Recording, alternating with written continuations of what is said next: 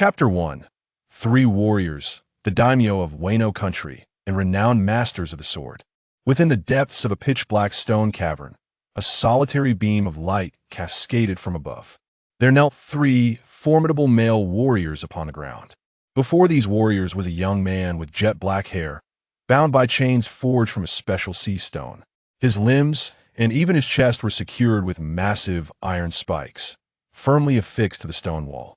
Yet, astonishingly, no blood trickled from his wounds. The areas where the spikes penetrated appeared to have long since healed. "Are you not going out?" The youth, pinned against the wall, raised his head.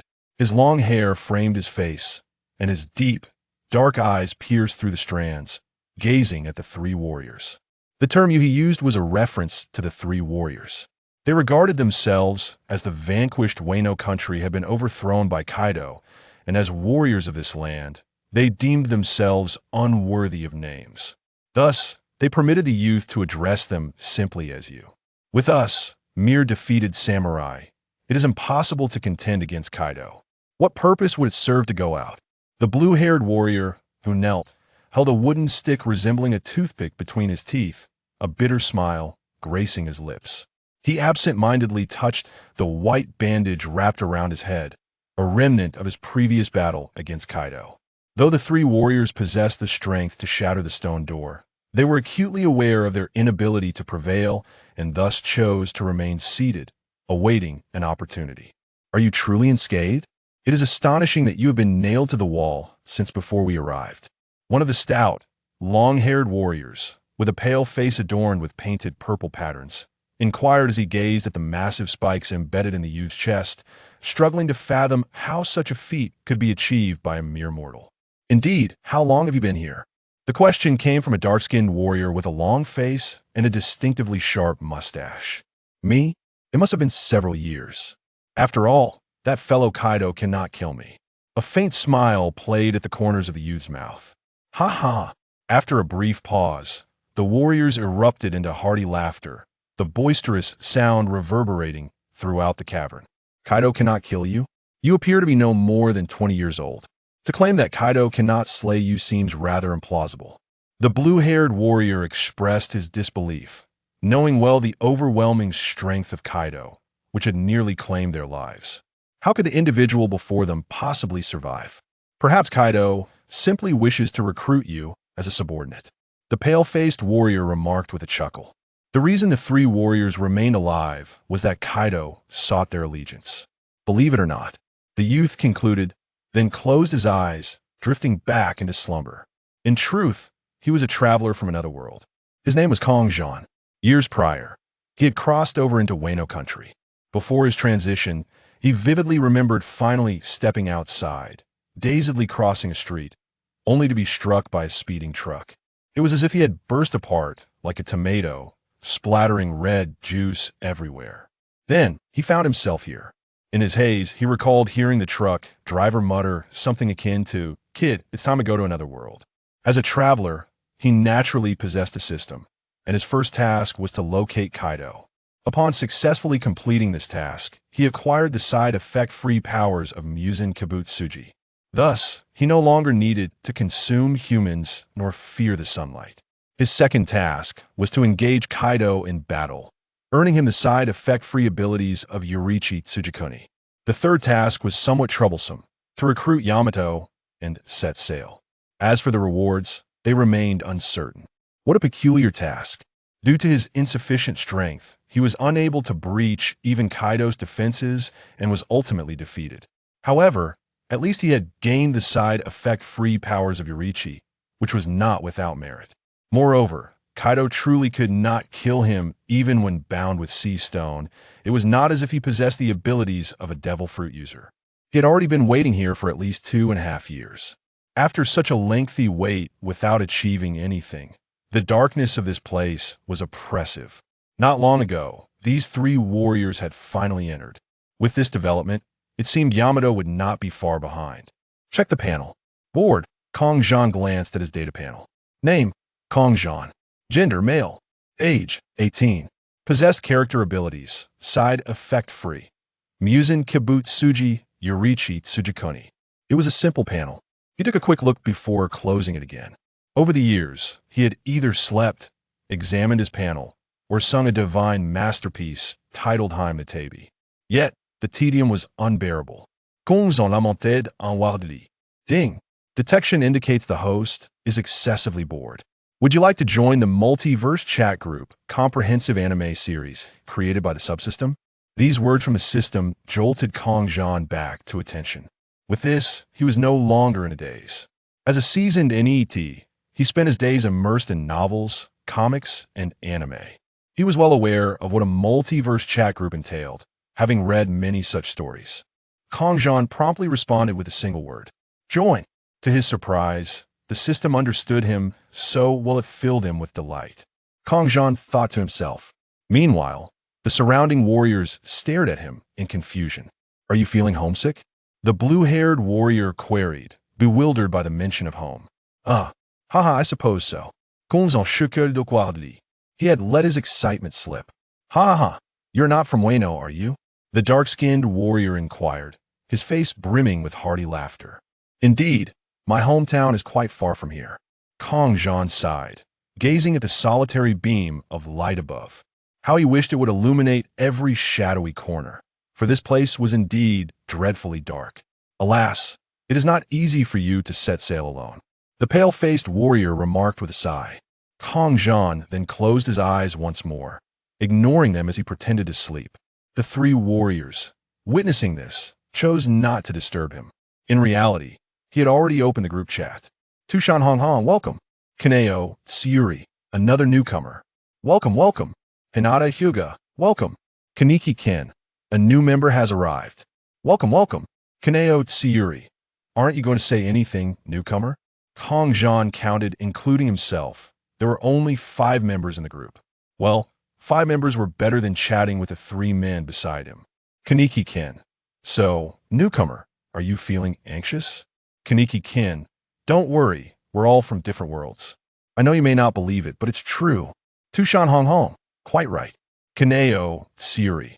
Honghong remains as indifferent as ever. At that moment, in the Tushan clan, Tushan Honghong was a small creature, still skeptical of humanity. However, upon discovering that the chat group consisted solely of humans, she grew increasingly aloof. Feeling somewhat at a loss, she decided to respond briefly. Kongzhan, I'm aware of the situation. I am Kongzhan, currently incarcerated. Kaneki Ken, wait. Is the newcomer adapting this quickly? What do you mean by incarcerated? Are you a criminal? Kongzhan smirked and continued to type with his thoughts. Kongzhan, no, it's just that someone couldn't kill me, so they decided to imprison me. Kaneo Tsuyuri, couldn't kill you? Are you even human? Kaneo Tsuyuri expressed her confusion.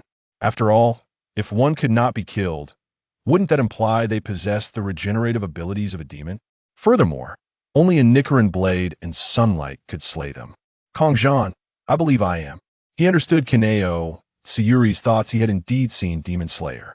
Though he wielded the powers of Muzan Kabutsuji, he did not consume humans and fed on regular food instead. His consciousness was undoubtedly human. Kaneo Tsuyuri, well, that's a relief. I wouldn't want any group members to be my enemies. In the Butterfly Mansion, Kaneo Tsuyuri sat on the wooden floor, patting her chest as she felt reassured. After all, if her group members were demons, that would pose a significant problem. She then glanced at Kanahashi, who was instructing Kana on the breath of flowers, while she continued to engage in the chat. Kaneki Ken, couldn't kill you? Is it due to an extraordinarily strong regenerative ability? Kaneki Ken inquired, filled with curiosity. Kongzhan, because you see, I am immortal. Kongzhan suggested he might concoct an excuse to deceive others. However, this revelation left the group utterly astounded. Hinata, Hyuga, immortal? Butterfly Shinobu, immortal? How can one not be killed? Even those demons can have their heads severed by the sunblade or perish under sunlight. Butterfly Shinobu, is this immortality for real? She had never heard of anyone possessing such immortality. Even demons couldn't be. So bizarre. Kongzhan, of course I can't die. Otherwise, why do you think they captured me? Kongzhan, but I've grown weary of this place and plan to escape soon. Tushan Honghong, Hinata Hyuga, Butterfly Shinobu. Kaneki-kin, so you're just playing around? You could leave whenever you wanted? Kaneki-kin was the first to grasp the situation. Kongzhan, what's wrong? Is that not acceptable? Kaneki-kin, boss. Of course it is. Kaneki-kin's eyes widened in shock, realizing that a formidable individual had arrived, leaving him astonished. Butterfly Shinobu. I must admit, my knowledge is limited. Butterfly Shinobu never anticipated encountering someone more powerful than a demon, an immortal being. Is it truly immortality, or merely an extraordinarily strong regenerative ability? Butterfly Shinobu murmured. Yet, she remained uncertain and continued to harbor doubts. In the Hidden Leaf Village, the Hyuga household, at this moment, Hinata was in a state of pure bewilderment. Immortality? Does such a thing truly exist? Hinata covered her mouth, unable to believe it. Tushan Hong Hong furrowed her brow. How could a human possess immortality? Surely, this individual cannot be lying? She found it difficult to comprehend. After all, not even other races possess such a thing. How could it be possible for a human? It seemed utterly implausible. Kongzhan sighed in resignation. Yet, he remained unhurried. He had endured this long. Just a few more days, and he would be free. Another half-month passed. Kongzhan explored the functions of the group, discovering a variety of features. Check-ins earned a small amount of points. Sending red envelopes allowed members to share objects or points, limited to inanimate items. Going live enabled the broadcaster's condition to be shared with the group. Tasks would be issued if members were in danger, offering various levels of missions to earn corresponding points. A points shop allowed for the purchase of items with points. In total, there were 5 functions, which were quite satisfactory. At this time, Kongzhan was still engaged in conversation with the group about his world, enlightening them about the world of pirates. Devil fruits, marines, pirates, and the 3 forms of haki were all discussed in depth. While Kongzhan conversed, strange noises began to emanate from outside, at the entrance of the stone cave of heaven. At this moment, Yamato was merely 8 or 9 years old, but due to her admiration for Kazuki Oden, she was bound to a pillar with her hands shackled in iron chains. Her adorable cheeks were bruised and swollen, evoking sympathy. At that moment, a towering figure, 7 meters tall and resembling a giant, approached. He had a long beard and a pair of horns atop his head, just like Yamato. Indeed, he was Kaido, one of the 4 emperors. Following him was a subordinate. Apologies, Mr. Kaido, but due to the constant mischief of Lady Yamato, we had no choice but to subdue her, the subordinate stated. However, at first glance, although Yamato was bound, everyone around her lay unconscious, rolling their eyes. No, I am Oden. I am Oden. Yamato continued to resist, defiantly confronting Kaido. Answer me. Yamato, did you do this? Kaido, wielding a kanabo, glared fiercely at Yamato. I have no idea, they just collapsed on their own, Yamato replied, somewhat confused. Grr. Suddenly, Yamato's stomach growled. Hey, unlock these chains, father. Im starving. Yamato spoke plainly. However, it must be noted that she constantly cried out for Oden, which indicated her adversarial relationship with Kaido. This was no mere child's game. I see. Conqueror's haki, is it? Truly promising for the future. But since you wish to proclaim yourself Oden, then perish, Kaido spoke mercilessly. The massive boulder obstructing the entrance of the stone cave of heaven was dragged aside. Then, the chains binding Yamato were removed. Kaido grasped Yamato by her clothing, lifting her up as he strode toward the stone cave of heaven. Hey. Why? I want to eat. Yamato shouted, struggling relentlessly. But to no avail. Kaido simply tossed her into the stone cave of heaven. Thus, she was locked beside Kongzhan. At this moment, Kongzhan also slightly raised his head. I will give you a month. You can take this time to calm down. As he spoke, Kaido cast a deep glance at Kongzhan. And that one who is not a samurai has been here long enough. Hasn't he? Will you not join our beast pirates? Kaido furrowed his brow at Kongzhan, for it had been several years since the latter had partaken of food or drink, and he was astonished that he still drew breath. Not only could he not be killed, but he also could not be starved. Heh, Kaido remarked, his arrogance palpable. Kongzhan merely grinned. Stay. Kaido clicked his tongue and turned to leave. Why must I endure this darkness? Yamato too wished to resist, yet her hands were shackled. Surely even Lady Kiko would meet her demise, even if that youth was bound. But the cave housed the fierce warriors of Wano.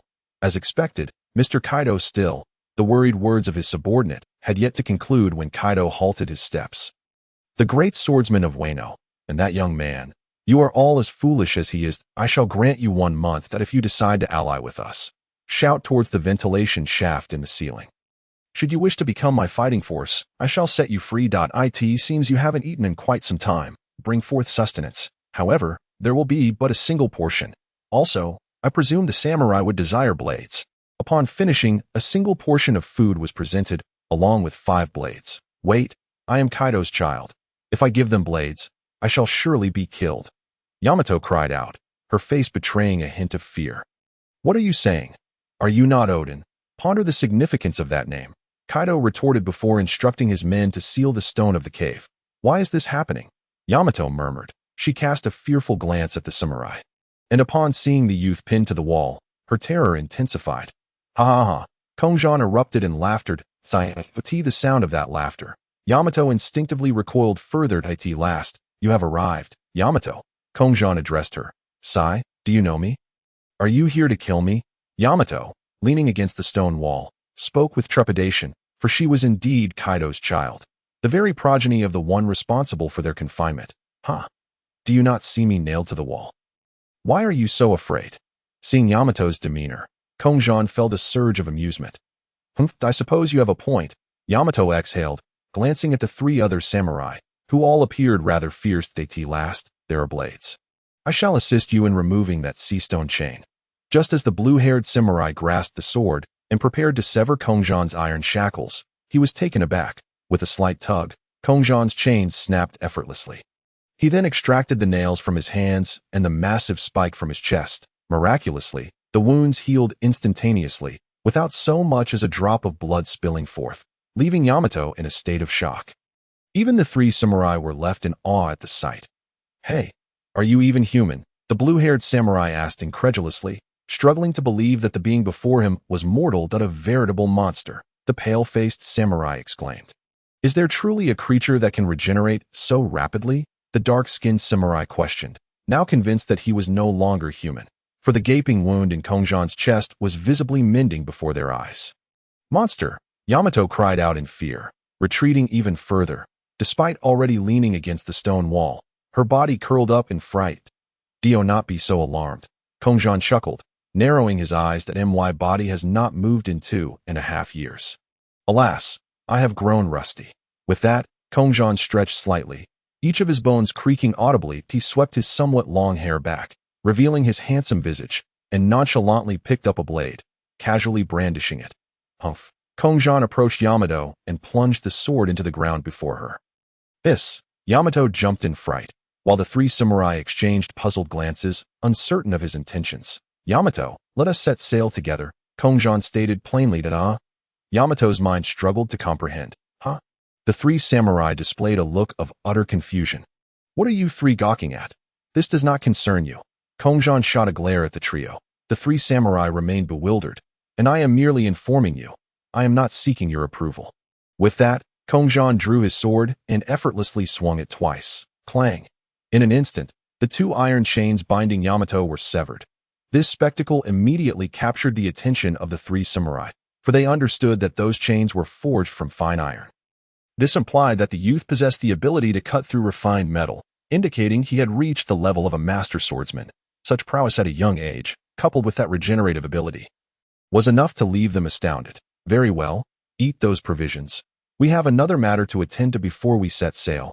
Kongzhan instructed her to tea this moment. Yamato seemed to shed her fear, yet she glanced at the other 3 samurai, uncertainly inquiring, am I truly allowed to eat? Ha! Do indulge. The blue-haired samurai laughed heartily. Samurai do not go hungry. The dark-skinned samurai waved his hand dismissively, appearing unconcerned. The pale-faced samurai nodded in agreement, seeing the consensus among them. Yamato joyfully rushed to the food and began to eat ravenously as she feasted. The 3 samurai turned their attention to Kongzhan. Might I inquire as to who you are, possessing such terrifying regenerative abilities? The blue-haired samurai asked first. Just a foreigner, Kongzhan responded. By the way, you are the daimyo of Wano, are you not? he inquired of the three. The pale-faced samurai replied, a smirk gracing his lips, since you are aware. It seems you are not entirely ignorant. Kongzhan's eye twitched. I merely paid attention while watching One Piece. Is it truly surprising that I am informed? He mused that I intend to leave shortly and take your Wano princess Kazuki Hiyori with me. That should pose no issue, I trust. After all, her stay in Wano is perilous. It would be prudent for me to escort her away. If I am not mistaken, Momonosuke and the others have already ventured 20 years into the future. Correct. Upon the completion of those 20 years, I shall return with Kazuki Hiyori. What say you? Kongzhan crossed his arms, gazing at them intently. As for the matter of taking Kazuki Hiyori, it was entirely due to the system issuing a secondary main quest. While he was uncertain of the rewards, he figured it prudent to proceed, as training her to become the ship's songstress would be quite advantageous. However, upon his declaration, the expressions of the three samurai sharpened. How do you know of this, sir? The blue-haired samurai questioned, his gaze fixed intently on Kongzhan. The affairs of Momonosuke and the others, Kongzhan replied nonchalantly. Locking eyes with him without hesitation. To say he had seen it was not incorrect. Indeed, he had glimpsed it while watching One Piece. Humph, very well. You saw it. I had not anticipated your presence at that time. However, I cannot disclose the whereabouts of Princess Hiyori. The blue-haired warrior spoke thus. It appears there has been a misunderstanding. Then let us not dwell on it. I shall initiate the task tracking. Kongzhan's lips twitched slightly. It was the first time he found this fellow so insufferable, and he regretted his earlier anticipation. Nevertheless, task tracking was imperative. The tracking would provide merely a direction, not a specific location. That if they were to disclose the precise location, it would only make it easier for him to find them. Task tracking. The blue-haired warrior seemed somewhat perplexed. Kongzhan paid him no further mind and turned his attention to Yamato. Have you finished eating? Then let us depart. As he spoke, Kongzhan lifted Yamato into his arms. Oh, so soon, Yamato exclaimed in surprise. She had only just arrived. Was he truly eager to leave so quickly? Kongzhan, feeling somewhat baffled, replied. No. Yamato quickly shook her head. She could not endure even a moment longer in such a dark place. Even if he wished to stay, she certainly did not. Kongzhan shrugged and drew the katana from the ground. But if I do this, what will father think? Yamato voiced her concern. Who cares? We're making a run for it. Just keep an eye on things. He then glanced at the massive boulder blocking their exit. With a few swift strikes, boom. In an instant, the boulder shattered into countless pieces. Kongzhan, carrying Yamato, charged forth. It seemed we had no choice but to make our escape. The blue-haired warrior chuckled as well. Outside, Lord Kaido, the heavenly stone cave has been breached. Lady Ashiruko has been abducted. We must not allow them. Before he could finish, he was swiftly dispatched by the emerging blue-haired warrior. Meanwhile, Kongzhan was darting toward the exit. System, I suppose this counts as a kidnapping, right? Hurry and reward me. Kongzhan thought to himself. Ding, you must at least escape from Onigashima for it to count as an abduction. Kongzhan grumbled, employing the breath of the sun with one hand while already activating the transparent world. This sensation was entirely new to him. Kongzhan felt the surge of his power. After all, he had not possessed such strength during his previous battle with Kaido. Moreover, it seemed he also had the power of the patterns, albeit without the markings, yet the strength was undeniably present. Thus, even with one hand, Kongzhan dispatched the minions as effortlessly as slicing vegetables. Seizing the opportunity while Kaido was absent, he dashed forward. Soon, they reached the edge of Onigashima. Hey, Yamato, you can swim, right? Kongzhan asked. Glancing at Yamato, whom he was cradling with one arm. Of course. Yamato nodded earnestly. Kongzhan felt a wave of relief. It appeared she had not consumed a devil fruit. Let us make a run for it. We'll jump into the sea and swim across, Kongzhan proclaimed. Wait. Yamato was bewildered. The distance from Onigashima to the opposite shore was considerable. Were they really going to swim that far? No worries. Just let me know if you can't swim. I'll pull you along, Kongzhan casually remarked. Unbeknownst to them, the two had already reached the edge of Onigashima. Jump? Kongzhan urged Yamato. Understood. Yamato nodded determinedly. Without further ado, Kongzhan grasped her small hand and leapt into the depths. Splash. Upon entering the water, Kongzhan immediately pulled Yamato along as he swam vigorously. Yamato also endeavored to adjust her movements. Lady Ashiruko has been abducted. Jump into the sea, quickly, pursue them, a cadre of soldiers shouted. Several minions promptly launched a boat and set off in pursuit. As the boat drew nearer, Kongzhan merely laughed. After all, there was only one vessel following them. They truly underestimated him though. A boat has come to fetch me. What a good Samaritan, Kongzhan exclaimed upon spotting the beast pirate's ship, promptly boarding it with Yamato in his arms. Seeing Kongzhan carrying Yamato, the pirates assumed he had taken her hostage and quickly surrounded him. There were only a handful of them. "Put down Lady Ashiruko," they shouted. "Are there no officers among you? Who do you think you're looking down upon?" Kongzhan retorted, launching into a flurry of strikes. The air soon filled with their anguished cries. Once he was finished, he cast them into the sea, leaving behind a trembling pirate to navigate the vessel. Phew. At last, it was over. Kongzhan and Yamato made their way to the ship's cabin to rest. "I'm soaked," Yamato sighed, wringing out her clothes. Water dripped steadily from her attire. However, she remained quite damp. "There's no spare clothing, so bear with it, Yamato," Kongzhan said, ruffling her hair affectionately. It was then that Yamato truly observed the young man before her for the first time. His hair was somewhat long, but his sword-like brows and starry eyes, coupled with his deep black gaze, rendered him quite handsome. By the way, why did you want me on the ship?" Yamato inquired, her eyes full of curiosity. They had never crossed paths before. "You may not recognize me, but I am very much aware of you. Don't overthink it. You cannot defeat Kaido anyway. It would be better for you to witness the vastness of the world with me. Grow stronger, and then return to confront Kaido," Kongzhan replied succinctly. Yamato considered, nodding thoughtfully as she found his reasoning sound. Her expression brightened as she looked at Kongzhan. "Then let us do just that." As for how she had come to know him, Yamato chose not to dwell on it. After all, she was merely a young friend now. Why ponder so much? Yamato was simply Yamato, refreshingly straightforward. Kongzhan smiled. "This is just splendid." He mused that he indeed resembled a dubious uncle enticing a minor. At that moment, the system emitted a notification sound. Ding! The task of abducting Yamato has been completed. Congratulations, host. You have acquired advanced haki of the 3 colors. Upon hearing the notification, Kongzhan's spirits soared. Advanced haki is splendid. Finally, I have a means to contend with Logia users, and it comes with an upgrade. The system is truly generous. Kongzhan silently rated the system a 5-star review. Ding! A long-term task has been issued. Recruit crew members. You will receive a reward for each crew member found, with a total of 10 opportunities for rewards. The system's task declaration filled Kongzhan with exhilaration. "Oh ho ho," he thought to himself. The system was exceptionally benevolent. After all, he was already planning to seek out Kazuki Oden. He then turned to Yamato and said, "Yamato, let us go and bring back the daughter of Kazuki Oden. We must prevent your father from causing any trouble that might inadvertently lead to her demise." Kongzhan was keen to shift the blame to Kaido. Oh, Yamato exclaimed. "That's just how he is. So I must defeat him, for the sake of Wano." Despite her reluctance, Yamato understood that she could not possibly defeat Kaido in her current state.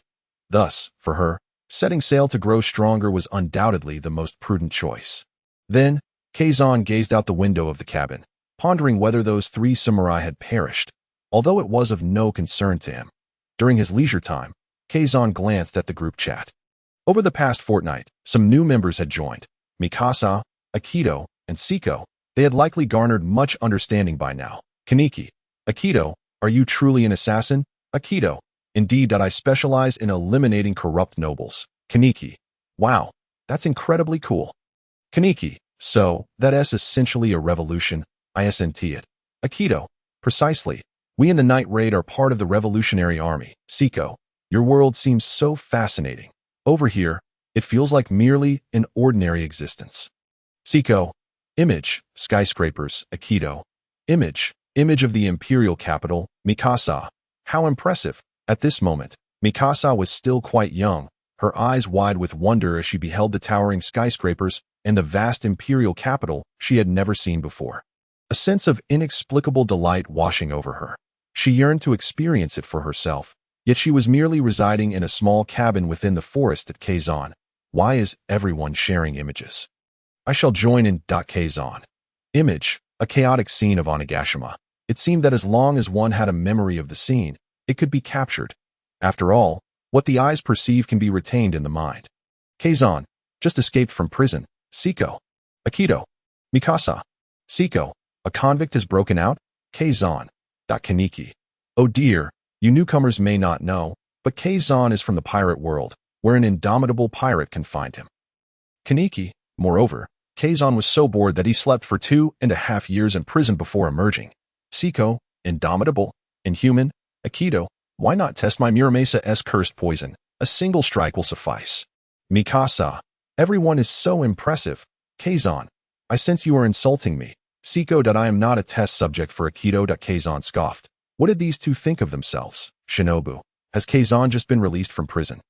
The newly online Shinobu skimmed through the previous messages before sending a reply. Kazan. Indeed, Shinobu.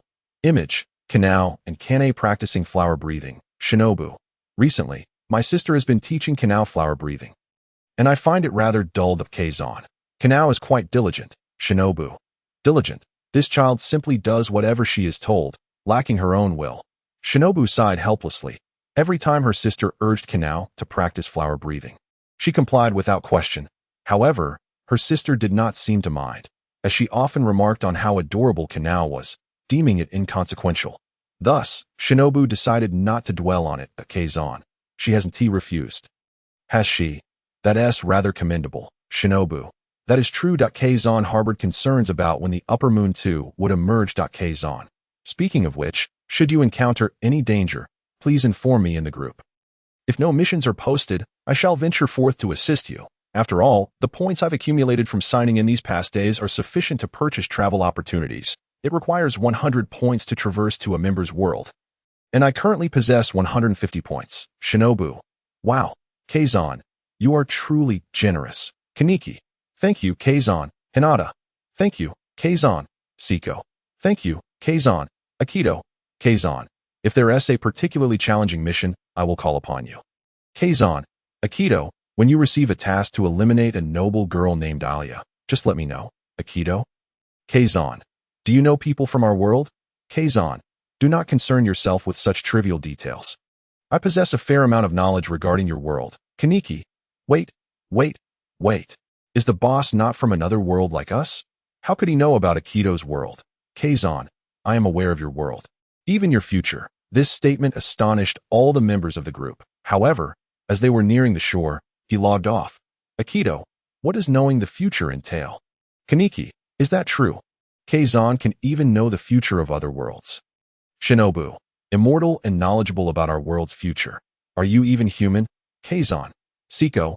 Or perhaps a deity? Kazan. Mikasa. Is Kazan an immortal? How impressive, huh? The moment Ha logged in, she was bewildered. Just a few days ago, they were discussing Kazan's immortality, and today, they were claiming he knows their world's future. Could it be that he is truly not human, perhaps a deity? Unbelievable. At that moment, Kazan had already reached the shore. Surrounding him were clusters of maple trees, their golden leaves tinged with red cascading to the ground. Is there anything else you require, Captain? The battered pirate asked fearfully. Nothing more. You may leave. Kazan waved his hand dismissively. He then turned away, for he had arrived at Wano Country's port, the only place capable of sailing forth. Kazan followed the directions indicated by the coordinates. Yamato, do you aspire to become Odin? Kazan suddenly inquired. Indeed. You know of Odin? I too wish to be like him. Yamato replied with eager anticipation. However, considering Odin's outcome, he was ultimately a failure. Kazan observed Yamato and spoke candidly. Why? You must understand that at that time in the pot, before Yamato could finish, Kazan interrupted. In that hot oil, propping up the red scabbards, right? That scene was indeed striking, yet he was foolish. He possessed the strength to defeat Kaido. Yet, with the upper hand, he allowed himself to be threatened and deceived by Kaido and Orochi. It was only after Kaido grew stronger that he sealed his own fate. One could say it was all self-inflicted. Yamato, as my crew member, I do not wish for you to be so foolish, Kazan admonished, frowning that he recalled seeing a multitude of Odin fans while reading the original work, all of whom failed to grasp that the dire state of Wano was primarily due to Odin's own actions. But, at this moment, Yamato wished to voice her thoughts, yet she recognized that Kazan's words were indeed valid. Lowering her head in resignation, unsure how to counter, for there were many things she simply did not know. She had only witnessed Odin's execution and felt a deep admiration for his masculinity. thus idolizing him. It was merely the innocent admiration of a child for a man. You should surpass Odin rather than become him, becoming another failed figure like him. But if all goes well, you should possess Odin's voyage diary. Correct? Kazan stated directly to At this. Yamato recollected, retrieving Odin's travel diary from her damp clothing. How did you know? The diary was soaked, and Yamato looked forlornly at it. This was something she had always cherished. It documented Odin's acquaintance with Whitebeard and Roger. After all, he was the man who switched from the Whitebeard pirates to the Roger pirates. If he had simply sought assistance from a member of the Whitebeard or Roger pirates, adhering to the Brotherhood of the Seas, they would have undoubtedly come to his aid, and there would have been no need for Kaido to dominate for so long. Thus, in my eyes, Odin is nothing short of a fool. A complete imbecile who squandered a winning hand. Kazan declared that I do not wish for my crew to be such fools. Do not think that because he bore 9 men in that pot. It was impressive. It was entirely of his own making. He could have easily crushed it all with his abilities at the time. Perhaps, with minimal loss of life, an entire Wano could have been saved. After all, in war, casualties are inevitable. Yet he did not even attempt to resist, continuously allowing himself to be led by Kaido and Orochi. Wano country, undeniably a nation brimming with potential, has been reduced to this state due to its own choices. Kongzhan spoke candidly, his expression one of displeasure. What? How do you know? Yamato turned to Kongzhan, bewildered by his knowledge of the diary's contents, as she could not decipher the characters inscribed upon its pages. Yet, Kongzhan revealed that a portion of the information detailed how Odin had defected from the Whitebeard pirates to join the Roger pirates, offering a completely rational analysis of alternative strategies. At that moment, she found herself at a loss for words. The Odin she had admired was, in fact, such a disappointing fool. Kongzhan, however, did not respond to her, continuing instead. You must have witnessed his daily naked dances. Do you truly find it noble that he saves 100 with each performance? If he were a true ruler, he ought to possess the dignity befitting an emperor. I could understand if he cast aside his pride and groveled, but he continues to dance without a semblance of a backup plan, lacking even the slightest preparation for a counterforce. This is rather reckless. When Kaido took action against Wano, he could have sought external assistance. Undoubtedly there would have been those willing to aid him. Odin is foolish beyond words. Kongzhan scoffed. At this moment, Yamato's body trembled slightly. She pondered the man's words, and the towering figure of Odin crumbled within her heart. If it were me, I would certainly dispatch inconspicuous individuals to stealthily construct a ship or steal one. Then I would seek reliable allies to inform Whitebeard or the Roger crew for assistance, and no matter the circumstances, one must seek external aid and prepare military strength to hold them at bay. Once Whitebeard or Roger arrives, we could coordinate our efforts. I would have over an 80% chance of success. Odin truly possessed such a strong hand, yet he squandered it. Kongzhan exuded confidence, followed by a hint of exasperation. In that case, did Odin truly err? Yamato gazed at the navigation diary in her hands with a hint of confusion. You need not live in the shadow of a failure. You should explore this world for yourself. With that, Kongzhan seized the navigation diary from Yamato's grasp. She instinctively reached for it, yet ultimately relented. Was she the one in the wrong? If this continued, would she become a failure like Odin, incapable of saving Wano? Yamato fell into contemplation. Swish, swish, swish. Kongzhan abruptly tore the already damp navigation diary into shreds. The sea is something to be explored on your own. A nation must be contended for with intellect and strength. Do you understand, Yamato? Kongzhan's lips curled into a smile as he spoke boldly. Yamato, observing the scattered remnants of the diary, seemed to find some relief, since you wish to defeat Kaido and establish Wano. You should not set your sights on Odin, who was defeated by Kaido. You must surpass Kaido, wielding the power to alter the tide of battle. Kongzhan chuckled, then slightly crouched down to caress Yamato's cheek. Become my crew member, become someone who surpasses Odin, and then return to vanquish Kaido and establish Wano. What say you, Yamato? Kongzhan spoke with fervor. All right, I will surpass Odin and achieve what he could not. I shall also surpass my father. I will surely establish Wano. Yamato was instantly infused with Kongzhan's enthusiasm, filled with aspirations for the future. Now that's more like my crew member, from now on. You shall be the vice captain of our pirate crew. Kongzhan nodded in satisfaction, relieved that Odin's notions hadn't taken too deep a root, still salvageable by his influence. Thank you. By the way, what is your name? You've known mine all along. Yet I am unaware of yours, Yamato inquired, her face a portrait of curiosity as she looked at Kongzhan. Just call me Brother Kongzhan, he replied with a gentle laugh. Lifting Yamato in a manner reminiscent of cradling a child. Oh dear, she truly is like a child. I never imagined that Kaido had such an adorable offspring. Kongzhan gazed at Yamato with genuine affection. Adorable? How can you call a man adorable? Yamato pouted, yet she made no move to stop Kongzhan from holding her. She harbored a fondness for the man who had rescued her from the cave of stones. Ha ha, despite being a girl, she insists on calling herself a man.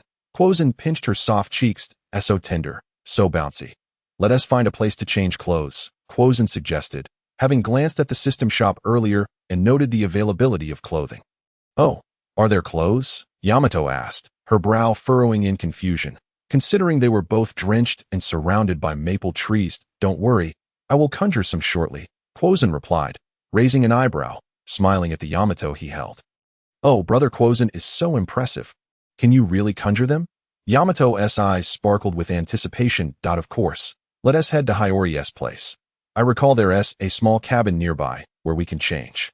As he spoke, Kongzhan began to carry Yamato away, recalling that the young Yamato had yet to grow into her full stature. That he remembered that once she matured, she would likely exceed 2 meters tall. After what felt like an eternity, the two finally spotted a small stream. If his memory served correctly, they were close, with fragmented recollections from the original narrative and aided by the task tracking. Kongzhan had a general idea of their location. Yamato had already fallen asleep in his arms. Honestly, how can you sleep so soundly in such wet clothes? No surprise. It's you, Yamato, Kongzhan muttered softly, admiring her delicate pink face. Truly, she was quite charming. Her white hair, with tips tinged in bluish-green, intrigued him. How did such hair come to be? Does this unique white hair oxidize and change color over time? Fascinating. Yet, her eyebrows and eyelashes were black. Could it be dyed? They felt smooth to the touch, unlike the dry texture of dyed hair. Whatever, it must be a trait of her lineage. There was a delightful fragrance about her, pleasant and inviting. Once she grows up, Yamato will be quite formidable. Having her as my vice captain would be splendid. Kongzhan mused. In the distance, he spotted a small cabin. Are we nearly there? He murmured, approaching the small house while still carrying Yamato. Upon reaching the cabin, it appeared that only Kazuki Hiyori was inside. With her bluish-green hair and eyebrows, black eyelashes, and deep blue eyes, she truly was a beautiful young woman. Hello there, young one. May I borrow your space? Kongzhan greeted amiably. Hiyori suddenly took notice of Kongzhan, her expression shifting to one of apprehension. Please, make yourselves at home, she stammered. Yamato, wake up. Kongzhan gently pinched her cheek. Huh? Yamato groggily opened her eyes, rubbing them as she stirred from her slumber. You slept so well. How carefree you are. Kongzhan released her and promptly purchased 2 fitting garments from the system shop, resembling traditional samurai attire. He handed one to Yamato. This is for you. Kongzhan looked at her. Yamato received the clothes, her surprise evident. Brother Kongzhan, where did you get these clothes? How did you conjure them? Noticing the sudden change in Day's demeanor, he immediately perked up. Haha, no need to mind. Kongzhan waved his hand dismissively. All right, you should head over to Hiyori and change your clothes. After saying this, Kongzhan turned and began to disrobe. Subsequently, Day pivoted in another direction. How do you know my name is Hiyori? She inquired, startled upon hearing Kongzhan call her by name. Hikari Hiyori suddenly felt a sense of unease. Could it be that they are here to capture me? She pondered silently. Oh, fret not, little Hiyori. However, I do intend to take you with me. After all, being here only burdens Kawasang.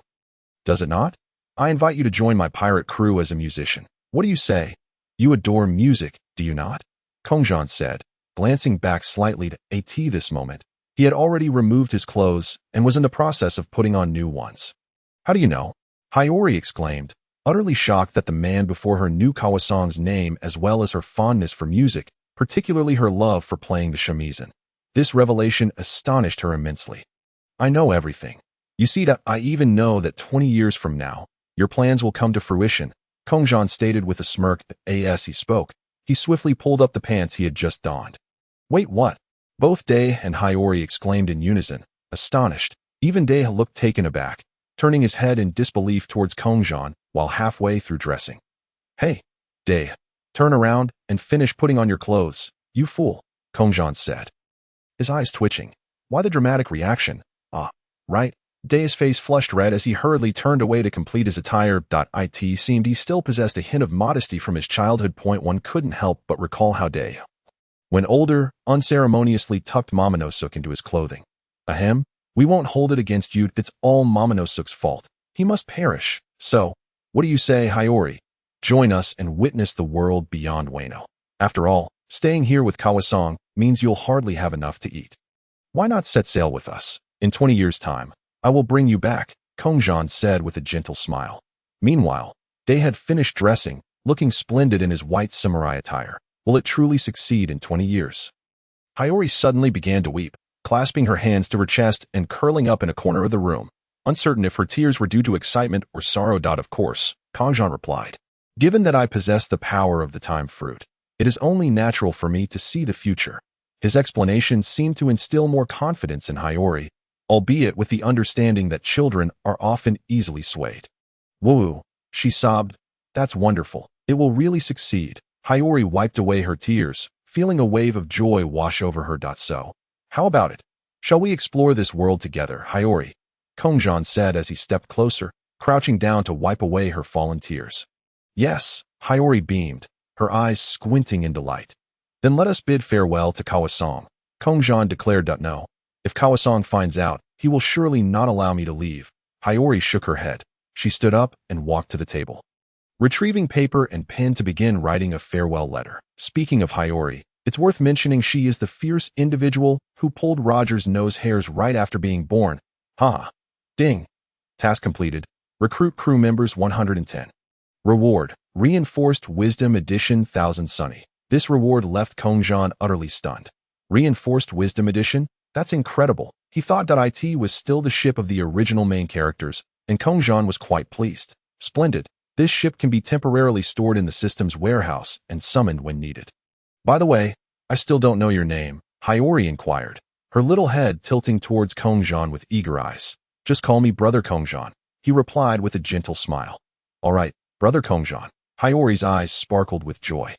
Her tone was in stark contrast to Day's, exuding a softness that was endearing. Brother Kongzhan, when shall we set sail? At that moment, Day looked at Kongzhan, eagerly anticipating their journey. Kongzhan, dressed in a black samurai uniform with his long hair tied up in a samurai style, appeared quite dashing. Let us depart now that I suspect Kaido has already realized we've made our escape. We must hurry, Kongzhan urged it on Onigashima. Kaido frowned as he gazed at the three samurai who had been captured once more. These three warriors were bound and kneeling before him. What business does that brat have taking my son away? Kaido interrogated the trio. Tsh, don't ask us. Even if we knew, why would we tell you? The blue-haired warrior scoffed. Looking disdainfully at Kaido, what a tough nut, Kaido remarked, rising to his feet and slowly picking up the thorned iron rod. Approaching the blue warrior, I'll give you one more chance. Where exactly does he intend to take my son? Kaido barked angrily, his fury evident in his eyes. That I told you. I don't know. The blue-haired warrior glared back at Kaido, equally furious. Very well, very well. With a thunderous roar, Kaido swung the thorned iron rod directly at him. Whoosh, boom. The sound of the air slicing against the thorned iron rod was followed by a resounding impact. The blow struck the warrior's head squarely, sending him crashing against the stone wall, creating a large dent. The force of the impact caused his already injured head to suffer further trauma, rendering him unconscious. Kaido's gaze shifted to the other two warriors. In the future, Day and Kongzhan returned to Blade Harbor with the two children. However, Blade Harbor was now heavily guarded. He furrowed his brow, sensing trouble. The three of them hid behind a grove of maple trees, peering cautiously. Brother Kongzhan, should we charge in? Day asked. Looking to Kong, and Hiyori's gaze also turned towards him, as if silently inquiring what their next move should be. Kongzhan used 10 points to purchase a katana and casually tossed it to Day, who quickly caught it. It's so light that this a katana? I still prefer using a wolf fang club. Yamato gently unsheathed the katana, then spoke directly. After all, she had always wielded a kanabo. No. A girl should use this instead. Don't let your father brainwash you. A proper young lady shouldn't be calling herself son every day. Kongzhan remarked. It was indeed ungraceful for a girl to wield a kanabo, a normal boy who had undergone 9 years of compulsory education. He felt that such weapons were ill-suited for a girl. A proper young lady. Yamato fell into contemplation, as she had always lived her life as a boy and had never considered herself a girl. Yet, it was indeed a fact that she was a girl. Staring at the katana in her hand, her typically carefree demeanor began to reflect deeper thoughts. Enough daydreaming. There are probably around 100 people over there. You protect Hiyori and stay behind me, Kongzhan instructed, casting a glance at her. He had also procured a long sword. Having seemingly lost his katana when he jumped into the sea earlier, he secured the sword sheath at his waist. The long sword resting steadily within, he then stepped forth slowly, drawing the attention of the beast pirates. That's him. The one who abducted Lady Onigashima, one pirate shouted, pointing at Kongzhan. Where is Lady Onigashima? Another pirate demanded angrily. A horde of pirates quickly surrounded Kongzhan before Yamato could catch up. That I'm right here, Yamato declared, drawing her katana and brandishing ITTO her, while they all referred to her as Lady Onigashima. It was merely due to Kaido. She did not appreciate such a title that IT felt as though she were complicit in the invasion of Wano, while her true desire was to open the country and liberate it. With casual swings of her blade, she cut down 2 pirates with a swift swish. So light, Yamato mused, finding the katana, so much lighter than the kanabo she had been accustomed to wielding, to be remarkably easy to handle. What? No one's coming. Kongzhan observed the surrounding pirates, bemused that in truth, his past exploits had long since spread throughout the Kaido pirates. He had endured countless assaults, even being reduced to a pulp yet surviving. He had been imprisoned by Kaido for 2.5 years, remaining unfazed by hunger. In their eyes, they were unsure how to capture the man before them. Were it not for Kaido currently reprimanding 3 warriors and the calamities being on missions, they would not have the chance to face him. Moreover, the Flying Six had yet to be fully formed. They were likely still just a few little kids. At this moment, the beast pirates were not particularly formidable. You all. Kongzhan took a step forward, only for the pirates before him to hastily retreat, whispering among themselves that I saw it. Boss Kaido turned this guy into mush. Yet here he stands unscathed. Is he even human? Yeah, I saw it too. This guy can't be human.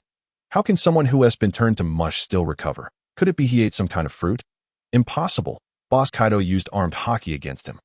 The murmurs persisted, and the pirates closest to Kongzhan trembled and feared. At that moment, Kongzhan realized that the beating he had taken from Kaido had inadvertently established his reputation. TSK, if you're not going to fight, get out of the way. Kongzhan frowned slightly and spoke sharply that if they delayed, Kaido might catch up, and that would spell trouble. Yet, despite his words, several still stood in his way, refusing to budge. Damn it, Kongzhan advanced decisively. Yamato, Hiyori, stay close to me. He turned his head slightly to address them. Yamato seized Hiyori and charged forward, her katana swirling in her grasp, causing none to dare approach her. After all, she was Kaido's daughter, and no one would risk attacking her. The 2 girls took refuge behind Kongzhan. He placed his hand on his sword, and with a swift swish, several pirates fell to the ground, creating a path drenched in blood. Leading the charge, Kongzhan and the 2 girls pressed forward, swiftly reaching the harbor. Kongzhan, are we going to seize their ship? Yamato inquired, her gaze fixed on the vessels of the beast pirates at the harbor. No need, he replied, we have our own ship. Just as he finished speaking, a brilliant light flashed before him, extracting the enhanced intelligent version of the Thousand Sunny from the system. It's enormous, Yamato exclaimed, her eyes sparkling with wonder. At that moment, a glowing orb appeared before Kongzhan. What is this? Yamato asked, her curiosity piqued as she gazed at the orb, while Hiyori also looked on in fascination. The enhanced intelligent version of the Thousand Sunny has been activated and detected enemies nearby. Would you like to board? A female voice emanated from within the orb, startling both Yamato and Hiyori. This thing can talk, Yamato exclaimed, astonished. How impressive, Hiyori echoed, her eyes shining with excitement. Kongzhan, feeling somewhat exasperated, knew that they were being pursued by a horde of pirates and that if they delayed, Kaido would arrive. Yes, please transport us to the ship. Kongzhan instructed the orb with a nod that he glanced at the surrounding ships, noting how much smaller they were compared to his own. Understood, the orb replied. Proceeding to transfer the 3 of them onto the ship, the orb transformed into a hollow, large light ring, enveloping them in warmth. With a swift motion, they found themselves aboard the ship. Wow, wow, wow, Kongzhan, what is this? It can talk and transported us to the ship in an instant, Yamato exclaimed, running around the deck in amazement, inspecting their vessel before once again turning her gaze to the orb. Incredible, Hiyori echoed, her eyes shimmering with excitement as she regarded the orb. However, there was no time for explanations.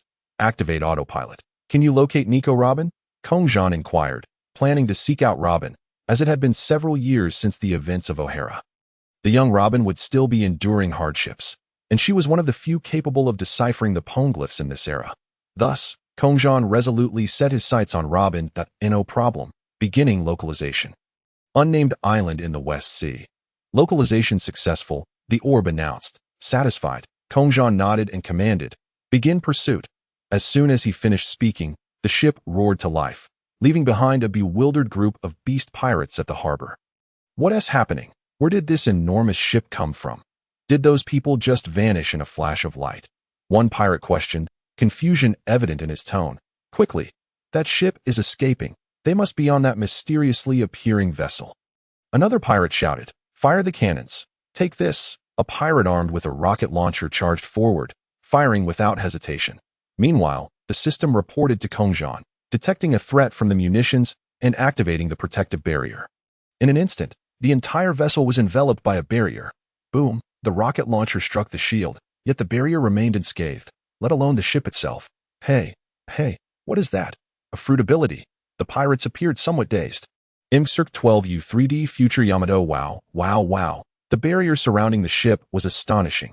Did this luminous sphere create it? What exactly are you, luminous sphere? Yamato exclaimed, poking at the orb, only to find herself passing through it unexpectedly. Hiyori, curious as well, observed but restrained herself slightly compared to Yamato. However, she couldn't resist touching it either, yet still failed to make contact. I am the enhanced intelligence version of the Wanli Sunshine, the ship's spirit intelligence system.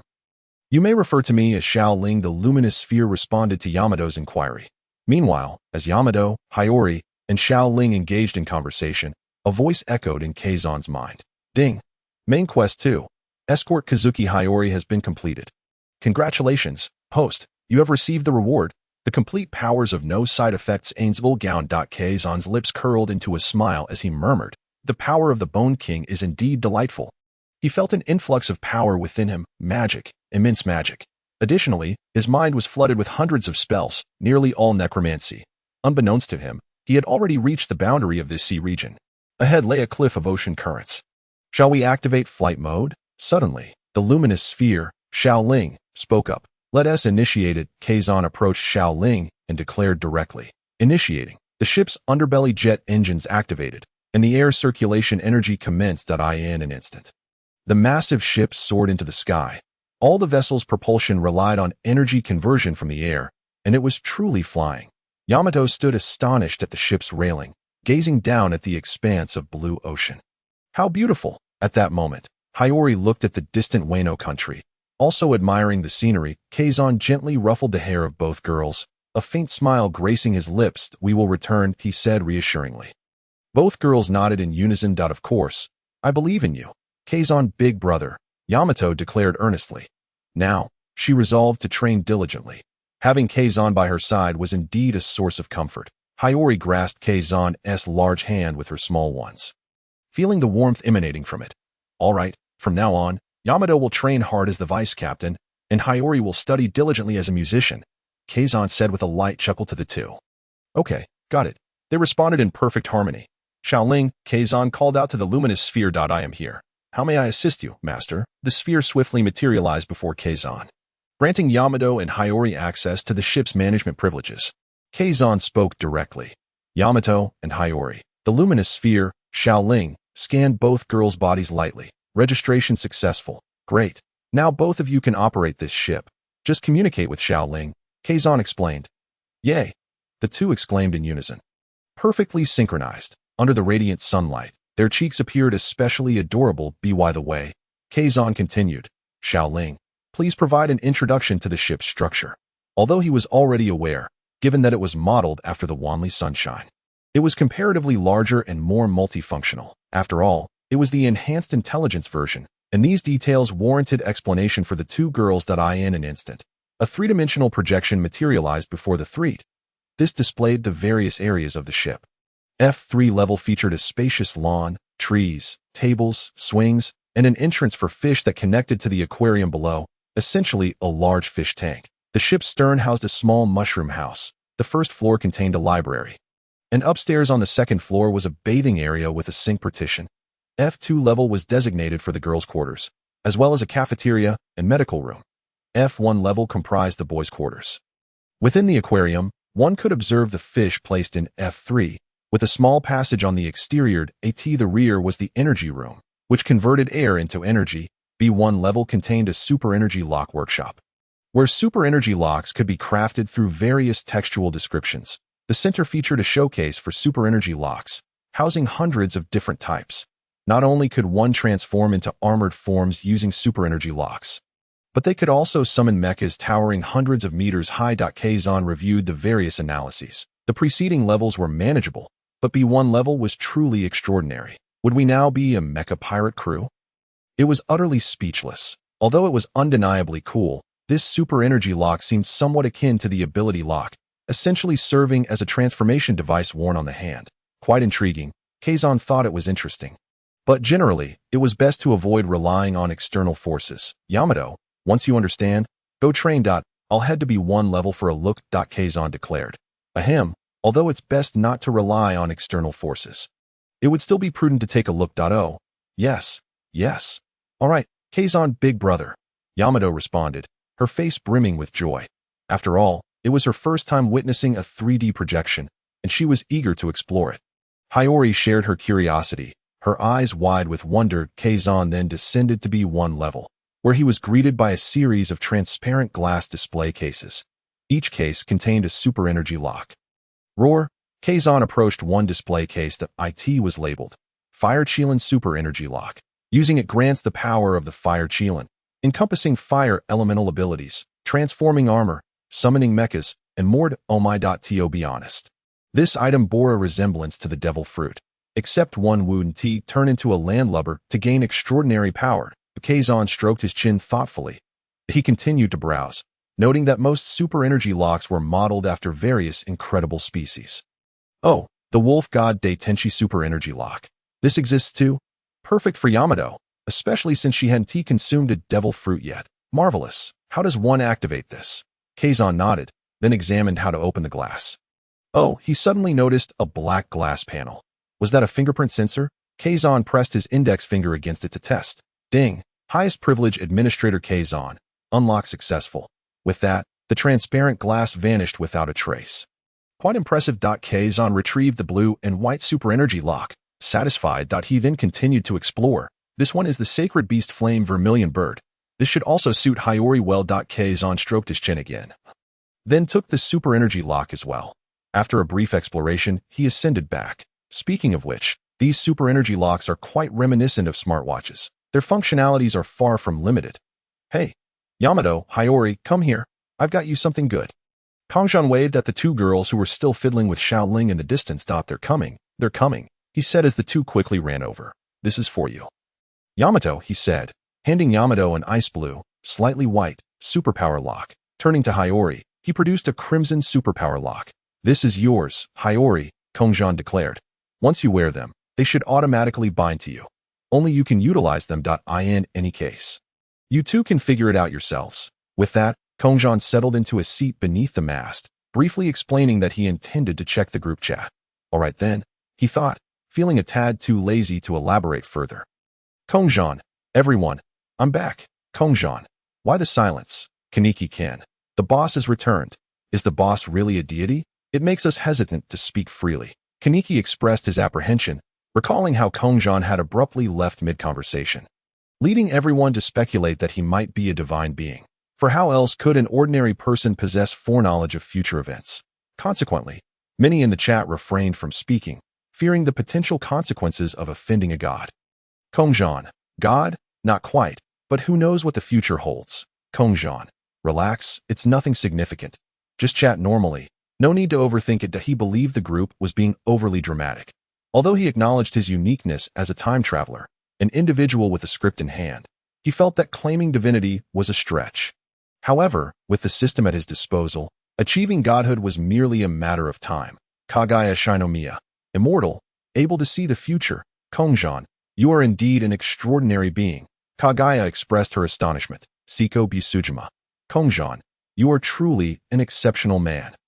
Kongzhan, enough flattery. I might get a bit proud that he remarked, sensing that he wasn't quite as formidable as they believed. Even if the destroyer Beerus were to challenge him, he would still succumb, for the destructive power could obliterate all his cells.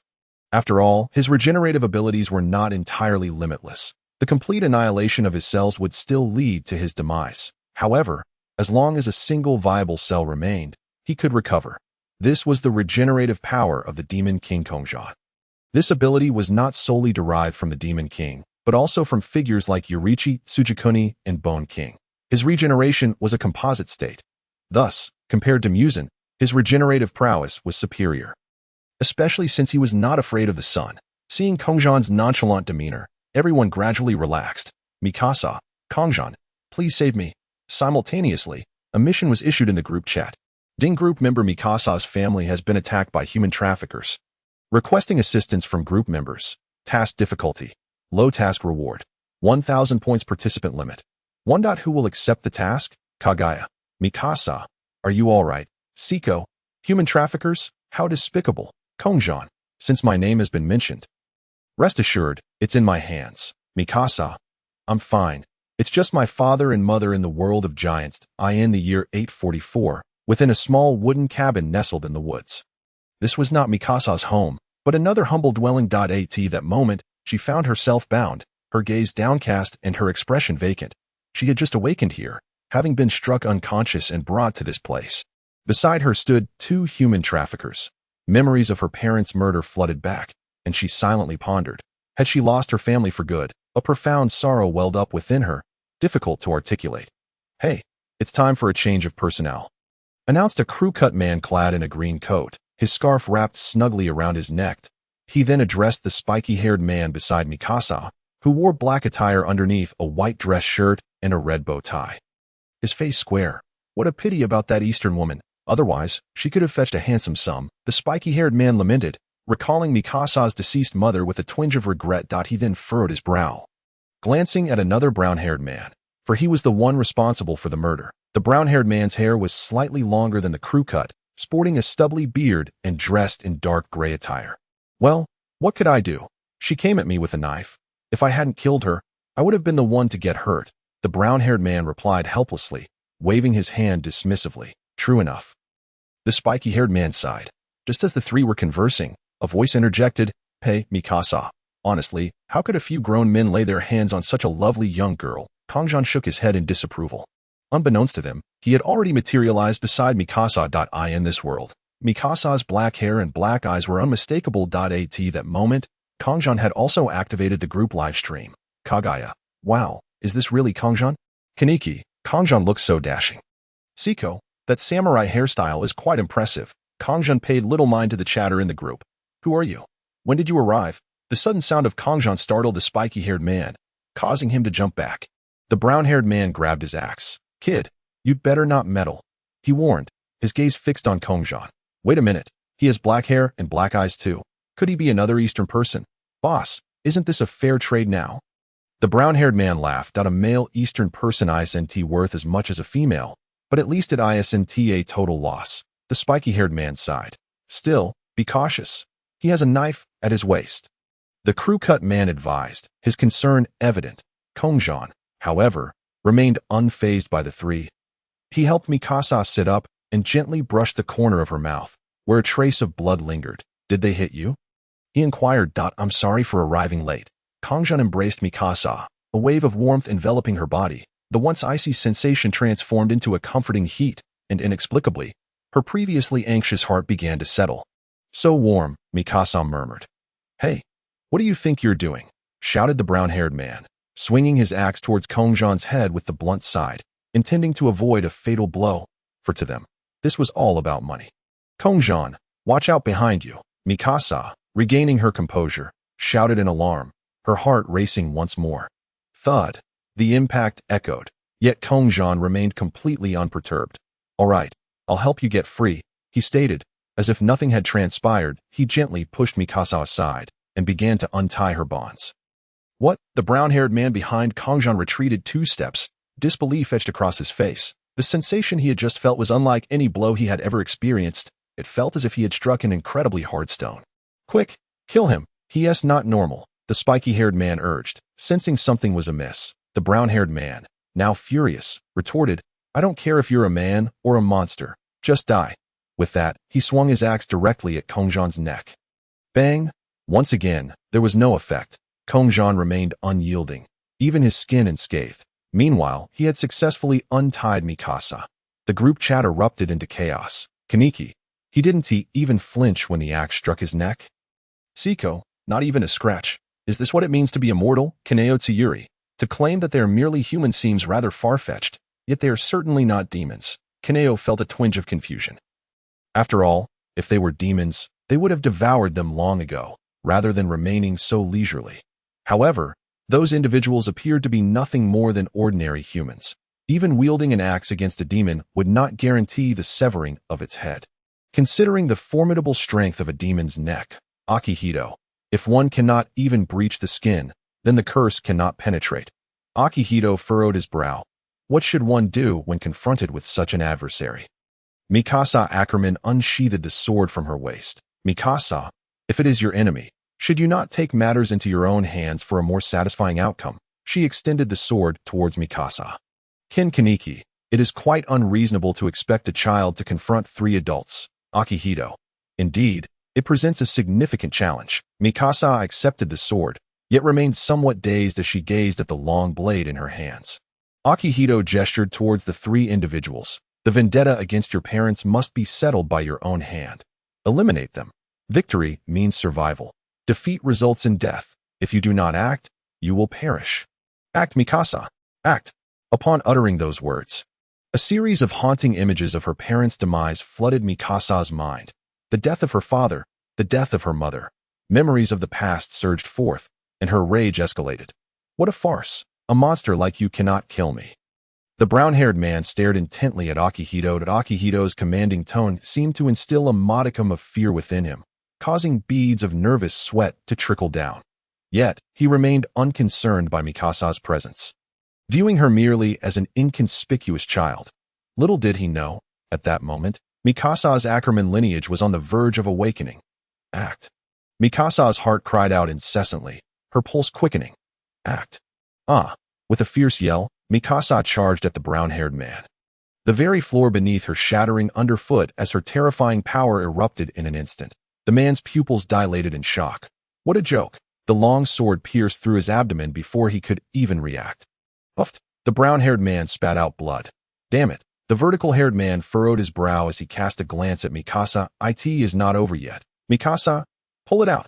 Continue. Annihilate them all. Akihito shouted emphatically. Mikasa gritted her teeth. In that moment, her body ceased to tremble as she withdrew the long sword. It was as though Akihito's words had ignited a fire within her, an endless surge of bloodline power erupting from within. She had awakened. The Ackerman bloodline had indeed awakened.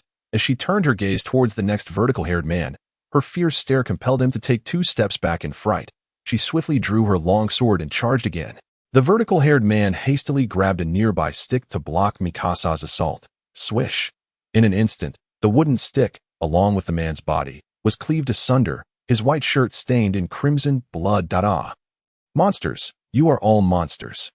The buzzcut man at the entrance flung the door open. Upon seeing his fallen comrades, terror surged within him that he attempted to flee.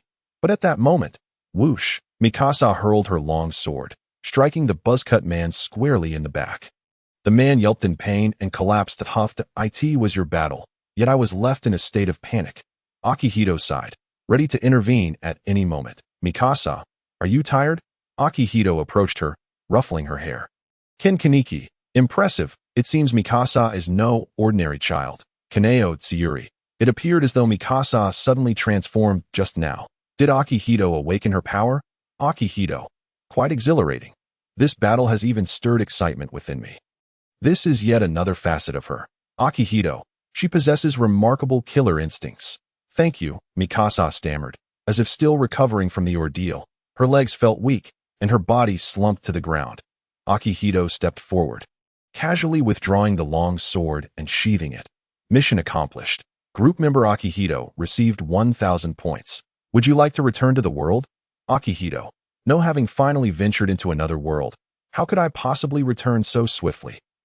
Akihito, the spectacle has concluded.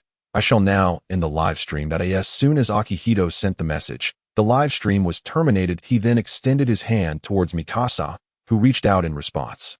Akihito effortlessly pulled her to her feet. Let us depart. Akihito initiated. Where to? Mikasa seemed momentarily helpless, unsure of her next steps, her eyes still somewhat vacant. Of course, we must first lay your parents to rest. Akihito shot her a knowing glance. However, considering that you appear to be somewhat disoriented, I shall carry you there. As Akihito spoke, he crouched down and glanced back, signaling for her to come. Is that really okay? Akihito, Mikasa hesitated, revealing her indecisiveness. It is fine. Come along. Akihito reassured her once more. Finally, Mikasa climbed onto his back, wrapping her arms around his neck. So warm, she murmured softly, pressing closer against him, her small face nestled against his shoulder. I am not familiar with this area. You should know it well, Akihito gently remarked, turning his head slightly. Yes, that way. Mikasa pointed ahead with her little finger. All right, let us proceed. Meanwhile, the chat group erupted in chatter. Kin Kaneki. By the way, Mikasa, where are your parents? Mikasa. They are dead. Kin Kaneki. My apologies. Kaneo Tsuri. Fool. Did you not hear Akihito say that the vendetta against her parents must be settled by her own hand? Akihito. So, you mean Akihito knew from the beginning that Mikasa's parents would die? Akihito. He did not state it outright, nor did he prevent it. Kin Kaneki. Surely, Akihito must have his reasons. Mikasa. Akihito. For those who know the future, it is indeed unwise to alter it recklessly, as it could have significant repercussions. After all, is that not the premise of many science fiction tales? Kin Kaneki. That makes sense. Akihito. Science fiction? I perceive Akihito and us merely as fellow group members. In reality, even if he knows the future, he bears no obligation to save us. Kaneo Tsuri. Indeed, we are strangers, having only exchanged a few words in the group. It is commendable that he risks the unknown to assist Mikasa. Could the unknown perhaps be known? Kaneo Tsuri. Enough of this. I cannot comprehend it. Akihito. With so many future events, it is impossible for me to remember them all with clarity. Furthermore, as I mentioned, if you encounter trouble in the future, notify me promptly so that I may assist you. Otherwise, there is little more to discuss. Akihito's eye twitched slightly. Moreover, if it significantly impacts the main storyline, I cannot divulge it. Otherwise, in the event of any unforeseen circumstances, even he would surely be oblivious to certain aspects of the future. Poison Island Seiko. That is indeed the case. After all, the future is an uncertain thing. Butterfly Shinobu. If we encounter insurmountable challenges in the future, let us hastily call upon Brother Kongzhan for assistance, for he is a truly good person. Butterfly Shinobu. Moreover, if we face assailants similar to those just now, do not hesitate to summon me. Akito. I can also lend a hand if I am available. Hinata Hanabi. Oh, so much has happened. Is Mikasa alright? I have been practicing during this time, and have hardly checked the group chat. Today, I logged in only to find that a mission had been posted. Mikasa. I am fine. At this moment, Mikasa and Kongzhan have arrived at her home. Kongzhan gently sets Mikasa down from his back. Mikasa. I apologize for being late. Upon seeing the two already lifeless bodies, Kongzhan's expression turns somewhat helpless. This is not Brother Kongzhan's fault. Then why father and mother were slain due to my ineptitude? Mikasa lowers her head. It was her cowardice that prevented her from acting in that moment of fear, leading to this tragic outcome. Had she acted then, had she eliminated those three, such calamity would never have transpired. It is her weakness. Kongzhan steps forward and lifts her father's body. Mikasa, feeling uncomfortable barefoot, goes to put on a pair of shoes first. Subsequently, she emulates Kongzhan, struggling to lift her mother's body.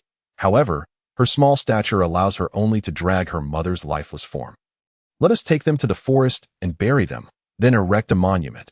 Kongzhan addresses Mikasa behind him. All right, Mikasa replies in agreement. Just then, a small boy and a middle-aged man approach from a distance. The boy spots Kongzhan carrying Mikasa's father's body and, filled with rage, rushes forward to strike Kongzhan with a punch. Thud. Kongzhan remains unmoved by the blow. You bastard, what have you done to them? The boy, realizing his punch was ineffective, immediately follows with a kick. Kongzhan extends one hand to stabilize Mikasa's father's body. With the other hand, he effortlessly lifts the boy's leg. The boy finds himself suspended in midair as Kongzhan pulls him up. At this moment, Mikasa, dragging her mother's cold body, approaches. Do not strike, brother Kongzhan. Mikasa glares sharply at the boy. Kongzhan casually tosses the boy aside, who lands on the ground with a thud. What is going on? Mikasa. At this moment, the middle-aged man steps forward. Dr. Grisha. Both my parents were murdered by human traffickers. It was brother Kongzhan who saved me. Mikasa, with her head bowed, reaches out to grasp the hem of Kongzhan's clothing. In this moment, Kongzhan represents her sole source of security. Grisha nods in understanding. Hand them over to me, Mikasa, Grisha says, helping Mikasa lift her mother's body. Mikasa's petite frame struggling under the weight of such a large figure is a poignant sight. Simply take them into the forest to bury them, Kongzhan states plainly, signaling to Grisha with his gaze. It is then that the boy begins to comprehend. I'm sorry, the boy says. Youngster, understand that in matters of grave importance, acting impulsively and then offering apologies may be too late. You must learn to temper your rashness. Kongzhan glances at him dismissively before continuing on his way.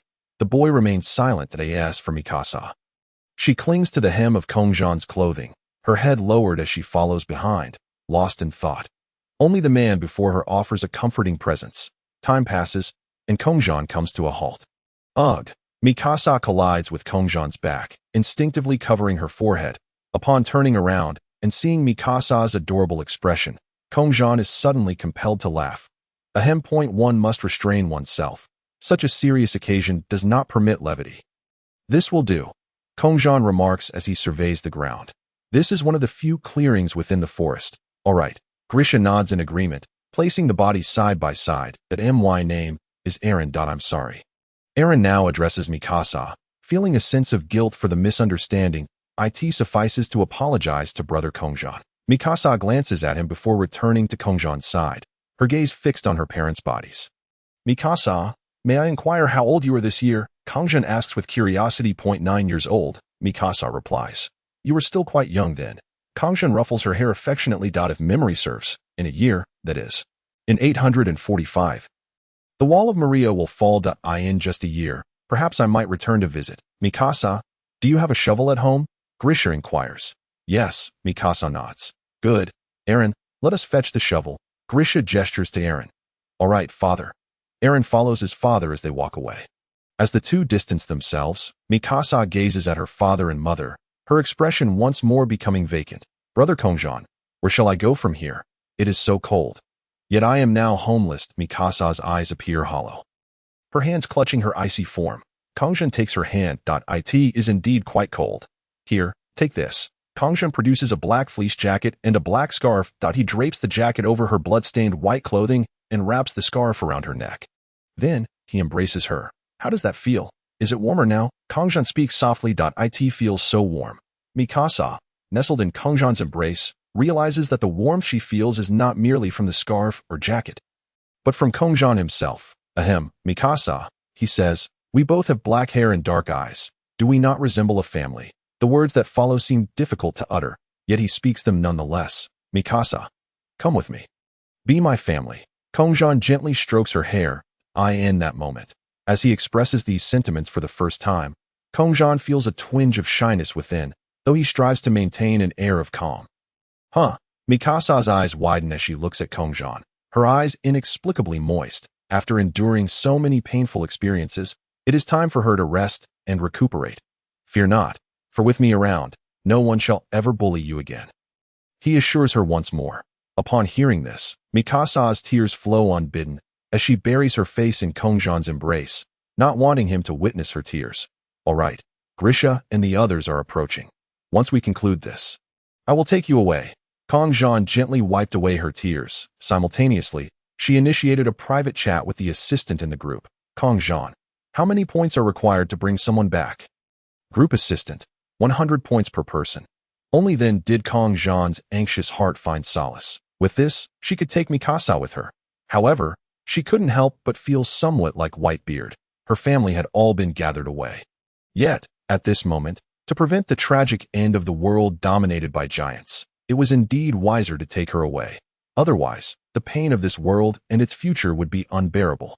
Kongzhan, Could you mark this coordinate or something similar for future reference? Group assistant. Would you like to spend 500 points to unlock the traversal rights to this world? Kongzhan. Yes. Group assistant. 500 points have been deducted. Group assistant. Marking successful. The world coordinate is Giant Eye. World number 1506. Group assistant. A friendly reminder. Next time you traverse, you can choose any location coordinate in this world for teleportation. Imcirc 43D. Mikasa, Grisha, and Eren soon arrived, each holding a shovel. Kongzhan allowed Mikasa to rest nearby. As she was undoubtedly exhausted, the three of them dug a large pit, placed the body inside, covered it with soil, and finally erected a gravestone. Unbeknownst to them, time had shifted from afternoon to evening. It was time for Kongzhan to take Mikasa away.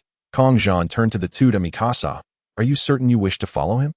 Grisha seemed reluctant to let her go, as the man before him was still a stranger, merely someone who happened to save Mikasa. He couldn't help but feel uneasy. Mikasa nodded. All right, take care. Eren and I will leave first.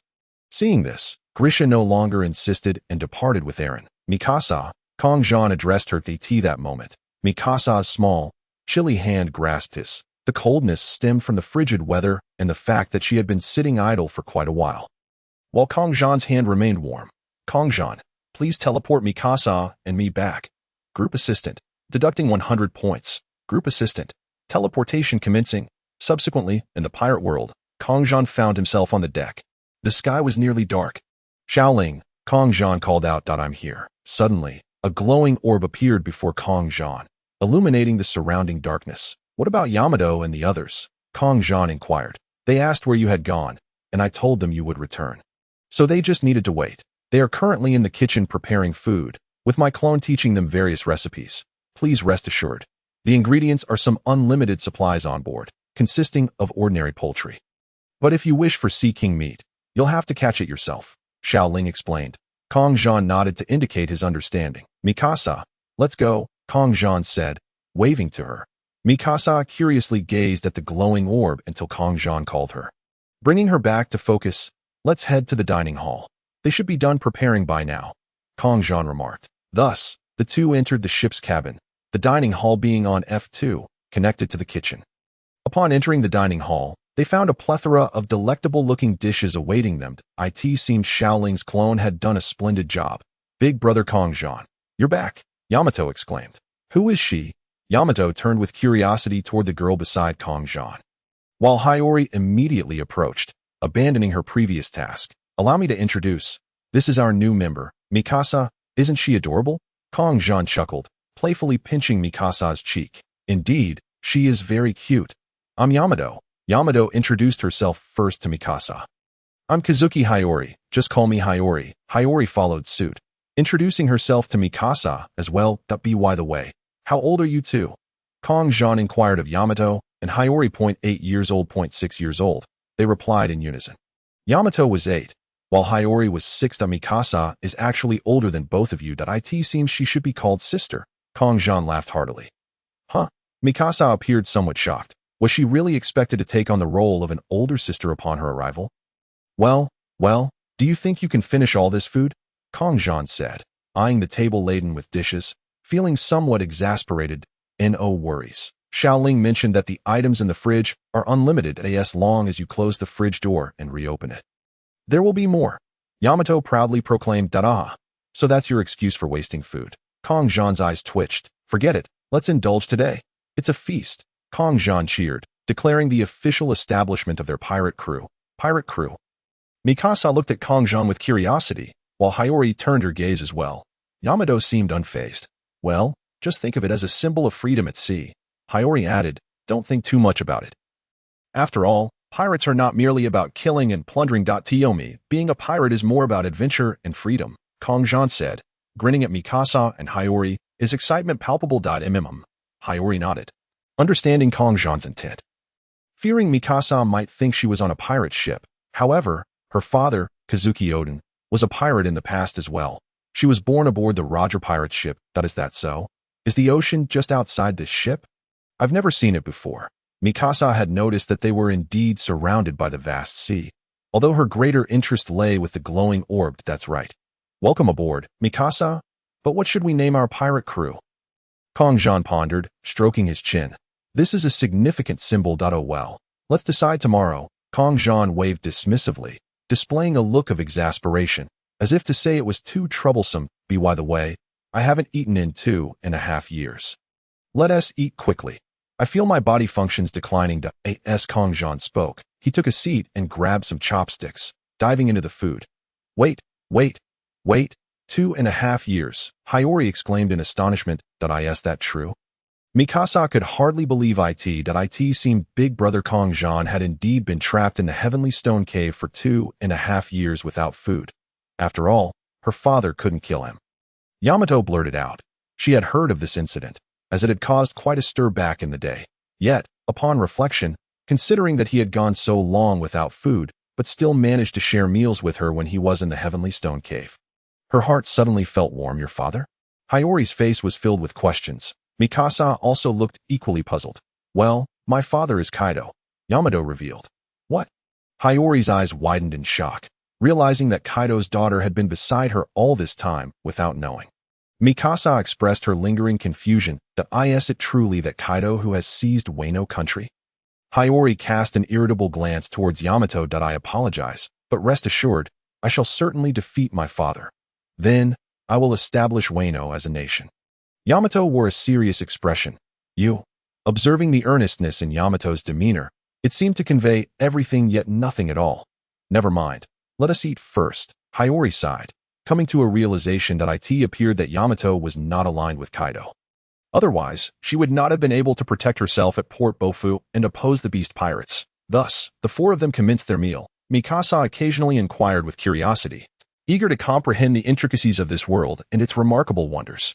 By the way, during their earlier boarding of the ship, a notification had resonated in Kongzhan's mind. Ding, task completed. Recruit crew members 210. Reward. Slave chains x10. Slave chains. Surely, they must be more than mere ordinary chains. Right? Kongzhan stroked his chin, for the rewards provided by the system were consistently generous. Slave chains, upon donning the chains around one's neck, self-awareness is preserved.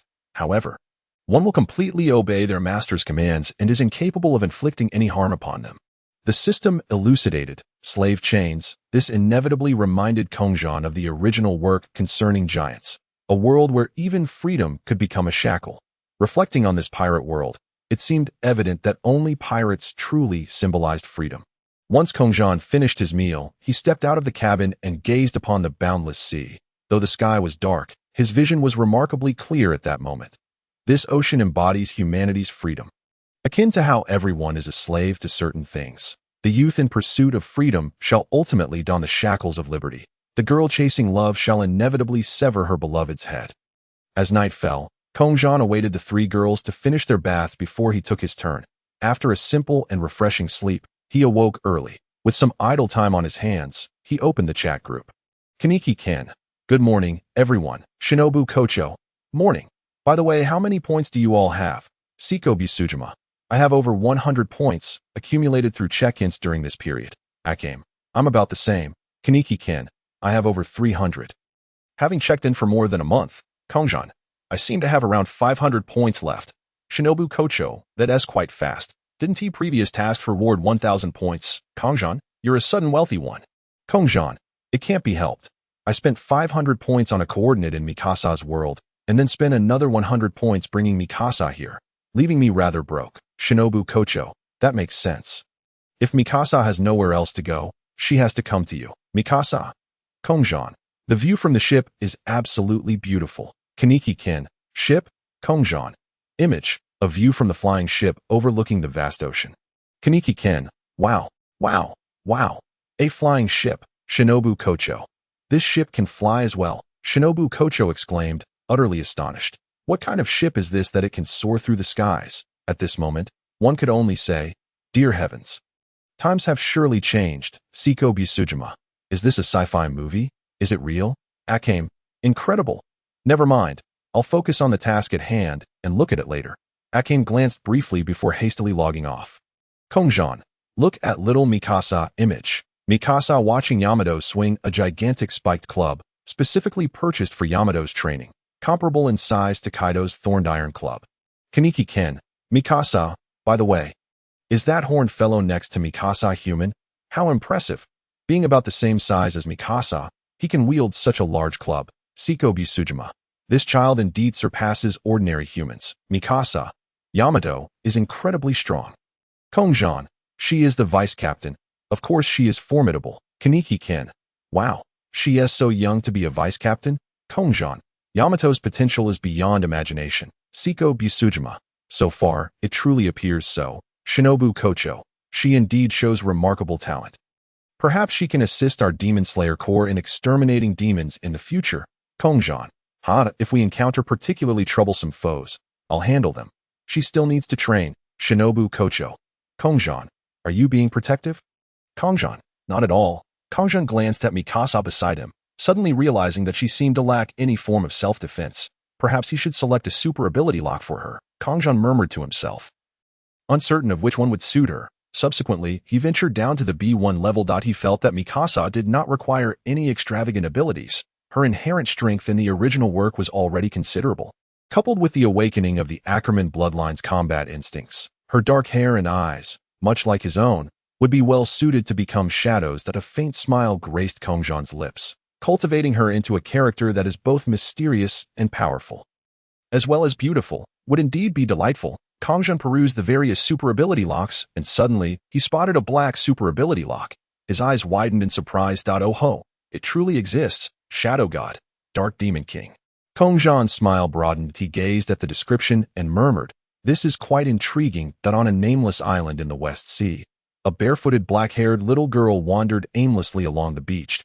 As for why she didn't venture into the village on the island, it was likely that her identity would raise suspicions. Moreover, there were numerous mafia groups in the West Sea, and encountering them within the village could lead to complications. At that moment, she was somewhat unsure of where to go.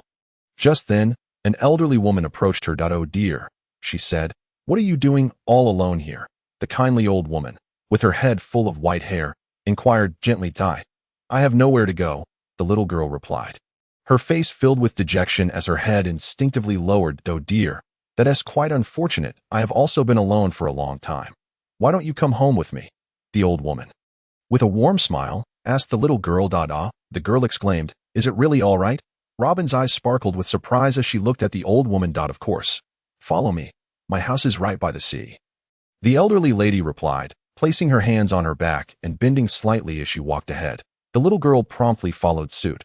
After an undetermined amount of time, they spotted a small wooden house by the beach.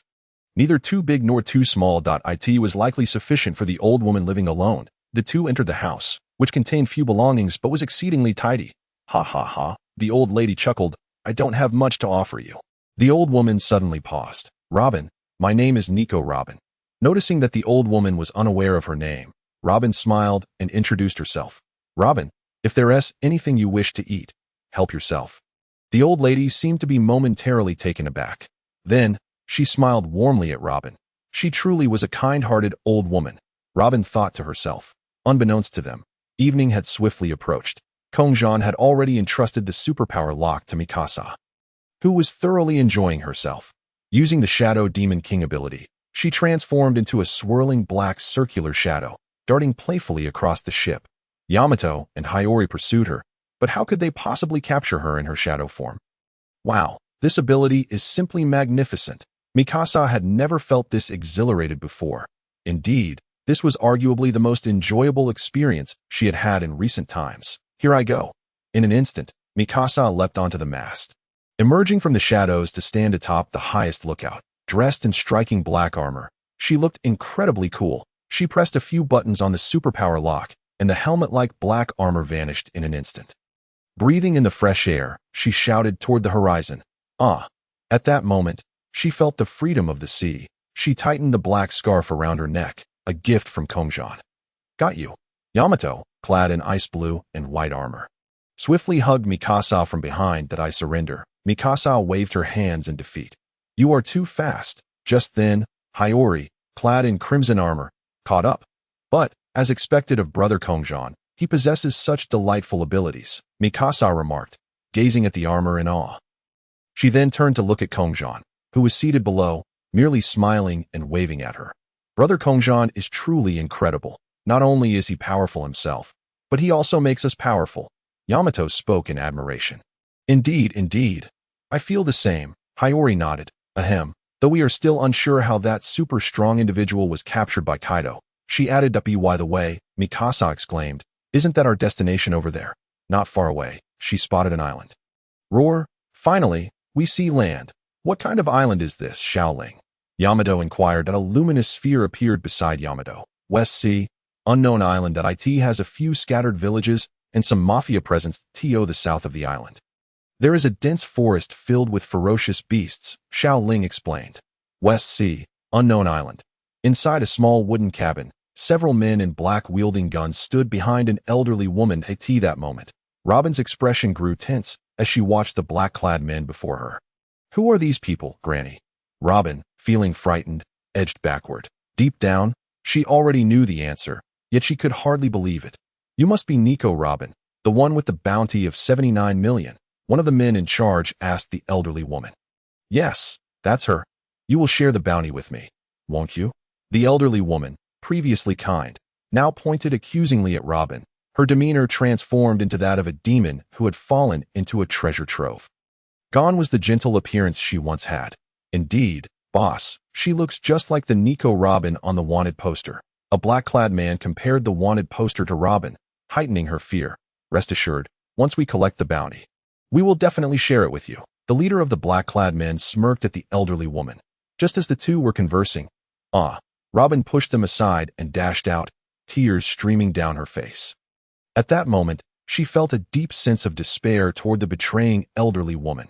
After the destruction of her hometown, O'Hara, she had wandered endlessly, experiencing countless betrayals. Time and again, she had placed her trust in people's goodwill, only to be betrayed. How could her heart not ache? Even the kindest of grannies, upon seeing her bounty, could turn into a demon and seek her life. Quick, chase her, the leader of the black-clad men suddenly shouted. Thus, she fled while they pursued. Robin ran desperately forward, her tears blurring her vision. Suddenly, thud, she collided with someone. Rubbing her head, she looked up at the man before her. Oh dear, it's not nice to bully little girls. Kongzhan crouched down and gently ruffled her hair. You, run, they're the mafia. Upon hearing the footsteps behind her, Robin urgently warned Kongzhan. What are you running from? They're just a bunch of small F or wide AT that moment. Yamato appeared. Yamato, you ran too fast, Hiyori exclaimed from behind, pulling Mikasa along as they rushed over. Hey, who are you? The leader of the black-clad men aimed his gun at Kongzhan. Simultaneously, the other men drew their weapons from their coats. All pointed at Kongzhan and his companions. Don't even think about taking Nico Robin from us, the leader of the black-clad men barked, glaring at Kongzhan. Brother Kongzhan, leave these guys to me. Mikasa stepped forward. Her expression serious. She was equally disgusted by their pursuit of a child. Ugh. Yamato expressed that her rapid pace was meant for a fight, but upon seeing Mikasa's serious demeanor, she refrained from speaking further, even though she had wanted to contest it. All right, Kongzhan nodded, turning to Robin. Now, stop crying. By the way, how old are you? Kongzhan inquired about Robin's age. I'm 10. Although unsure why he asked her age, Robin responded that at present. Only 2 years had passed since the O'Hara incident, and she still retained a sense of innocence. After all, the Robin from the original story had endured 20 years of betrayal, treachery, and abandonment without succumbing to darkness. To survive, everything was done out of necessity, and since Kongzhan had arrived in this world, he wished to prevent such tragedies from occurring again. Mikasa, you need to resolve this quickly, or I'll step in. Yamato exclaimed, puffing out her cheeks. It seemed she had picked up this habit from Hiyori. She finally displayed some girlish traits.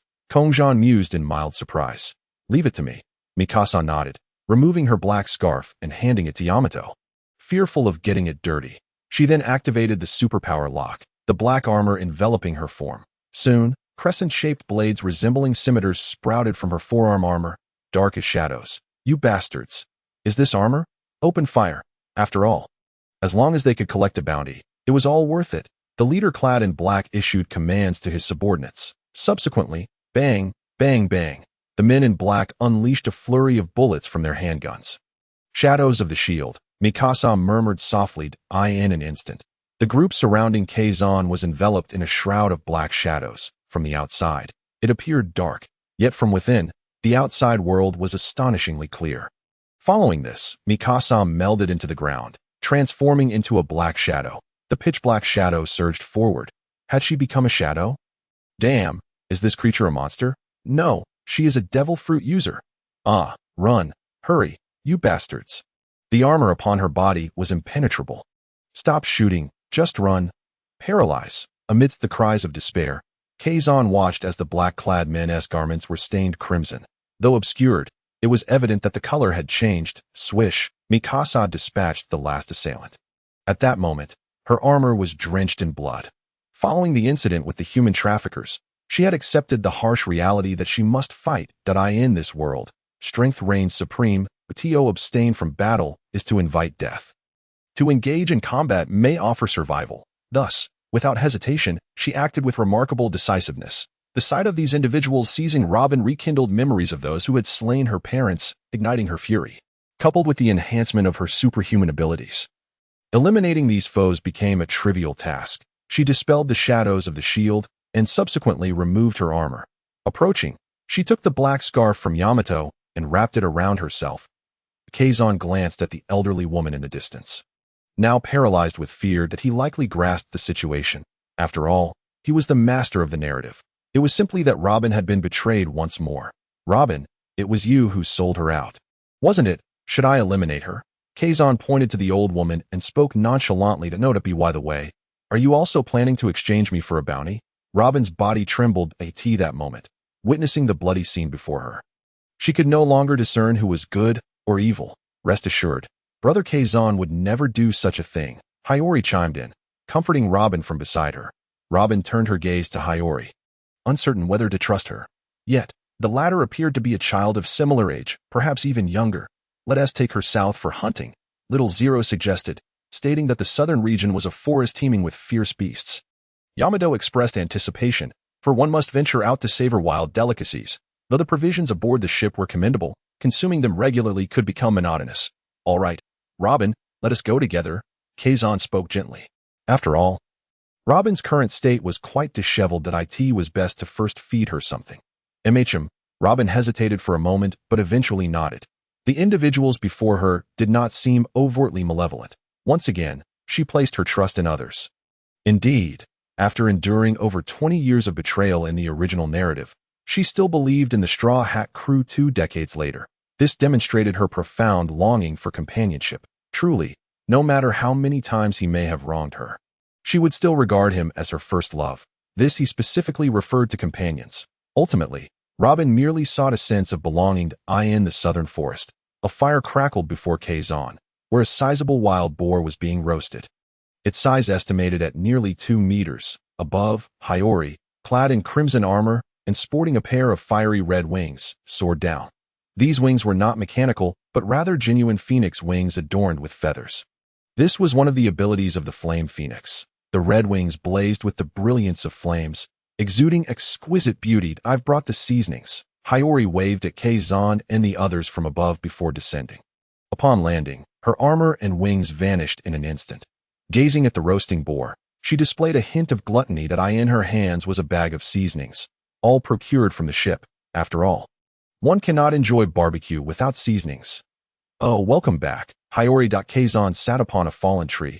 Waving at her, he patted the spot beside him. Come, sit here. Hiyori obediently settled down next to Kazan, handing him the bag. At that moment, it was just the two of them. Yamato had ventured off to continue the hunt, while Mikasa escorted Robin to assist Yamato, albeit with a primary focus on protecting Robin. Kazan accepted the bag, extracting the various colorful seasoning bottles within. There were quite a few. Hiyori, well done, Kazan complimented, letting out a light chuckle as he ruffled her hair. This gentle gesture had become a daily occurrence. Hiyori's cheeks flushed slightly as she smiled, clearly delighted by the praise. Following this, Kazan sprinkled the seasonings onto the already prepared wild boar, and with the flame's searing heat, the aroma wafted through the air. The skin becoming golden and crispy, a truly mouth-watering sight. However, wild boar differs from piglet. Comparatively, wild boar meat is denser and richer in nutrients than in this pirate world. Nutrition is of utmost importance, as many formidable pirates consume sea kings that measure over 100 meters. Though he had never tasted it, He had a feeling it would be exceptionally delicious. It smells divine. At that moment, Yamato emerged from the forest, dragging a wild bull, her eyes fixated on the roasting boar. Drool escaping her lips. Mikasa also swallowed hard, producing a gurgle sound. Robin hesitated slightly. Yamato, come here. Kazan waved at Yamato. Coming, brother Kazan. Yamato exclaimed as she rushed over, standing before Kazan. Why is your clothing so dirty? Next time you hunt, make sure to activate your armor first, and afterward, take a bath. Kazan said, patting the dust off her clothes, admonishing her like a concerned parent. Got it. Yamato nodded lightly, her face inexplicably flushed. Just in time. You four can each have a leg of wild boar. Mikasa, this one is for you, Kazan said with a gentle smile towards Mikasa. All right, Mikasa, designated for the task, nodded cheerfully. Suddenly, a pitch-black shadow blade appeared in her hand.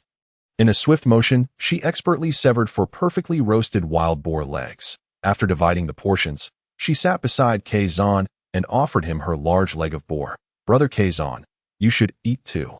Mikasa smiled softly. As for me, I don't need any. After all, I'm immortal, and not eating won't affect me. Kazan shook his head. Having endured 2.5 years of hunger, he no longer felt the pangs of hunger. No way, brother Kazan. You must try it. Mikasa displayed a serious demeanor. Sora chuckled and affectionately ruffled Mikasa's hair. Indeed, Mikasa was remarkably gentle. Well then, Sora was about to accept, when on the other side, Hiyori pouted. And my dear Sora also deserves a taste. Saying this, Hiyori handed over a pig's trotter that had already been nibbled on. Sora suddenly felt a prickling sensation at the back of his neck. In such moments, big brother Sora, how could you not share with me if you wish to eat? Have some of mine.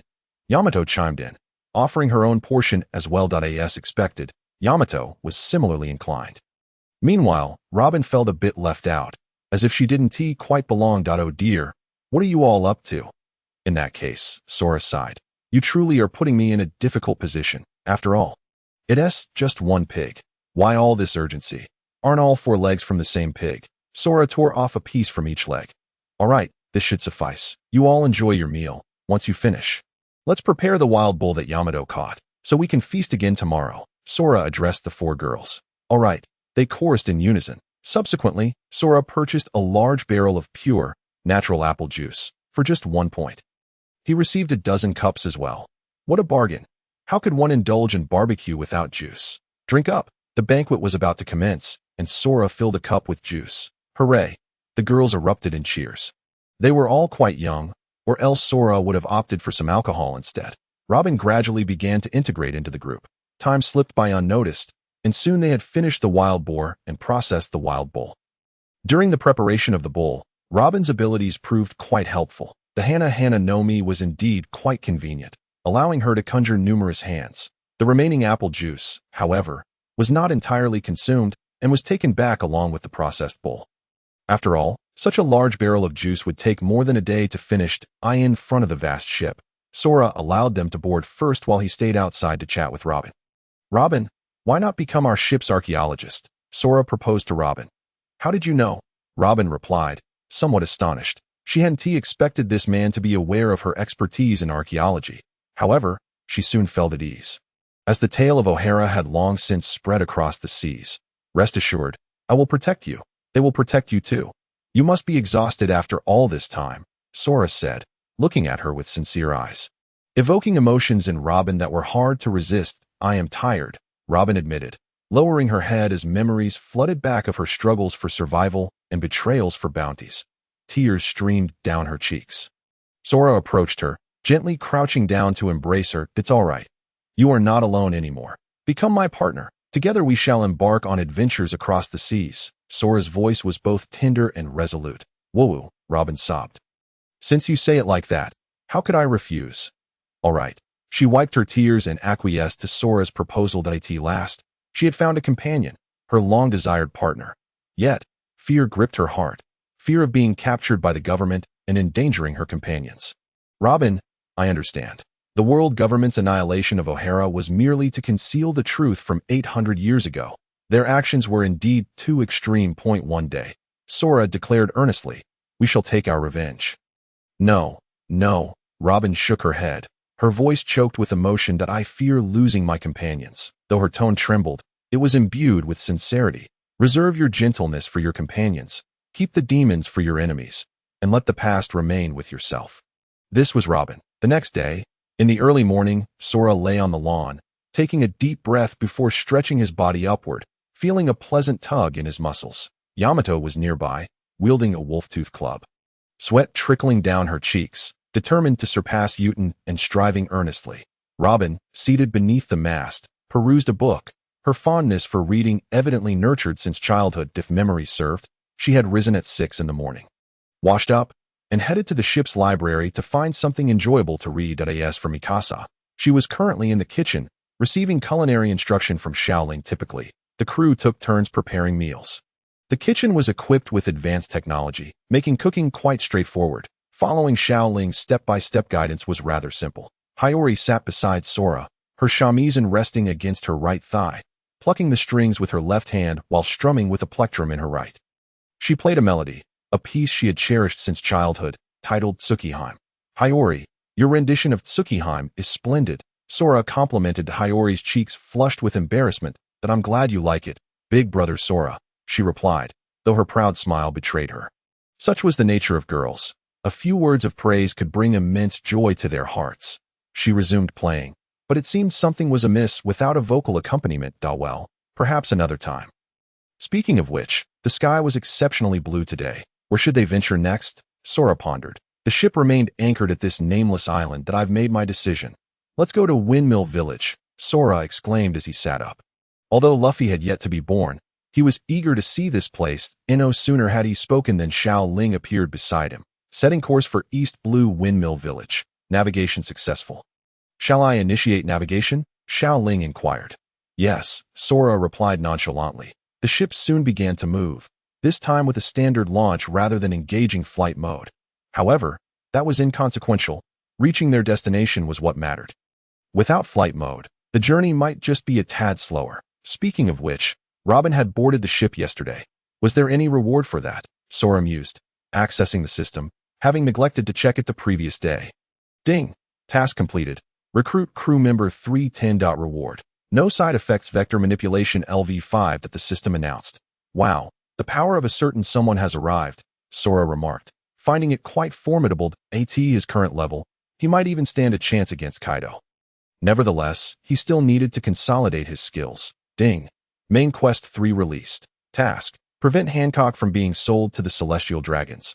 The system chimed in once more. Initially, Sora felt excitement, but soon the realization struck him that this was a troublesome task. Did this mean he would have to oppose the Celestial Dragons? The leisurely life of the elder brother. Forget it, we can discuss it after visiting the Windmill Village. Kongzhan sighed deeply.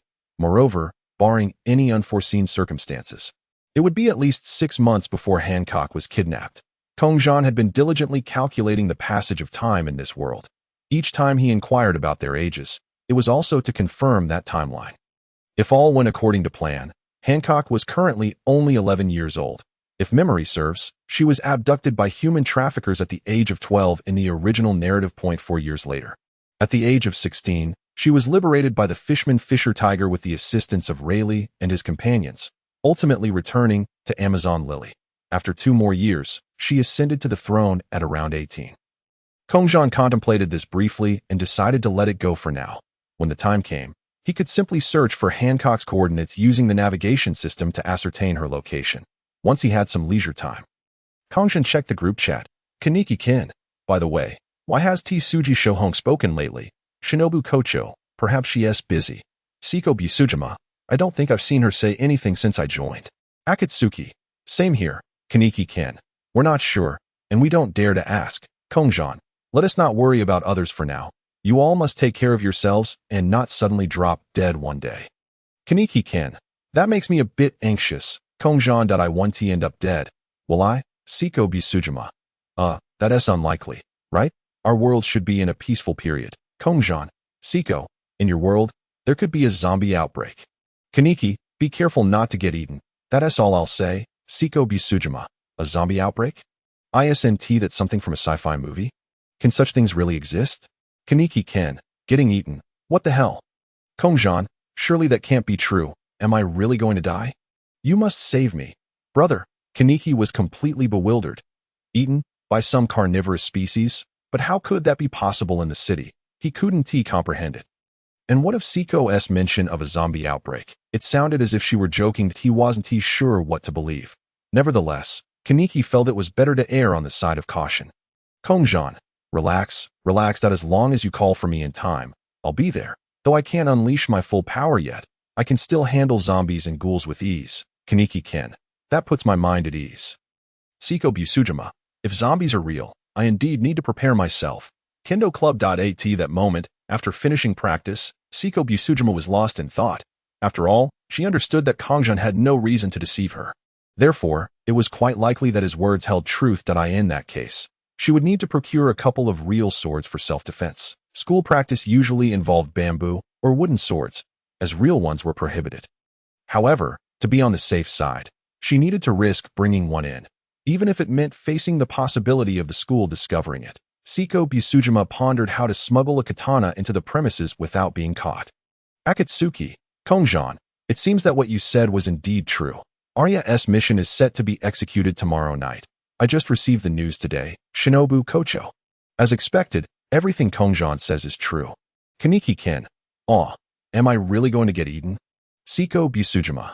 Zombies? The apocalypse? Kongzhan, I never said you would be eaten, merely advised you to be cautious of it. Kongzhan.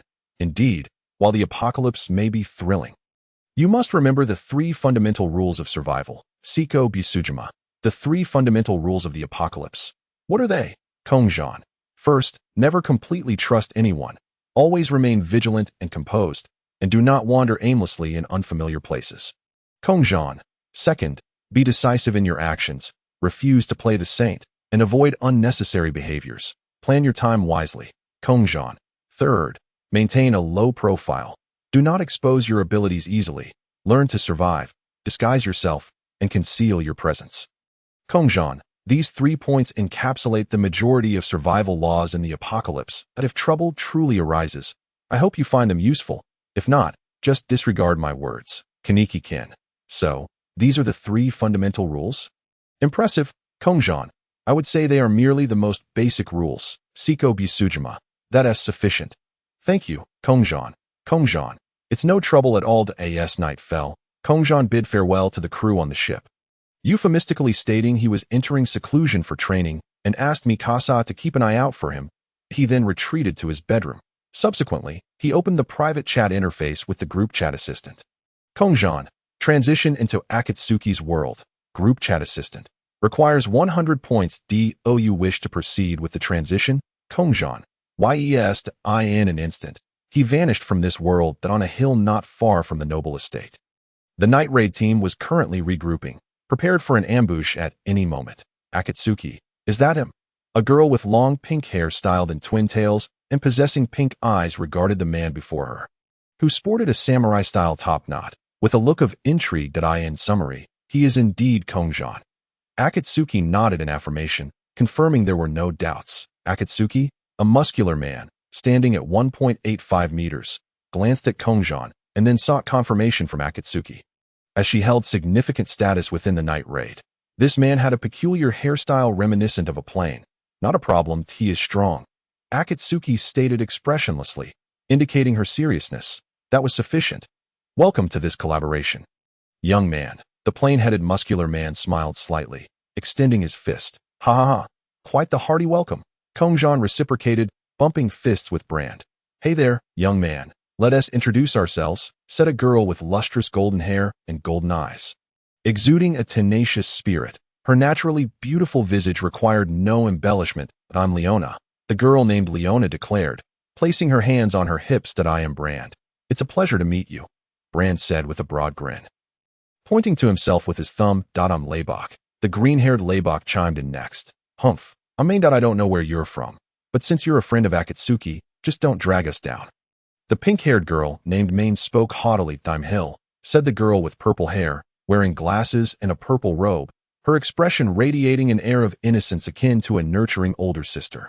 I am Akatsuki. The black-haired beauty introduced herself, her crimson eyes reflecting her name. I know you, Akatsuki.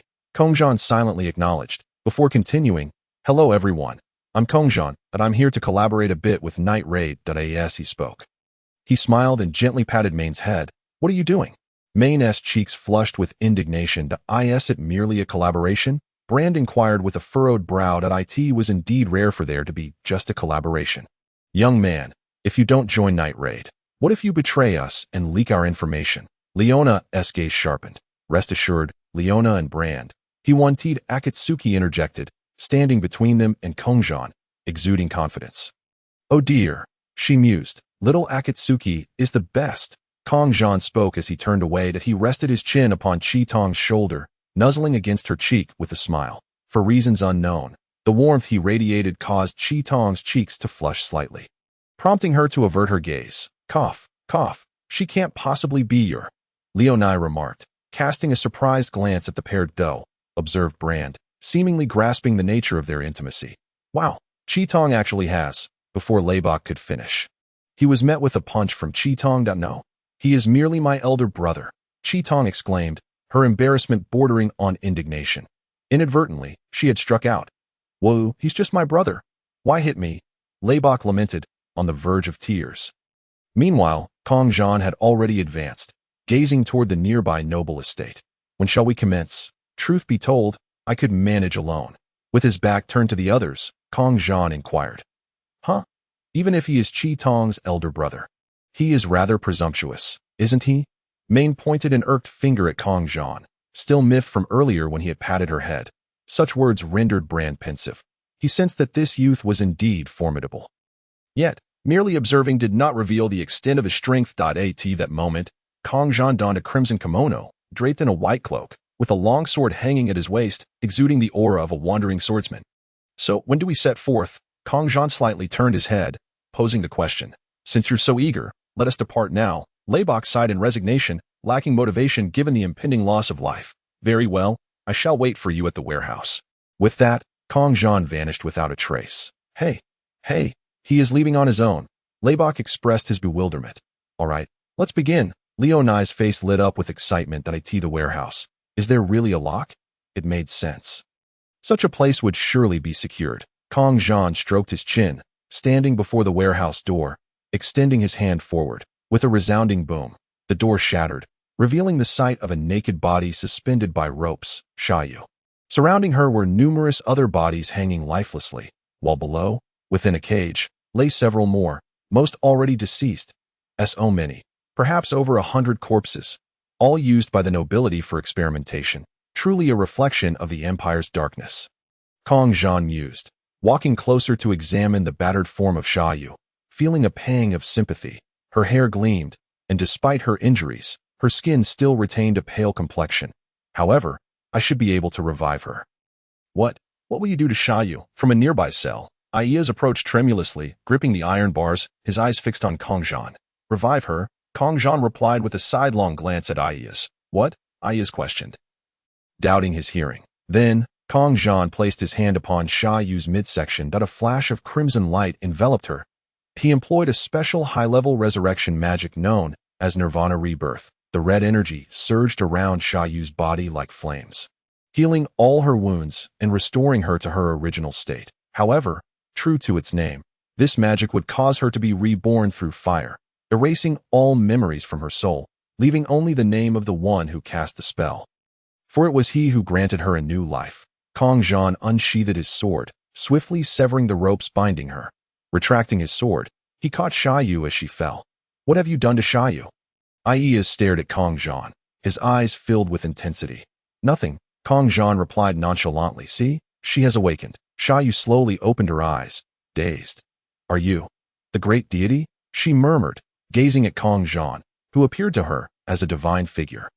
Xiaoyu, you truly have awakened. Aias's eyes widened in disbelief. Oh dear, I am still far from being a deity. It's rather embarrassing when people say such things about me. Just call me Brother Kongzhan. He smiled gently, removing his white cloak and draping it over Xiaoyu. Brother Kongzhan. Xiaoyu looked up at him, stepping out from his embrace. She then knelt before him, expressing her gratitude. Thank you, Brother Kongzhan, for granting me a new life. From now on, you shall be my master, she said, her head bowed, her tone filled with profound reverence. Xiaoyu, what are you saying? Aias exclaimed, his eyes darting in confusion. Xiaoyu, do you remember me? I am Aias. Aias's eyes were wide with disbelief as he regarded Xiaoyu, who seemed to completely ignore him. This was wrong. Very wrong. How is this possible? Honestly, you are rather noisy. Kongzhan remarked, casting a displeased glance at him. Brother Kongzhan, should I eliminate him? Xiaoyu paused, then spoke with an air of indifference. Hey, Xiaoyu, what are you saying? I am Aias. Aias plopped down onto the ground, staring blankly at Xiaoyu across from him, unable to comprehend no need. Kongzhan replied casually, as Aias was unlikely to survive much longer anyway. Just then, a guard and a shoulder-length blonde girl stepped into view. Oh, isn't this the perverse noble lady? Kongzhan mused, stroking his chin. Hey, who are you? The guard aimed his gun at Kongzhan. Seeing this, Xiaoyu immediately positioned herself in front of him. Impossible, she should be dead. The blonde noble lady, Alia, gazed at Xiaoyu in disbelief. How can this be? She was clearly tortured to death by my own hands, and no need for such hostility, Kongzhan said, gently patting Xiaoyu's shoulder.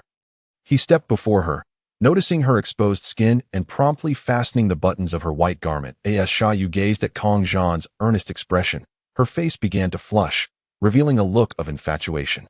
After adjusting her attire, Kongzhan turned back to face the guard. Hey, don't come any closer, or I will shoot, the guard threatened, eyes fixed on Kongzhan. Yet, Kongzhan continued to advance without hesitation. Seeing this, the guard no longer wavered. Gunfire erupted, bullets flying toward Kongzhan. With a slight gesture, he redirected the bullets back at the guard. Ah, the guard screamed, eyes wide with terror as blood poured from the wounds inflicted by the returning bullets. He collapsed, his eyes remaining open, unable to fathom why the bullets had turned against him. Truly impressive, Brother Kongzhan, remarked Chitong, who had emerged from the woods. Oh dear, is that a divine artifact? It even deflected and returned the bullets. Leona followed behind Akatsuki and stepped out alongside her. Have you resolved everything? Quite swiftly. I must say, Kongzhan remarked with a smile. He then turned his gaze toward Alia, that I will take this noble young lady with me. He declared, his eyes fixed on her. The intensity of his stare caused Alia to instinctively take a step back in fear, but she's the target for elimination. Leona interjected immediately. No worries, I've discussed this with the boss. Akatsuki reassured Leona with a glance, indicating her confidence. Although this fellow has a rather wicked heart, with this in hand, there should be no issues, Kongzhan said, lifting a chain of enslavement. Without further ado, he appeared directly in front of Alia. What is this? I refuse to wear such a thing. You country bumpkins, Alia exclaimed, pushing against Kongzhan with fury evident in her eyes. T-Scaeus, you have no say in this, Kongzhan retorted, forcibly placing the collar around her neck. After all, what strength could a noble lady possibly possess? In an instant, she stood motionless. What is happening to my body? Alia suddenly realized that she could no longer control her movements. Oh dear, this device is rather effective. Now, bark like a dog for me, Kongzhan said with keen interest, gazing at her. Wong, Wong, Wong. Alia, without hesitation, began to imitate a dog's bark, her cheeks flushed with a mix of shame and anger, though her body acted against her will. Her consciousness remained intact. Now, let's see who the true livestock is, Kongzhan teased, playfully patting her cheek, producing a light slap sound. Killing her would truly be a disservice. After all, in this world, death is merely a cycle. Why allow someone like her to be reborn? It is far better to take her back as a slave. Puffed. Young man, you certainly possess an intriguing item, Leona exclaimed, rushing over to observe Alia barking like a dog, unable to resist poking her cheek. Yet, she did not retaliate, as if entrapped, and indeed, she was though. By the way, have you seen a brown-haired youth? Kongzhan inquired, glancing at Leona Do. That young man. Do you know him? Leona replied, despite being unsure of his presence. That I saw him running past. And as I happened to be right behind him, I stealthily knocked him unconscious and left him in the woods, not wanting to interfere with your endeavors here. That I didn't expect you to be this formidable, Leona remarked, her face filled with astonishment. This moment, she had yet to witness the clash between Tazumi and Akatsuki, thus her admiration for Tazumi had not yet manifested. This was the butterfly effect. Enough, Kongzhan said, beckoning Xiaoyu over. Upon seeing this, Xiaoyu approached him. Let her join the night raid, Kongzhan suggested with a smile. Leona asked, puzzled. Who is she? Ah, just one of the individuals this scoundrel has tormented, Kongzhan replied, gesturing toward Alia. What do you think? Her swordsmanship is commendable. Akatsuki, you could guide her a bit more, and she should be quite proficient, Kongzhan continued, for although her memories had been erased, her skills remained intact, having trained with Tazumi and Yaya since childhood. Her swordsmanship should not be lacking. It would be ideal for her to replace Tazumi, as she was one of their own. Indeed, there should be no issue, since it is a recommendation from Brother Kongzhan. I will inform the boss, Akatsuki replied, nodding adorably. Shayu, what say you? Kongzhan asked, looking at her with a smile. Absolutely, Shayu nodded naturally. Here, take this and protect yourself, Kongzhan said, handing his sword to Shayu. Shayu was taken aback. Thank you. Brother Kongzhan, she exclaimed, about to kneel in gratitude. Kongzhan quickly stopped her. Is it really necessary? He said, waving his hand in exasperation. Then, while in the other's blind spot, Kongzhan helped her to her feet and discreetly handed her a small glass orb. Whispering, contact me later, Shayu instantly understood Kongzhan's intentions, swiftly taking the small glass orb. This orb was a means of interdimensional communication, costing Kongzhan 50 points, and there were 2 orbs in total. One person merely needed to concentrate their thoughts on it, and the other would feel a vibration. If both focused together, they could engage in a mental dialogue. All right, cease your barking, Kongzhan commanded Alia, who immediately fell silent. Now, I shall be taking this little pup with me. I happen to need a lackey on my ship, he said, tucking Alia under his arm. Alia could only dangle helplessly, her body unresponsive. Unless Kongzhan permitted her to speak, she could only stew in her anger. For instance, at this moment, she was fuming internally. How dare you make me bark like a dog and force me into servitude? I am a noble lady. How dare you, you uncouth ruffian? Ah. She swore that one day she would see him pay for this indignity. Her mind was in utter turmoil. No matter, let her think what she wished. After all, at this moment, she could not even bark like a dog, and if Kongzhan ordered her to lick his feet, she would have no choice but to comply. Death, that would be far too merciful. He relished the challenge of breaking such a stubborn spirit. It must be noted that he still possessed 9 more of these chains of enslavement. Until next time, Brother Kongzhan, Akatsuki smiled gently. You too, young man. Until we meet again, Leona waved as well. As for the others, they appeared to be wrapping things up. Kongzhan offered no farewells and simply departed. Thus, Kongzhan made his way to the ship. However, the night was still dark, suggesting that everyone was likely asleep. It seemed the system had not prompted any new crew member rewards. Yet, that was to be expected. She was merely a lackey and could hardly be considered a proper crew member. With that, Kongzhan carried Alia toward his quarters. That moment, he happened to spot Mikasa near the aquarium beside the male dormitory. He walked inside. He said, observing Mikasa with curiosity. Mikasa, what are you still doing here? Kongzhan, is this person someone you brought from Akatsuki's world? Mikasa inquired, glancing at Alia with intrigue. A psychologically troubled, perverse noble lady who enjoys luring country folk home to torment them for her twisted experiments. I captured her to serve as a lackey, Kongzhan replied candidly, settling beside Mikasa and placing Alia in the adjacent seat. A lackey, a psychopath. Mikasa's expression grew wary as she regarded Alia, sensing danger. Fear not. She is bound by a collar that only I can remove. Once ensnared by the chain of enslavement, she can only heed my commands, Kongzhan said nonchalantly. By the way, you still haven't told me why you're not asleep yet. Children ought not to stay awake this late. Kongzhan, with a playful gesture, pinched her cheek. He mused. We are family, and I will worry about you. Mikasa's cheeks flushed as she met his gaze earnestly. I see. She replied. Thank you for your concern. Kongzhan affectionately ruffled her hair, thinking how incredibly adorable Mikasa was, feeling as if he were about to be utterly melted by her charm. Xiaoling, please take Alia to wash up, and then to the girls' dormitory to find a place to sleep. Remember to dim your light, and keep your voice down when you enter their room. Kongzhan suddenly interjected, aware that Xiaoling's bright globe might disturb their sleep. Understood, Xiaoling promptly replied, appearing at that moment. Alia, go ahead, Kongzhan casually commanded, and Alia, expressionless, rose to follow Xiaoling for her bath. After all, she was unfamiliar with the place and needed Xiaoling's guidance. It wouldn't do to let her wander off alone.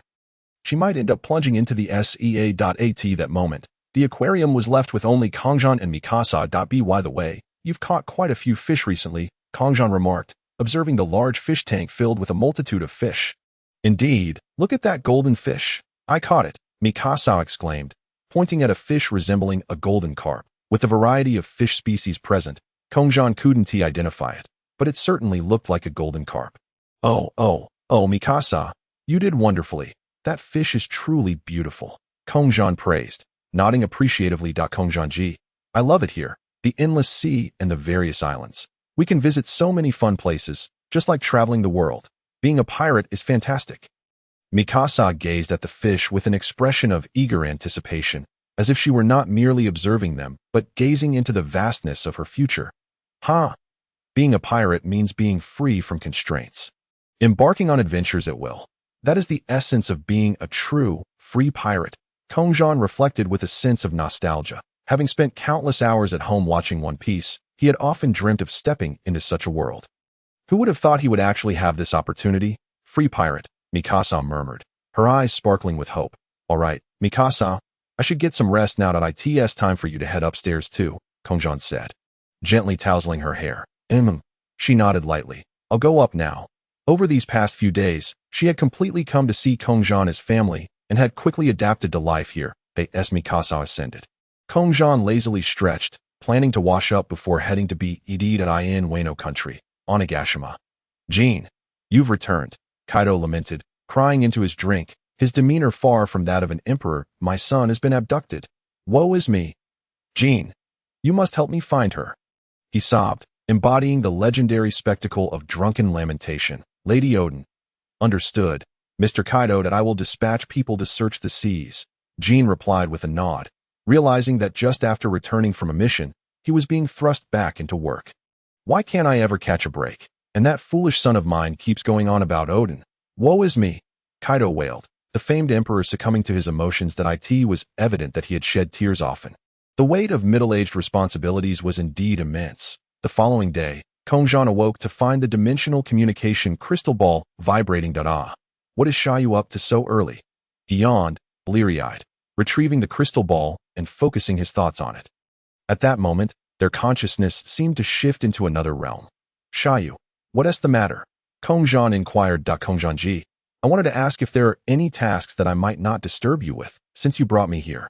I am uncertain of my purpose. I thought the way you provided for me to contact you was for me to ask, Shayu replied, her tone laced with anxiety. Indeed, I was planning on looking for you later. But it's good that you came to me first. There is a task that in the near future, when Sierra and Main embark on a mission, Sierra will perish. Make sure to protect her if you cannot manage. Call for me, Kongzhan stated plainly. Understood, she replied. The future, you say? Upon hearing Kongzhan's words, she became even more convinced of his divine nature. By the way, how is your strength now? Kongzhan inquired. My swordsmanship is decent. Chihong says I have high talent, Shayu responded proudly. Then keep striving. Your recovery ability should be significantly faster than that of ordinary people, and your bodily functions as well. After all, I resurrected you using the special 9th-tier magic. Nirvana Rebirth, the undying fire within you will continually mend your body. As long as you aren't decapitated, you won't easily perish. Regenerating severed limbs should also be a breeze, Kongzhan explained. Indeed, I can feel a potent fire energy within me. Is it truly called undying fire? Thank you for your divine gift, Shayu expressed earnestly. As I said, just call me Kongzhan-ji.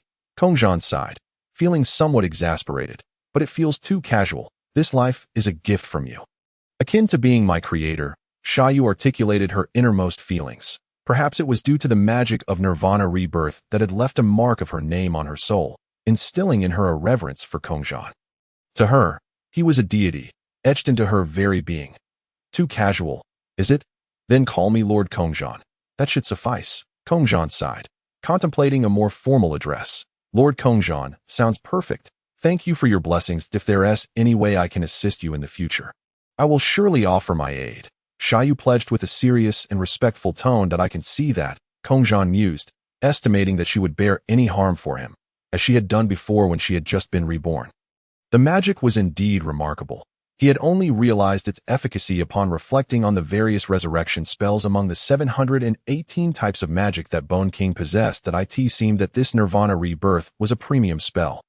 Even more unique, a permanent enhancement spell that significantly boosted fundamental attributes, talents, and recovery abilities, truly extraordinary, akin to a phoenix reborn from the ashes, continue to grow stronger. And be wary of that green-haired rabbit peeping while you bathe. If it comes to it, just deal with him. Trust me. Kongzhan spoke candidly. After all, Rabok claimed to have affection for Neji Exodin, yet he secretly spied on Riona while she bathed. Kongzhan felt uncertain regarding this individual. He certainly couldn't allow him to take advantage of his own interests. If there were any issues, they must be decisively dealt with. At the end of the day, it was merely a matter of reincarnation. Not a grave concern, no flaws in that reasoning. Understood, Kongzhan noted, feeling a sense of care from Kongzhan. Uncertain as to why, Xiaoyu felt a twinge of delight.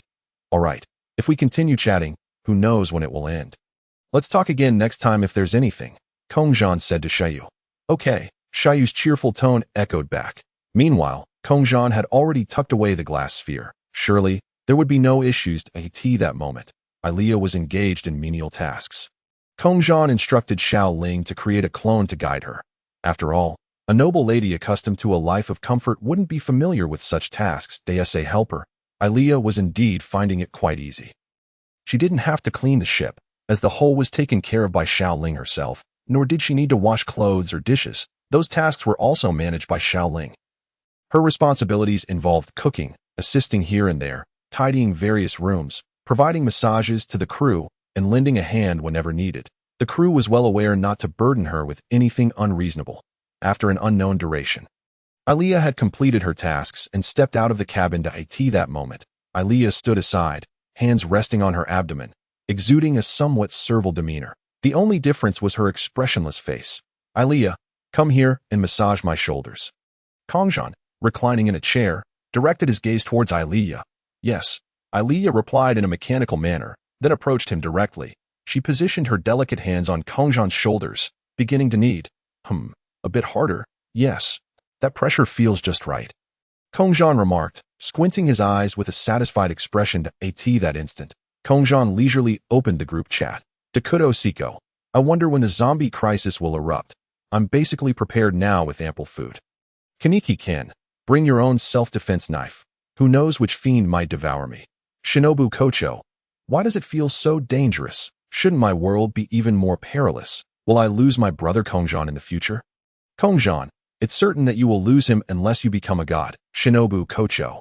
Will I be killed by someone? Shinobu couldn't contain her curiosity and inquired. Kongzhan. That's Upper Moon too. If you encounter him, let me know. Otherwise, in the future, your sister will die, and you will perish seeking revenge. Kongzhan. That's all I have to say. Shinobu Kocho. It's Upper Moon, or even Upper Moon too. Does Brother Kongzhan have the confidence to defeat him? Suddenly, Shinobu felt a surge of fear, realizing they were up against Upper Moon too, which explained the potential for death. Upon seeing Shinobu's statement, Kongzhan couldn't help but twitch at the corner of his eye. He sensed that Shinobu might be underestimating him, or perhaps the fear instilled by demons was too overwhelming. Kongzhan, if you believe I lack confidence, then just watch your sister perish. Shinobu Kocho. I'm sorry. Brother Kongzhan will definitely prevail. Shinobu quickly apologized, recognizing that he was referred to as the immortal one who could foresee their futures. If he couldn't win, then it would indeed be hopeless. Shinobu Kocho, by the way. Is there no other way to avoid this? Kongzhan, it's best not to. Otherwise, the future will become so chaotic that even I won't comprehend it. Kongzhan cautioned, worried that they might cause trouble by acting recklessly.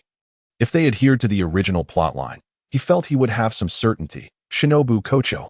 All right, then I leave it to you, Brother Kongzhan. Kaneki-kin, that flesh-eating creature, please take care of that too. Brother Kongzhan, Dakudo Siko. Brother Kongzhan, if the apocalypse arrives, do I still have solutions? Kongzhan, I'm uncertain. My knowledge of your side is quite limited, and I don't even understand what caused the zombies to appear. Kongzhan replied helplessly. After all, the author had ceased writing, leaving him in the dark about what could happen. Kaneki-kin, speaking of which, what might eat me? Kaneki was confused, wondering if it was a tiger in the city. Ready to devour him. Kongzhan, it's a special type of ghoul. They resemble humans, but are flesh eaters. Kongzhan, so, Be cautious. Good luck, Kongzhan affirmed, expressing his support. However, if one day he were truly attacked by Kamishiro Rise, capturing her with his enslavement chains for some amusement didn't seem too bad. Kongzhan quietly plotted, for although she was a ghoul, she was also a formidable older sister, Kaneki-kin. What? It's actually a ghoul. Kaneki had indeed heard of such beings, notorious for consuming humans, especially with the recent spate of ghoul predation incidents making headlines that he couldn't help but wonder which ghoul had such a voracious appetite. Kongzhan, it's not a significant issue, Kaneki-kin. Kaneki expressed his concern.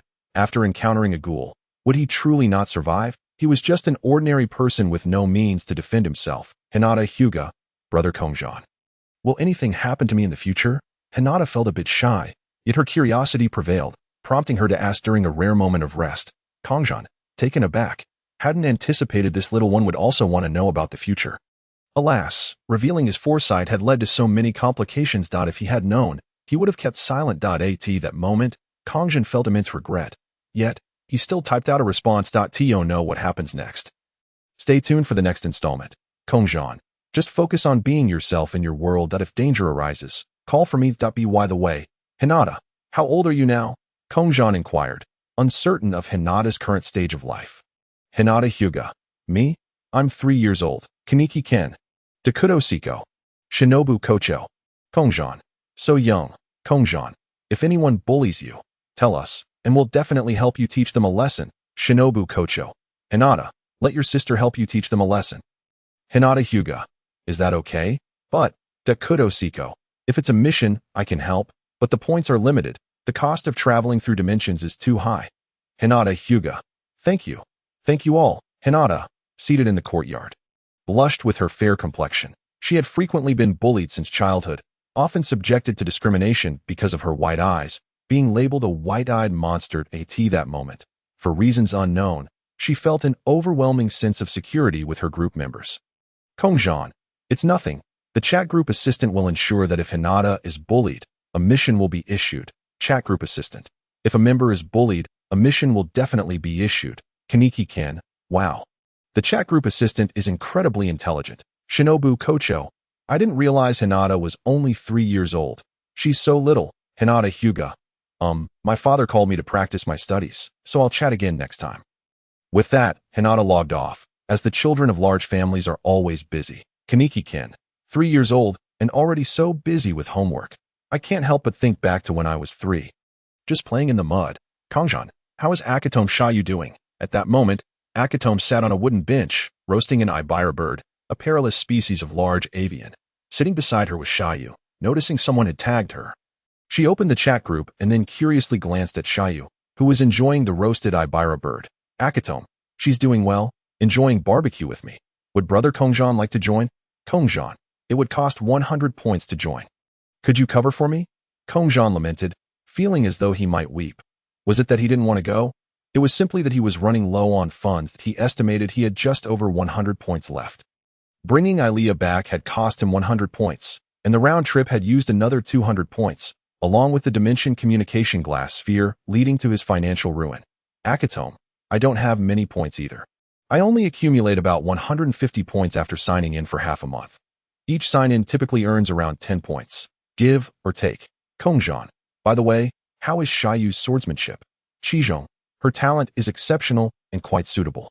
As long as she remains unharmed, all will be well. Kongzhan, should any issues arise, do not hesitate to call upon me. I shall ensure your safety. Chizhong, indeed. However, I seldom encounter trouble. Perhaps it is she who warrants greater concern. Kongzhan remarked, truly, the confidence of a protagonist who has survived to the grand finale is commendable. Aha. He stretched languidly in his armchair, then tilted his head to gaze at the figure of Ilia behind him. You may speak. What are your thoughts? Kongzhan observed her intently. You? How dare you treat me this way?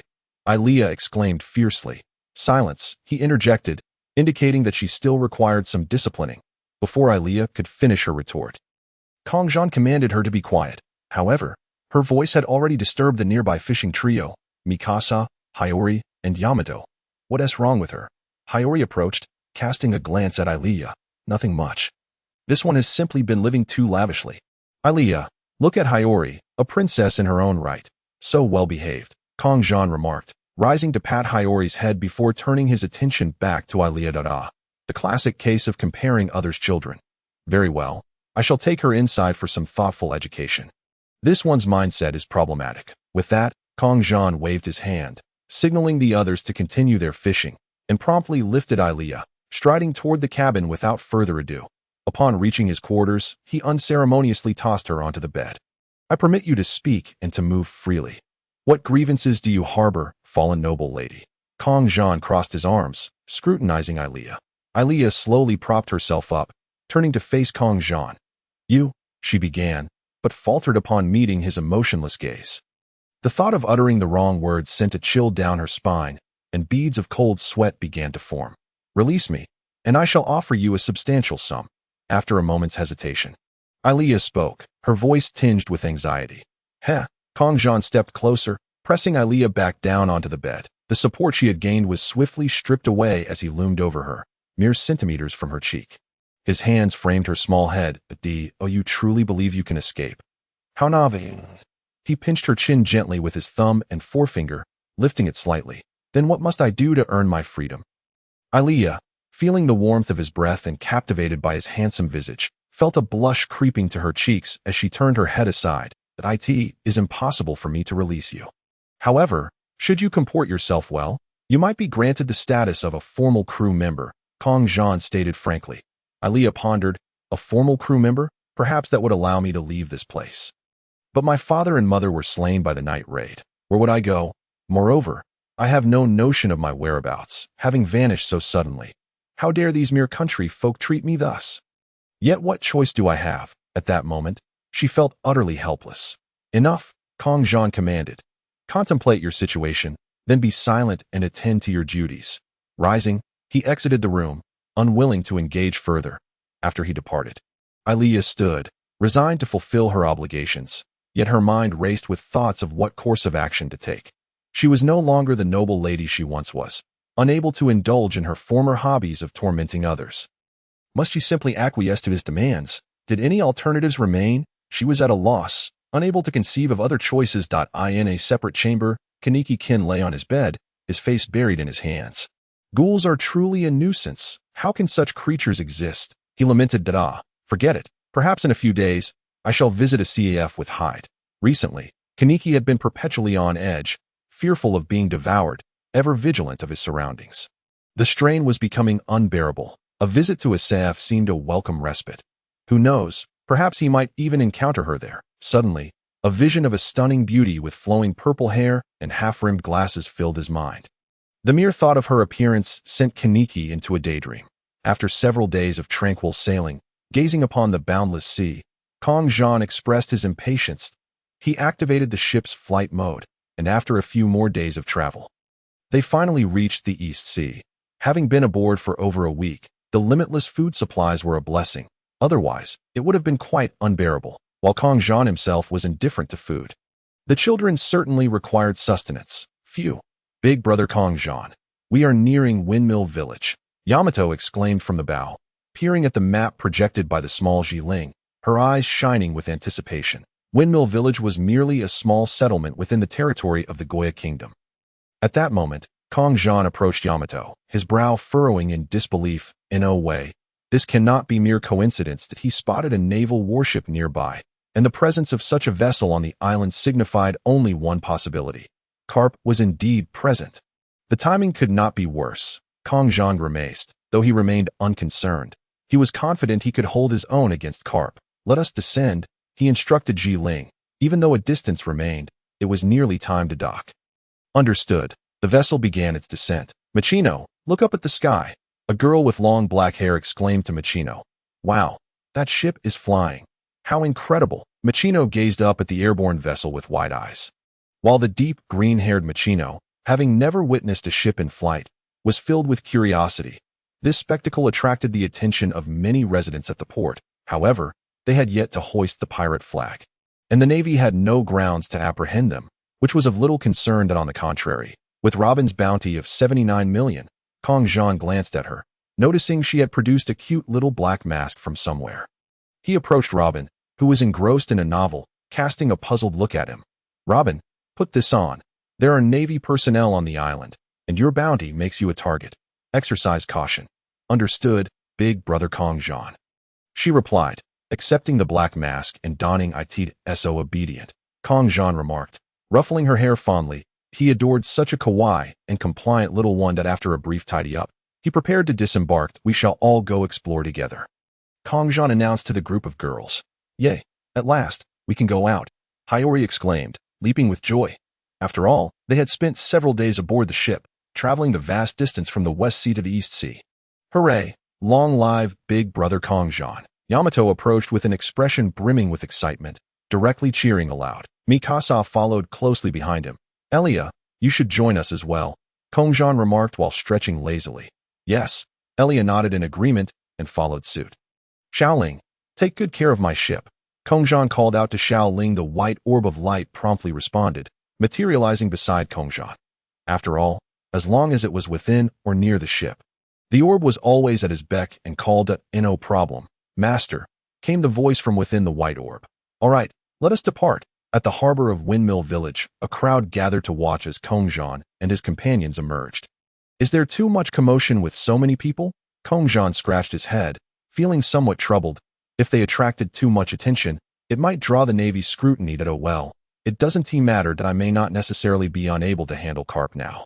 After all, I could effortlessly dispatch him with a casual cast of a 9th-tier magic heart grasp.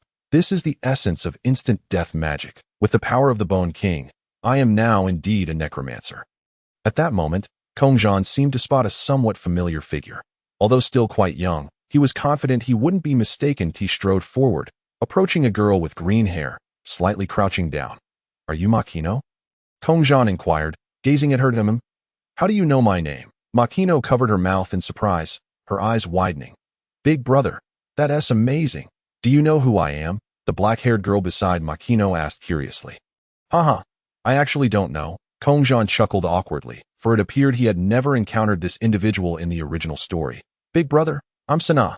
You can call me Xiaona, but why do you know Makino? Sana asked with a peculiar expression. That's a secret, Kongzhan replied with a light chuckle, ruffling the hair of the two girls. What fun things does Windmill Village have to offer? Kongzhan inquired, as this was his first visit. Oh, we have a bar in our village. It's run by Makino herself, Sana exclaimed. Makino is already economically independent at just 13. I'm so envious. She looked at Makino with admiration. It's nothing. The village chief said the village needed this bar, and since I didn't have a job, it was just right for me to try running it. Besides, the village chief and the villagers are helping me a lot. I still have much to learn. Makino shook her head, feeling embarrassed by Sana's praise. In truth, she had borrowed the funds for the bar's renovation and construction from the village chief, which she would need to repay once it was operational. But there are only kids here, so it's better not to drink. Kongzhan glanced back at his crew, a group of little rascals, feeling somewhat helpless. That's all right. We have juice in my bar.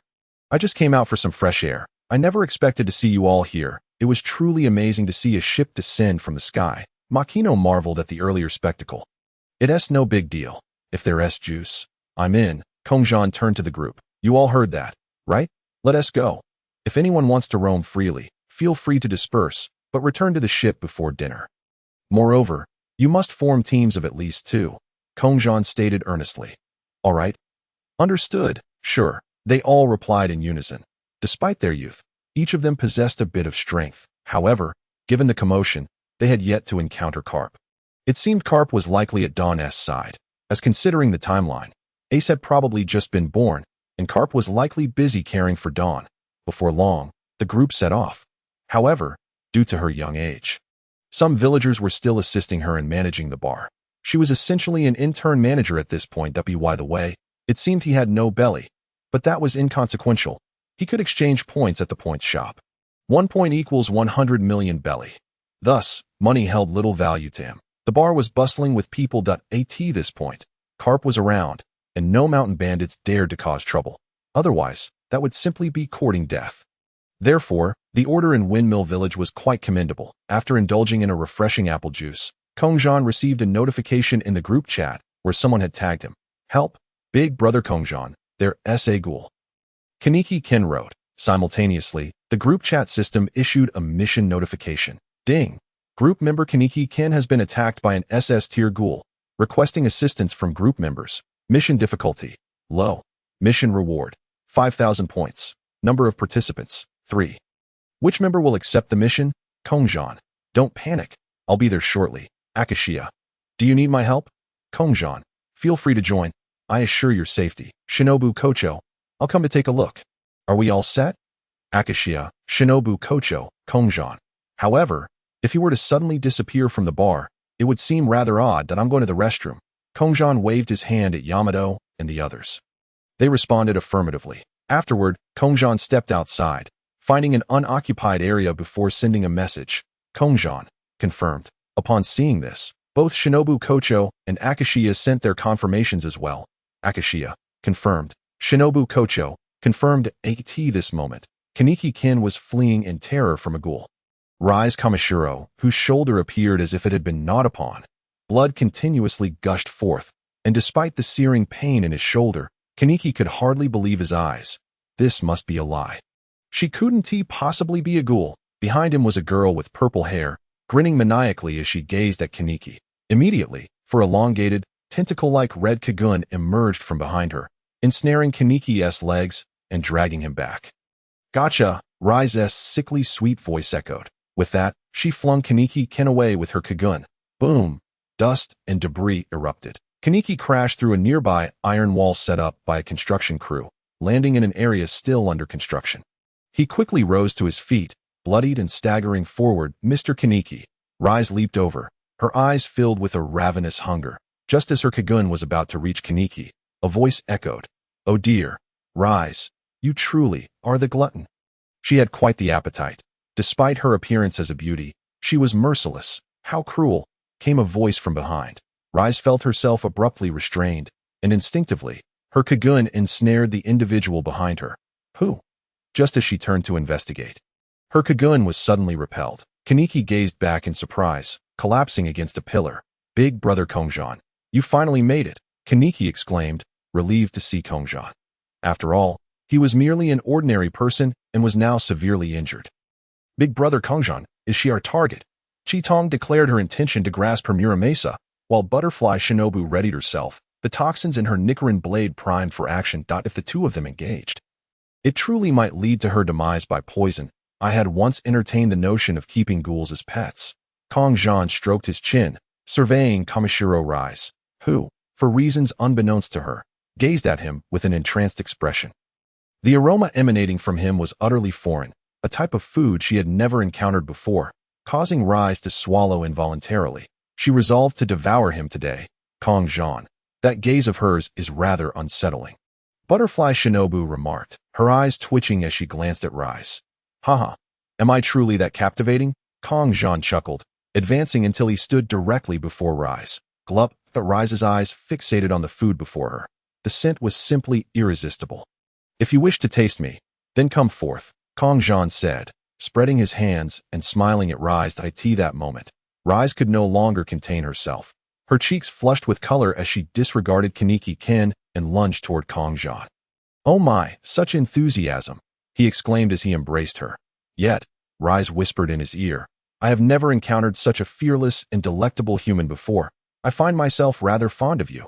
But in the next instant, she bit down. Kongzhan, the sight sent chills down the spines of Chitong and Butterfly Shinobu. However, they seemed to overlook something significant. Kaneki Ken, dazed, watched with concern, unable to voice his worries. Just then, Rise was taken aback. How can it be so hard? She exclaimed as she immediately employed her Kakuja to pierce Kongzhan's body. Alas, it proved futile. He held her tightly, and her attempts to bite were in vain.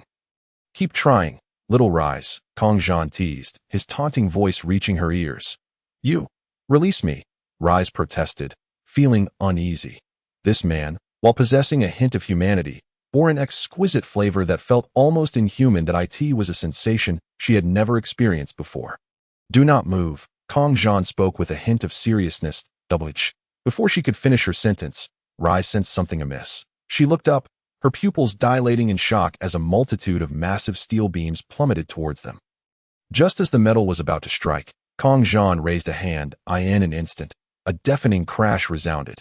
Yet, as the dust settled, It appeared as though an invisible barrier enveloped Kongzhan, diverting all the steel away.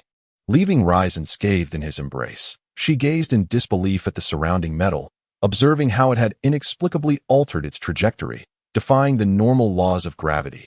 "How did you accomplish that?" Rise inquired. Her curiosity piqued. "It's a secret," Kongzhan replied, a grin spreading across his face as a chain materialized in his hand and was promptly fastened around her neck, akin to a tether for a dog.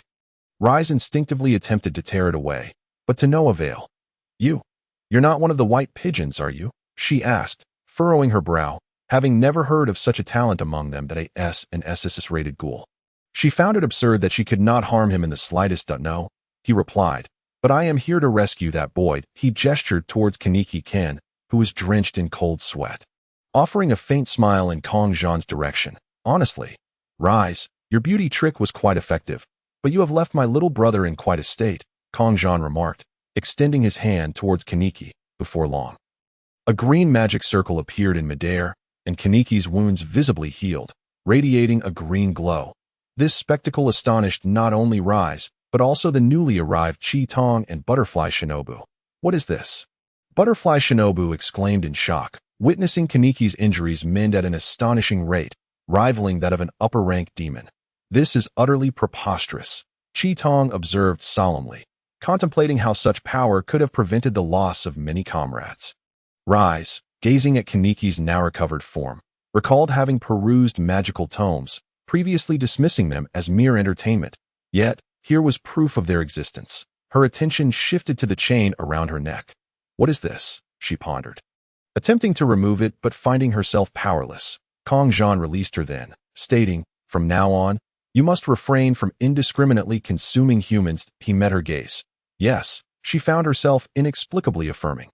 "Wait," Rise protested. "If I cannot eat humans, I will starve. Why did I agree to you?" Confusion washed over her as she questioned her own compliance. "You will adhere to my commands. You may eat only what I permit," Kongzhan asserted, tilting her chin upward. "Understood?" Rise felt an overwhelming compulsion to comply with his words, an unshakable urge that baffled her. The chains of servitude were indeed at play. "I have bound you with a servitude chain. Once donned, you will only heed my words. I can still allow you speech and autonomy, but should you disobey, I can manipulate you like a puppet," Kongzhan whispered softly, locking eyes with her. Rise was taken aback. Disbelief etched across her face as his words sank in. Yet, she recognized the truth in his assertion. She sensed that any hostile intent towards him would result in the loss of her autonomy. "Damn it, it's my body," she muttered in frustration, only to find her physical form slipping away once more. After a brief moment, as the thought dissipated, her body returned to her. The experience left her drenched in cold sweat, akin to the sensation of being trapped in a nightmare, utterly powerless. "Miss Rise, I never expected you to be a ghoul," Kaneki Ken remarked from a short distance away, aghast at the revelation that the girl he admired was indeed a ghoul who sought to consume him. The very notion was disheartening. "What a pity, Mr. Kaneki, that you were not devoured," Rise mused, acutely aware that without Kongzhan's commands, even her appetite was beyond reach. "Thank you, Kongzhan," Kaneki said, a hint of melancholy in his expression. "It was nothing," Kongzhan replied, shaking his head. "Kaneki, have your injuries healed?" Butterfly Ninja inquired with a hint of curiosity. "Thanks to Brother Kongzhan, the flesh I thought would never heal has miraculously regenerated, as if I had never been wounded at all." Kaneki Ken gently touched his shoulder, astonished by his own recovery. After all, it seemed utterly absurd. Just moments ago, he had been on the brink of death. Yet, with a flash of green light, he was restored to health.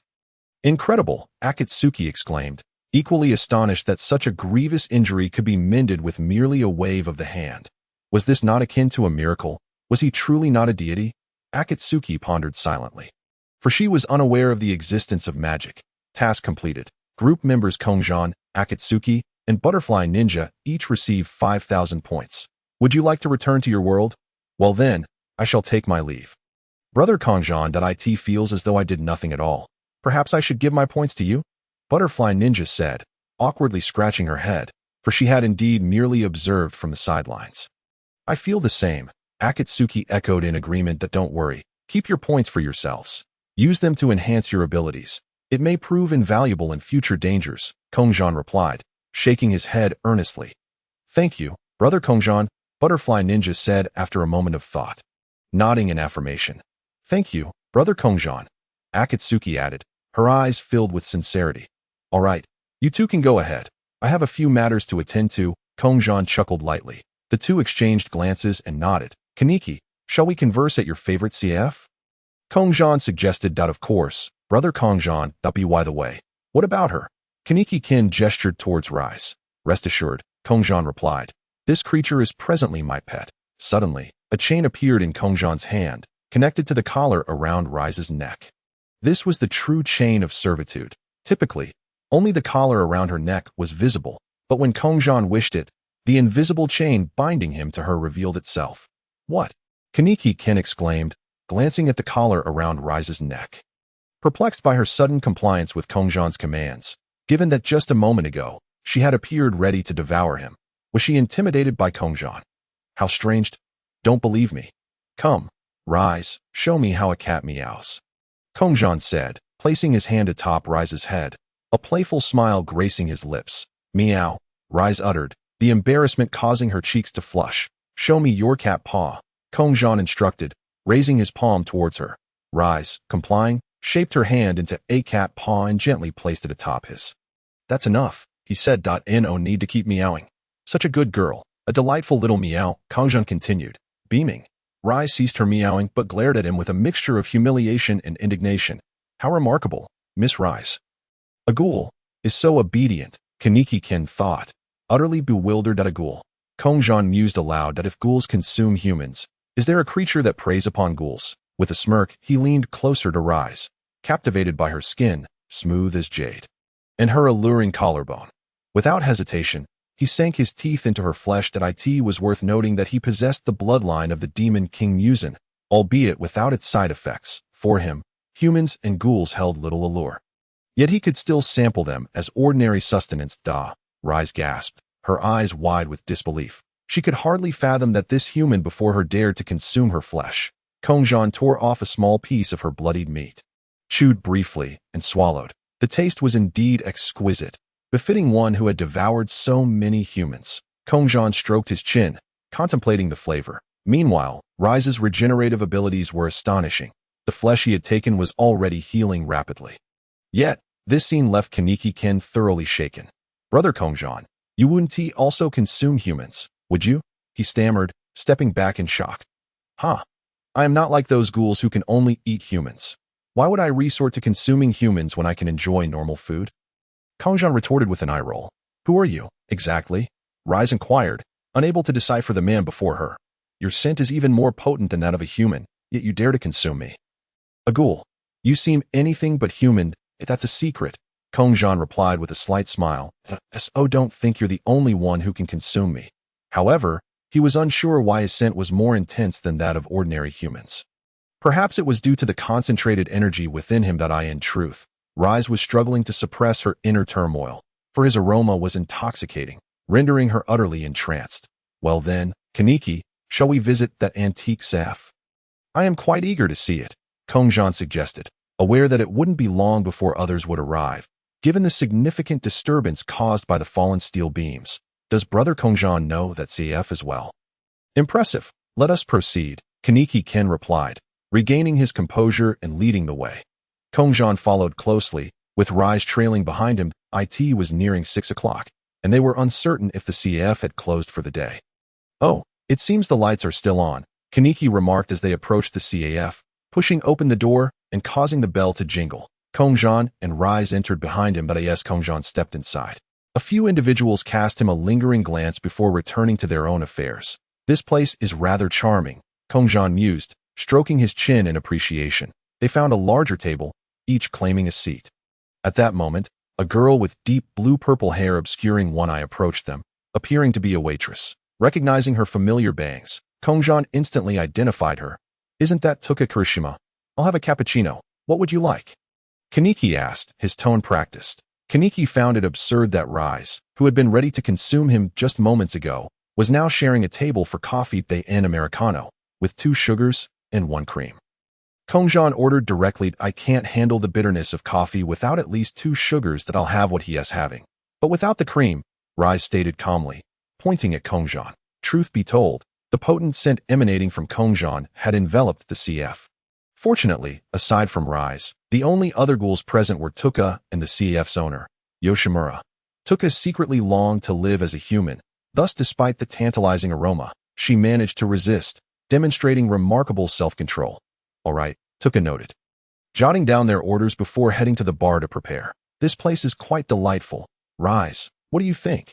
Kongzhan asked, glancing at her. I agree, Rise replied. After all, I suppose I am a regular here. Li Shi appeared to be holding something back. Her cheeks were slightly flushed, her legs tightly pressed together, and her hands trembled gently on her thighs. In this moment, she endured the intense presence of Kongzhan. Observing her demeanor, Kongzhan felt somewhat speechless. Do you really want to consume me? There's no other choice. Just let me taste for a moment. He spoke. Kongzhan inserted his index finger into her mouth. Only then did Li Shi's body relax a little. This scene left Wu Dao Dongxiang and the shop manager, Fangxuan Gongshan, who were nearby preparing coffee, utterly dumbfounded. How could a human willingly offer themselves to a ghoul? However, just when they anticipated a gruesome spectacle, they were astonished to see Li Shi, known as the Great Eater, refraining from biting down on his finger, which was decidedly uncharacteristic of her. After all, it was right at her lips. Even a typical ghoul would struggle to resist, let alone someone referred to as the glutton. Yet, Li Shi merely squinted her eyes, suckling gently on his finger, savoring it as if it were an exquisite delicacy. Well, the truth was that it was simply too tough to bite down on. Kongzhan truly was remarkable. Although witnessing her cherished one in such intimacy with another man stirred a sense of discomfort within Kaneki-kin. The complexity of emotions arose from the fact that his beloved was a ghoul, one who had nearly devoured him. This emotional turmoil felt chaotic and strange, and as he observed the unfolding scene, he was overwhelmed by a peculiar sensation that it was all so disordered and bizarre. Forget it.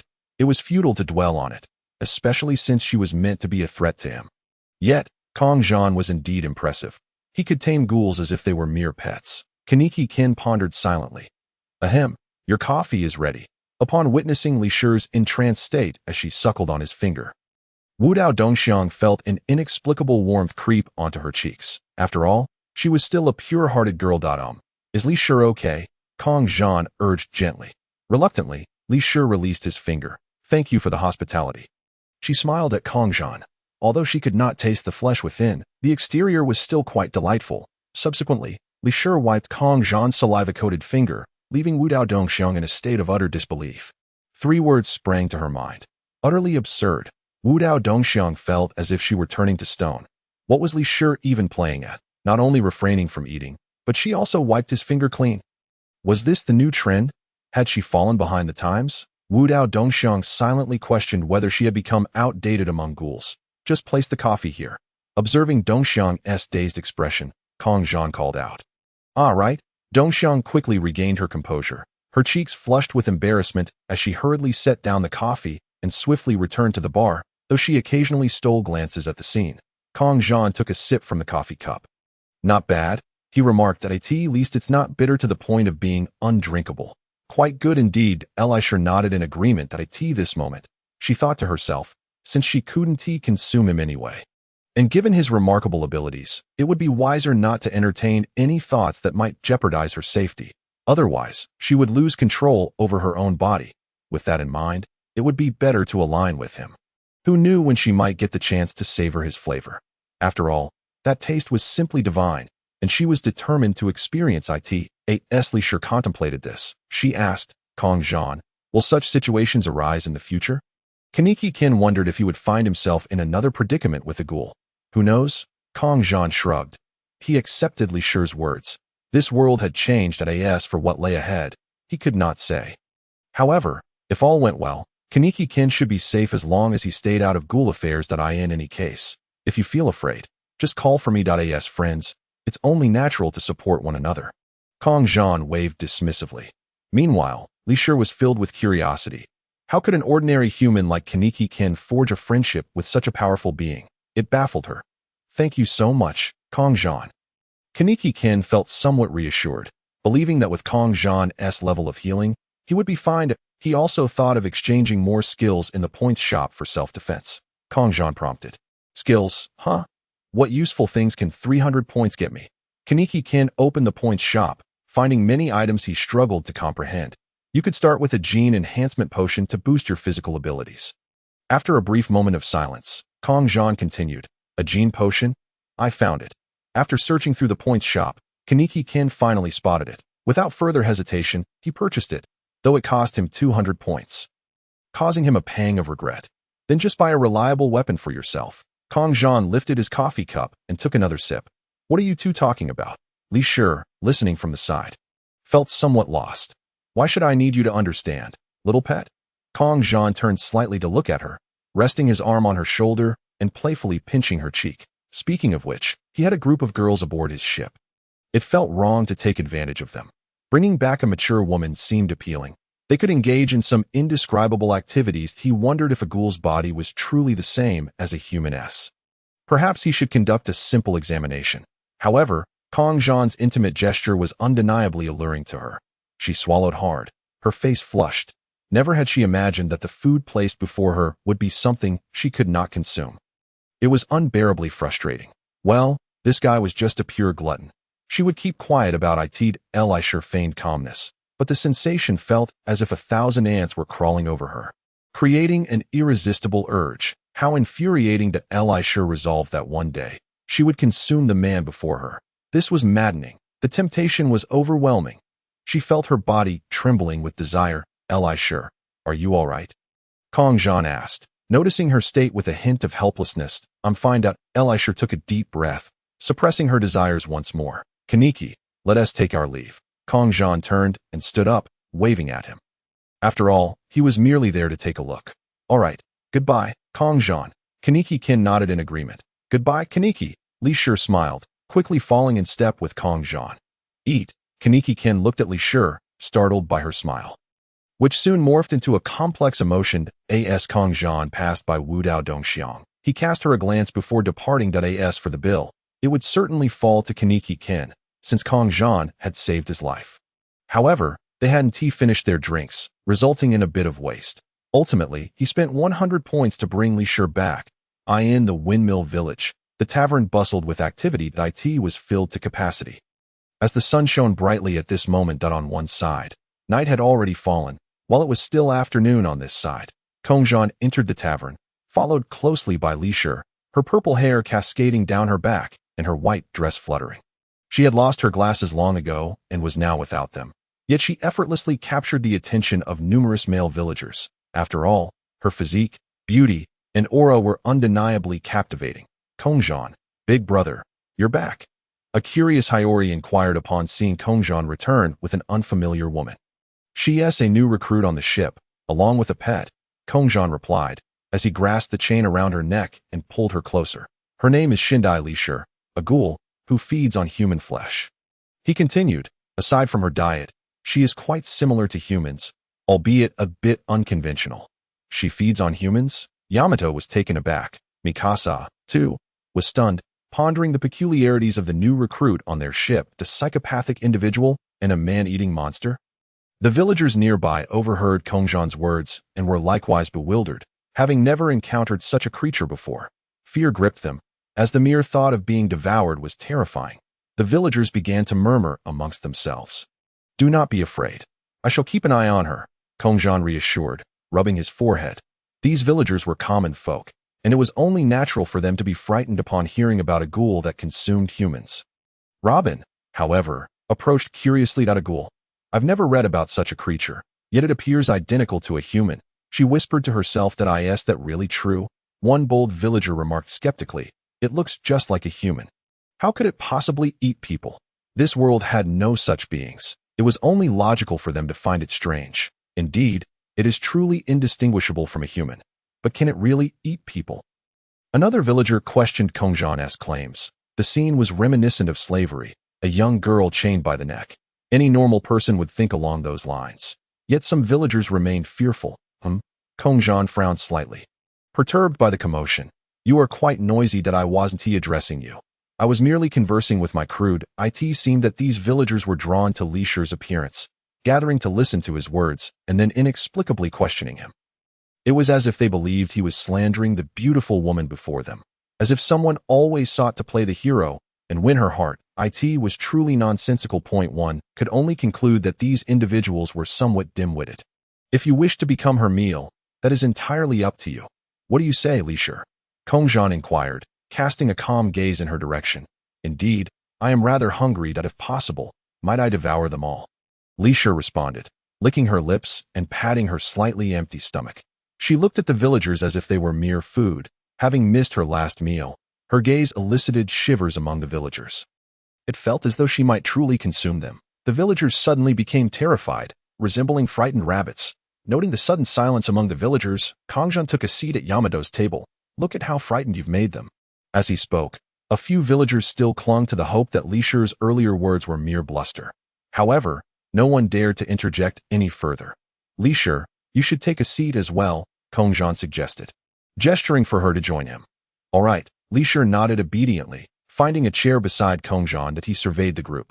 Yamato, Hiyori, Mikasa, Robin, Elia, and Lishai N01 was absent. It was quite satisfactory. He then noticed Machino at the bar, who was also watching him.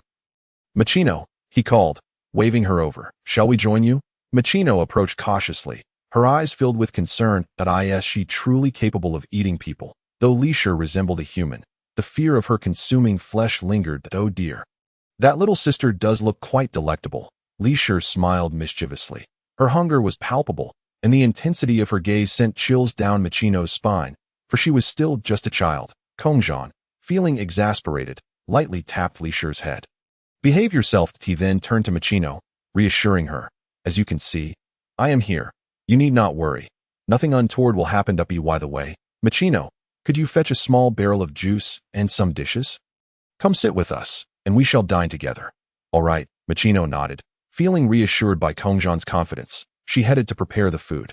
Meanwhile, Kongzhan leaned closer to Leisure, whispering, If you are truly hungry, I will take you to eat later. Leisure's eyes widened in delight upon hearing his words, and she suddenly wrapped her arms around his, her warmth enveloping him. I find myself liking you more and more, my master, she whispered softly in his ear. This overwhelming joy led her to acknowledge him as her master, fearing he might change his mind, for her hunger was genuine, and human food was not an option for her. Very well, then be obedient. Kongzhan smiled, gently stroking Leisure's hair. I will certainly be obedient, Leisure replied, pressing her rosy cheek against his shoulder. She had expected to starve for a long time after being captured by humans, perhaps even to the point of death. Yet this human treated her so kindly. Tonight, she would feast. The crew observed Leisure's behavior with silent admiration. How bold she was. As the villagers returned home for the night, Kongzhan took Leisure out in search of food. Hold on tight. It's a bit distant, he said, wrapping his arms around her waist. Leisure clung to the nape of his neck, her head nestled against his chest, presenting a picture of obedience akin to a devoted little wife. Levitate, Kongzhan spoke softly, and a radiant glow enveloped him. He lifted Leisure into the air. You can actually fly? You are certainly no ordinary human. Leisure exclaimed in astonishment, gripping Kongzhan tightly. This was her first experience flying. It felt exhilarating, yet the height made her nervous. If she fell, she would surely be injured. There were no supports nearby. They truly floated in midair. You are definitely not human. Indeed, Kongzhan mused, having a pet that consumes humans is quite troublesome. Thankfully, the legal system in this world is lacking, and there are plenty of low-powered humans that are in an alternate realm, populated by formidable beings. You have perished, Kongzhan spoke to Leisure. Indeed, this world is unlike the one that preceded it. The sudden transition here is nothing short of miraculous. Could it be that you are a deity? A bold thought surfaced in Leisure's mind, her eyes sparkling with curiosity as she blinked rapidly. Why do people incessantly claim that I am a divine being? Kongzhan sighed. Is my current power truly comparable to that of a god? Such a notion seems implausible. Even the Oni King, who can effortlessly obliterate multiple universes, is merely toying around in the Dragon Ball universe. Yet to be proclaimed a god in the realm of the second dimension or beyond, merely annihilating a few universes does not suffice for such a title. You are my pet, and I am your master. That is all that matters. Leisure slightly turned her head to gaze at the man's visage. I am so hungry. Master, I am famished, Leisure's plaintive voice echoed. Why are you feeling aggrieved? Kongzhan's eyelid twitched. Leisure, what about your persona? Yes, I will hasten. Kongzhan, somewhat exasperated, quickened his pace. Their destination was the waste terminal, a place where individuals scavenged for treasures amidst refuse. All the waste from the city was discarded here. After a few minutes, they arrived. This place is truly filthy, Leisure expressed her disdain. After all, it is akin to a dump. Not just Leisure, even Kongzhan struggled to endure the pervasive stench. All right, you may roam freely. You can feast on these inhabitants at your discretion. They are predominantly pirates and other worthless individuals. Do refrain from consuming the skin. It is far too unsanitary, and it would not do well for your stomach. You may indulge in the muscles and internal fat, however, and if you encounter any trouble, come find me. The city gate is just across the way. If worse comes to worst, you can always grab a few from the city. I do not mind. Kongzhan waved his hand dismissively. He then found a spot to sit down and chatted with Leisure for a while. I am truly on the verge of starvation. Master, enough talk. Let me go eat. Leisure extended her tongue and licked her lips, eagerly awaiting Kongzhan's approval. Go on. Kongzhan did not hinder her. After all, there were not many worthwhile morsels here. Let her enjoy herself. Upon receiving Kongzhan's consent, Leisure dashed forward. The area was dotted with makeshift shanties, constructed by the homeless. Without hesitation, Leisure entered one of the shacks. The occupants, previously in slumber, were soon met with their demise as she swiftly dispatched them with her rinkaku. The sounds of tearing flesh followed. Her scara turned black, and her pupils glowed red. Delicious, so delectable, just as her master had described. The skin felt rather unclean, and the muscles were somewhat tough to chew. But the taste of blood and fat was quite agreeable. Yet, she pondered, the people in the city must surely be even more delectable. Her master had granted her permission. Thus, she resolved to venture forth. Leisure's curiosity about the humans in the city surged. Would they taste akin to those she had consumed in the previous world? Their flavors were undoubtedly delightful. She burst forth from the wooden hut. Sprinting towards the city walls, utilizing her rinkaku, she effortlessly scaled the walls to enter the city. Upon reaching the top, she gazed upon the grand cityscape. I shall start with the houses closest to the streets. Without a second thought, Leisure leapt through a second-floor window into a dwelling that was occupied by a girl. Swiftly eliminating her, Leisure began to indulge. Did someone hear the commotion and rush to investigate? Devoured. Indeed, the inhabitants of the city were far more appetizing. The fat was just right, tender and easy to consume, Leisure remarked as she feasted upon the lifeless girl as flesh. Truly delicious. Time slipped away unnoticed. Leisure was clever enough to eliminate her victims quietly. Otherwise, attracting trouble would lead to Kongzhan having to clean up after her. Roughly 2 hours later, Leisure's white dress was thoroughly stained crimson. Content, she returned to Kongzhan's position. Aha. Are you full? Kongzhan yawned, lazily regarding her. Yes, master, Leisure nodded, appearing somewhat like an innocent young girl before him. However, upon her arrival, the rich scent emanating from Kongzhan had begun to stir her desires uncontrollably. Though satiated, she still felt a lingering craving, which she endeavored to suppress. Then let us depart, Kongzhan said, extending his arms. Leisure, however, casually discarded her bloodied white dress, leaving only the garments that covered her intimate areas. Only then did she embrace him. What are you doing? Kongzhan averted his gaze. Such stimulation was beyond his tolerance. He merely thought it inappropriate for all this blood to get on him. Master, do I sense a thrill emanating from you? Leisure clung to Kongzhan, gazing up at him with eyes that seemed to tease. Ahem, let us proceed, Kongzhan said, tightening his hold on Leisure, swiftly changing the subject. He then floated upwards. Leisure wrapped her arms around his neck. The enticing aroma continuously luring her. Awoo. This bewitching fragrance compelled her to bite again. Kongzhan allowed her to indulge. His body felt slightly ticklish, yet he harbored no significant sensations. On board the ship, that we have arrived. You may go wash up first. Kongzhan patted Leisure's back, indicating she could release her grip. Leisure reluctantly did so. Will you not accompany me, master? She then displayed a pitiful expression. Huh? Kongzhan replied. You truly are a lamb entering the tiger's den. Very well, let us go. You shall give me a back rub. Kongzhan, unfazed, strode towards the bathroom. Shouldn't a master wash their pet? Leisure followed him, her eyes alight with mischief. Kongzhan nearly stumbled in surprise at that moment. He truly wished to exclaim, although your status is not particularly high, your eloquence is undeniably sharp, your words retain grace, Yet you seem to have lost your way like Ouyang without his radicals. Fine. If you dare approach, I shall respond in kind. Do not be timid. Kongzhan smirked, casting a fierce glance at her, realizing he had encountered an insurmountable challenge. In that case, this evening shall be devoted to thoroughly studying the anatomy of ghouls. Noon. In the boy's bedroom, Kongzhan awoke groggily, having found himself sprawled upon a soft bed, accompanied by a familiar scent. Upon opening his eyes, he beheld a girl with violet hair, her eyes closed, clinging tightly to his arm as she gnawed on her fingers. It was Kamishiro Rise. She appeared utterly at ease, her eyes peacefully shut. How absurd. I must be dreaming. I can't believe I shed my status as a pure, innocent virgin last night, from the bathroom to the bedroom. The task of studying ghouls never ceased. Rise mumbled incoherently in her sleep that it seemed he had unknowingly succumbed to exhaustion and fallen asleep during some part of the night. Rise had continuously treated him as her meal, and it was utterly bewildering. Even now, she continued to nibble. Rise, it is time to rise. Thas a mere errand runner. You still dare to sleep in so late? Kongzhan feigned calmness, extending another hand to gently flick her on the forehead. Are you awake? Leisure, still in a daze, opened her eyes. But, master, she remarked, you are truly difficult to bite.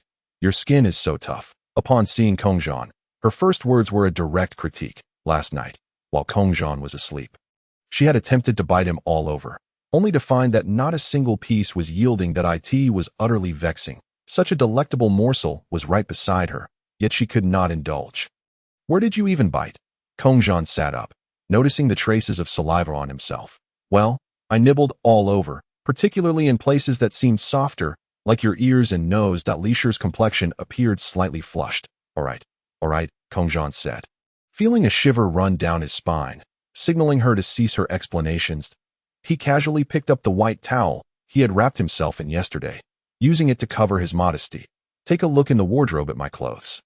Wearing them is perfectly fine. You've drenched everything in saliva, so I'll be taking a shower now, he remarked, slightly turning his head to speak to her. Leisure clutched the blanket, seemingly wishing to burrow beneath it. Kongzhan retrieved a few changes of clothes from the wardrobe before stepping out. Leisure's demeanor had completely transformed. It was a stark contrast to her frenzied, food-seeking self from the previous day. Now, she appeared somewhat bashful, which made Kongzhan feel as though her character was on the verge of unraveling. As Kongzhan stepped outside, his upper body was bare, showcasing his well-defined abs and muscular physique under the sunlight, while a single white towel was draped around his lower half. Mikasa, who was fishing, glanced at Kongzhan and bit her lip. It seemed she should have waited for him to return before going to sleep. Something must have transpired. After all, both Kongzhan and Leisure were absent last night, and with Kongzhan now appearing in such a state, it was evident that Leisure had spent the night with him. Mikasa felt an inexplicable twinge of jealousy. She, too, desired to share such moments, purely wishing for Kongzhan to hold her close, as it would bring her warmth. Lost in her thoughts, she subconsciously touched the black towel that Kongzhan had given her, which she had always cherished. Natsu also noticed Mikasa's expression. Mikasa, do you fancy big brother Kongzhan? Natsu leaned closer to Mikasa, whispering in her ear, what? P.S. family. Mikasa's face reddened as she struggled to articulate her thoughts. Indeed, he was family. Huh. Big brother Kongzhan is family. Natsu exclaimed in astonishment. Could it be that you are his daughter? And no, he is just family. Big brother Kongzhan saved me. I have no family left. He is willing to be my family. Mikasa explained haltingly, her expression tinged with sadness. I see. Natsu nodded in understanding. In that case, I want to be part of Mikasa's family too. Natsu suddenly stood up, her voice slightly louder than intended, catching the attention of Yamato nearby. What? You want to be part of Mikasa's family too? I want in. Yamato exclaimed joyfully. Hee, thank you both. Mikasa beamed at the two, grateful for the newfound sense of family. However, Kongzhan was different. He evoked feelings unlike any other. In the bathroom, Kongzhan luxuriated in the bathtub, finally opening his profile after a long time. Name: Kongzhan. Gender: male. Age: 18. Abilities: no side effects. Demon King Muzan. Inherited will of D. Ain's Ol Gown, Bone King. Abilities: no side effects. Vector manipulation LV5. Skills: advanced hockey of 3 colors. Items: enslavement chains 8. Ship: Enhanced Intelligent Version Sunshine Number 10. Tasks 1. Main. Prevent Hancock from being sold to the Celestial Dragons. 2. Long Term. Recruit crew members 310. Note: must be official crew members. Mutual consent is required. Forced enslavement does not count. Kongzhan glanced at his tasks, noting that the crew recruitment task had been issued only after he brought Yamato aboard. Thus only 3 members were listed. What a pity. However, it was indeed challenging to recruit others, especially since many characters from the original work had yet to be born. He found it particularly difficult to persuade Makino, given her ties to Windmill Village. Yet, Kongzhan genuinely wished for her to join as a bartender aboard his ship. That would be quite splendid. It was truly vexing, he mused, but unexpectedly, he could remain here for quite some time. As he had little else to attend to, perhaps he could even try to win Makino over. Kongzhan yawned, casually washing himself in the tub, quickly rinsing off the traces of saliva. After drying off, he changed into fresh clothes and tidied up before stepping outside. As he basked in the sunlight, he stretched lazily. It felt as though his rusty bones had been liberated. At that moment, Leisure emerged from her room, her long purple hair cascading down her back, her lips faintly tinted pink, a delicate nose, porcelain skin, and deep purple-black eyes. Spotting the trio of fishermen, she wore a loose white short-sleeved t-shirt paired with snug leather shorts. Appearing quite appealing if she were not a ghoul, she would undoubtedly be the nurturing older sister type. At that moment, she curiously surveyed her surroundings, having always been led by Kongzhan, without truly observing the nearby scenery. Standing behind the trio of fishermen, she gazed at the endless expanse of the azure Is this the ocean? She pondered, contemplating the nature of the world she had entered. Wow, how come you walk so silently? Yamato, seemingly startled by a murmur from behind, turned around in surprise. Mikasa and Natsu also turned to look, setting down their fishing rods. That you're not planning to eat us, are you? Natsu was the first to speak. No, without my master's command, I would not consume humans, Leisure replied with a gentle smile, her warm demeanor instantly captivating the trio. Could such a creature truly devour humans? She seemed so gentle. That moment, a Navy soldier approached a wooden cabin.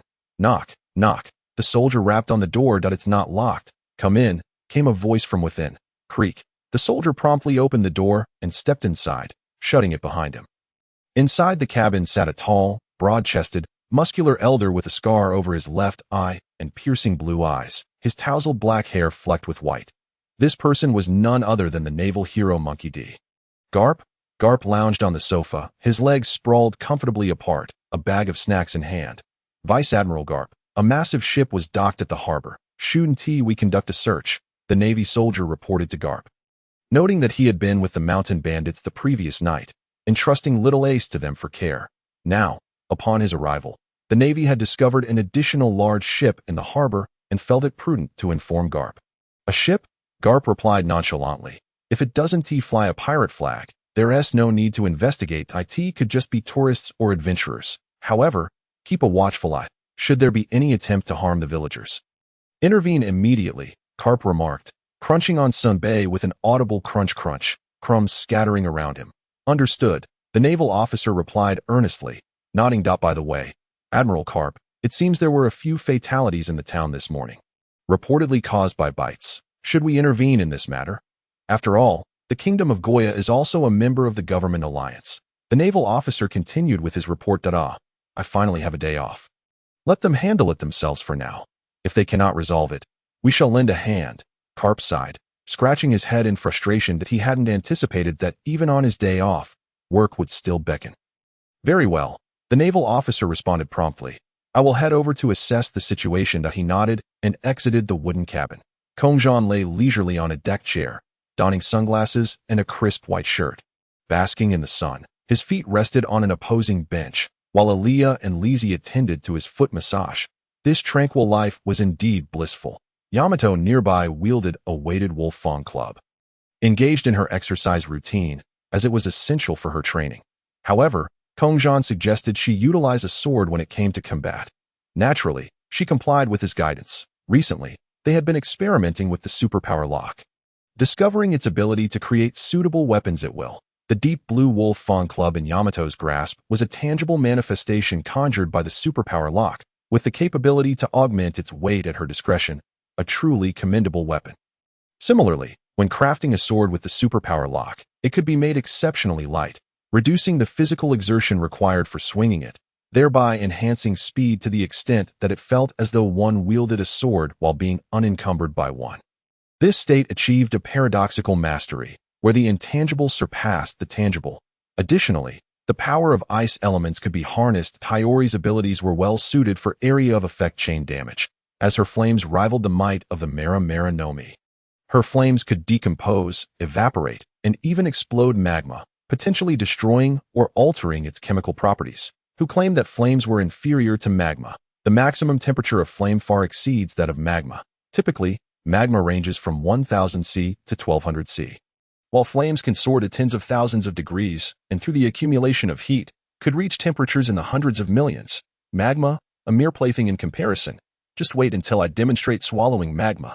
Flames are merely a fundamental ability, especially since this superpower lock is the sacred beast, the vermilion bird of flames. The Mikasa's superpower lock was equally formidable. Shrouded in darkness, she effectively rendered herself invisible, a state in which she could not be touched.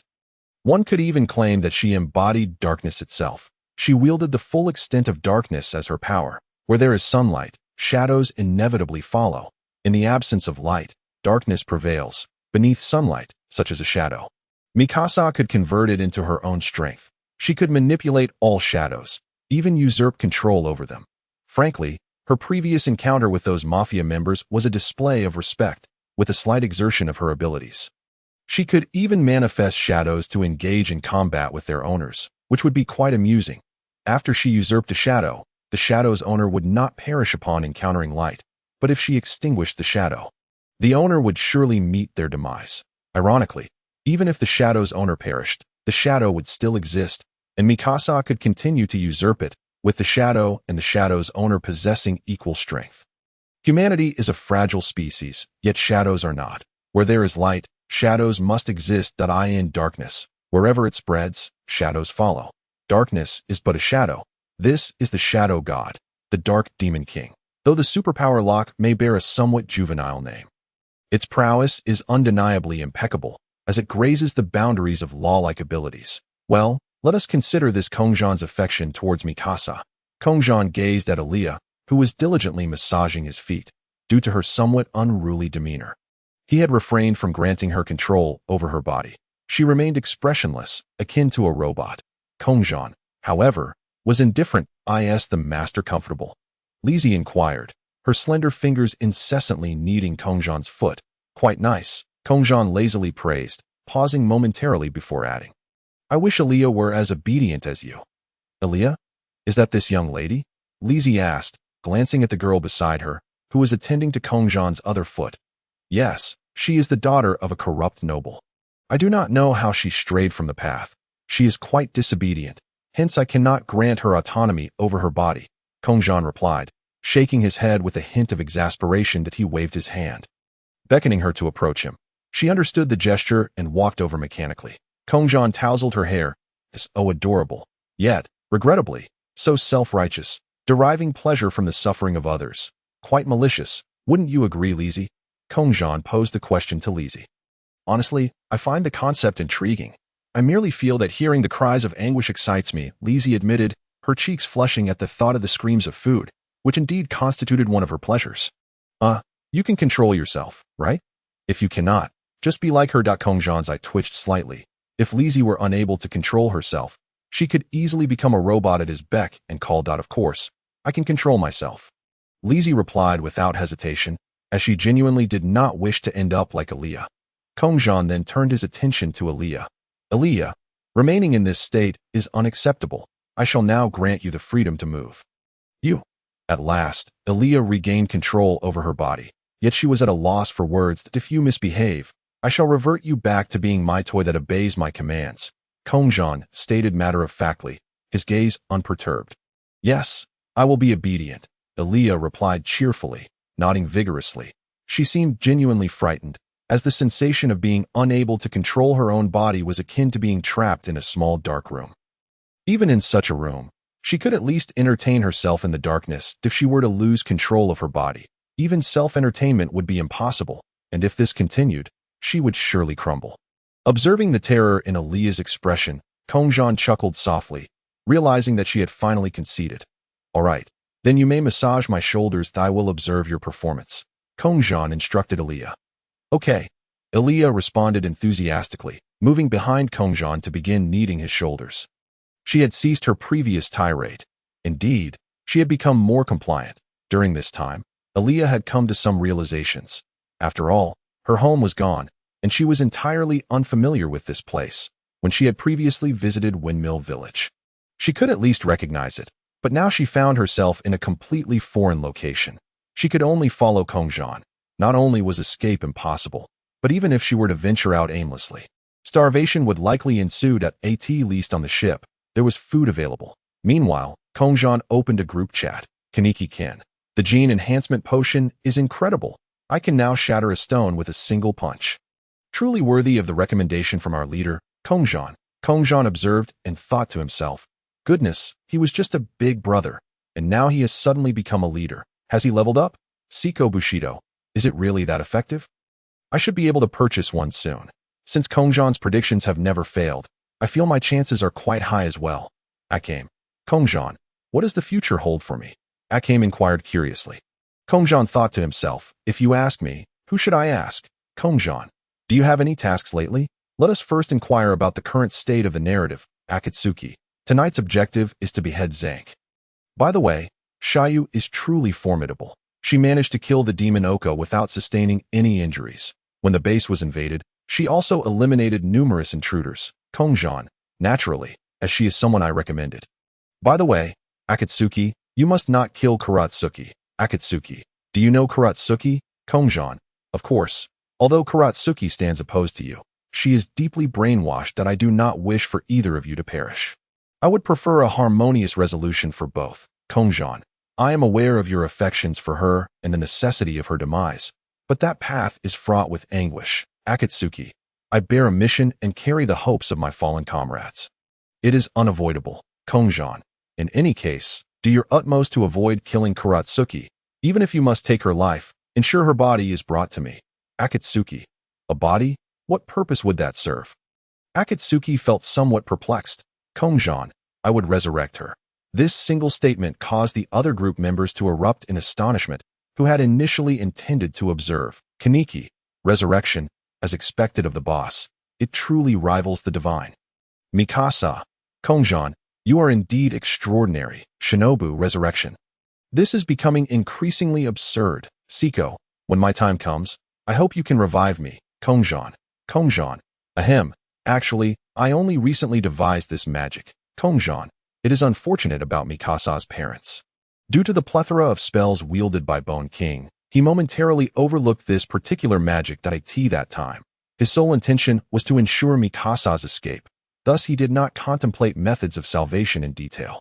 Consequently, all he can say now is this. Akatsuki, is it true? Can one truly be resurrected? Akatsuki appeared somewhat dazed. It was evident that she remained unaware that Shayu had been resurrected by Kongzhan. Kongzhan, yes, but upon resurrection, she will forget everything and regard me as a deity. There are indeed spells for direct resurrection without memory erasure. However, they cannot cleanse the toxins remaining in her body. After all, Kuratsuki ingested those potential draining substances, and in significant quantities. Her lifespan is also limited. Regardless, it is best to employ body reconstruction magic if she is not dead, for a brief period after death. The soul does not leave the body.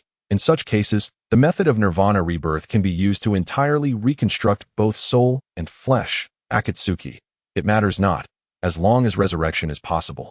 I shall be more resolute in my actions. Kongzhan, wait, I meant for you to avoid killing her. What do you mean by being more resolute? Akatsuki, she and I belong to opposing factions. A blade knows no eye, and I cannot guarantee that I will not falter, potentially leading to my own demise. Akatsuki, if that time comes, I hope you, Kongzhan, can resurrect me, allowing me to witness the future of this world. Even if it means forgetting everything. Kongzhan, he felt somewhat speechless. However, he also discerned that even if Kuratsuki were to perish, Akatsuki would likely beseech him for assistance in her resurrection. Kongzhan, with the group chat system in place. You need not fear death, rest assured. Akatsuki, indeed, I hope so. Yet in this world, who can truly predict? A moment's distraction on the battlefield could lead to demise that it can happen in an instant. Shinobu, I just witnessed your conversation. And I have also decided to purchase genetic enhancement potions. They are truly remarkable, entirely compensating for my lack of strength. With this, I can not only utilize poison but also wield ordinary blades to slay demons. Kongzhan, haha, you are indeed a delightful little thief. Shinobu, what a peculiar description. Siko, I can purchase it tomorrow. I already have over 190 points. Siko, I shall await the zombies in anticipation. Kongzhan, would you like me to recommend a few teammates? Siko, please. Kongzhan. Siko promptly produced a small notebook, her expression serious, prepared to take notes. Kongzhan, Miyamoto Rei is quite adept with a spear. She could serve as your deputy. Jukawa Shizuka, the school nurse, knows of a good house with firearms, making it an excellent base. Takashiro Saya, whose father is the leader of the right wing. If Shizuka's house becomes untenable, you could go to Saya's home, which is akin to a fortress and exceedingly difficult to breach. Kongzhan, forming a team with these individuals will significantly ease your endeavors, and they are all women, which is quite convenient that and be wary of that fellow, Komuro Takashi. His kindness may hinder your development. Kongzhan, additionally, eliminating Fujit Keiichi will garner Miyamoto Rei's favor. He is a scoundrel who has committed numerous heinous acts, and it is precisely because of him that Rei has been held back. In this apocalyptic scenario, it would not be amiss to take decisive action. Kongzhan, during this time, cultivate good relations with Saya and Miyamoto Rei. You should also be acquainted with that clueless school nurse, as the Kendo Club is prone to injuries. Kongzhan, thus, I suggest you team up with the aforementioned three. Your chances of survival will be greatly enhanced, and additional members may prove to be a burden. Kaneki, my goodness, Boss Kongzhan is providing a strategy. Kaneki appeared astonished, wishing for Kongzhan to devise a strategy for him as well. Shinobu, Kongzhan is biased. Kongzhan, it seems I may have said too much. Kongzhan, my apologies. I got carried away. Kongzhan, I have simply been exposed to the future of their world more frequently of late. Do not take offense. Kongzhan sought an excuse. Siko, I have noted everything Kongzhan said. I will diligently cultivate my relationships with them. Siko gazed earnestly at her notebook, responding with conviction. She held Kongzhan's words in unwavering belief. Ding! Group member Hinata Hyuga is being bullied by 3 little boys. Requesting assistance from group members. Task difficulty. Ultra low. Task reward. 300 points. Number of participants. 1. Which member will accept the task? Kaneki. What? They are actually bullying a 3-year-old child. Shinobu. That is utterly despicable. Let me handle it. Siko. I can go as well. Kongzhan. Little Hinata. Brother will help you deal with them. Kongzhan. Do not stop me. Let me go. Kongzhan. The chat group assistant is allowing me to intervene. Kaneki. The boss 1T just killed them all. Will he? Hinata. Konoha Village. Snowflakes drift from the sky. The ground is littered with the bare branches of trees. 3 little boys are taunting a small girl. If you are the daughter of the Hyuga clan, then use your Byakugan. If not, don't just stand there staring. Disgusting eyeballs. You must be a monster. You Byakugan monster. Ha! Under the mockery of the 3 boys, Hinata squatted down and began to cry. Hinata is quite adorable. With dark blue hair, a yellow scarf, and a reddish-gray outfit, her petite figure accentuated by the striking white eyes characteristic of the Hyuga clan, which make her the subject of disdain at that moment. Kongzhan had just begun a live stream when this scene unfolded. Shinobu.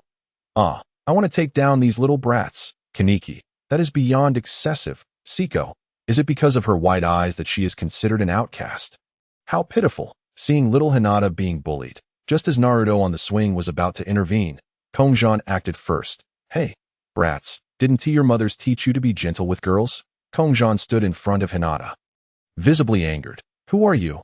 Upon seeing the towering Kongzhan, the little boys immediately panicked. Who am I? I am here to teach you a lesson. Take that. Kongzhan delivered a punch, sending one of the boys flying. The boy screamed as he soared through the air, disappearing into the distance. The other 2 boys were startled, and just as they attempted to flee, watch my sweeping kick. Kongzhan delivered a kick that sent both of them flying. As for where they landed, Kongzhan was uncertain. They were likely still within Konoha Village. Wow. The big brother is so impressive, Naruto exclaimed in astonishment from the side. However, Kongzhan paid him no mind. as his primary concern was Hinata. "Little Hinata, are you all right?" Kongzhan knelt down, gently ruffling Hinata's hair. You are Kongzhan, right?" Hinata wiped her tears and looked up at Kongzhan. Indeed. Cough, cough. I will first end the live stream." After finishing his words, Kongzhan promptly closed the stream. Simultaneously, a notification chimed. Task completed. Group member Kongzhan has earned 300 points. Would you like to return to the world? Kongzhan. No, he lifted Hinata into his arms. She was so small and truly adorable. Her cheeks slightly flushed. "Let us go have a meal. Naruto, would you like to join?" Kongzhan turned to look at Naruto. Wait. You actually know me."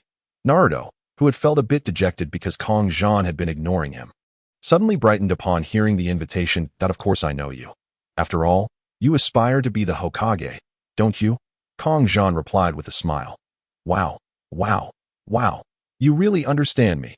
Naruto twirled around excitedly, as if he had never met someone who comprehended him so well and did not look down on him. "Let us go, future Hokage, to Ichiraku Ramen." After mentioning Ichiraku Ramen, Kongzhan suddenly found himself unsure of which direction to take. "Ichiraku Ramen. Yay." Naruto danced with joy, clearly elated. Being called the future Hokage made him even happier. "Naruto, lead the way." "I'm not sure where it is," Kongzhan said quietly. "Sure, follow me." Naruto eagerly took the lead as they walked. Kongzhan chatted in the group. "Hinata is the princess of the Hyuga clan. Her Byakugan is a result of her lineage, and it's incredibly powerful, allowing her to easily see the chakra pathways of her opponents and pinpoint their weaknesses. Kaneki Ken, though I don't quite understand." "It certainly sounds impressive, Seiko Busujima. That would indeed be very convenient for identifying weaknesses. Shinobu Kocho. Little Hinata will surely grow to be very powerful in the future." Kongzhan, with her innate talent and the support of this chat group, she will undoubtedly become a formidable individual. That he noted that while her character in the original story was not particularly strong, things were different now with the existence of the chat system. Possessing a golden finger would bring about a qualitative change. Hinata Hyuga. "Thank you, brother Kongzhan." Kongzhan. "No problem. If anything happens, feel free to call them to help you deal with those little brats." Shinobu Kocho. "Exactly. One punch for each little brat." She had wanted to jump in earlier but held back because Kongzhan was there. Otherwise, she would have happily dealt with the three little troublemakers. Seiko Busujima. "I can help too." Kongzhan looked down at the little Hinata in his arms. By the way, Hinata, did you sneak out?" he whispered softly. "Hey, how did you?" Hinata started to speak, but Kongzhan gently placed a finger over her lips. "It's a secret." He leaned closer to her ear, his lips curling into a barely perceptible smile. Hinata was so small that he could easily cradle her in one hand. He affectionately ruffled her hair, finding her increasingly adorable. There was nothing wrong with the Byakugan. It was just a unique trait. Hinata felt a bit shy under his gaze. Ahem, but she is only 3 years old. It does seem a bit strange to stare at her like this. We've arrived. Big brother, this is Ichiraku Ramen." However, Naruto's expression suddenly fell. "You all go ahead. I'll take my leave now." Naruto said this with a hint of sadness. Where are you going?" "I'll treat you," Kongzhan casually responded, aware that Naruto likely had little money as a child. He didn't want to become too familiar with Naruto, but he also didn't wish to remain distant, especially since he would eventually become the 7th Hokage. Although uncertain how this world might change in the future, he certainly wouldn't allow Hinata, so adorable, to be taken from him. "Really? Big brother, you're too kind." Naruto's eyes sparkled with excitement. Meanwhile, Kongzhan couldn't help but chuckle inwardly, contemplating what might happen if he were to eliminate Naruto right now. It felt rather despicable. "Let us go." The two took their seats. Why just the two of them? Because Kongzhan was holding Hinata on his lap, and she remained still. "What would you like to eat?" asked the uncle at Ichiraku. "This one. 3 bowls, please." Kongzhan pointed to a dish on the menu. "All right, tonkatsu miso chashu," the uncle at Ichiraku said as he got to work. "Suga, help me bring the ramen." "Got it, Dad." At this moment, Suga was still quite young, only 8 years old, and could only help out a little. "By the way, big brother, what is your name?" Naruto asked curiously, having never known Kongzhan's name while feeling somewhat embarrassed that he was being treated. "Kongzhan. Just call me brother Kongzhan." Kongzhan replied nonchalantly. "All right, brother Kongzhan." Then Naruto began to chatter away, while Kongzhan responded intermittently. Before long, The ramen was ready. 3 bowls of tonkatsu miso chashu. 3 bowls for 210 ryo. The uncle at Ichiraku wore a constant smile. Kongzhan casually placed the money on the table and then set Hinata down next to him. All right, let us dig in, Kongzhan announced ceremoniously. Thus, the 3 of them enjoyed a simple meal at Ichiraku Ramen. Kongzhan felt quite satisfied. After all, he had never tasted it before, and there was a reason for its fame. It was indeed delicious. However, Hinata was impressive as well. It was no wonder she would become a great eater in the future. As she polished off 3 bowls at such a young age, quite astonishing. 3 bowls at 3 years old. How does that even work? After being astonished, he waited for Hinata to finish before planning to head back. However, Kongzhan first took Naruto aside before escorting Hinata close to the Hyuga household. Little Hinata, I'm leaving now. If I get any closer to your home, your father might notice me. Kongzhan bent down, gently stroking her cheek.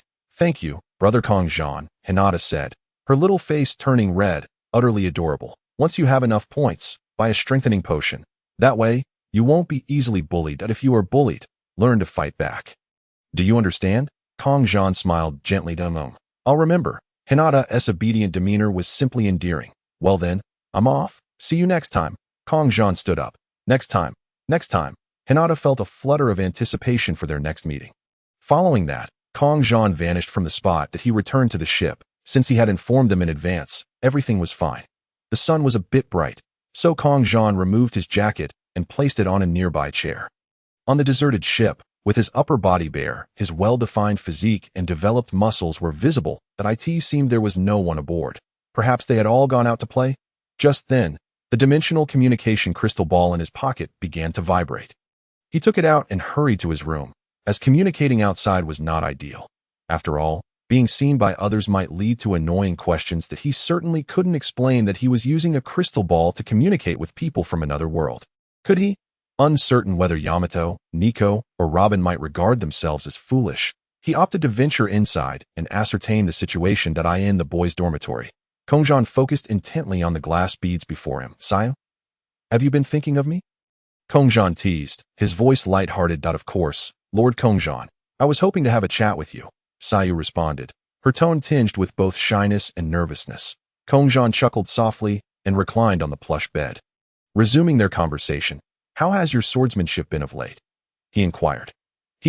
I'm incredibly skilled. As Lord Kongzhan's subordinate, I must not disappoint you, Sayu replied earnestly. Very good. In that case, once you complete the task I assigned you last time, I shall reward you. Kongzhan's tone carried a hint of mystery. A reward. You have already given me life. How could I possibly ask for more? Sayu's words hinted at reluctance, yet her desire was unmistakable. Perhaps caught in a web of conflicting emotions. It's all right, he reassured her. You deserve it. Kongzhan shook his head dismissively, as if unconcerned. You are truly too gentle, Lord Kongzhan. Sayu felt a wave of emotion swell within her. Ah. Is that so? Kongzhan mused, stroking his chin. Was he really that gentle? After spending 2.5 years in the small, dark cave of the Heavenly Stone, he felt emotionally dulled, lacking in the vibrancy of song, dance, rap, or basketball. Perhaps I should adopt a more serious demeanor towards you. He gestured. No. Please, remain as you are. I truly like it this way.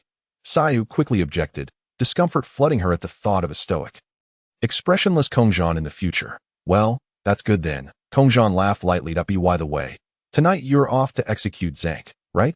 He suddenly asked, recalling what Akatu had mentioned earlier. Yes, Sayu exclaimed, her admiration for Lord Kongzhan evident in her voice. You're incredible, truly deserving of the title of a deity. Well, just be cautious, Kongzhan advised. Sayu's heart fluttered. Was Lord Kongzhan genuinely concerned for her? How tender he was. She felt a surge of youthful excitement. You should prepare. I have matters to attend to as well. Kongzhan's words were sincere, for he had heard hurried footsteps approaching. All right, Sayu replied, and with that, Kongzhan ended the connection and promptly rose. Kongzhan, are you in there? A rapid footfall reached the door, accompanied by calls from outside. Mikasa? He responded. The door is unlocked. Come in. Kongzhan beckoned, puzzled by Mikasa's urgency. Creak. The door swung open. Kongzhan, something's happened. In Windmill Village, the port is surrounded by a group of Navy officers, all armed. Are you certain it's her? Garp asked, casting a bemused glance at Lizzie. It must be her. The moment she arrived in town, incidents of people going missing began. Just yesterday, I overheard the man who brought her to the bar claiming she eats people. A villager, whose features were sharp and simian-like, pointed accusingly at Lizzie, and I can attest to that. Another robust villager chimed in, recounting the events with conviction. Very well then, Garp sighed, gesturing for them to follow. At that moment, 2 Navy officers approached, intending to apprehend Lizzie. Suddenly, her hands erupted from the ground, grasping the ankles of the 2 officers, causing them to stumble and fall in an instant. Both Yamato and Nico drew their katanas, one a chilling blue, the other a blazing red. I've recently practiced some basic sword techniques, slicing, stabbing, thrusting, and so forth, taught by our ship's spirit, Shaoling. Anyone aboard with questions seeks her guidance, Nico explained, her voice steady. Meanwhile, Yamato had begun to learn the 3 types of haki. Clearing her throat, Nico's katana rested against the neck of one fallen officer. Do not approach. We will discuss everything once our captain arrives, she declared sternly, fixing Garp with a serious gaze. You are a man wearing a gray hat, obscuring half his face and wielding a katana, directed his attention towards Robin, whose black mask revealed her abilities. Upon recognizing her, he appeared to connect the dots. Abruptly, he stood before Robin and removed her mask. Startled, Robin took a step back, beads of nervous sweat forming. Yet, her identity was laid bare. Nico Robin, with a bounty of 79 million, given your appearance. You hardly seem like mere adventurers at SE, but it appears you are indeed pirates. The man remarked, his eyes darting between Robin and Yamato. The villagers gasped in disbelief.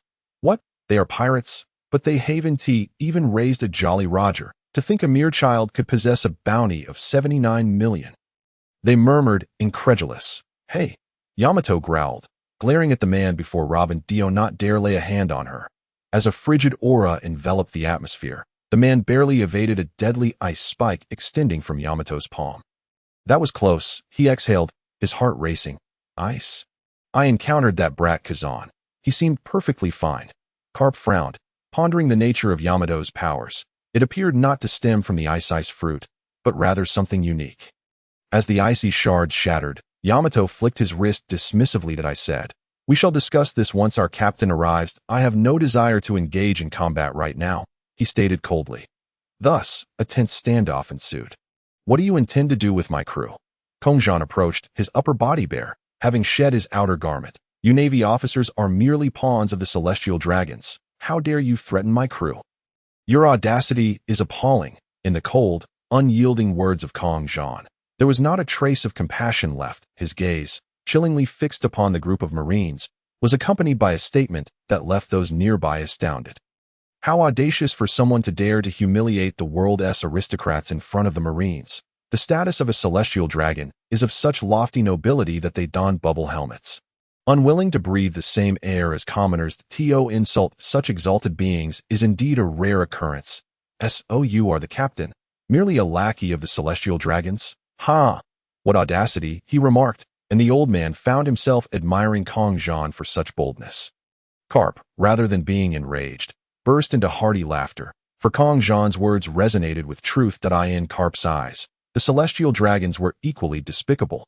The Marines, in a certain light, were indeed the dogs of the celestial dragons. However, Garp had his own sense of justice, living for that ideal, though compelled to obey the commands of the celestial dragons. As long as the tasks were not egregious, he had no qualms. Yet, he would never engage in anything truly outrageous. So, Marine hero, Vice Admiral Garp, what do you intend to do? Kongzhan's expression remained calm. I merely wish to ascertain whether she is responsible for the deaths of the civilians within the city. Upon finishing his statement, Garp turned to look at Lizzie. Have I been discovered? My pet is hungry. I'm taking her to find food. Is there a problem? Kongzhan approached Garp, placing his hand on his neck, twisting it slightly to produce a creaking sound. His eyes locked onto Garp. Upon hearing those words, Garp's gaze sharpened. However, just as Garp clenched his fists, ready to strike, a voice rang out. Do not harm my big brother. They are all good people. They certainly did not kill those civilians. Majino stood before Kongzhan, shaking her head as she spoke to Garp. But you heard what that woman said, did you not? She admitted to her actions. Garp looked at Majino with a serious expression. Majino cast a glance at Kongzhan, then at Lizzie, recalling the joyous moments they shared during meals. She could not reconcile that image with a girl who would consume humans. She still believed in her choice, convinced there must be a reason for this. Otherwise, why would she have gone to the village rather than attack the villagers? Majino seemed to grasp a glimmer of hope and immediately voiced her thought. Indeed, if she can eat, why not the people of Windmill Village? Nevertheless, I must take them back first. Once the matter is investigated thoroughly, we can decide how to proceed, Garp stated, signaling to the other Marines with his eyes. The armed Marines advanced in unison. However, upon seeing Majino, a thought suddenly struck Kongzhan. His eyes lit up with realization. Wasn't this an opportunity to abduct Majino? These Marines were truly benevolent. He would seize her first. In an instant, with remarkable speed, he wrapped his arms around Majino, one hand tightly grasping her neck, clearly threatening her life as leverage against them. Don't come any closer, or else. A smirk crept across Kongzhan's lips. And the implication was unmistakable. Yet for Kongzhan, it was merely a ruse. After all, everyone knows how to acto his surprise. The Marines were unwittingly lending him a hand that moment. Majino seemed to understand, albeit misinterpreting his intent, thinking Kongzhan wished to escape in this manner, while in reality, he aimed to abduct her. She pretended that Kongzhan's grip was painfully tight, feigning distress. You scoundrel! What do you intend to do? Garp immediately raised his hand, signaling the Marines to halt, his expression cold and fierce as he glared at Kongzhan. Meanwhile, the surrounding villagers began to murmur among themselves. What a disgrace, to take Majino hostage. Who would have thought that after treating him so well and taking him to the pub, he would turn out to be such a treacherous ingrate? Bastard! The village chief and the townsfolk expressed their outrage. Just let us go, Kongzhan declared candidly. You may leave, but upon boarding the ship, you must release the hostage. Garp replied thoughtfully, his brow furrowed. First, let us board the ship. With that, Kongzhan signaled to those behind him. Sure enough, they understood his intent. Let us go, Yamato shouted, and everyone swiftly retreated to the ship's edge. Thus, Kongzhan continued to hold Majino as a hostage, retreating alongside the others to the ship's perimeter. Xiaoling, bring us aboard. Kongzhan addressed the approaching Marines. That no problem, mastered. A flash of brilliance illuminated the scene, causing the Marines and villagers to squint against the dazzling light. In an instant, Kongzhan and his companions vanished. As the Marines opened their eyes, the ship was utterly deserted. Where have they gone? The villagers were left dumbfounded, bewildered by the sudden disappearance of so many people. A wave of energy radiated outward from the ship's center. The ship, it's flying. Vice Admiral Garp. The Marines found themselves at a loss, awaiting Garp's command. Bring the cannonballs. Garp instructed the Marines aboard the ship, a smile spreading across his face. Yes, Vice Admiral Garp. The Marines promptly began rolling the cannonballs overboard. Soon, Garp shed his coat, holding a cannonball in hand. Fist of the meteor. With a swift motion, the cannonball soared toward the airborne vessel. Meanwhile, an alert sounded on the ship. Defense shield activated due to detected military threat. Xiaoling announced. Just as the cannonball was about to strike the vessel, an invisible shield materialized instantly. Boom! A tremendous roar echoed, yet it caused no disruption within. Xiaoling, let us fly a bit farther away. Kongzhan sensed trouble and immediately spoke to Xiaoling. Understood, Xiaoling replied, sounding remarkably wise, and then propelled itself outward with all its might. That moment, Kongzhan turned to Majino, who was peering over the ship's railing at the scene below. Majino, during this time, you will have to stay here. Kongzhan approached her and spoke. However, Majino was more concerned about something else. Big brother, did she truly kill the people in the city? What could possibly be the reason? Majino's face was etched with worry. She feared she might have been mistaken. Yet, she also understood that Kongzhan would not harm her. His intent was merely to escape. Allow me to explain, he began. She belongs to a unique race known as ghouls, unable to consume ordinary human food. You saw it at the pub last time. She did not eat anything. If she continues to refrain from eating, she would starve. Her sustenance consists solely of human flesh, which is an unfortunate necessity. Kongzhan waved his hand dismissively, his expression tinged with a sense of resignation, as if he felt compelled to act in such a manner. The reality was indeed as he stated. Otherwise, Li Shi might find himself facing starvation. Once Kongzhan had finished speaking, a thunderous roar echoed from beneath the ship, indicating that Garp was still hurling bombs. However, this did not pose a threat to the vessel's integrity. Is that so? Makino, with her innocent demeanor, placed her trust in Kongzhan's character, believing this to be the most prudent outcome after weighing the pros and cons. Nevertheless, the indiscriminate slaughter was undoubtedly wrong, but we should refrain from mindlessly devouring humans, Makino added, her voice betraying a hint of uncertainty, for her worldview dictated that consuming humans was inherently immoral. Yet, she comprehended that the situation was different for ghouls. To them, humans were mere sustenance. For Makino, preventing ghouls from consuming humans was akin to denying humans their meals. Kongzhan gently patted her shoulder. This, he mused, regarding the sister who, despite appearing human, was indeed a ghoul. Burdened by the necessity of consuming human flesh. It was common knowledge that not allowing one to eat would inevitably lead to starvation, yet this reality felt profoundly unsettling. Ah, Makino exclaimed, tugging at her hair in frustration, yet resolutely fixing her gaze upon Kongzhan. Then let it be that we do not eat the good people. That should suffice, she declared earnestly. Well, if she becomes too famished, there might be no choice. Kongzhan replied. Although their time spent together had been brief, he added, furthermore, you cannot return. Makino, he shifted the topic of conversation. What do you mean? Makino was taken aback, realizing that with Garp in pursuit, returning was not an option. They had to venture elsewhere. How about you accompany us for some fun outside? When we return to Windmill Village, we can bring you back, Kongzhan suggested, weaving an enticing vision, reminiscent of certain company leaders. That sounds agreeable. I have never been to sea, Makino replied, her eyes glimmering with curiosity as she gazed at the vast ocean below. She was not overly concerned, for she understood that should they return, Garp would undoubtedly catch them. Moreover, there was a formidable sea king nearby, making her solo return perilous. Wow, your ship is magnificent. It can even fly. I've never seen anything like it, Makino exclaimed, spreading her arms wide to embrace the breeze, squinting her eyes in delight as she inhaled deeply. Indeed, Kongzhan affirmed, by the way, Xiaoling. He called out to the surroundings. I am here, master. Xiaoling appeared before him unexpectedly. Huh, is this the glowing orb that brought us up earlier? Makino observed with wide, curious eyes. This is Xiaoling, Kongzhan explained. She is the spirit of this ship. You can inquire about anything you do not understand. She possesses an abundance of knowledge. Wow, how impressive. A ship spirit, Makino exclaimed, her face lit with astonishment. Although she was unfamiliar with the concept, the notion of a talking orb that could assist her in understanding this place was undeniably fascinating.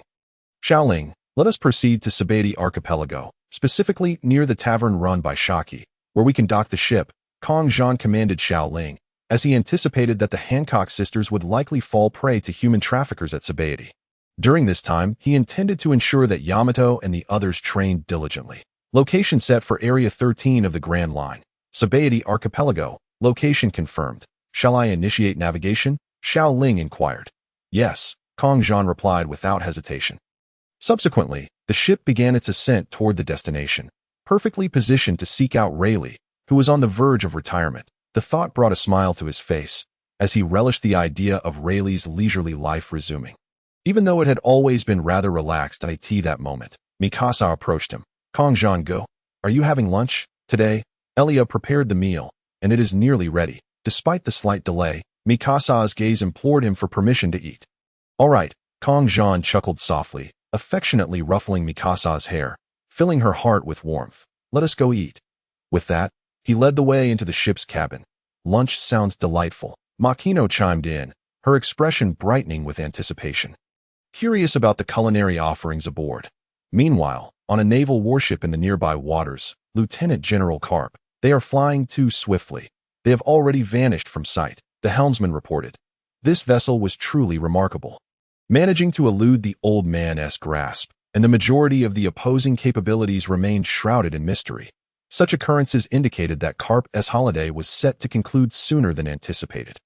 Gazing out at the boundless sea, devoid of any trace of their quarry, Garp commanded, return to the naval headquarters. Understood, Lieutenant General Garp, the helmsman replied promptly. Garp then resolved to head back to the cabin to relay the events to Sengoku via the transponder snail and to ascertain whether Kazan was still alive. After all, the young girl had exhibited abilities reminiscent of the ice fruit, which should belong to Kazan. Meanwhile, on Kongzhan's side, Makino had successfully boarded the ship, taking up the role of the ship's juice mixer. Given their youth, Kongzhan forbade them from consuming alcohol, instead allowing Makino to concoct delightful beverages and juices. After enjoying lunch, Kongzhan ventured to the library for a brief perusal, perhaps due to the system's influence. Communication in this world posed no issues whatsoever, and he found the written words easily comprehensible. He casually picked up a book to read. That moment, a notification sound resonated in his mind. Ding! Task completed. Locate crew member 410. Reward. No side effects, pure Scion bloodline. This revelation left Kongzhan momentarily stunned. Scions had arrived. Did that mean he too could potentially reach a level of explosive power? Suddenly, he felt a peculiar itch at the base of his spine. Wait, has a tail sprouted? Kongzhan realized, promptly reaching behind him to find, indeed, a brown tail. System, I thought you said there were no side effects. Kongzhan grumbled, perplexed by the oddity of having a tail. The Super Saiyan 4 transformation necessitates a tail. If the host does not desire it, I can remove it. A female voice belonging to the system replied. No, no, no. Kongzhan retorted vehemently. I absolutely want it. I cannot simply forego it. That is Super Saiyan 4, which is rumored to amplify base power by 400 times. What could possibly deter me? Unless it is a god of destruction or something similar. However, the pirate world seemed unlikely to harbor such entities. Thus, it appeared that he needed to train in ki. Nevertheless, he was completely unfamiliar with it. Kongzhan decided to fashion the tail into a makeshift belt, securing it within his clothing before accessing the point store. After all, even if he lacked proficiency, he could directly purchase skills. Having acquired skills, how could he possibly be confused about utilizing ki? Kongzhan began searching the point store and soon found what he was looking for. Without hesitation, he purchased the techniques, Sky Dance, Ki Blade, and Spirit Bomb. Quite expensive, he noted, as these three techniques demanded a hefty sum of 2,000 points. Kongzhan let out a sigh. Well, one must spend to gain. It is necessary to make a purchase. Without hesitation, he pressed the button to buy. Suddenly, a myriad of basic methods and skills surged into his mind. Just as anticipated, acquiring the skills would grant him the most fundamental understanding. Akin to receiving an instruction manual upon purchasing a complex machine at the mall, this was the bare minimum. Now, Kongzhan could distinctly sense the energy of those around him through the walls, as well as the energy within himself. Quite a substantial amount. In fact, this so-called energy was essentially the most primal form of power within the body, often referred to as life energy. Typically, one must engage in cultivation or training to manipulate this energy autonomously. While he pondered this, Robin approached. Brother Kongzhan, are you reading? Seeing Kongzhan with a book, Robin inquired with curiosity. You could say that. Robin, what book are you reading? Kongzhan reciprocated the question. Me. I generally read a lot of literature. But I also enjoy stories, Robin replied thoughtfully. Kongzhan responded. I too have a penchant for storybooks, like this one titled Kai Gue Gui He, which I find quite delightful. He chuckled, waving a certain fanfiction novel in his hand. It seems that Brother Kongzhan and I share a common interest, Robin said with a bright smile, holding a book in one hand and a cup of coffee in the other. It seemed that her coffee-drinking habit had been cultivated since childhood. Kongzhan mused inwardly. Come, join me in reading, Kongzhan said as he lifted Robin onto his lap, enveloping her in his embrace. He set aside his own book and took the one from Robin's hand, a volume titled Archaeology, which, when translated, meant the science of ancient architecture. Indeed, it was a book that suited Robin's tastes. Robin felt the warmth of his body against her back, and memories of the time when Yamato protected her resurfaced in her mind, causing her lips to curve into a smile. Having companions truly was a blessing. Brother Kongzhan, would you like some coffee? Robin offered, extending her cup towards him. I'll give it a try. Kongzhan accepted the coffee cup and took a small sip. It's quite bitter. How do you manage to drink this, Robin? He grimaced. Is that so? Brother Kongzhan doesn't enjoy bitterness? I find it invigorating, Robin replied. Next time you bring me coffee, make sure to add 2 packets of sugar and 1 of milk. Dio, you understand? Kongzhan said earnestly, handing the cup back. I understand. Robin nodded lightly, taking back the coffee cup and having a sip herself. Brother Kongzhan, let's begin. Robin looked eagerly at the book. In truth, her anticipation was not solely for the reading, but rather for the company while doing so. After all, she had perused this book several times before. She had spotted it at the library yesterday and decided to review it. All right, Kongzhan coughed lightly.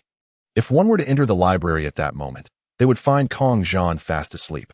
Robin sat on his lap, nestled against him. Engrossed in her reading, it felt undeniably warm for how Kongzhan had drifted off. It was simply due to the highly specialized content of the archaeology book, which reminded him of the tediousness of his 9-year compulsory education in language and science classes. Goodness, it was all incomprehensible. It was even more challenging than classical Chinese. The pages were filled with various ancient scripts from around the world, alongside some architectural physics concepts. Utterly hypnotic. This was also the reason Robin sought coffee, unlike the light novels he was used to. This was filled with flowery language. He, a modern individual, was not from this field. Well, to summarize, he simply fell asleep. Although this was well within Robin's expectations. Just then, a tremendous rumble of thunder echoed from outside. Kongzhan groggily opened his eyes.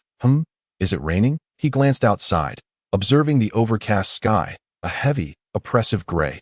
Brother Kongzhan, it seems it is about to rain, Robin stated, looking out the window. Indeed, it appeared that rain was imminent. Oh, I'll step out for a moment. Kongzhan yawned and ruffled Robin's hair. All right. Though curious, Robin did not press further. Kongzhan opened the door with a creak and stepped outside. Meanwhile, the gaze of the crew was drawn to Kongzhan. What is the big brother doing? Makino asked curiously, turning to Yamato. I don't know. But the clouds ahead look quite menacing. Shouldn't we change direction? Yamato said, glancing nervously at the ominous clouds drawing nearer. At that moment, Kongzhan looked towards the darkened sky, where thunder continued to rumble. The ship flew through the air. It grew even louder. He extended his hand slightly, and suddenly, without knowing what had transpired, the dark clouds parted, revealing bright sunshine. This was the 7th-tier magic, weather manipulation. Wow. Did the big brother do something? Makino's eyes widened in astonishment as the clouds dispersed. It was as if the very act of Kongzhan stepping out had caused the clouds to scatter. It was hard to believe it was mere coincidence. Truly, Brother Kongzhan is remarkable. Yamato gazed at him with admiration, her respect for him growing deeper as she had never witnessed his true power before. In her mind, he was becoming an almost omnipotent figure, a paragon of perfection. Meanwhile, Kongzhan, still feeling drowsy, yawned and rubbed his eyes before returning to the library. He sat beside Robin again. Brother Kongzhan, what did you do? It seems there is no longer any thunder outside, and the clouds have cleared. Robin observed the window. Her curiosity piqued as she looked at Kongzhan. Oh, nothing much. Just made a slight adjustment to the weather. Kongzhan replied nonchalantly. Control the weather? Robin was taken aback. Was such a feat achievable by mere mortals? And without any tools? Was he truly not a deity? She was filled with skepticism, pondering how humans could possibly accomplish such a thing. This was truly akin to turning clouds into rain with a mere flick of the wrist. Only deities could wield such power. Robin's curiosity about Kongzhan intensified, while he merely smiled gently at her. ILL continued to rest for a while. He patted Robin's little head. All right, Robin nodded, not pressing further. Kongzhan also closed his eyes again. In truth, he intended to check the group chat. Speaking of which, he wondered what Butterfly Shinobu and Akane had purchased with their 5,000 points. He inquired in the chat. Kongzhan, Butterfly Shinobu, Akane, what did you buy with your 5,000 points? Kongzhan inquired directly. Eschewing any circumlocution. Butterfly Shinobu, I purchased the breath of flowers. Generally, one requires compatibility and prolonged training to master a breathing technique. To my surprise, after acquiring it, I found it seamlessly compatible with my original insect breathing. Butterfly Shinobu, I also procured a Nichiren blade suitable for the breath of flowers. Having previously consumed a genetic potion, I now possess sufficient strength to wield the breath of flowers without difficulty. Butterfly Shinobu, moreover, all of this cost me a mere 1,500 points. I still have 3,500 points left, and I wish to consult with you, Brother Kongzhan, on what to exchange next. Kongzhan, oh, quite commendable that if you aspire to contend with the upper moons, it would be prudent to exchange for the no side effects pattern and the transparent world. Additionally, consider acquiring advanced armament haki and advanced observation haki. Kongzhan, I shall also offer you a portion of my blood. Consuming it will provide you with a certain enhancement. After all, his bloodline is also demonic, albeit devoid of side effects. Thus, by drinking it, you would transform into a no-side-effects demon, not markedly different from an ordinary person, save for enhanced attributes across the board. Butterfly Shinobu. Wow. Is that true? Thank you, Brother Kongzhan. Butterfly Shinobu. Let me check how many points are required as you mentioned. Kaneki Ken. Envious that as Butterfly Shinobu perused the point store, Kongzhan retrieved a small glass vial, squeezing out a small amount of blood. What is Brother Kongzhan doing? Robin inquired curiously from the side. Kongzhan capped the vial and subsequently sent a red envelope to Butterfly Shinobu. Kongzhan. Exclusive red envelope for Butterfly Shinobu. Butterfly Shinobu has claimed the red envelope. Butterfly Shinobu. Thank you, Brother Kongzhan. I completed my purchases. It turns out to be 3,000 points, leaving me with 500 points just in case. At that moment, she could already feel changes within her body, digesting the information momentarily. She then gazed at the small vial in her hand, realizing she would have to consume human blood, yet it was a necessity for her to grow stronger. Just this small amount of blood should pose no issue, she contemplated, staring at the blood within the glass vial. Gulp. Upon opening it, she closed her eyes and downed it in one go.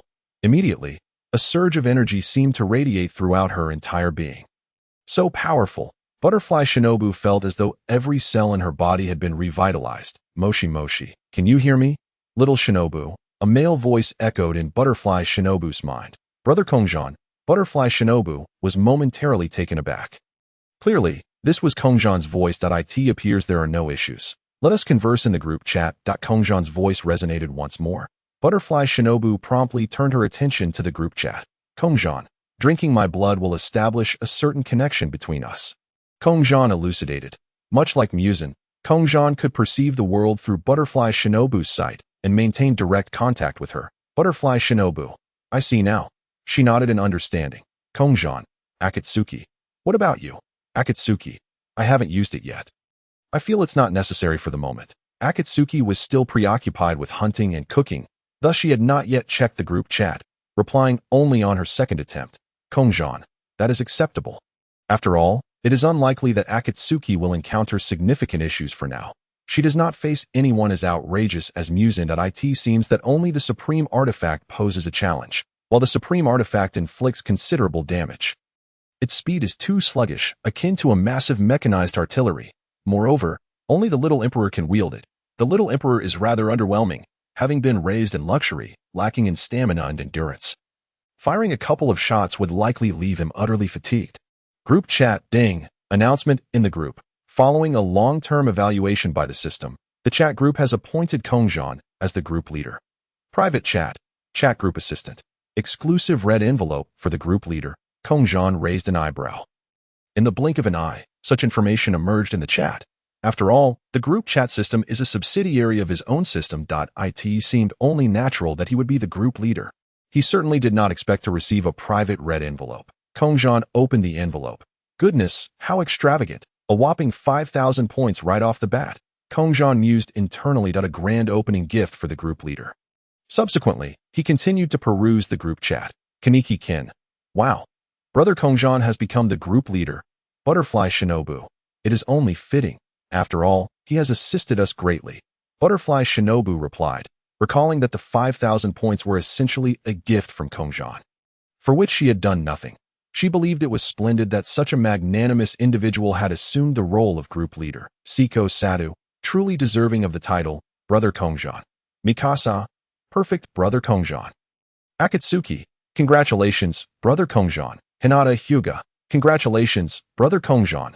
Kongzhan, I owe it all to each of you. Kongzhan, lucky draw red envelope, contains 1,000 points. Kaneki Kin has claimed the red envelope. Butterfly Shinobu has claimed the red envelope.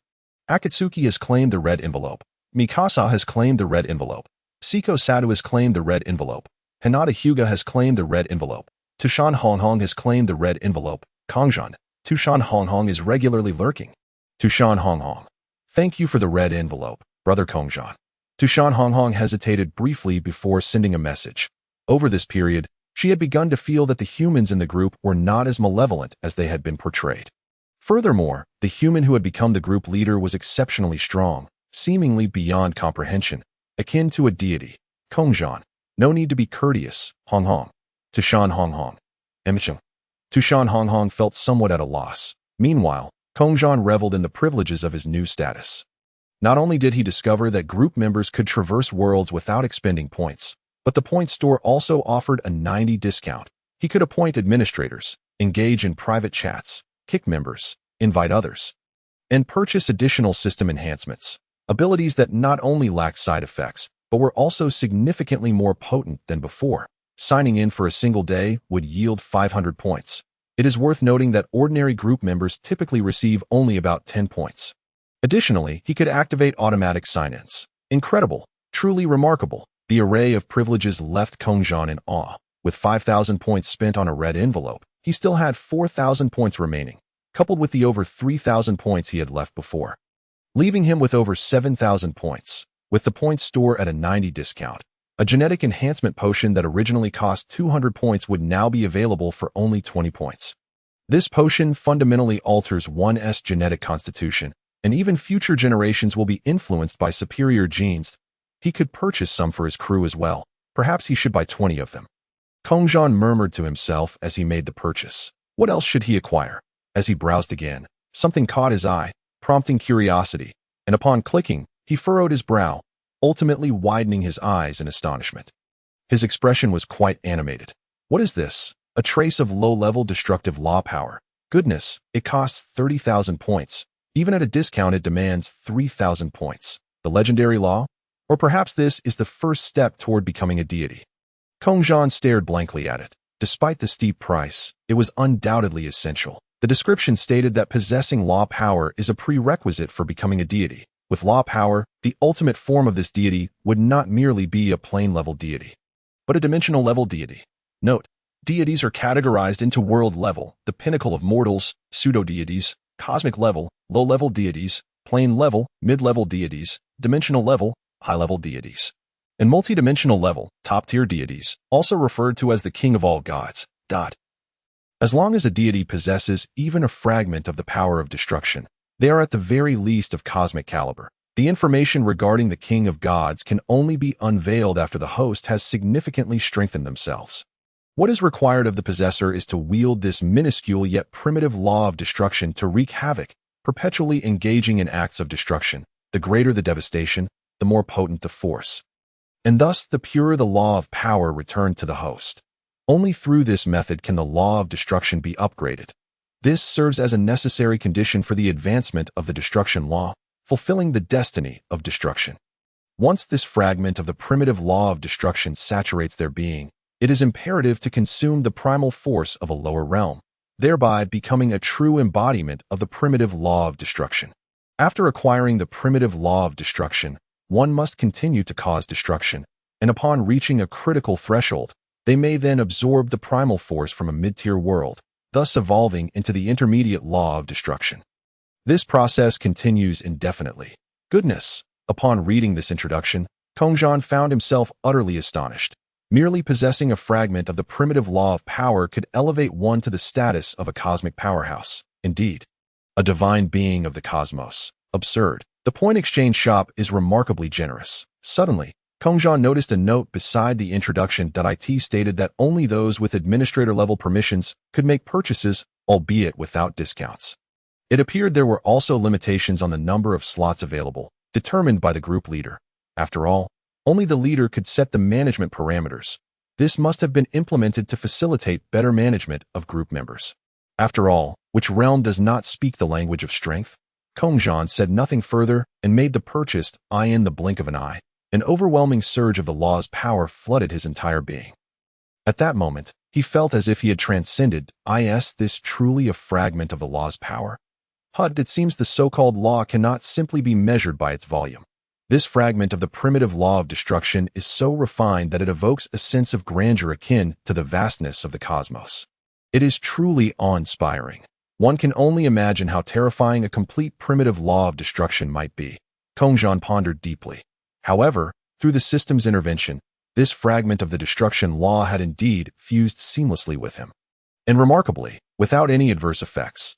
Typically, such fusion should not be devoid of pain, should it? What instills genuine fear is the might of this system. The power of the divine can be effortlessly transferred to oneself. His curiosity about this system's origins intensified. Have I become a deity? Kongzhan murmured softly. Opening his eyes, he gazed at his hands, his deep-set pupils taking in the familiar surroundings of the library. Robin remained quietly engrossed in her reading beside him. He had been with his eyes closed. Perhaps she assumed he was merely asleep. Who would have thought that this slumber would lead directly to his ascension as a deity? It appears I am indeed in the world of pirates, which could lead to a significant power imbalance. After all, the pirate world is merely a mid-tier realm. Robin, Kongzhan called out to her. Yes, brother Kongzhan, are you awake? You can sleep a little longer. It's not time for meals yet. Upon hearing his voice, Robin's gaze shifted from her book to him, and she smiled warmly that he glanced at Robin beside him, hesitating. Robin, I have a task for you. Yes, he spoke. Robin became serious, ready to listen. Subsequently, 7 vials of gene enhancement potions materialized in Kongzhan's hands. Yamato, Hiyori, Mikasa, Alia, Rises, Makino, and you, 7 individuals in total. Here are 7 vials of gene enhancement potion that can significantly enhance your physical condition. Even an ordinary person will gain remarkable recovery abilities upon consumption, Kongzhan continued. Logically, Alia should be the least useful among them, yet Kongzhan preferred to think positively. After all, Alia has a certain knack for interrogation, which could be useful in future inquiries. Moreover, she seemed to have been slightly corrected under his guidance recently. However, in the original narrative, she had caused the demise of many. It certainly was her fault. The larger issue lies in the fact that her entire family is problematic. Regardless, she has committed numerous wrongdoings. Her death would merely be a reincarnation, not a mercy. It would be better to subject her to a bit of torment. Whatever he commanded her to do now, she would have to comply. Free labor. How delightful. Robin accepted the gene enhancement potion from Kongzhan, nodded, and expressed her gratitude. Understood. Thank you, brother Kongzhan. Though Robin was unaware of the potion's origins, she seemed uninterested in inquiring further. Observing her calm demeanor, Kongzhan felt a twinge of intrigue. Aren't you curious where I acquired these? He asked with a smile. I believe if you wish to share, brother Kongzhan would do so. However, being able to provide us with such precious items should make everyone quite happy, Robin replied with a smile. Kongzhan was somewhat taken aback. He hadn't expected Robin to display such maturity at her age. Indeed, as Robin suggested, even if she were to ask, he would only respond with 2 words, a secret, nothing more. Very well, off you go. Kongzhan said no more, gesturing for Robin to distribute the potions to the others. All right, Robin nodded, placing her portion into her pocket before stepping outside. Suddenly, Kongzhan noticed someone had tagged him. Seiko Busujima. Brother Kongzhan, the zombie outbreak has truly begun. Ding! A notification appeared. Group member Seiko Busujima has encountered a zombie crisis. Requesting assistance from group members to resolve the crisis. Task difficulty. Intermediate. Task reward. 10,000 points. Participant limit. 2. Which member will accept the task? Shinobu Kocho. Seiko, I'll help you too. Kongzhan, I'm on my way. Confirming participants. Kongzhan, Shinobu Kocho. Kongzhan, confirmed. Shinobu Kocho, confirmed. Meanwhile, Kongzhan sent a private message to Mikasa. After all, he had suddenly vanished. Someone needed to cover for him. In the school infirmary. Seiko had just rescued the school nurse, Shizuka Marikawada. This moment, she had already purchased the gene enhancement potion, making her incomparable to ordinary individuals. Seiko, are you all right? Kongzhan appeared behind Seiko, who turned in surprise at the sound of his voice. Her purple hair swayed gracefully as her previously serious expression softened into a barely perceptible smile. Brother Kongzhan, little Shinobu, their presence brought Seiko considerable comfort. Where did you two come from? Beside them stood a golden-haired beauty with an air of innocence, gazing curiously at both of them. This individual was Shizuka Marikawa, with long golden hair cascading down to her waist, golden eyes, a striking physique, clad in a white lab coat, and a black figure-hugging skirt. Her hands adorned with white gloves. Brother Kongzhan, Sister Seiko, are those the zombies outside? Shinobu approached the window, observing the countless grotesque figures outside. This moment, she was equipped with 2 swords, dressed in the Demon Slayer Corps uniform. Despite her black hair, the tips bore a hint of purple, reminiscent of Yamato's gradient hairstyle. Her expression was serious, and her black-purple gradient eyes were quite unique and captivating. This was the visage of Shinobu before she grew into her professionally forced smile. Yes, those creatures are indeed zombies. Only a headshot can kill them. Siko replied earnestly. Hey, hey, don't ignore me. Your teacher. Shizuka puffed her cheeks, wearing a visibly displeased expression. All right, Teacher Shizuka, Kazan said with a smile as he patted her shoulder. By the way, Siko, the teacher's office is just a short distance ahead, correct? Kazan inquired, slightly turning his head. Indeed, Siko nodded in affirmation, and a yes for Kazan addressing her as Siko. She bore no resentment. After all, they were comrades now, and she had previously received substantial assistance from him, which had fostered a slight fondness in her heart for him. Suddenly, a sound resembling gunfire echoed through the air, though it was somewhat different. If one were to describe it, it was the sound of a nail gun. What was that? Shizuka, upon hearing the noise, became instantly tense. The sound seemed to emanate from the direction of the teacher's office. And Siko turned her gaze towards it. Let us go, Kazan declared as he led the way. This scene left a lasting impression on Kazan. The source of the sound was in another teaching building. Traversing the open corridor would lead them there. Kazan had dealt with the zombies ahead, as any slight approach sent them flying away. With his ability to control energy direction, just a gentle touch sent the zombies hurtling backward as if struck by some colossal force. Siko, you must have met them already, right? Kazan asked Siko behind him. Yes, I once intentionally introduced Miyamoto Rei to Takashiro Saya on the rooftop. I was already acquainted with teacher Shizuka, Siko replied.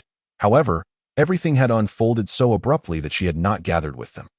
Siko candidly expressed that, if possible, it would be best to form a team with them. Having made a slight acquaintance, Siko also agreed that Kazan's assessment was correct. Miyamoto Rei possessed exceptional marksmanship, and Takashiro Saya exhibited remarkable analytical skills at that time. Saya had quickly discerned that Siko was deliberately trying to befriend them, though she was unaware of the underlying reasons and felt somewhat perplexed. Suddenly, a piercing scream resonated throughout the building. It was Takashiro Saya. Siko quickly recognized the source of the voice. Wait for me, Shizuka exclaimed, her movement hindered by her fitted skirt. Seeing this, Siko tore it open for her. Hey. That's a designer piece, Shizuka protested, her expression one of dismay. Let us hurry, Siko urged, not pausing to elaborate as she pulled Shizuka along. Meanwhile, Shizuka pouted in annoyance. The stout Hironoto had exhausted his nail gun and could only watch the unfolding scene helplessly. Before Takashiro Saya, a zombie continued to advance toward her, and she was visibly panicked. Stay away from me. Stay away. Saya's legs weakened, causing her to collapse onto the ground as she frantically scooted backward. Bang! She had hit something behind her. It was a trophy cabinet. In desperation, she grabbed a trophy and hurled it at the zombie. The trophy shattered upon impact, yet the zombie persisted in its advance. Rendering her efforts futile, Saya anxiously scanned her surroundings for something to defend herself with. There it was. A chainsaw. As the zombie drew closer, she felt a surge of determination, seizing the chainsaw with tears of fear welling in her eyes, and charged at the zombie. Don't come any closer. Her scream reverberated around them. The blood of the zombie splattered all over Saya as she unleashed her fury. I've had enough. Dad, the chainsaw whirred as it tore through the zombie, blood gushing forth. In that moment of despair, she cried out for her father, a call that Kazan happened to hear as he rushed over. Though her biological father was not present, he thought. Oh dear daughter, your father has come to save you. Kazan arrived, delivering a powerful kick that sent both the zombie and the chainsaw flying. Boom! The sheer force shattered the wall, and the zombie's bones crumbled under the impact. You're doing great, my dear daughter, Kazan remarked, affectionately ruffling Saya's hair. Who are you? Upon seeing Kazan before her, Saya froze in confusion. Didn't you just call out for your father? I just met him. Saya, drenched in blood, appeared pitiful. It must have been tough, wasn't it? That's enough. Kazan gently reassured her. You did exceptionally well. He enveloped her in an embrace, resting her head against his chest. This scene left Hironoto utterly bewildered. While Komuro Takashi arrived with Miyamoto Rei in tow, Shinobu, Siko, and Shizuka soon followed. Although Takashiro Saya was unaware of the identity of the person before her, the warmth he exuded was undeniably real. How dare you? Who are you? You're not my father. Don't take advantage of me. Saya began to cry, pounding her fist against Kazan's chest. Despite her harsh words, Kazan understood that she was merely expressing the fear that had overwhelmed her. Since the outbreak of zombies, she had been in a constant state of heightened tension at that moment. She could no longer maintain her composure. and Kongzhan provided her with an outlet for her emotions. Wow, that guy named Kongzhan runs incredibly fast, Shizuka gasped, panting heavily. She had learned his name during the earlier exchanges. Just then, however, due to Sayo's cries, the surrounding zombies began to converge on Kongzhan. Hey, be careful, Komuro Takashi immediately warned, preparing to take action. Miyamoto Rei was also ready to join the fray, and Siko had her hand resting on the hilt of her sword. But before they could act, Shinobu was quicker than them all. She silently focused on her technique. Suddenly, she unleashed 9 slashes from all directions, targeting the nearest zombies to Kzan.in reality. These 9 strikes efficiently decapitated all the surrounding zombies with remarkable precision. Clatter! Several zombie heads fell simultaneously, their blood splattering like petals from a peony. With a swift motion, Shinobu flicked the blood off her Nichiren blade before sheathed it with elegance. What just happened? Komuro Takashi was left utterly dumbfounded. Incredible! Hironoto was equally astonished, having barely registered Shinobu's movements. Wow, this girl named Shinobu is amazing, Shizuka exclaimed, her eyes wide with admiration. It was as if she were a superhero. Miyamoto Rei gazed at Shinobu with sparkling eyes, while Saya gradually regained her composure, wiping away her tears. All right, let us head to the teacher's office, Siko suggested as she noticed Saya calming down. Is that you, Tokid-senpai? All right, let us go inside, Miyamoto Rei concurred. The teacher's office was adjacent to them. Let us go, my daughter, Kongzhan said with a smile, releasing Saya and playfully ruffling her hair. Who are you calling your daughter? Shay immediately retorted, her eyes and cheeks tinged with a faint blush. Meanwhile, Kongzhan merely smiled slightly and then stepped inside, with Butterfly Shinobu following closely behind him, her expression grave. The others naturally filed in one after another. Once inside, Kongzhan casually selected a seat and settled down. He sighed, stretching lazily and propping one leg over the other. As for Shay, she cast him a glance before heading off to wash her face. Kongzhan, what should we do next? Siko inquired. At this moment, Butterfly Shinobu stood beside Kongzhan, while the curious gazes of the group turned toward him. Akio, what exactly is that guy's background? He seems rather arrogant, Hirano quietly asked Komuro Akio. After all, Kongzhan's demeanor indeed radiated a certain arrogance. And both Butterfly Shinobu and Siko clearly heeded his words. I don't know, but he must be exceptionally strong. That kick he delivered to the zombie earlier actually shattered the wall. If that's not something an ordinary person could achieve. Komuro Akio replied, his expression growing serious as he regarded Kongzhan. Being with Tokita-senpai doesn't seem to suggest he's a bad person, right? Miyamoto Rei spoke up, as she had a favorable impression of Siko. And that girl beside him is quite formidable too. That speed was so swift, I couldn't even catch a glimpse of it. Did you see it, Akio? Hirano turned to Komuro Akio. No, I couldn't see it either. I only caught a glimpse of those pink slashes, and then she suddenly appeared next to that man. That I never expected so many zombie heads to drop simultaneously. It's simply inhuman, Komuro Akio remarked. Thus, the three of them continued their quiet conversation. Let's take a break. Now, if anyone needs to find their family, go ahead, Kongzhan stated languidly, casually picking up a book and placing it over his face. Seemingly intending to take a nap, Siko and Shizuka also found seats to sit down. By the way, I have a car, Shizuka suddenly announced. This statement drew the attention of the group towards her. A car? Butterfly Shinobu, though somewhat knowledgeable, was not accustomed to such things, as her world featured infinite trains akin to trains. Can it carry everyone? Siko suddenly asked. Actually, not really. Shizuka recalled her small yellow sedan. What about the minibus the club used to go far for competitions? The keys are hanging on the wall. She pondered aloud. At that moment, Hirano glanced outside the window. The bus is in the parking lot. He said, that's a good idea. But where to? Shizuka inquired, just as Kongzhan suggested. We should first ensure our family's safety, Siko remarked, glancing at the sleeping Kongzhan. At that moment, Shay emerged from the restroom and noticed Miyamoto Rei watching the television, appearing somewhat tense. What's wrong? Shay asked, puzzled. What is this? Miyamoto Rei seemed incredulous as she stared at the television, which was broadcasting outdoor news. The group also turned their attention to the screen, where it was reported that the zombies were in revolt. A human uprising? What kind of uprising is this? Komuro Akio expressed disbelief as he gazed at the television. Soon after, the individuals on the TV were swiftly overrun by zombies. They must be trying to avoid causing panic by saying this. Shay commented, at this point, they would still say that. Miyamoto Ray was perplexed that it is precisely because of the current situation that they should be cautious. Fear can lead to chaos, and chaos will result in the collapse of order. If order collapses, how will people confront these moving zombies? Shay adjusted her glasses, analyzing the situation seriously. Upon witnessing this, Siko smiled approvingly. Indeed, everything aligned perfectly with what Kongzhan had said that in that case. Siko turned her gaze towards Komuro Akio. We cannot let this guy remain. Kongzhan once mentioned that his kindness could hinder our development. He also stated that decisiveness is essential in the apocalypse. Siko gritted her teeth, knowing she wished to rescue more survivors. Yet if he became a liability, it could result in more deaths. However, she could not simply expel him. She needed to find an opportunity, as Miyamoto Ray seemed to have a good rapport with him. Losing an important ally due to this individual would be counterproductive. There should be a place of absolute safety, right? It will surely soon return to normal, Miyamoto Ray said, her tone slightly hopeful, but before she could finish, she was interrupted. How is that possible? Shay stated bluntly. There's no need to be so definitive. Komuro Akio felt that Shay's words were overly absolute, extinguishing their hopes. This is a pandemic. What can we do?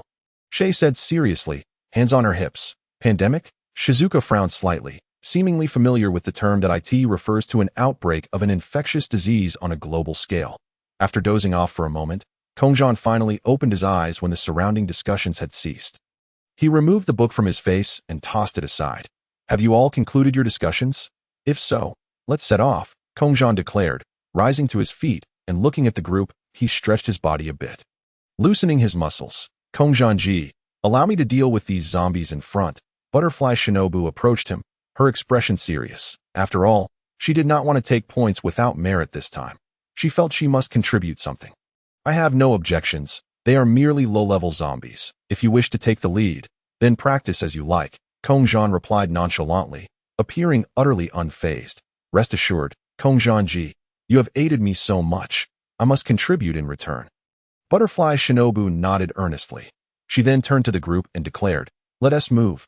Just follow behind the, you not need assistance. Komuro Akio asked, picking up his baseball bat. You? No need. Having you assist would only be a burden. Butterfly Shinobu glanced at him, her gaze lingering for no more than a second before she spoke directly.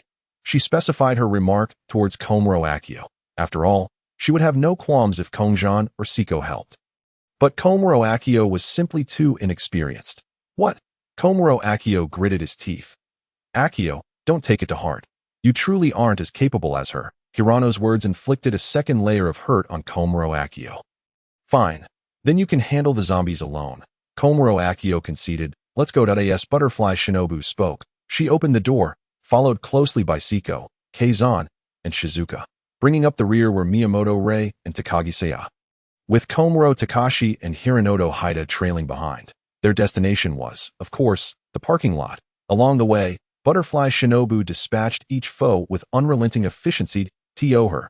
These wretches were already dead, akin to the murderous fiends. The blood of these zombies still bore a crimson hue, at least reminiscent of humanity.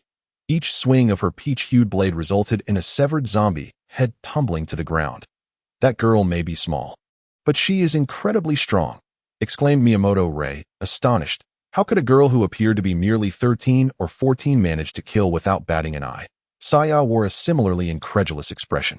Even at 16, she could hardly confront these zombies. Yet here was a girl younger than herself accomplishing the feat. What a tomboy.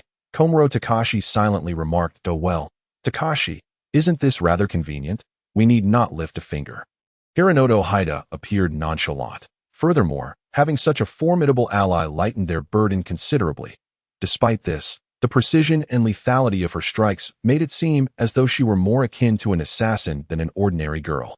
Moreover, the individual referred to as Kazan seemed to be the strongest among them. Those two are not students from our school. They seem to have appeared out of nowhere, shrouded in mystery. Komuro Takashi whispered to Hiranoto Haida. Calling them assassins is a bit extreme, Takashi. While it's clear they are not from our school, why are they here? They seem quite familiar with Senpai Tokushima. Hiranoto pondered seriously. Takashi shook his head, sensing that these individuals were anything but ordinary. Thus, Butterfly Shinobu carved a path through the chaos, reaching the stairwell without a single drop of blood staining her attire. Ah! A scream from below the stairwell sent shivers down everyone's spines. That it was already dusk, and a flock of black crows took to the sky, creating an eerie atmosphere. Let us head down, Komuro Takashi urged hastily. No, let us take another route. If you wish to descend, be my guest. We'll rendezvous at the bus in the parking lot. This is the apocalypse. Let us not stir up unnecessary trouble. Otherwise, you might be the one to perish, possibly dragging your companions down with you.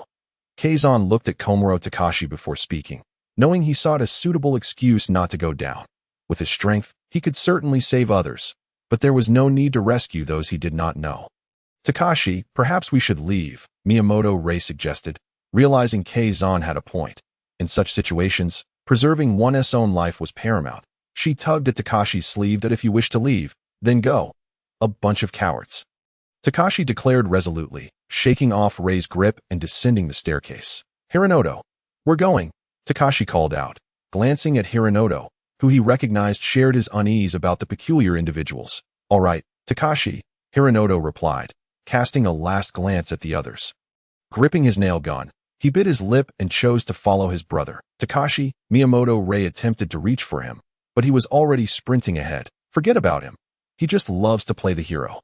Saya scoffed, adjusting her glasses as she joined Rei, visibly displeased. Furthermore, his heroics disregarded the consequences for their team. Compared to him, Kazan's approach seemed far more prudent, for they knew not whom they might encounter or what troubles lay ahead.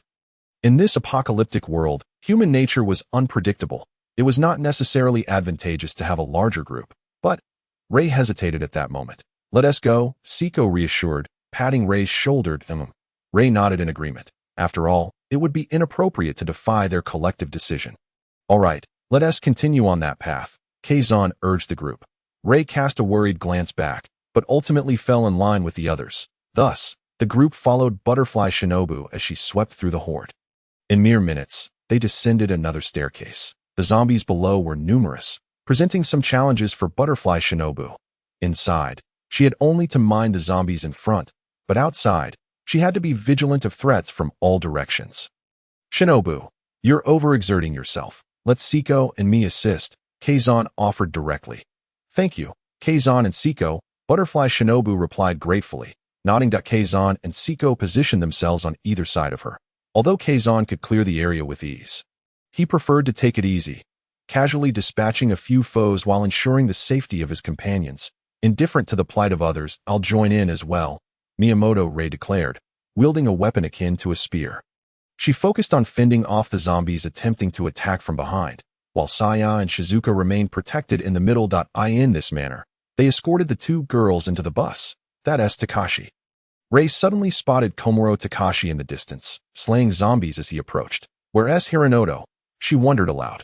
Aren't they supposed to be rescuing someone? Saya queried, puzzled. I'll go check on him, Rei stated, seizing her spear and rushing forward, her flaxen hair billowing in the wind. She adapted quickly, demonstrating her innate talent. In her determination to save Takashi, she plunged once more into the throng of zombies. Butterfly Shinobu furrowed her brow. It was evident that Takashi had ventured out alone. Such arrogance. Though he was clearly weak, he had disregarded her warnings not to intervene. It appeared that he was the only one left alive. This serves as a lesson, Butterfly Shinobu remarked, recalling Kazan's prior admonition against causing trouble to Kazan. I'll go assist her. While Takashi was indeed lacking, she believed Rei to be a valuable ally, and she hoped she could join their ranks. Siko spoke earnestly to Kazan. Meanwhile, Shizuka fumbled at the bus's driver's seat, clearly flustered, as this was her first time operating a bus. All right, go ahead, Kazan responded without concern. Hurry up, the zombies are multiplying, Saya called out, observing the surroundings beside Shizuka. Leave the ones around me to me. Shinobu Kocho also jumped out of the vehicle. Goodness, now only Kwozen sat idly on the chair, his languid demeanor truly resembling that of someone on a leisurely outing. Kwozen expressed his intention to pen a novel after this journey, titled Traveling in the Apocalypse. Before long, Takashi Komuro, fuming with rage, boarded the vehicle. Bastard, he yelled. Hirano and the others were dead. After Takashi Komuro entered, his eyes seemed somewhat vacant. Akira, at that moment, Rei Miyamoto was at a loss for words, although she was aware that had they listened to Kwozen, Hirano might not have perished. All of this ultimately stemmed from Takashi Komaro's own arrogance. Siko was still outside, fending off nearby zombies. Otherwise, the bus would likely have been besieged by the horde ahead. As for Takashi Komuro, his gaze fell upon the relaxed Kongzhan, and he instantly felt a surge of anger. He stormed up to Kongzhan, tossed aside the baseball bat in his hand, and seized Kongzhan by the collar. Lifting him up, if you had taken them with you, they wouldn't have died. You bastard. Takashi Komuro swung a fist at him. Kongzhan did not evade, allowing the blow to land. Bang. It felt as though he had struck iron. His hand throbbed with pain, and his eyes widened in disbelief. Was this guy even human? Meanwhile, Kongzhan wore a smile, gently pushing Takashi Komaro's hand aside. Because of your own arrogance, you saved some unrelated individuals, leading to Hirano's death. Yet you blame me for it, though, dear. I seem to be taking fire while lying down. Kongzhan chuckled, entirely unfazed by the recent punch. After all, to him, that strike barely qualified as a mere tickle. There's an old saying, which adult would hold a grudge against a child? The others around them were taken aback by Takashi Komaro's actions. Sayaka was somewhat astonished. Was he truly this dim-witted? TSK, she murmured, recalling Takashi Komaro's past, which indeed seemed rather lacking in intellect. Akira, Rei Miyamoto covered her mouth, her eyes wide with disbelief. Oh dear, please don't fight. Shizuka quickly turned around to admonish them. However, while they could endure, Shinobu Kocho could not contain herself. She observed through the bus window and instantly felt displeased. Without a second thought, she boarded the vehicle and delivered a punch to Takashi Komaro's abdomen. Thud. Takashi Komaro was sent sprawling. The force was significantly greater than what he had used against Kongzhan. Following that, Shinobu swiftly drew her Nichiren blade, pointing it at Takashi Komaro. This scene frightened Rei Miyamoto and the others that moment. Siko also entered, coincidentally witnessing Takashi Komaro curled on the ground, clutching his stomach. How dare you hit Brother Kongzhan? You must truly be tired of living. Shinobu Kocho declared mercilessly. He struck Brother Kongzhan. Siko's brows furrowed, and she glanced at Kongzhan with concern. Brother Kongzhan, are you all right? Although she knew that with Kongzhan's strength, he would be fine, she still felt compelled to ask, showing no concern for the groaning Takashi Komaro. How could anything happen to me? Kongzhan stood up with a smile, observing the somewhat irate Shinobu Kocho. Perhaps it was due to having ingested his blood that she felt an inexplicable loyalty towards him. Kongzhan approached Shinobu from behind and ruffled her hair. It's fine, no need to worry. He reassured her to him since Brother Kongzhan said so. Shinobu hesitated for a moment before she sheathed her Nichiren blade. Takashi Komaro, still clutching his abdomen, shakily stood up. The punch had somewhat sobered him. Let us go, Siko suddenly suggested. Wait, there are still people. Quickly go save them. At that moment, Takashi Komaro, having just regained his footing, glanced through the window and saw a group of students, possibly teachers, rushing from the academic building. Gritting his teeth against the pain, he shouted urgently. Damn it. What a saint. Kongzhan murmured under his breath, visibly displeased. Rei Miyamoto suddenly widened her eyes. Isn't that Fujit from Class 3A? Siko frowned slightly, observing the newcomers. Fujit. Rei seemed to recall some unpleasant memories. We can drive now, right? The zombies in front are gathering again. If they cluster together, we won't be able to move, Shizuka nervously remarked. Eyeing the growing horde.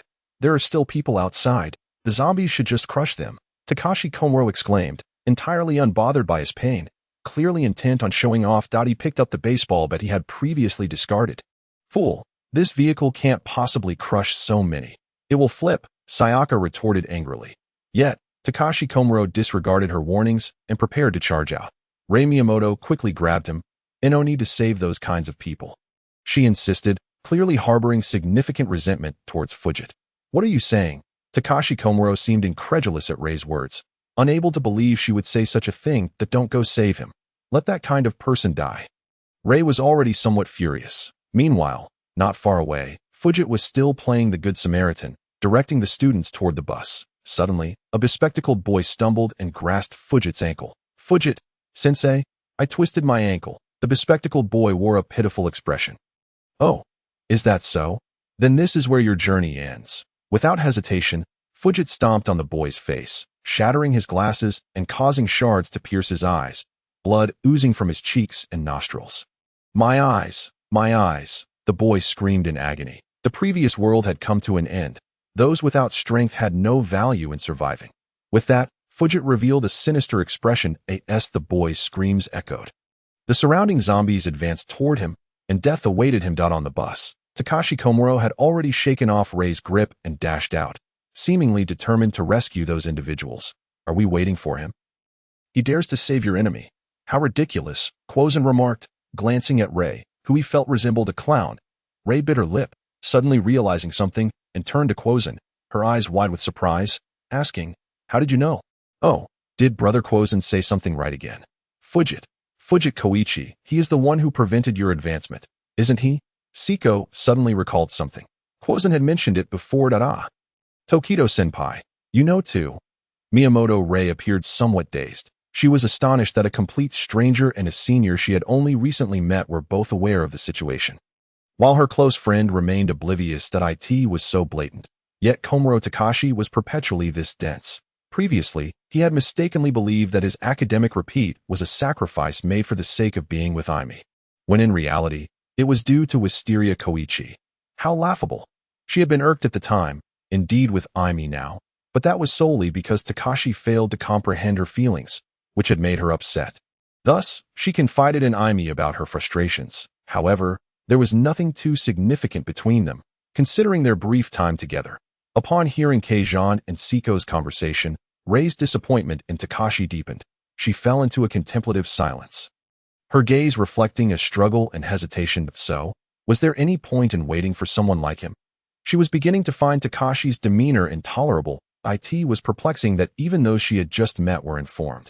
Yet he remained in the dark, gritting her teeth. Rei's resolve solidified. "Let us drive, Shizuka-sensei," she declared firmly. "Understood," Shizuka responded without hesitation. After all, if they didn't leave now, they might truly be trapped, or perhaps they would have to wait for Shino and Siko to clear the way. It was exceedingly troublesome.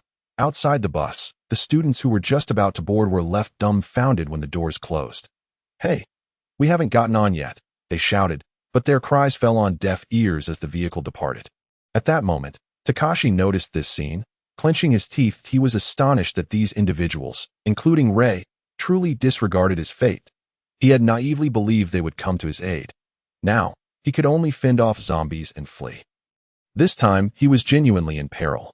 Meanwhile, Wisteria Koichi was equally stunned, never expecting the bus to leave without considering the teachers and students. Inside the bus, Saya glanced at Rei, then at Takashi outside the window. Reflecting on Kongzhan's earlier words, she thought, that it seemed she and Rei had both misjudged him. Furrowing her brow, she recalled how she had once held high hopes for Takashi.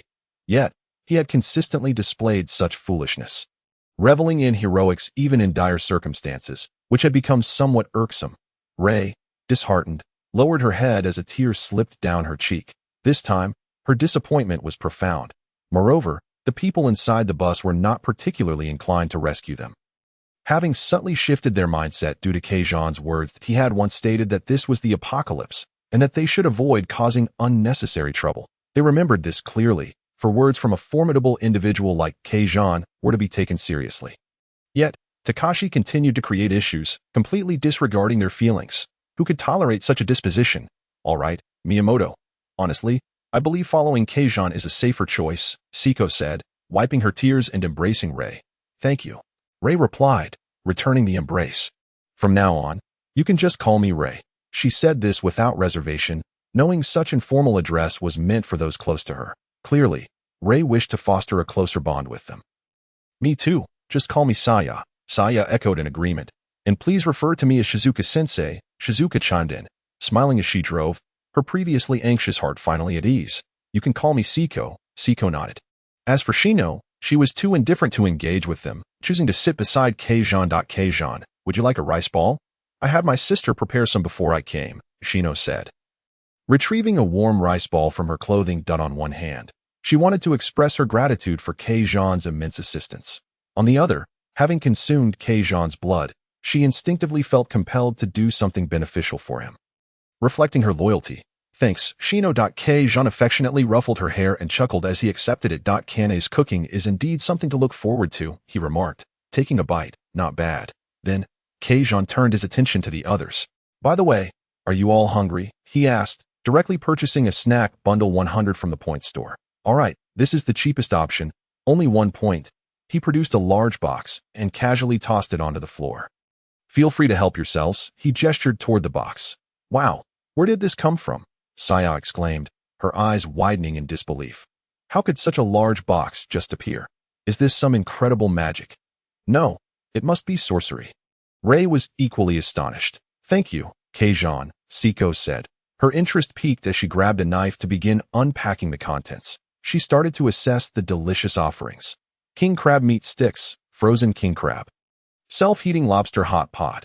A microwave with 100 power left. An automatic kettle with 100 power left. Chocolates, cereals, milk, mineral water, bread, and cakes. Siko began to tally everything, noting that the quantities were quite ample. There were even soy sauce, sugar, salt, and various seasoning packets.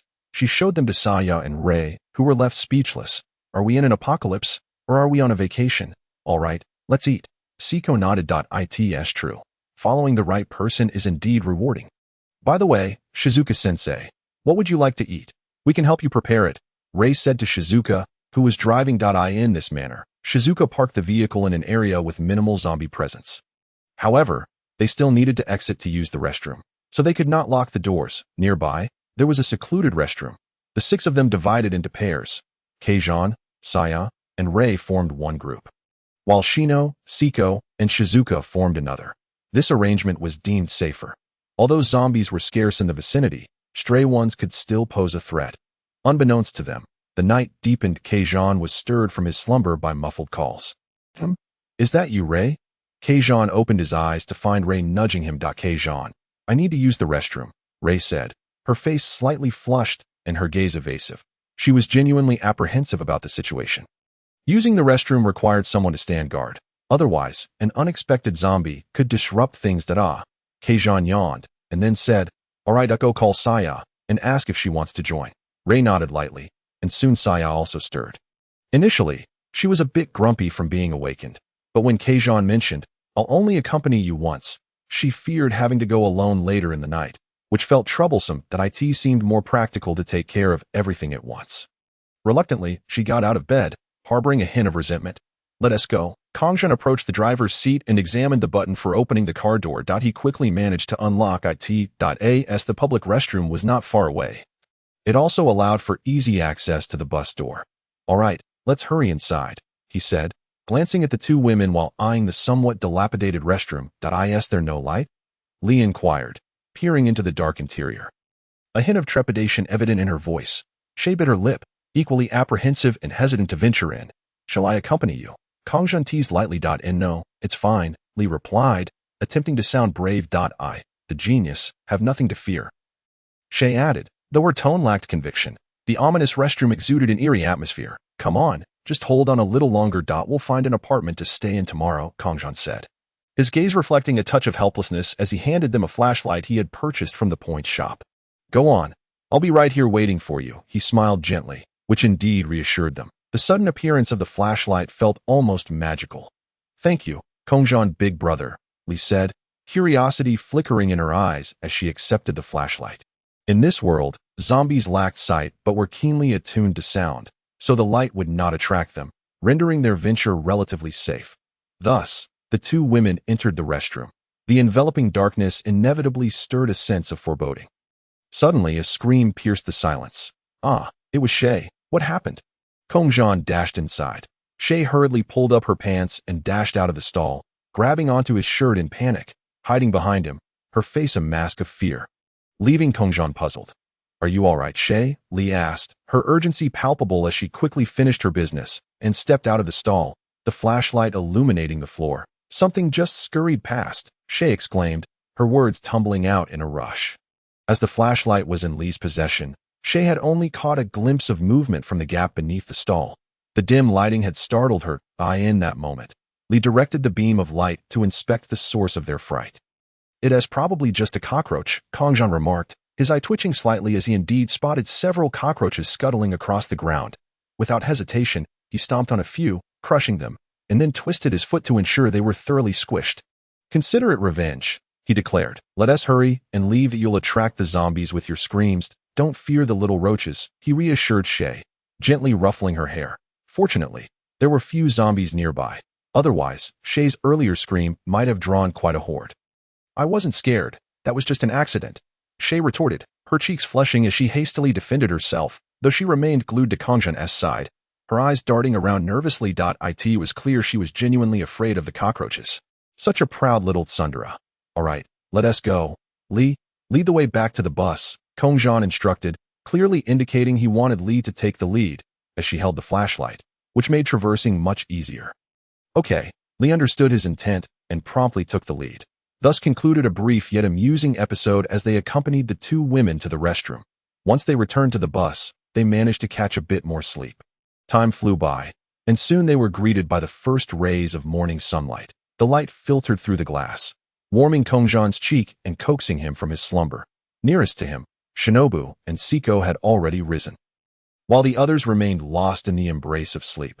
Good morning, Kongzhan big brother, Shinobu greeted, her eyes sparkling as she blinked. Her face was adorably cute, yet bore a serious expression, creating an intriguing contrast. Morning, Kongzhan replied with a smile. Siko was busy preparing breakfast, her scattered purple hair now tied up in a high ponytail, exuding a sense of grace. Good morning, Kongzhan big brother. Have you woken up? I'm making breakfast. Would you like to try some?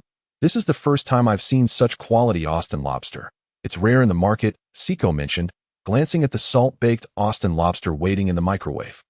Of course, Kongzhan replied, amused by her domesticity. You'll undoubtedly make a wonderful wife someday. His compliment caused Siko's face to flush with shyness. Meanwhile, Shinobu observed the exchange, feeling an inexplicable pang of jealousy as she unconsciously clutched her chest. Puzzled by her own reaction, during this leisurely moment, Kongzhan opened the group chat. Kongzhan, has everyone woken up? Kaneki, boss, what are your orders? Kongzhan, Kaneki, you're quite diligent. Kongzhan, by the way, I need you to do something for me.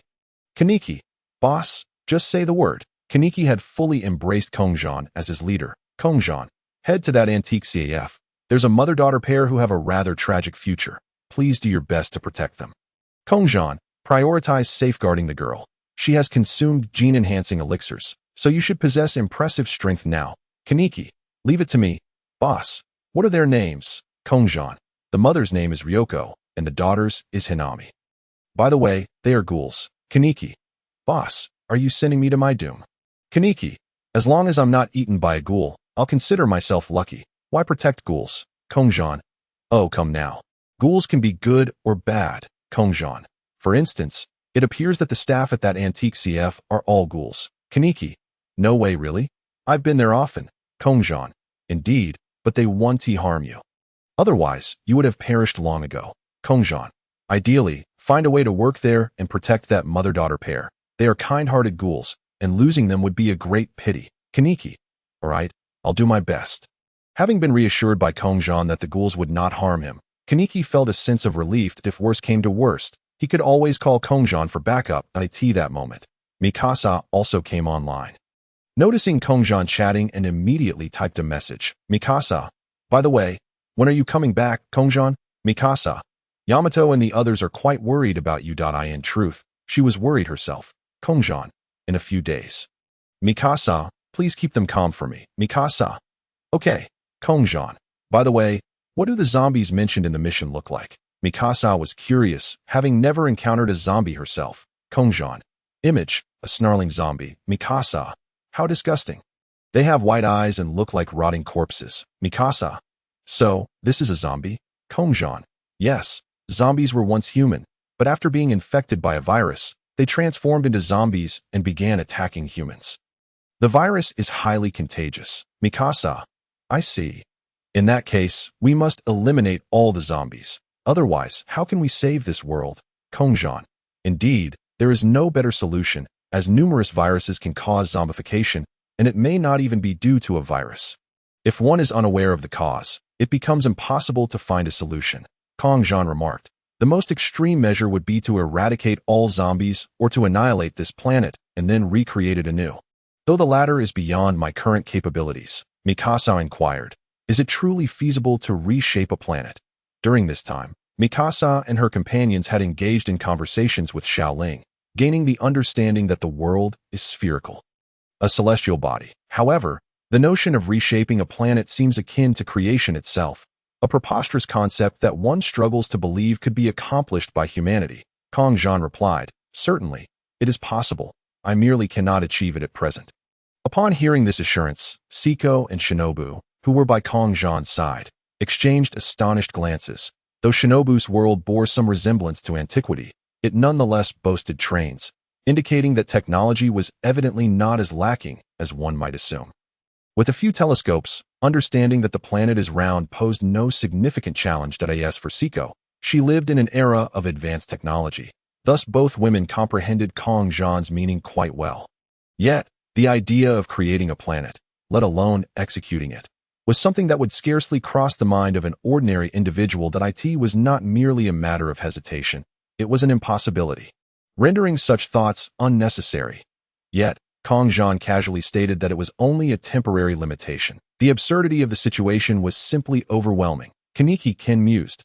"Boss, are you truly not a deity?" Kongzhan responded. "For the moment, I might qualify as half of one. On second thought, let us not dwell on that. If my current state is that of a deity, I would bring shame to the divine."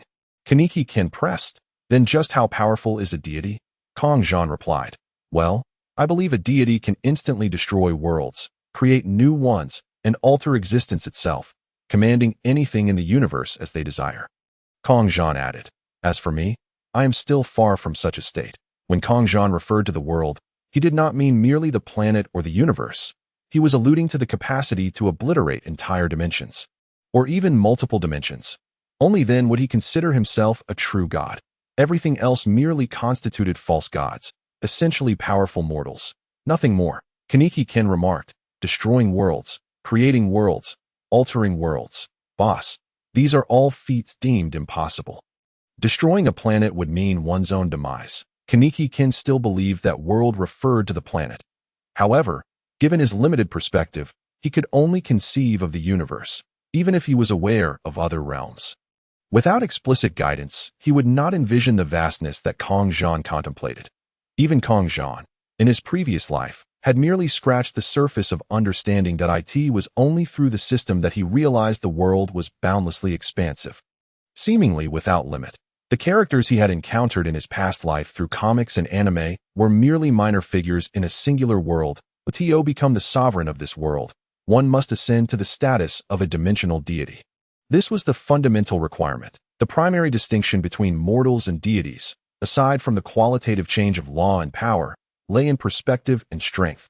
Kongzhan reminded Kaneki Ken, "Do you remember the task I entrusted to you?" Kaneki Ken affirmed, "Of course, rest assured, boss." Following this, Kongzhan ceased to engage with the group and logged off. Siko and Shinobu were evidently lurking in the chat, as Kongzhan could discern their real-world states. Soon enough, Rei and Saya awakened and began assisting Siko in preparing breakfast. Shizuka was the last to rise, clearly a master of sleeping in. After a light meal, they commenced discussions on their next destination. To steer the narrative back on track, Kongzhan gently prompted, "Teacher Shizuka, do you know of any vacant apartments?" Shizuka replied, "Oh, I do have a friend with an empty house available. A boyfriend?" Saya inquired curiously, her gaze somewhat peculiar, hinting at a desire for gossip. "No, it's a female friend. However, she is often busy at the airport, so she entrusted me with her house keys to air it out." Shizuka quickly clarified, "What do you all think?" Kongzhan turned to Rei, Siko, and Shinobu. "I have no objections," Siko stated, shaking her head. "I don't mind either," Rei added, albeit with some hesitation, as concerns for her father lingered in her thoughts. Yet, she found comfort in the current situation, appreciating the abundance of food, surpassing her usual fare, and the ability to converse with friends just as before. After the ordeal with the zombies, she suddenly recognized how fortunate she was to be beside Kongzhan. Relishing the beauty of everyday life, wishing to maintain this semblance of normalcy, one could say that all her sense of security stemmed from Kongzhan, and his seemingly casual demeanor led her to mistakenly believe this was not the apocalypse. In truth, Kongzhan had provided her with considerable assistance, gradually winning her heart. Thus, she buried her worries about her father deep within, reassuring herself that her father, being a police officer, would surely be fine.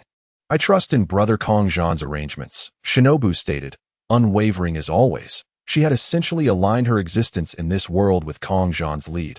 Kongzhan cast a slightly astonished glance at Miyamoto Rei. As in the original narrative, she was quite anxious regarding her father. However, it could merely be a facade of urgency. Otherwise, how could one finish the original story without locating her father? In essence, Miyamoto Rei was a rather pragmatic girl. Very well, then let us proceed to the place Shizuka mentioned to settle down. Let us embark. Seeing no objections, Kongzhan nodded lightly. Thus, the group boarded the bus and commenced their journey. Shizuka took the driver's seat, pondering the route from her memories, while the others dispersed throughout the bus, observing their surroundings. Kongzhan and Shinobu occupied the rear. Shinobu, do you feel confident in your current strength to take down an upper moon? Kongzhan inquired. Upper moon? I haven't fought one before, so I can't gauge their exact strength. However, battling upper moon 2 would certainly pose some difficulty, Shinobu replied, her understanding of the upper moons rather vague. I see, Kongzhan responded. No need to rush. We can take our time if it comes to it. I will be there. Kongzhan gently ruffled her hair. However, having shared his blood with her, it stands to reason that her abilities would not be lacking. In addition to her various skills, her regenerative capabilities are quite commendable as well. Thank you, Brother Kongzhan. Butterfly Shinobu lowered her head, allowing him to continue his affectionate gesture, shedding her usual serious demeanor to reveal a rare display of obedience. Subsequently, Kongzhan withdrew his hand, falling into silence that he closed his eyes and reviewed his profile. Name. Kongzhan gender. Male age. 18 abilities. No side effects. Muzan Kabutsuji, Yorji Tsujikuni, Inzol Gown, Bone King, Bloodline. No side effects purebred Scion ability. No side effects vector manipulation LV5 skills. Advanced 3-color hockey items. Enslavement chains 8. Genetic enhancement potions 13. Snack packs 99. Infinite energy flashlights 99 vessel. Enhanced intelligent version Voyager Sunshine Law. A trace of low-level destruction law power strength. Near cosmic level, quasi-low-level deity. Missions. 1. Main. Prevent Hancock from being sold to the Celestial Dragons. 2. Long-term. Recruit crew member 410. Note. Must be a formal crew member. Mutual commitment is required. Forced enslavement does not count. Indeed, he had already entered the realm of the divine. Yet, it is only by employing the power of the law that one could truly be considered a deity. Without invoking the law, he remained merely mortal. As for the snack packs, they were leftover purchases made with a single point. The infinite energy flashlights were similarly acquired, as Lee and Saya were afraid of the dark, prompting him to buy a set for just 1 point. Daily necessities were quite affordable. Many items could be bought in sets for just 1 point. With each set consisting of 100 pieces, it was unclear how much time had passed. The group was on the verge of dozing off in the bus. Suddenly, Shizuka let out a startled cry upon seeing the horde of zombies ahead. Instantly, everyone was alert. Kongzhan was the first to appear beside the driver's seat, gazing at the multitude of zombies ahead, hundreds, if not thousands. It's all right, you all continue to rest, Kongzhan spoke calmly. However, Shizuka's hands trembled on the steering wheel. Overwhelmed with uncertainty if the bus barreled through, it would likely overturn. There's no but. Kongzhan slightly raised his hand, a terrifying aura enveloping the front. In an instant, he lowered his hand again, before Shizuka could comprehend. Swish! All the zombies before them vanished. In that fleeting moment, Kongzhan had obliterated the entire horde, reducing them to mere dust. Shizuka was left in a daze, utterly bewildered by the occurrence. At this moment, the girls from the back approached. Where are the zombies? Lee questioned, perplexed, for there had clearly been no zombies ahead. There were none at all, not even a single one, Saya added, feeling somewhat confused. Shizuka-sensei, are you trying to scare us? This joke is not amusing at all. Wait, there were definitely zombies just now. What happened?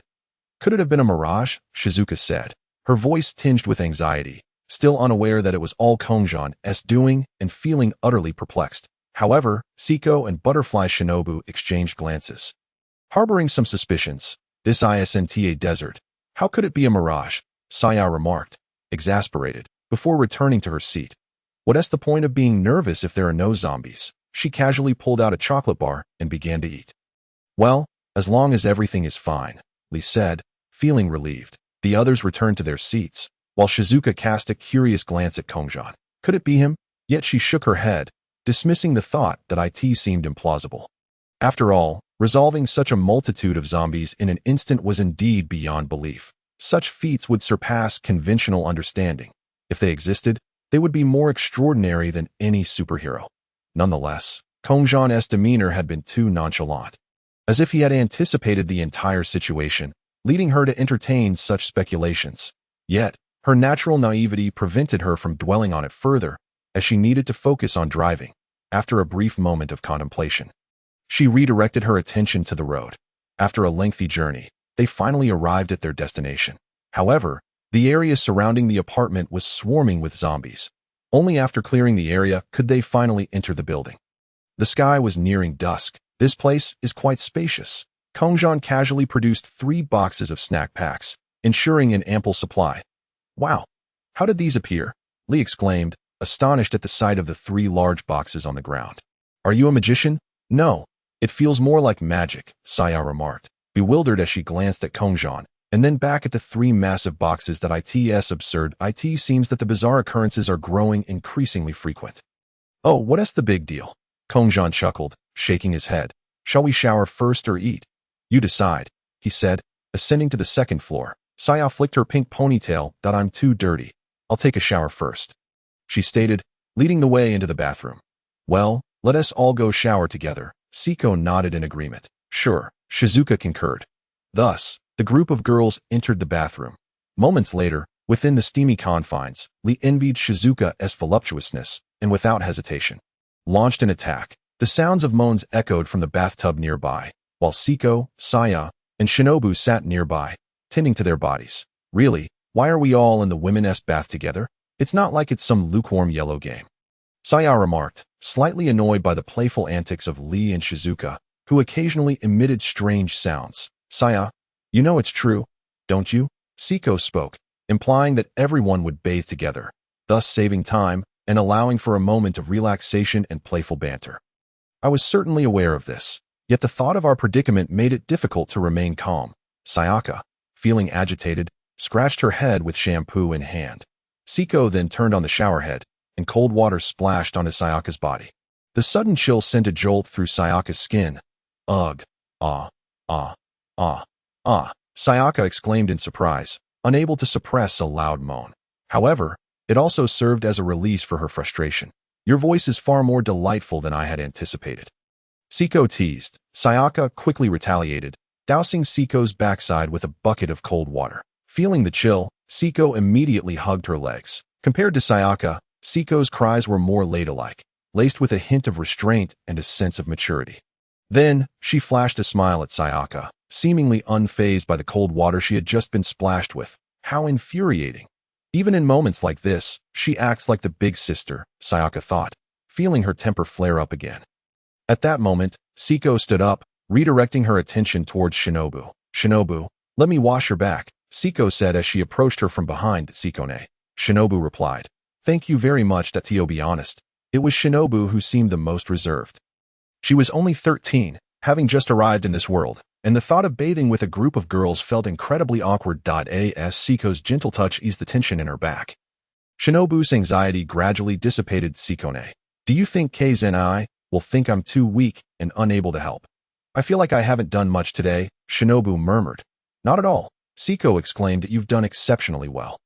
Without a doubt, you've slain the most zombies along the way. Siko shook her head.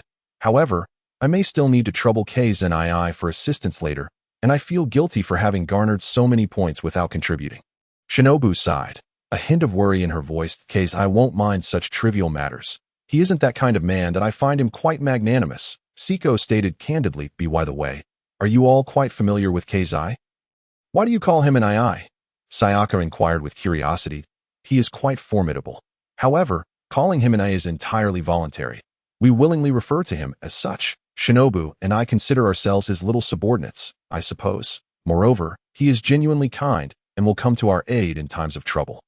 He is a man worthy of trust, Siko said with a smile. Sayaka pondered. If Siko Senpai holds him in such regard, I can't help but wonder just how strong he truly is. Sayaka found herself intrigued by this man. Speaking of which, Shinobu looks small, yet why is she so capable? She glanced at Shinobu, voicing her curiosity. Me. Shinobu replied, capable? I don't think so. I am merely someone who struggles to protect even my family. Her words carried a tone of maturity. her eyes reflecting sincerity, since Kazai had informed her that her sister would die, and that she too might perish in her quest for vengeance. She felt an overwhelming sense of helplessness. After all, her parents had been slain by demons long ago. If her sister were to die as well, she would find little reason to continue living. It was only after that mission, when Kazai had gifted her 5,000 points, that she began to feel a surge of strength. The power she gained was multiple times greater than before. This was her first glimmer of hope in defeating the lower moon too. Furthermore, it guided her in purchasing various items: the breath of flowers, the sun wheel blade, armament color, observation color, patterns, and the ability to perceive the world. With these acquisitions, her strength had multiplied significantly. Kazai had continually assured her of his support, allowing her to finally breathe a sigh of relief. Feeling that perhaps she could indeed confront the lower moon 2.0, as long as Kazai was by her side, there was certainly hope. Sayaka was taken aback. If everyone is so formidable, how can that be? She had assumed that Shinobu had lost her family. Yet, if Shinobu was so powerful and yet unable to protect her family, who could have been responsible for such tragedy? Were they perhaps armed thugs? This was all too bewildering. It's all right. With Kazai around, nothing bad will happen, Siko reassured Shinobu. Shinobu nodded gently. Sayaka observed the two with a hint of suspicion. Whenever Kazai was mentioned, not only did Shinobu's eyes light up, but so did Siko's. This man truly was remarkable. It made sense. Sayaka recalled an earlier incident when she had been startled by a cockroach while using the restroom and had screamed. Within mere seconds, Kazai had rushed in, even quicker than Rika beside her. A man who instilled such a sense of security. Having only spent a short time together, she found herself somewhat fond of him. Kazai had already ascended to the second floor, prying open an iron cabinet. Inside were 3 firearms. The first was an M14 series semi-automatic rifle, known as the Springfield M1A1 Supermatch, measuring 905 millimeters in length. Weighing 2.53 kg, and chambered 4.30 caliber carbine ammunition, 7.62 millimeters, 33 millimeters, with a magazine capacity of 20 rounds. The second was a sniper rifle, named the Knight's SR-25, a variant of the Armalite AR-10, measuring 1,118 millimeters in length. Weighing 4.88 kg, and chambered for 7.62 millimeters, 51 millimeters NATO ammunition, also with a magazine capacity of 20 rounds, complete with an 8-power scope. The third was a shotgun, the Ithaca M37, measuring 1,017 millimeters in length, weighing 2.3 kg, and chambered for 12-gauge shells with a 4-round capacity. All of these were American-made imported firearms. Additionally, there was a crossbow in the adjacent cabinet. Kazai meticulously categorized the ammunition and weapons, placing them on the table for future use. He then reclined on the bed and opened the chat group to take a look. I wonder if I can directly use points to upgrade my skills, Kazai mused, finding the normal method rather tedious. He was unsure how much destruction would be required, after having dispatched over 100 zombies. The minuscule amount of power from the law within him had barely increased. Thus, utilizing a cheat seemed far more advantageous. After browsing for a while, he exclaimed, "Indeed, there is. Enhancing skills, it appeared to be a privilege of the group leader, requiring a staggering 10,000 points to upgrade to a low-level destruction law. Currently, he had only about 4,700 points. Oh well, he thought, this is far easier than diligently working to level up. Actually, he reflected, the experience of using cheats is quite pleasant, Kongzhan whispered softly. Had he not possessed a system, it is likely he would have perished in the world of pirates long ago. Moreover, it was unexpected to discover both a main system and a subsidiary system. The main system serves as the task system, issuing missions and rewarding completion with benefits, simple yet effective. The subsidiary system, on the other hand, is the chat group for various realms, comprehensive anime series, which boasts an array of functions, signing in, issuing red envelopes, and assigning group tasks, surpassing even the main system in functionality. Indeed, it has become difficult to discern which is the primary system. That said, the main system resembles a novice activity, while the subsidiary system appears akin to new features unlocked at higher levels. Much like in a game, one can only wonder if more intriguing systems will be introduced in the future. As Kongzhan perused the points store, he discovered that it primarily offered 3 types of fundamental laws of power: the law of destruction, the law of creation, and the law of space-time. Although he could not afford any of them, These three laws are the most primal and ancient. Other laws of power are indeed derived from these foundational laws, such as the law of magic, the law of elements, the law of biology, and the law of plants, among others. These are not as formidable as the primary laws. Furthermore, there exist laws such as the law of fire, the law of water, the law of humanity, and the law of the tiger, which are even weaker. In essence, the more refined the classification of laws, the lesser their potential, thus rendering them weaker. Laws like fire or water are encompassed within the law of elements, which in turn is included within the law of creation. This layered relationship means that the outermost layer encapsulates most laws, naturally making it the most powerful. The potency of the law of destruction is self-evident. It has the capacity to dismantle everything across all dimensions, embodying the quintessence of its essence. While Kongzhan was engrossed in his study of the laws, Siko approached him, clad only in a white apron dress, her long purple hair tied up in a high ponytail. "Kongzhan and I, it's time to eat," she gently reminded him, only to find him lying on the bed, uncertain if he was truly asleep. "All right, coming," he replied. Sitting up, he had been so focused on the laws that he had not registered Siko calling him. "I hope I didn't disturb your sleep," she said with a soft smile. "Not at all," he replied, shaking his head, though his mind was still entangled in thoughts of the laws, turning to look at Siko. He was momentarily taken aback by her revealing attire. She wore nothing beneath the apron. Was she truly in a state of undress? The entirety of her back was exposed to the air. Yet it was undeniably pleasing to the eye. Noticing Kongzhan's gaze lingering on her outfit, she asked, I didn't have anything that fit, so I thought I'd make do until I washed my clothes. Is it too indecent?" "Apologies," she added, tugging at the apron slightly. "It actually looks quite nice," he reassured her, "but perhaps it would be better not to wear it like this when going out. It does seem rather risky," Kongzhan remarked, diverting his gaze. Is that so? I'll be more mindful," Siko replied earnestly. Kongzhan considered suggesting that they could purchase clothing with points, but since the thought had escaped him, he chose to remain silent. They both descended to the lower level, where Kongzhan found the scene even more visually striking. Rei and Saya were clad in nothing but shoulder-strap dresses and underwear, while Shinobu and Shizuka wrapped themselves in large white bath towels. "Goodness, is this heaven? The girls in this world have developed surprisingly well," he thought to himself, maintaining a facade of composure as he sat down between Siko and Shinobu. The group looked at Kongzhan, as he was the one who had provided the food, and felt a bit hesitant to start eating before him. "Why are you all staring at me? Let us eat," he said with a smile. Exuding warmth and approachability as he surveyed the group, he noted that Shinobu appeared the most innocent. Poor Shinobu, he mused internally. It's all right. They are all the villains here, and no need to compare ourselves with them. "Let us eat. Let us eat," Saya exclaimed with enthusiasm, prompting everyone to dig in. Shizuka even produced some liquor and began to drink, with Rei joining her, causing both to quickly become tipsy. Kongzhan is truly amazing. Managing to erase so many zombies in one go, Shizuka slurred, her body swaying slightly. Indeed, he did eliminate a considerable number of them. Much more impressive than Akio. However, Rei added with a hint of remorse. "I feel bad that Akio ended up dead. After all, he was a friend for many years. I acted impulsively at the time." "Humph, that fool deserved it for being so clueless," Saya retorted angrily. "He was nothing but a hindrance. If we had let him tag along, it would only have led to more chaos, and perhaps we would have perished because of him," Shinobu stated firmly. After all, Kamishiro Akio had been excessively indecisive. Lacking the resolve needed for decisive action, he had no capability, yet still attempted to save others, leading to the deaths of many, and then blamed Kongzhan for it. Shinobu thought to herself that Akio had indeed been rather irrational.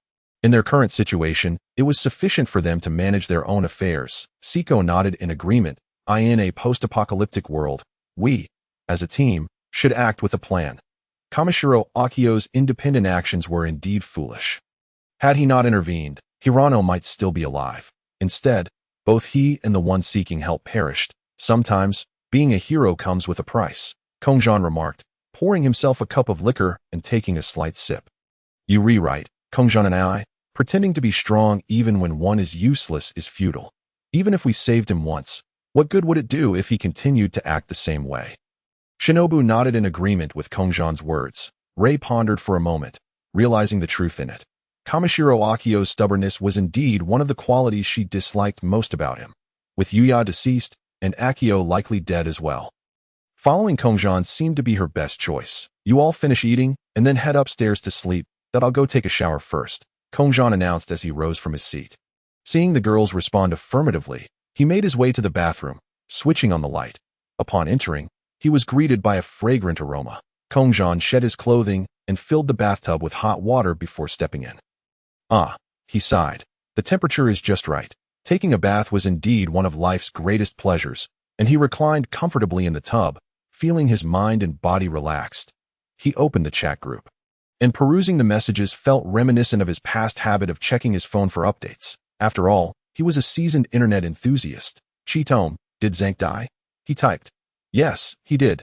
Saya and I worked well together. Chitome replied. The mission went smoothly. That's good to hear. Kongzhan responded. Kongzhan and I, Saya is incredibly strong. Kongzhan, of course, I am aware. Otherwise, why would I recommend Night Raid to you? Kongzhan, by the way, could you assist me in tracking someone's whereabouts?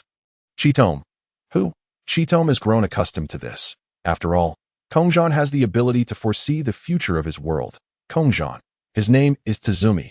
Kongzhan, alternatively, we could ask Sayu to investigate as well. Chitome, understood. I will find a way to check with Sayu. After Chitome finished her reply, she spoke to Sayu beside her. The two often practiced swordsmanship together, which fostered a particularly close bond. Indeed, on this night, they were enjoying a barbecue outdoors. Due to the differing flow of time, it could already be considered a late-night snack here. Sayu was initially somewhat surprised that Chitome could converse with Kongzhan across dimensions, but then began to ponder seriously about a method. Kongzhan, how are things on your end? Kaneki-ken. Kaneki-ken. Kongzhan, everything is fine here. I have successfully become a server at an antique CAF. Although they initially refused, for some reason, they later agreed. Kongzhan, after all, as ghouls, they also wish to integrate into human society.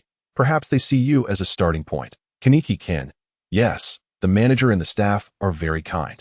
One would never suspect they are ghouls. Kongzhan, just a reminder, do not reveal that they are ghouls. That IT could be quite dangerous. Gaining their trust is the most crucial step at the outset. Kaneki-ken, it feels a bit like being an undercover agent. Don't worry, I will definitely not expose them. Kongzhan, it's not about being undercover. We are trying to find ways to protect them. My vision is to create a world where ghouls and humans coexist. Kaneki-ken, a world where ghouls and humans coexist. That sounds quite appealing. Kaneki-ken, then let us strive for it. If ghouls and humans can coexist, perhaps Ms. Rise and I might have a chance after all. Kaneki-ken mused silently. After chatting for a while, Kongzhan rinsed off, placed the water down, wrapped his tail around his waist, and then exited, covered only by a towel. Kongzhan possessed a remarkable physique and flawless skin. Upon leaving the bathroom, he spotted Siko cleaning the dishes after dinner and preparing the meals for the next day. Truly, Siko is commendable. Kongzhan entered the kitchen and complimented her. When Siko turned to look at him, she could not help but blush at Kongzhan's physique. What a splendid build, Siko praised. Not at all, Siko, you are the one who is remarkable. With a perfect figure. Moreover, you are so virtuous, Kongzhan smiled. However, perhaps this praise felt somewhat awkward. I am not that exceptional. Siko seemed to suddenly recall something, her expression growing somewhat despondent. That is wonderful. If possible, I would love for you to be my girlfriend, Kongzhan teased. Am I being confessed to? Siko smiled, feigning calmness as she spoke. Why? Is that not good? Kongzhan took her hand. No, Kongzhan, you may not truly know the real me. If you did, you would not come to like me. Siko's gaze fell, a hint of sadness in her eyes. That I am aware, Kongzhan replied. Huh? Siko's eyes widened suddenly, her previously lowered head lifting to meet Kongzhan's gaze. Is it because you think I have violent tendencies? And I know about your childhood as well. Kongzhan looked into her eyes. Yet, Siko appeared somewhat unsettled. But I killed him, and I felt joy in that. A person like me, intoxicated by power and reveling in it. Like me, Siko murmured, her emotions stirring. But before she could finish, Kongzhan embraced her and kissed her. Siko looked at Kongzhan in shock. Their lips parted. That is sufficient. Siko, you are not at fault. These do not signify anything wrong. Do you not feel that this is incorrect? On the contrary, I believe you possess great combat talent. You are a girl worth relying on. Kongzhan gazed into her eyes. Siko's purple eyes complemented her purple hair beautifully. Really? A person like me can also possess such qualities. Siko's tone still carried uncertainty. Of course. You are an amazing girl, Kongzhan affirmed wholeheartedly. Those words broke Siko's defenses, and tears began to flow unconsciously as she wrapped her arms around Kongzhan's bare body, resting her head against his chest. It is nothing. From now on, if you wish to kill, do so freely. Kill to your heart's content. Kongzhan gently ruffled her hair. However, the sins I bear, Siko spoke again. It is nothing. Sins? That requires judgment. As long as you are powerful enough, you are the law. This is not a sin. If you still feel troubled, I shall share the burden with you. How does that sound, Siko? Kongzhan's tone grew increasingly gentle. Is that truly possible? Feeling the warmth of his body, Siko's internal barriers seemed to melt away little by little. This is the last time. Yes. Did you hear that well? Siko, my beloved. Kongzhan whispered in her ear. Siko took the initiative to grasp Kongzhan's hand, wrapping her other arm around his neck, and leaned in to kiss him. Kongzhan reciprocated. Back when he read the original work, he would call her Siko, my beloved, every day. Finally, he received a response. However, we are not yet married. Calling you beloved feels premature. Siko's cheeks flushed with shyness, her expression transforming into that of a bashful girl. She had completely shed her previous confident demeanor, now transformed into a love-struck maiden. Indeed, the right approach to winning over this little Siko was effective. Well then, shall I continue calling you Siko as usual? Kongzhan said with a smile. That works. Siko nodded gently. I will simply call you Kongzhan. Calling you Kongzhan big brother feels too distant. Is that alright? Siko inquired. No problem. Kongzhan was more than willing. He affectionately stroked Siko's small head. And his mood was exceptionally good. Therefore, Siko, from now on, feel free to unleash your strength. And if you feel burdened by sins, I will bear them alongside you. Alright? Kongzhan reminded her once more. I understand. I will not let you down. My future husband. Siko's face flushed, her eyes sparkling like crescent moons. Alright, let's head upstairs to rest. They have already prepared the bedding for you. Waiting for your return. I will tidy this up and join you shortly. Siko said to Kongzhan. With Kongzhan by her side, she felt an immense sense of happiness at that moment. Alright, I understand. Hurry up and come up, Kongzhan said before ascending the stairs. Jingxiang, Li, and Shea were all asleep. Laying on the floor, Rin was still waiting for herself, wrapped entirely in a blanket, as she was, after all, unclothed, and the blanket provided a semblance of modesty.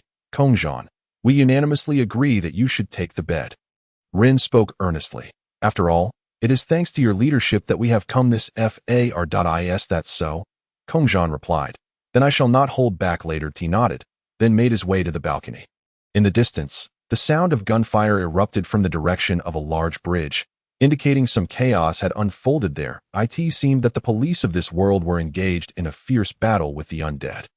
Oh, Kongzhan mused, initially hoping for a stroke of luck, but it appeared fate had indeed presented him with an opportunity. Not far from where he stood, he noticed a man with white hair, dressed in suspenders. Lying motionless on the ground, clearly deceased, beside him was a little girl weeping. If all went as suspected, this girl must be Shiri Alice, the child from the original tale, and she was surrounded by a horde of approaching zombies.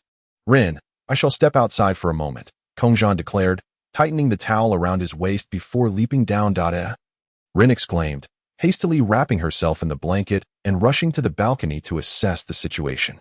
In mere seconds, Kongzhan found himself at Alice's side, gazing down at the man's lifeless body. If memory served correctly, this was the very family that had taken his life.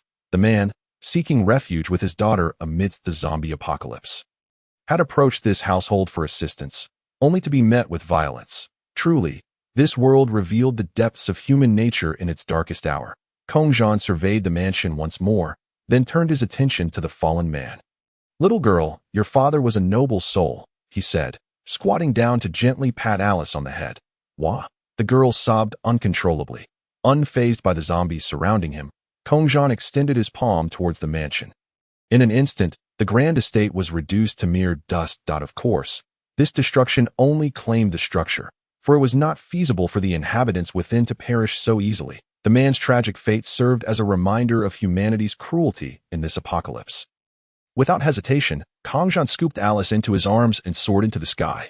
Simultaneously, he utilized his power to dismantle the iron gate of the estate, a seemingly excessive act, but one he deemed appropriate as a form of retribution.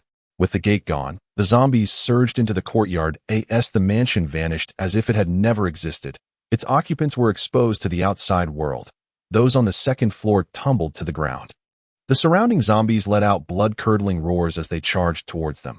Faced with the terrifying horde, the survivors fled in panic, paralyzed by fear that left them unwilling to fight, in a world where combat was the only option for survival. They were doomed. The art of flight has not been in vain, Kongzhan murmured to himself. As for those who had slain the girl's father, they would soon meet their demise at the hands of the ravenous undead. Ah, this is divine retribution. Anguished cries echoed from the mansion. Rin stood frozen in shock, witnessing the Grand Estate's sudden disappearance. Kongzhan is truly a deity, she thought, marveling at his ability to soar through the skies. Kongzhan returned, cradling Alice in his arms. This encounter had been a mere one-sided affair. He gently placed the child on the bed. "What is your name, little one?" he inquired, maintaining a semblance of formality. "Alice, Shiri Alice." She replied, tears streaming down her face as she continued to stifle sobs. "Is my father truly gone?" Alice asked, her voice quivering. "He was a great father." Kongzhan nodded softly, his expression tinged with sorrow as he stroked Alice's hair. "Wah!" Alice clung to Kongzhan, weeping bitterly, in his embrace. She found a flicker of warmth, that moment. Siko arrived, her gaze landing on the bewildered Alice. Hearing the commotion, Li, Shea, and Jingxiang gradually stirred from their slumber. "Who is this child?" Siko inquired, perplexed. Has Kongzhan already adopted a child after just a nap?" Jingxiang mumbled nonsensically before dozing off again. "How is that even possible?" Shea remarked, slightly exasperated. Li, now more awake, was about to ask about the child when Rin interjected. "Her name is Alice. Kongzhan just rescued her." "Go!" Li exclaimed in surprise. "Siko, please take her to bathe," Kongzhan pleaded, clasping his hands together in a gesture of request. Having just arrived, Siko likely felt fatigued, but among them, she appeared the most mature. It would be prudent to entrust the care of the child to her. "Sure," Siko nodded in agreement. Her curiosity piqued as she regarded Alice, intrigued by the rare sight of Kongzhan saving someone of significance. "Alice, right? Let's go take a bath," Siko said, gently taking Alice's hand and lifting her up. "Thank you, big sister," Alice nodded, her tears subsiding as she displayed newfound strength. "If you all wish to sleep, then do so. By the way, Shea, your home must be quite large, so it should be difficult to breach." Kongzhan turned to Shea. "My home. As long as my father is there, we should be fine," Shea replied confidently, curiosity evident in her eyes as she regarded Kongzhan. "How do you know? It seems you have some knowledge of my household." Kongzhan smiled slightly. "Shall we set out for your home tomorrow?" he proposed. "I have no objections," Shea affirmed with a nod. "That's great. You should rest now. Li and Rin, you should also get some sleep, or you won't have the energy for tomorrow," Kongzhan advised the two. "All right," they responded promptly. Thus, Kongzhan settled on the bed, surrounded by young women. When Siko returned, he invited her and Alice to share the bed with him. Alice nestled in the middle, while Kongzhan and Siko lay on either side, creating a harmonious scene. After all, Siko had worked tirelessly, and it felt unjust not to allow her a place to rest. And so, they simply drifted off to sleep. The following day, Siko rose early to prepare their belongings. Soon after, the others also began to stir, rummaging through their rooms for clothes. Ultimately, it was Kaido who purchased outfits for them at the Point store. Upon realizing this, both Siko and Rin remembered the existence of the Point store, as they seldom utilized it, opting to buy items only on rare occasions. Meanwhile, just outside the apartment building stood a vehicle known as a Hummer, resembling a war chariot, far more stylish than a bus. Today, the group planned to drive this impressive vehicle to Saya's home. In no time, they had gathered their supplies and stowed their firearms in the trunk, with our beloved teacher, Shizuka, taking on the role of the driver. Kaido settled into the back seat, flanked by Siko on the left and Rin on the right, with Alice nestled on his lap. Everything felt quite agreeable. Indeed, Siko rested her head on Kaijon's shoulder, grasping his arm, creating an impression of a genuine couple. However, one might argue that they were a couple now, wouldn't they? Kaijon pondered, stroking his chin thoughtfully. Casting a glance at Rin's companion, Li, he noticed a glimmer of envy in her eyes. Was it possible that Li harbored feelings for him? Kaijon felt a wave of bewilderment wash over him as he redirected his gaze. Could it be that Li had developed an affection for him? Coughing slightly, he dismissed the thought.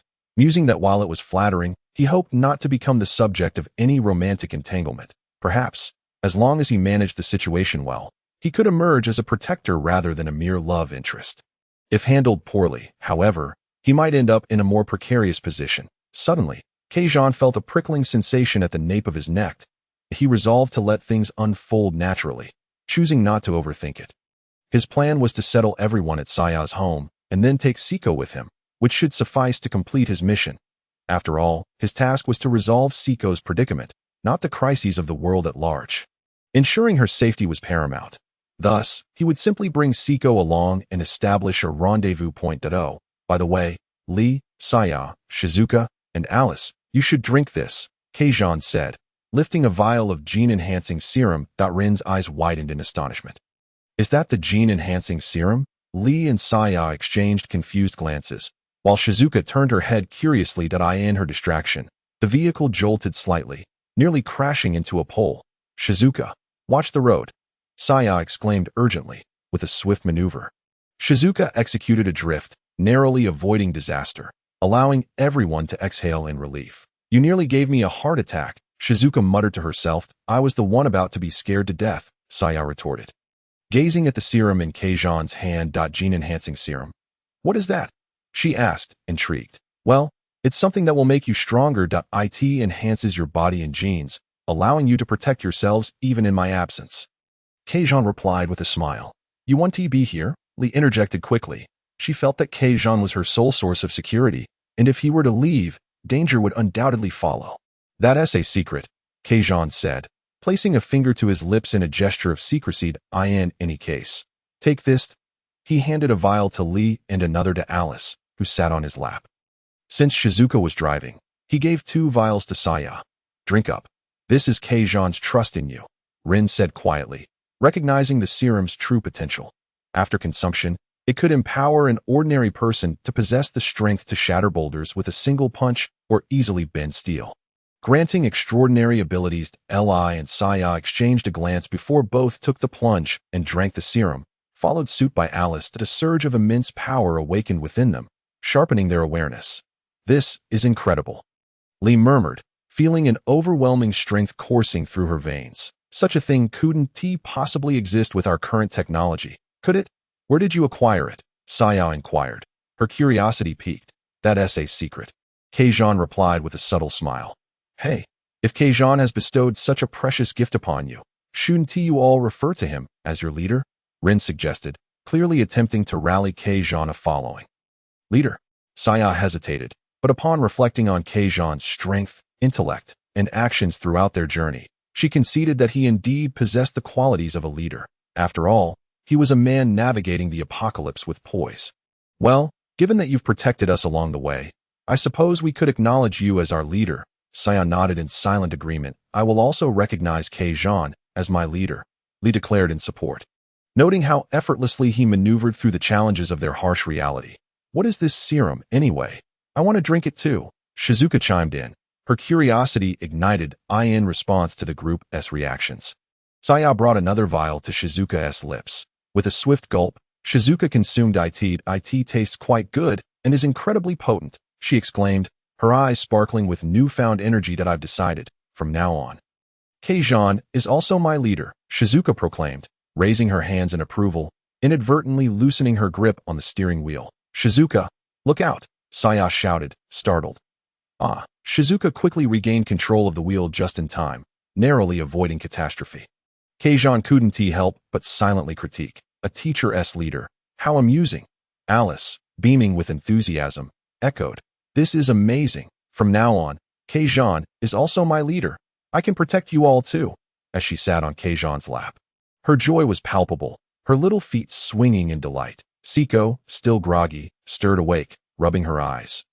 She blinked, noticing the vials in their hands. That the gene-enhancing serum, as expected of Kongzhan. How generous, she said with a bright smile, tightening her grip on Kongzhan's arm. You knew about this, Siko? Lee inquired, her gaze tinged with envy at Siko's closeness to Kongzhan. Yes, I bought a vial before, Siko replied with a light chuckle. Bought? Where could one purchase such a thing? Saya asked, intrigued, as the current technology seemed incapable of producing such a serum. Well, that's a secret, Siko said with a mysterious smile, that you're just like the leader. Lee remarked, initially drawn in by her curiosity, only to be met with another secret. If you want to share, then so be it, she huffed, crossing her arms in playful frustration. Saya, that Sundara, turned her head away. Kongzhan, feeling helpless, waved his hand. There are zombies ahead, Shizuka reminded. Kongzhan glanced forward. There weren't many zombies. He immediately handed the assault rifle he had placed behind him to Lee, and the sniper rifle to Saya. Come on, give it a try. With your enhanced physique, you should easily withstand the recoil of the weapon, Kongzhan said. All right, the two replied in unison. Saya directly opened the sunroof and set up the sniper rifle. While he rolled down the car window beside her. Bang! Tat tat tat. The recoil was negligible for both of them at that moment. They effortlessly controlled the firearms in their hands. The scattered zombies were swiftly dispatched. As if it were child's play, in no time. The few zombies ahead were cleared away. If it were the old me, I certainly wouldn't have been able to handle such recoil so easily. Lee mused as she withdrew her half-exposed body from the window. Saya also climbed down from the sunroof. This is amazing. It feels just like using a toy gun. Saya joyfully returned to her seat, experiencing for the first time how effortless it was to slay zombies. Haha, isn't that so? Killing zombies is just a game, Kongzhan remarked with a casual wave of his hand, as if it were indeed the case. Just treat everything as a game, with us and our teammates as players and everyone else as NPCs. That way, there won't be any burdens, Kongzhan said. To it was more or less like that. Boss, that's quite an interesting metaphor, Saya laughed, revealing her little tiger teeth, while feeling something odd in her eyes. She then removed her glasses. Has my vision returned as well? This gene-enhancing serum is truly extraordinary. Saya's eyes widened in disbelief. Her curiosity piqued about the origins of this miraculous serum. Indeed, I did not misjudge my boss. If this serum could be mass-produced, the zombie crisis would be easily resolved in a matter of days. If it became widespread, the implications would be even more profound. However, she was unaware that Kongzhan only had 9 bottles of this substance left, and it couldn't be carelessly distributed. After all, it was something that required points to purchase. After a long journey, Takashiro Saya finally arrived at the Takashiro family's mansion. It was a residence that could rival a fortress. There was a guard at the entrance, but upon seeing Saya, he allowed her to pass. After all, who in the Takashiro family wouldn't recognize the young lady, Takashiro Saya? Upon entering, she noticed many survivors. If memory serves, this group consisted of fools who had yet to grasp the reality and dared only to linger here. Oh, by the way, Kongzhan said, glancing at Saya, be a little nicer to your parents, at least they're still alive. Huh, Saya replied, somewhat bewildered by his words. Well, it's nothing, just thought you should control your temper a bit. Kongzhan chuckled and shook his head. Yes, I understand. Saya nodded naturally, not refusing. Afterwards, she prepared rooms for Kongzhan and the others, allowing everyone to finally rest in peace. Kongzhan entered his room and lazily lay on the bed. He then opened a private chat with the group chat assistant. Kongzhan, please mark the coordinates of this world. Group chat assistant. Would you like to spend 50 points, group leader privilege 10 off, to activate the world traversal permission? There are privileges? Kongzhan's eyes widened in surprise. Kongzhan. Yes. Group chat assistant. 50 points deducted, marking successful. Zombie 4. World number 19457. Kongzhan. Can I view the marked worlds? Group chat assistant. Of course. World, Pirate Eye, world number 985. Traverse. World, Giant Eye, world number 1506. Traverse. World, Zombie 4. World number 19457. Traverse. Kongzhan felt troubled, not knowing when the armored titan would attack Walmaria, only knowing it would be approximately in a year. Kongzhan, do you know when Walmaria will be breached? Group chat assistant. Uncertain, but I can observe. Would you like me to notify you when Walmaria is breached? Kongzhan, there's such a function? Please remind me then. Group chat assistant. Yes, activated. Knock, knock. A knock sounded at the door. Who is it? Kongzhan asked, puzzled. It's me, Takashiro Saya, came Saya's voice from outside. Come in, Kongzhan replied as he sat up. The door creaked open as Saya entered and closed the door behind her. What's up? You look all mysterious, Kongzhan remarked, sensing something odd. Boss, could you tell me how to obtain the gene-enhancing serum? Saya asked, a bit shyly, but her curiosity was palpable. She had just tested her strength and had managed to punch through a wall without even breaking a sweat. Under normal circumstances, not only would skin break, but bones would likely shatter as well. Such inhuman strength was beyond even the genius she considered herself to be, just from a single vial of serum. Her curiosity only deepened. You want to know? Kongzhan smiled mysteriously at Saya quickly nodded. Come here, Kongzhan beckoned with his hand. Observing this, Saya indeed walked over to him. Crouch down, Kongzhan instructed again. Saya was somewhat confused but complied and squatted down. Good girl, Kongzhan patted her head. The moment he did, she fluffed up like a little cat. What are you doing? Saya stood up, pouting adorably, revealing her cute little tiger teeth, her face scrunched with annoyance. How cute that if you don't behave, I won't tell you, Kongzhan chuckled, waving his hand downwards, signaling her to continue squatting.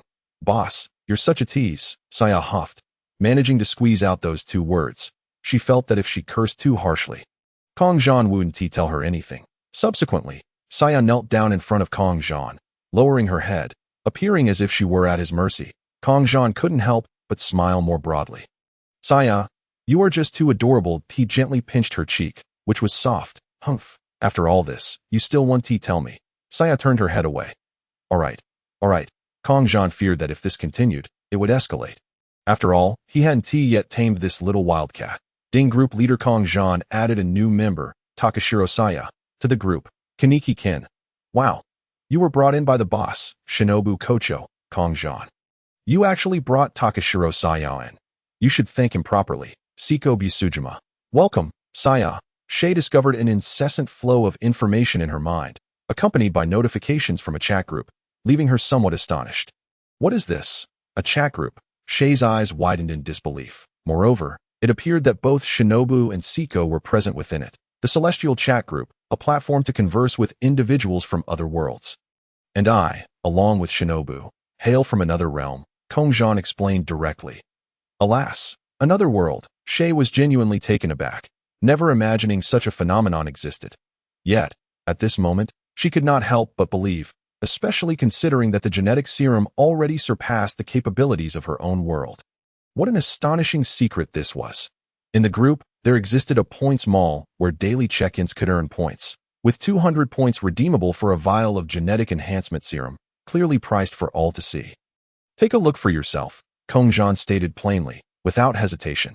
Thank you, boss. Shay opened the points store and examined it earnestly that a myriad of peculiar items lay before her, most of which she did not comprehend. As they encompassed treasures from countless realms that it was entirely understandable that she found them baffling. The array of goods in the points mall dazzled her senses, yet she ultimately decided to forego the temptation.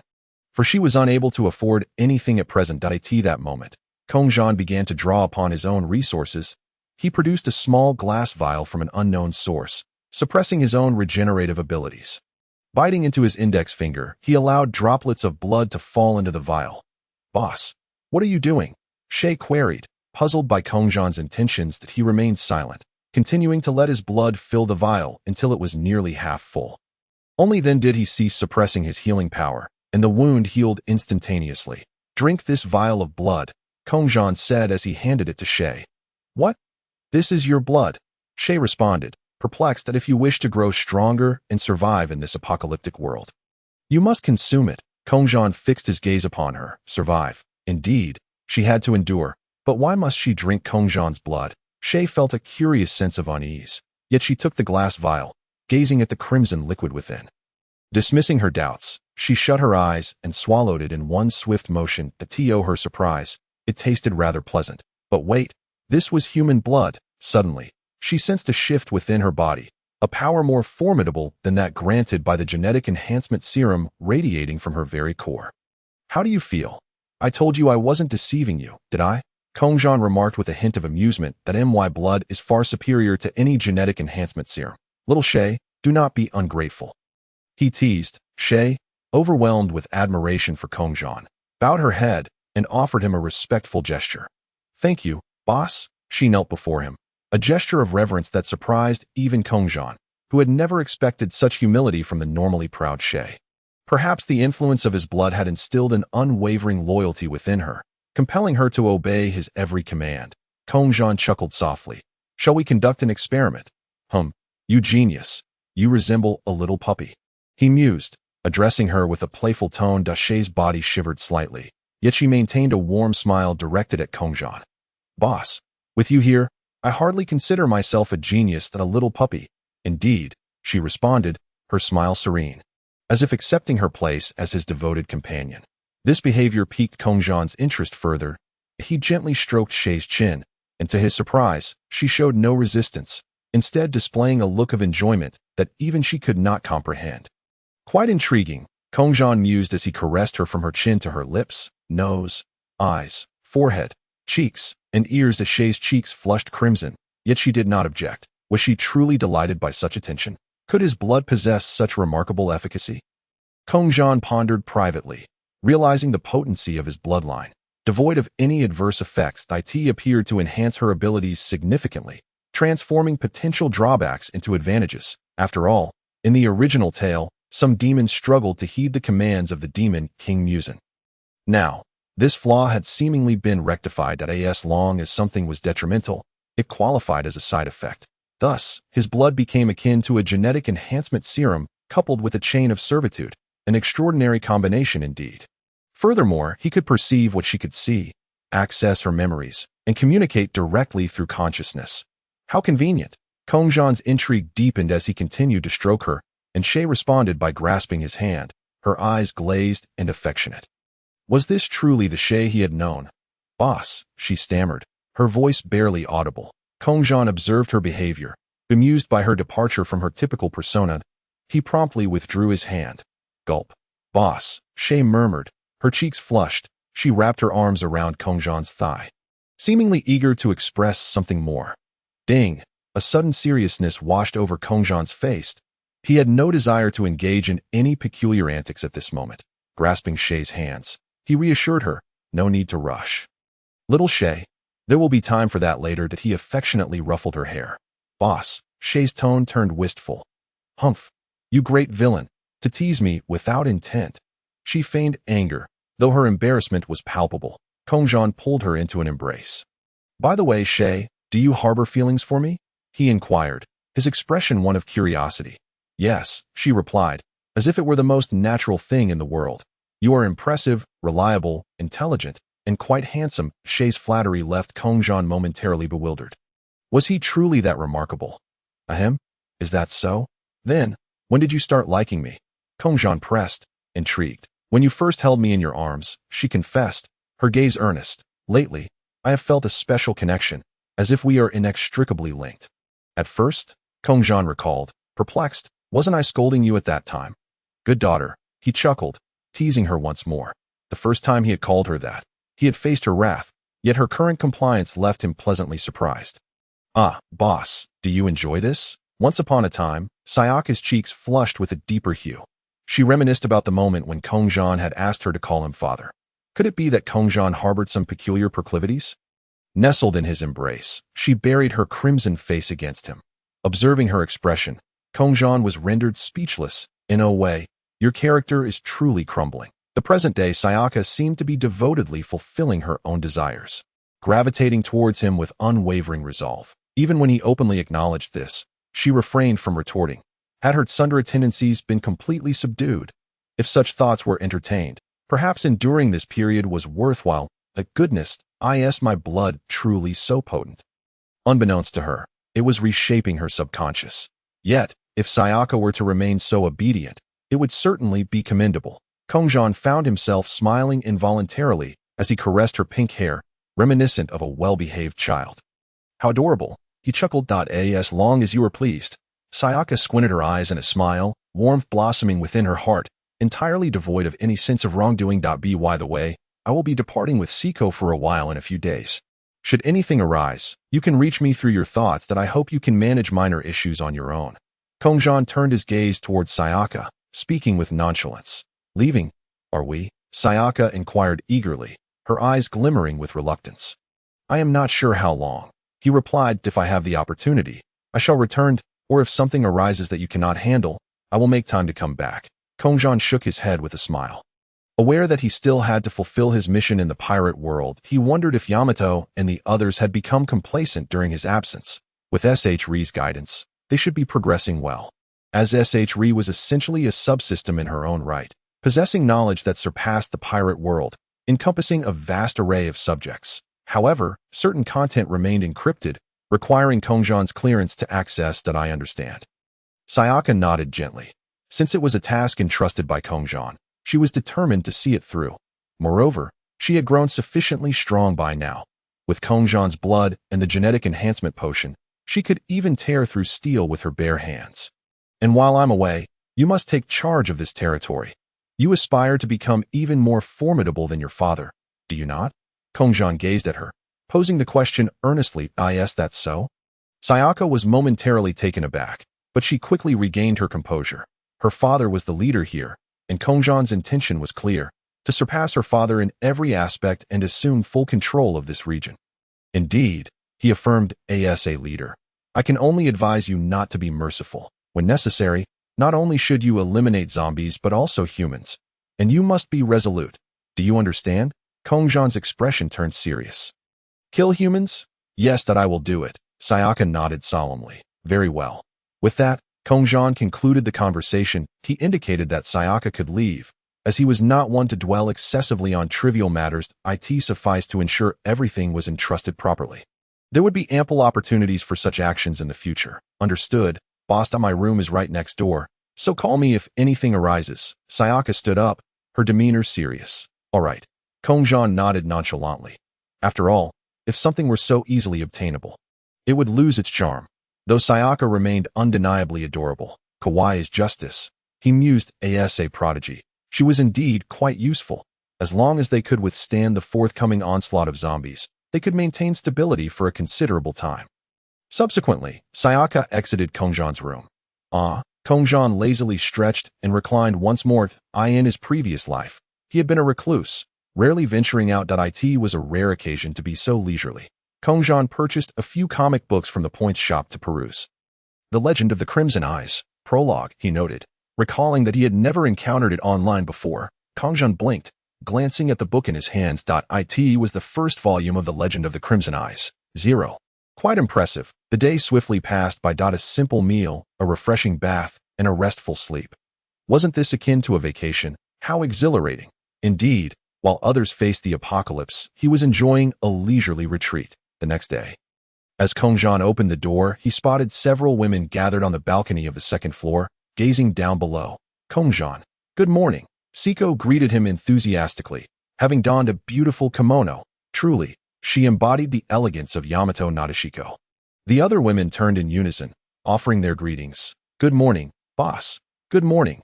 Rika chimed in, echoing Sayaka. The boss has arrived. Morning, Shizuka exclaimed cheerfully. Good morning, Kongzhan. Alice joined in. Kongzhan, good morning. Rin greeted him as well. We're all so familiar now. No need for individual salutations, Kongzhan chuckled, feeling that the formality was a bit excessive. While he was indeed the boss, he preferred a more relaxed atmosphere. After all, his desire to grow stronger was primarily to live freely. What's happening down there? Kongzhan suddenly inquired. Observing the scene below. My father has returned, Sayaka replied solemnly, casting her gaze upon the man below. It was the former lord of the Takagane clan, the current head of the Takagane family, a man who dictated everything according to his own rules.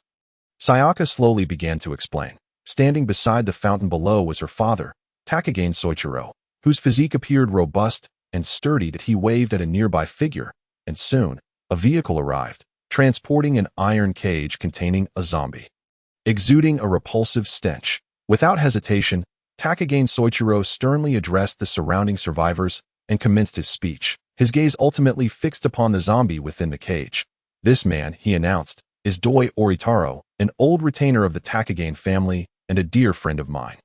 Today, during a rescue operation for his comrades, he was bitten and has now become what you see. This was the epitome of self-sacrifice, a noble act for a human being. However, he was no longer human.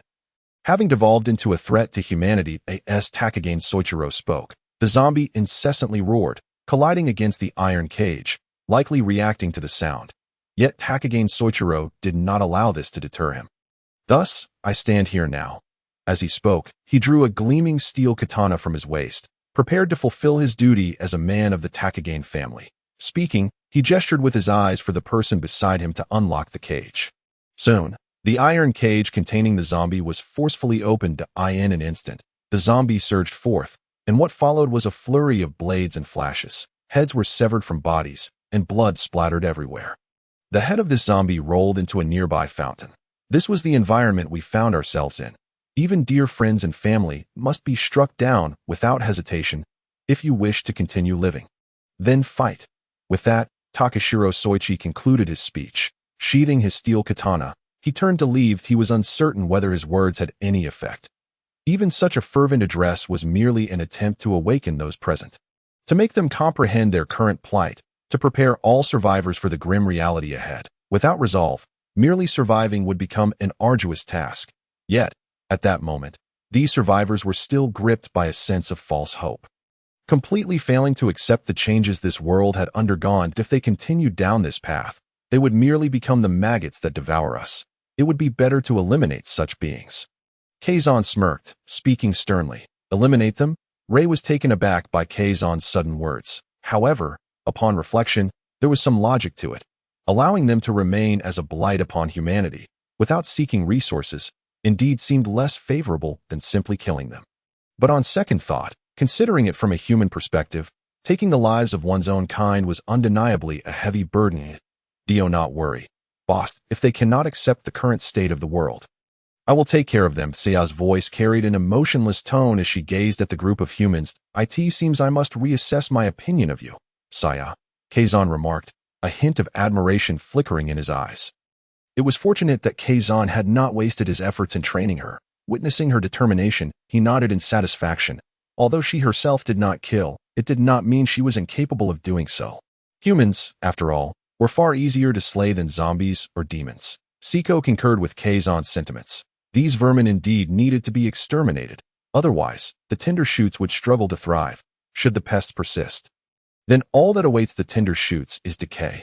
Shinobu, shall we practice together? I would like to assess your current strength. Kazan turned his gaze to Shinobu and spoke. Are you going to duel with Kazan? Big brother? All right. Shinobu hesitated momentarily before nodding. She too was eager to discover her current abilities. Is the boss going to compete with Shinobu? Saya expressed her anticipation. She was yet unaware of the true extent of her leader's strength. Would Shinobu be able to push him to his limits? For in her eyes, Shinobu was formidable as well. The teacher also looked forward to it, a match between the boss and Shinobu. Shizuka's eyes gleamed with excitement. Let us go. Kazan glanced at Shinobu and began descending the stairs. Shinobu followed closely behind. Thus, the two arrived outside the house. The other girls were watching from the balcony on the second floor. Kazan and Shinobu positioned themselves beside the fountain, precisely where Takashiro Soichi had previously stood. Nearby, there were several survivors. The two descended. Onlookers began to gather, curious about their intentions. What were these two about to do? Were they going to compete? The girl appeared to be in her teens, while the boy seemed to be around 20. Wasn't that a bit unfair? The spectators began commenting amongst themselves, though it did not deter the two combatants. On the balcony, the presence of such formidable individuals clashed in a duel. Who will emerge victorious? Ray murmured softly. Her quiet voice caught Siko's attention. Do not misunderstand. This is merely practice. Furthermore, the outcome was predetermined even before it began. Shinobu is bound to lose. Siko spoke first, to temper expectations. After all, it was destined to be a one-sided annihilation. Huh, Siko, how can you be so certain that Shinobu will lose? Alice inquired. Puzzled, Kazan was undeniably strong. Just watch, Siko smiled, lifting Alice into her arms. Otherwise, the balcony's brick wall obstructed Alice's view, leaving her unable to witness the unfolding battle. Shinobu, let us begin. Do not hold back. Kazan beckoned to Shinobu, signaling that the match could commence at that moment. Shinobu fixed her gaze on Kazan, her expression serious. She gripped her Nichiren blade, prepared for the clash. Possessing two styles of breathing, each corresponding to a different sword, she chose not to utilize the insect breathing technique. Instead, she opted for the flower breathing to face Kazan. Naturally, her Nichiren blade was suited to the techniques of flower breathing. Flower breathing, fourth form, red flower attire. Shinobu surged forward, executing two sweeping strikes from above. Petals of pink seemed to scatter around them, though it could have been an illusion. Kazan, however, merely extended two fingers, enveloped them in armament haki, and effortlessly neutralized the strikes with 2 sounds. Astonishingly, just 2 fingers had easily deflected the blows. The surrounding crowd stood in stunned silence. Nonetheless, their battle continued. Armament haki. I'll join in, Shinobu, with a serious expression, coated her Nichiren blade with black armament haki once more. She unleashed the flower-breathing 4th form. Again, sending forth powerful strikes. Yet it was simply a repetition of the earlier performance. Shinobu, your strength is still inadequate. Allow me to demonstrate my blade. As Kazan's words fell, he enveloped his right hand with armament haki. Whoosh, flower-breathing, 2nd form, plum blossom shadow. Instantly, he unleashed sweeping arcs in every direction, the trajectories resembling plum blossoms' petals. Each strike converged upon Kazan's blade, yet the result remained unchanged. His blade was utterly incapable of being thwarted. Shinobu hastily raised her Nichiren blade in defense. Crash! She was sent flying backward, quickly embedding her Nichiren blade into the ground to mitigate her momentum. She was already somewhat breathless. Kazan examined his hand, which remained unscathed. However, without armament haki, it would have likely sustained some minor injuries. Remarkably, he was faring well. Meanwhile, the onlooking survivors appeared dazed. Even Takashiro Soichi observed from a distance. Who was that man? Such a being could no longer be described as human. Takashiro Soichi felt a cold sweat trickle down his back at the sight. The level of swordsmanship displayed was incomprehensibly superior to his own, yet that man appeared to be handling it with ease. Engaging in barehanded combat, it was utterly astonishing that it seemed he had returned alongside Saya.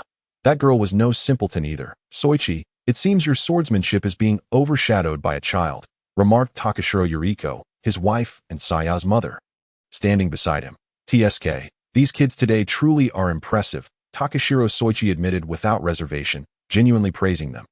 Hey, is that guy really human? Isn't this utterly absurd? Could they possibly be a mutated human? They are truly formidable. Moreover, did you see that girl wielding her sword? It was as if she vanished in an instant. I could hardly perceive her movements. Indeed, I cannot see clearly either. This is no ordinary individual. Is it a monster? The surrounding voices gradually became a cacophony. Yet, NEET remained fixated on Kongzhan, determined to unleash another strike. She swiftly adjusted her breathing. Breath of the flower, 5th form. Useless peony. A weighty aura emanated from her. While simultaneously, she activated her transparent world. In that moment, it seemed as though she could perceive a transparent realm. As for the patterns, they were always in an activated state. After all, there were no adverse effects. However, the disparity between the transparent world and the ordinary world was so vast that she seldom engaged it. Following this, she concentrated her spirit, her body akin to an arrow released from a bowstring. Swish!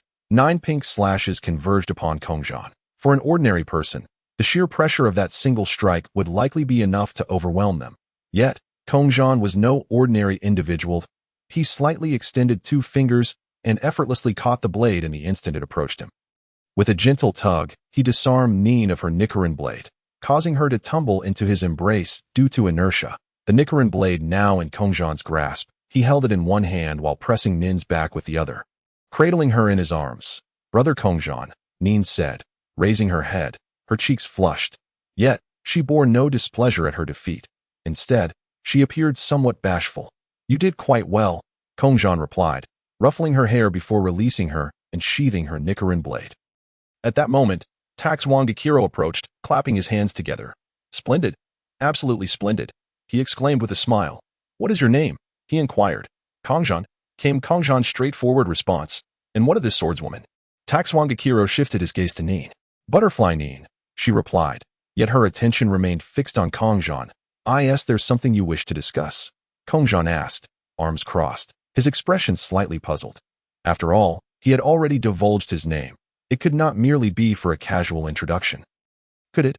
Ahem, Tax Wangekiro began, adopting a serious tone. "I am the head of the Tak family, Tax Wangekiro. I am aware." Kongzhan nodded. "I actually wish to invite you to join us," he continued, tentatively clearing his throat. "I decline," Kongzhan stated plainly, without hesitation. Tax Wangekiro's eyes twitched. He truly received no consideration whatsoever. Upon witnessing her husband's embarrassment, Tak Baihiko covered her mouth and laughed, for it was indeed a rarity to see the leader of the Tak family humbled. an occurrence so scarce it was almost non-existent. "Father, what did you say to the big brother?" At that moment, Saya approached with an expression of displeasure. She glared at Tak Zwangakuro. "Big brother? You consider him your big brother?" Tiske.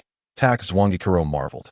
After all, this stubborn daughter had always been under his control, and he could not manage her.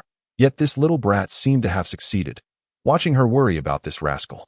His feelings were undoubtedly complicated, Domai. This is quite remarkable. Little Saya, could it be that you have taken a liking to him? Tak by Hiko, still covering her mouth, observed the two with a flushed face. What? Yes, I do like the big brother. Saya hesitated for a moment, but in the next second, she boldly declared her feelings. This left both Tak Zwangakuro and Tak by Hiko utterly dumbfounded. Is this truly still their daughter? In broad daylight, she expressed her feelings for a boy without any hesitation. This was hardly in line with Saya's character. Meanwhile, this scene was witnessed by Saiko and the others who were passing by. Since Saya had rushed down upon seeing her parents, the others were merely descending at a slower pace. Rika also felt her face grow warm, her heart tinged with jealousy. However, the one feeling most envious was Saiko.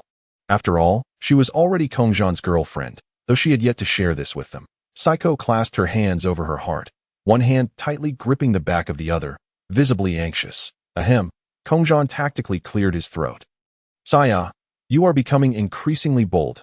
He then glanced at Saiko, offering her a reassuring smile. Upon seeing this, Saiko finally relaxed a little. Humph, I did not speak incorrectly. Saya crossed her arms and turned her head away, seemingly pouting. All right, I understand. Kongzhan approached Saya and ruffled her hair, prompting her to smile, revealing her adorable tiger teeth. Kongzhan then turned to Tak Zwangakuro. By the way, Saya has become quite impressive, head of the Tak family. Would you like to see? Kongzhan inquired. Impressive? Tak Zwangakuro asked with intrigue. How do you intend for Saya to demonstrate her prowess? He continued, curiosity evident in his eyes. A smile played on Kongzhan's lips. Let us do this. Have someone bring over a larger stone. At least a meter in diameter. How does that sound? Kongzhan proposed to Tak Zwangakuro. Though Tak Zwangakuro appeared somewhat puzzled, he exchanged glances with Tak by Hiko, and they both nodded in agreement. Very well. You all wait here. Tak Zwangakuro promptly dispatched someone to fetch a large rock.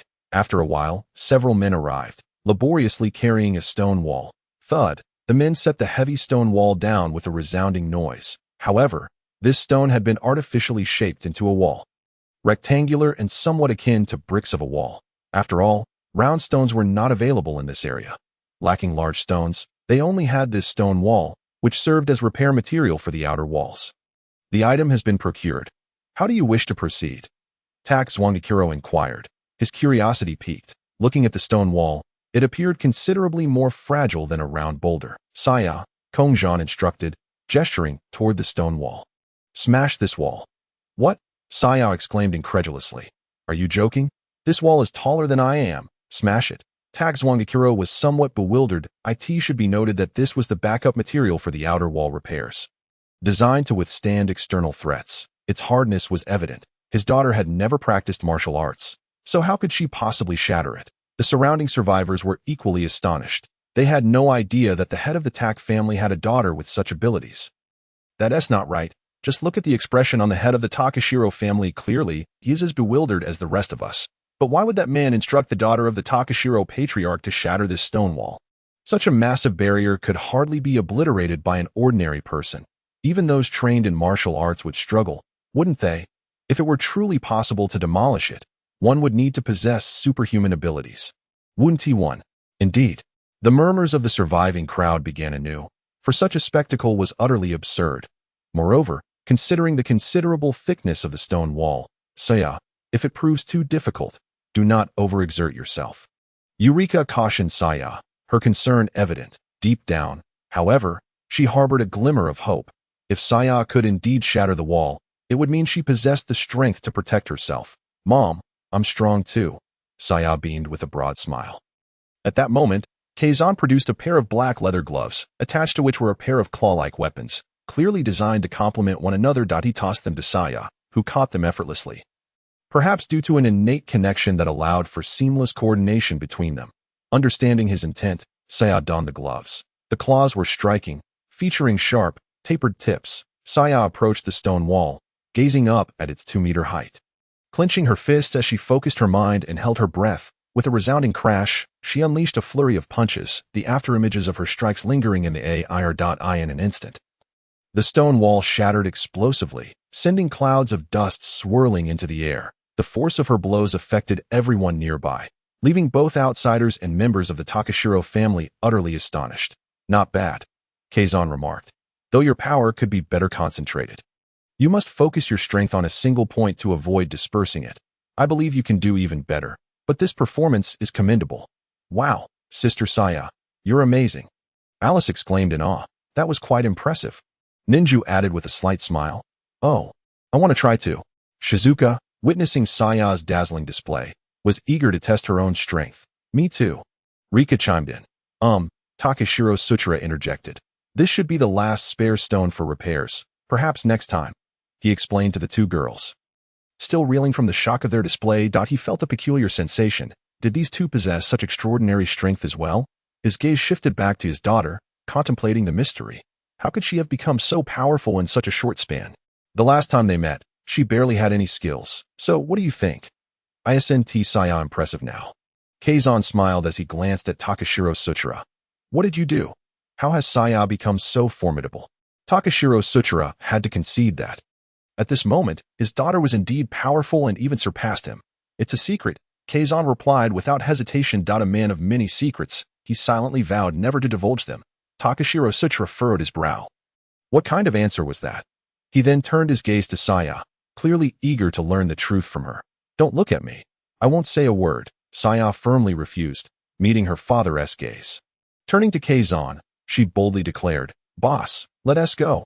It's a bit awkward being under the watchful eyes of so many. All right, let us depart, Kazan agreed. And remember, Takashiro Patriarch, to wrap things up, he waved his hand as he made his way back. Watching Kazan and the group of girls depart, Takashiro Suchira couldn't help but marvel at the prowess of today's youth. Not only were they strong, but they also surrounded themselves with numerous companions. His own daughter was among them. A wry smile crept onto his face. This is rather good, he mused, though he was uncertain about what Kazan had done to enhance Saya's abilities. It was clear that Saya held some significance in his heart. This meant he would protect her. Moreover, he sensed that Kazan was not an unprincipled man. Oh. Takashiro Yuriko pondered. Indeed, upon reflection, it was evident that Kazan had shown no signs of intimacy with the girls. Yet, Saya was quick to declare her affection for him. That foolish girl, did she not understand the concept of strategic restraint? Takashiro Suchira shook his head with a rueful smile. However, it appeared that Saya had forged solid bonds with those girls. Perhaps even quite close ones. It was also possible that they were merely friends of that man. Uve made a fair point, Takashiro Yuriko replied. Perhaps it was all mere speculation. There was much uncertainty. In any case, they would observe for a while longer. Takashiro Suchira glanced at his wife before continuing. Indeed, they have only been here for a day. It's too soon to draw conclusions. Takashiro Yuriko nodded in agreement. Their brief exchange of thoughts came to a close. Within the estate, on the second-floor corridor, "Are you hungry?" Kazan inquired casually, turning slightly. "A bit," came the response. "Shall we go for a meal?" "Boss, can we all dine together?" The girls eagerly chimed in. "What does the boss wish to eat?" It seemed the girls were all quite keen to indulge. They had become adept at calling him boss with remarkable familiarity. "Food is scarce now, sir. Your family's supplies must be limited as well." Kazan directed his question at Sa, as he suspected the number of survivors had overwhelmed food resources. It is true. With so many survivors, the food supply is insufficient, Saya replied earnestly. "Come to my room," Kazan said as he headed toward his quarters. The girls exchanged glances, somewhat puzzled by Kazan's intentions. Yet they followed him nonetheless. Once inside Kazan's room, which was fortunately spacious, he instructed, "Please close the door." The last to enter was Rika, who obediently complied, shutting the door with a soft creak. Then, with a wave of his hand, Kazan conjured forth a multitude of boxes filled with snacks, those luxurious snack gift boxes from before. "Help yourselves," he invited nonchalantly. "I have plenty more." "Yay, Kazan, you're the best." Alice cheered joyfully, bouncing in excitement. The other girls, seeing this, began to grab boxes and rummage through them. Each box was filled with an array of treats, they found bottled water that could be heated in the microwave. Perfect for instant noodles. With so many boxes at their disposal, there was more than enough to sustain them for an entire month. Now, let us dig in. Siko smiled softly, contemplating the use of these ingredients for her culinary endeavors. Teacher, I want to cook too, Jingxiang chimed in, albeit her natural clumsiness adding a touch of chaos to the proceedings. Yet, the disturbances were not insurmountable. Alice, seated nearby, indulged in chocolate while observing the process with keen interest. Among the array of items was a can of Buddha jumps over the wall, which was ready to be consumed upon addition. Many dishes required merely a quick heat in the microwave. However, the preparation of the king crab proved to be somewhat more cumbersome. This particular specimen weighed an impressive 10 pounds, quite substantial indeed, yet it could be awkwardly accommodated in the microwave. The appliance was employed as an oven. Serving its purpose reasonably well, albeit slightly cramped, the delightful aroma wafted throughout the room, primarily thanks to Lee and Saya's assistance. After all, Butterfly Shinobu was merely a 13-year-old child. Siko allowed her to engage in playful activities with Alice, knowing that Shinobu's abilities and maturity belied her age. Although typically serious in demeanor, she exchanged light banter with Alice while snacking on the treats. Truth be told, she found dispatching zombies far simpler than confronting demons. In this world, each zombie possessed roughly equivalent combat prowess. If demons were similarly matched, then one would wonder why humanity had endured such a prolonged standoff with them. That it seemed plausible that those demons would have long since perished. After approximately an hour, the meal was finally prepared. Saya had mysteriously procured a large table, and soon everyone gathered around to partake in the feast. Time swiftly passed into the afternoon as the group congregated in the spacious room to play cards. Three of a kind, a royal flush. Just then, the sky darkened ominously, and in an instant, heavy rain began to pour. Kongzhan glanced at the dreary weather, seemingly struck by a thought. He approached the window for a closer look. A smile curving at the corners of his mouth. Lee, our old friends have arrived. Kongzhan turned slightly, prompting Lee's curiosity to draw her gaze outside. It's them. Lee's pupils dilated, her hands clasped over her chest, her body trembling slightly. Unbelievably, they were still alive. Lee spoke with disbelief, especially as her eyes narrowed with a hint of anger upon observing one individual. Sigh, that guy truly has 9 lives. Shinobu approached, raising an eyebrow with a tone tinged with reminiscence. Her gaze fixed on the two newcomers at the entrance. How dare these two show their faces here? Saya crossed her arms, her expression one of displeasure. Kongzhan, however, focused on Lee. So, how about it? Will you take his life? Lee, can you show mercy? He casually purchased a long spear, its silver sheen gleaming, with a crimson tip that was indeed an impressive weapon. I accepted the weapon, lowering her gaze, uncertainty lacing her voice as she spoke. Boss, I don't know what to do. She slightly raised her head, eyeing the elegant spear, a formidable tool that bore considerable weight, approximately 100 pounds. Under normal circumstances, she would struggle to wield it.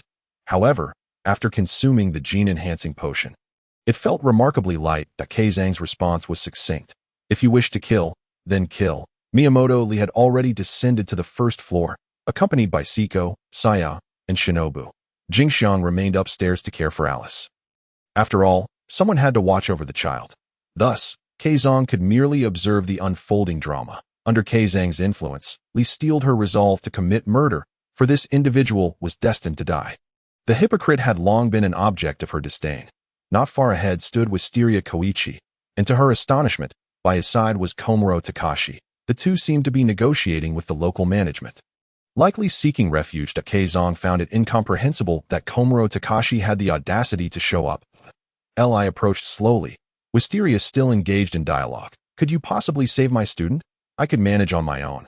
Wisteria Koichi's insincere words were abruptly interrupted by Lee's arrival. How noble of you, Teacher Wisteria, she retorted, her voice laced with fury as the spear swiftly pointed at Wisteria's head. Miyamoto? Wisteria Koichi appeared utterly taken aback at encountering Lee in such a setting. Lee, Komuro Takashi gritted his teeth, raising his baseball bat, his eyes burning with anger as he glared at Miyamoto. Not having forgotten her departure, they had only managed to find a usable vehicle to arrive at their current location. Takashi, I am deeply disappointed in you, Lee exclaimed, seething with rage at the sight of her enemy allying with Wisteria. Meanwhile, Wisteria Koichi, noticing the sharp spear aimed at him, immediately raised his hands in surrender. Retreating, Miyamoto-san, please, don't act rashly, he stammered, his expression betraying his anxiety. Humph, do you have any idea why my spear techniques are so formidable? Because I too have mastered the art of spear and sword, taught by my father, who has never lost in the county police competition. You once caused my father great distress, forcing him to weep and apologize to me for the failures you orchestrated, leading to my retention. I am acutely aware that you alone had the power to manipulate my grades. Yet, I restrained myself time and again, and you, of all people, dare to appear before me once more. Miyamoto Lee's eyes blazed with fury. Throughout her time at school, she had fantasized about ending his life. However, the laws of that era had restrained her. After conversing with Kongzhan, she understood that this time was no longer bound by legalities. If she wished to kill, then she would. With her boss standing behind her, she would cast aside all constraints and take his life. Lee gritted her teeth, her usually gentle demeanor replaced by an unprecedented rage. Her eyes glinting with the intensity of a sworn enemy. Step by step, she advanced, and with each movement, Wisteria Koichi was compelled to retreat, drenched in sweat. Lee, do not treat teacher Wisteria this way. Komuro Takashi gritted his teeth, attempting to rush forward to aid Wisteria Koichi. Clearly, he had been brainwashed over the past few days, having fallen under Wisteria's influence, the so-called master of the Wisteria sect. Most of their peers in the vehicle had also been swayed. However, Shinobu and Siko swiftly positioned themselves in front of Takashi, drawing their katanas in unison, blades crossing to block his path. "Do not obstruct, Lee, or I will kill you as well." Shinobu seemed to have forgotten Takashi's name as she spoke boldly. Seeing this, Lee did not hesitate. With a swift motion, the spear pierced through Wisteria's abdomen, and with a deft flick, she withdrew it. Thud. Wisteria Koichi's abdomen bore a gruesome wound, blood gushing forth, though the hole was small. The pain was excruciating, as if countless ants were gnawing at him.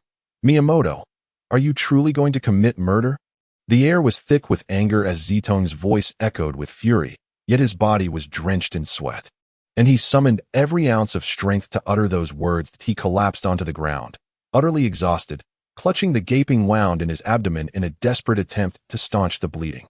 Yet, he could not forget that one bullet had made 2 wounds. The gash at his tailbone was beyond his control. He shuffled backward incessantly. "Indeed, it is to kill, if my father cannot do it. Then I shall take your life," Lee spoke coldly, without hesitation. With that, another gunshot pierced his right leg. A piercing scream erupted from Zetong, who felt as though he might faint. The daughter of a police officer.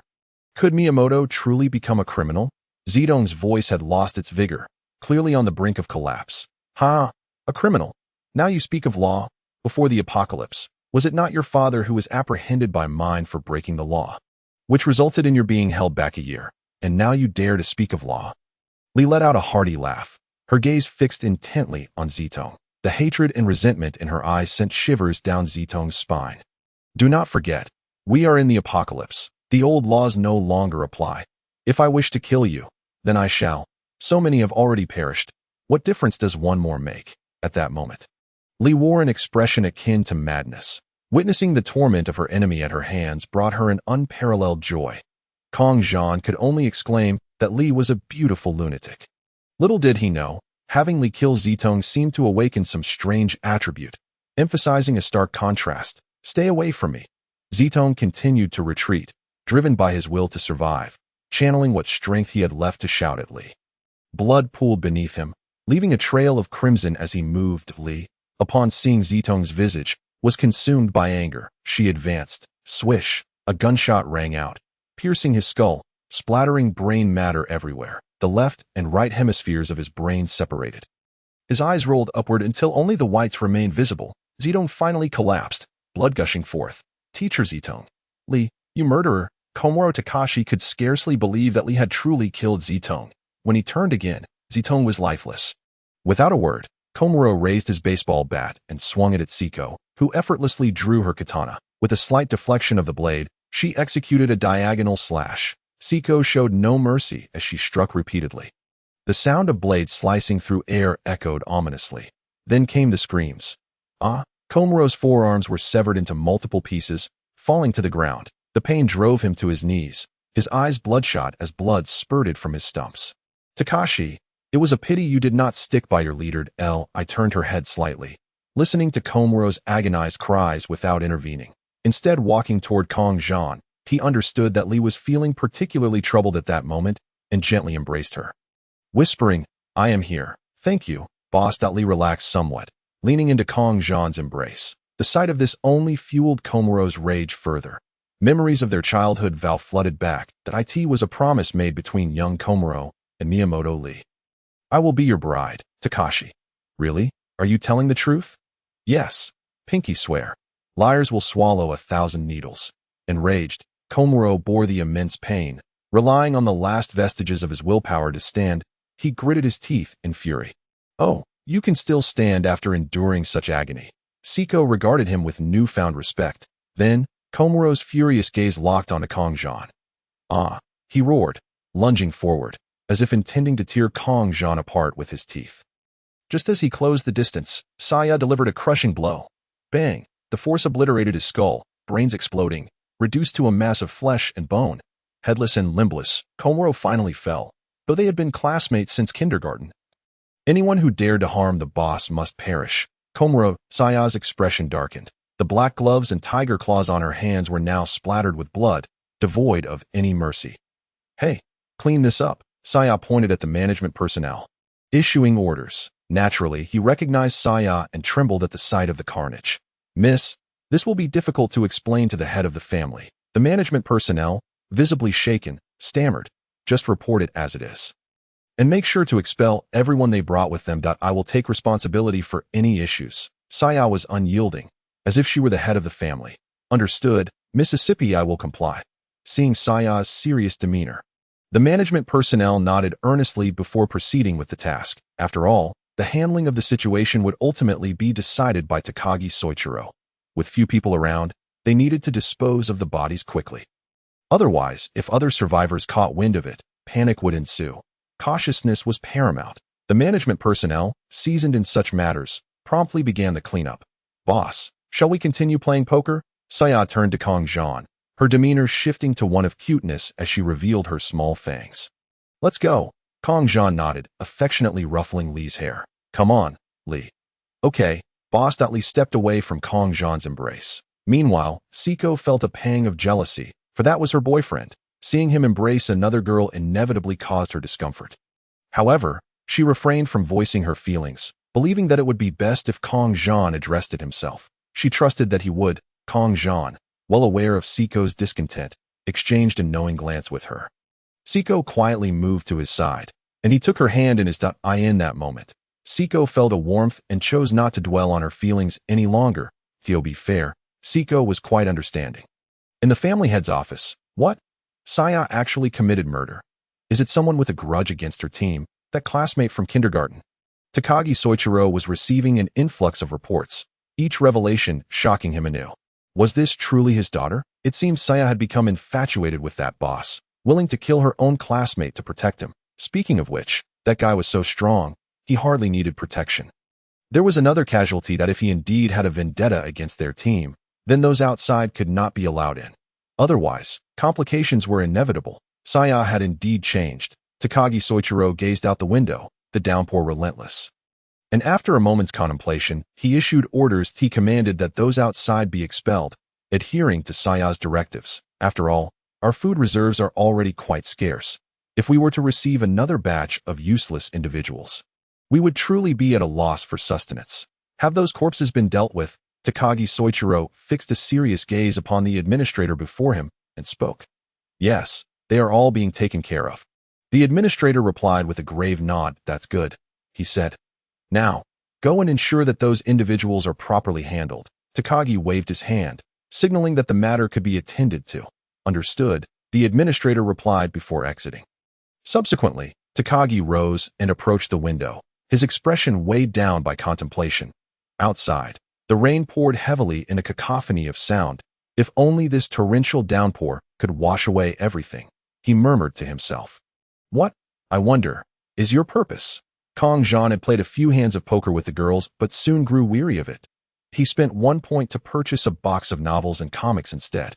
Such items were quite inexpensive in the system's marketplace. The sudden appearance of this box of treasures was nothing new to the girls. They simply accepted it as another one of Kongzhan's magical tricks. "You may take what you wish," he announced, pulling out a volume of One Piece to peruse that it had been quite some time since he had indulged in comics. Before his transmigration, he had been an avid anime viewer, intending to revisit the classics before diving back into manga. Alas, he had not had the chance. "Goodness, can Buggy truly become one of the 4 emperors?" he remarked, bemused as he read on. While there had been speculation that the clown Buggy might rise to such heights through sheer luck, it seemed utterly absurd. Yet, he would still need the support of Crocodile and Mihawk. Without them, how could Buggy manage such a feat? Didn't T-Carp just arrive and knock out an island with a single punch? How's he so weak afterwards? What kind of ridiculous plot is this? And how did this become the stronghold of the cowardly king? Kongzhan's eyes twitched in disbelief. This plot twist sent shivers down his spine. The comic was becoming increasingly exasperating, but there were still 20 years until that time. There was plenty of time ahead, yet he had no idea when he would step into the main storyline. As evening approached, the group of girls had all retreated to their respective rooms. How peculiar it felt. Gone was the essence of a solitary otaku. In his earlier days, he would spend hours alone in his room engrossed in anime. And now, surrounded by so many, it felt strangely disconcerting to be. "By the way, I plan to sleep now. Are you all joining me?" Kongzhan inquired, glancing at the girls. "Is that all right, boss?" Saya replied, her eyes sparkling with anticipation. Goodness, had she developed some odd attribute since confessing her feelings? It seemed quite evident. "What do you think?" he asked, turning to Siko. While his words seemed ordinary, he genuinely sought her opinion, considering she was his nominal girlfriend. "I have no objections," Siko replied after a brief pause, her gaze reflecting the girls' eager expressions. She did not want to dampen their spirits, especially since they had all shared a bed before without any issues.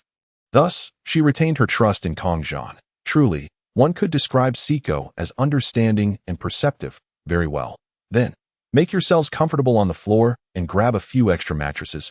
Make sure you don't get cold tonight," Kongzhan instructed. Relieved that Siko had no objections, he then proceeded to outline the arrangements, offering a thoughtful reminder. Meanwhile, he excused himself to wash up. Upon returning to the room, he found that the girls had already donned their sleepwear. Goodness, they were remarkably swift. Each one resembled a blooming flower, inviting admiration. Kongzhan's gaze drifted over the group until it landed on Alice, whose oversized outfit left her shoulders exposed. He smacked his own face lightly, then flopped onto his bed in exasperation. "What is wrong with me?" he lamented. "How could I harbor such thoughts about a child? This is madness." In the depths of the night, Siko climbed onto Kongzhan's bed. Feeling the gentle warmth of her breath, he opened his eyes. Though darkness enveloped the room, the moonlight streaming through the window illuminated Siko's face, allowing him to see her cheeks clearly. "Shoo," she whispered, noticing his gaze.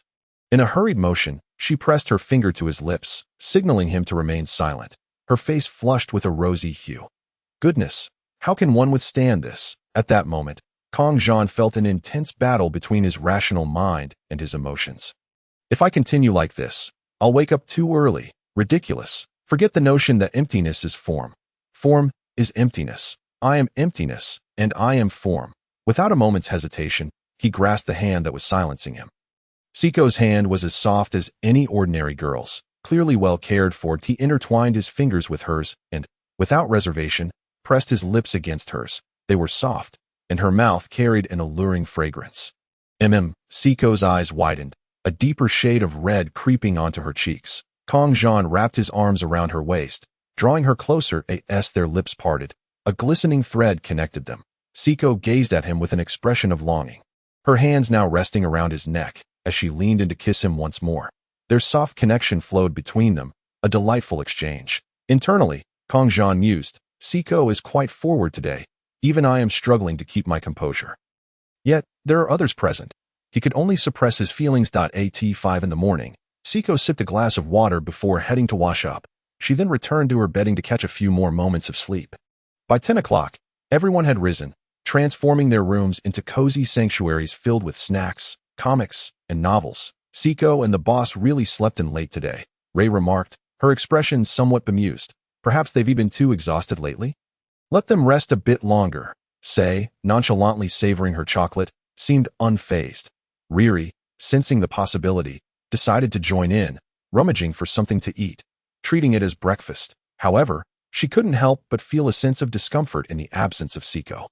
The lack of delectable food was lamented by Shizuka, as it was typically Siko who prepared their meals. They were not particularly skilled in cooking themselves. If one were to designate a homemaker, it would undoubtedly be Siko. The five of them, all women, were hardly capable of producing a single competent cook among them. Thus, they lingered in the room, waiting. It wasn't until nearly noon that Siko finally rose from her slumber. Upon waking, she discovered she had been drooling, seemingly having dreamt of something delicious. Her cheeks flushed with embarrassment, she hurriedly proceeded to freshen up. Following her, Kongzhan also got up, their movements synchronized in an oddly rhythmic manner. After they completed their morning routines, Kongzhan began perusing comics, while Siko set about preparing a meal. Just as she was about to commence cooking, a blinding light illuminated the outside world, prompting Riri to voice her confusion. Witnessing the radiance, Sei felt an ominous premonition stirring within her, prompting her to swiftly inquire of Shizuka. "Shizuka-sensei, do you have your phone on you?" Shizuka responded, confirming that her phone was indeed with her.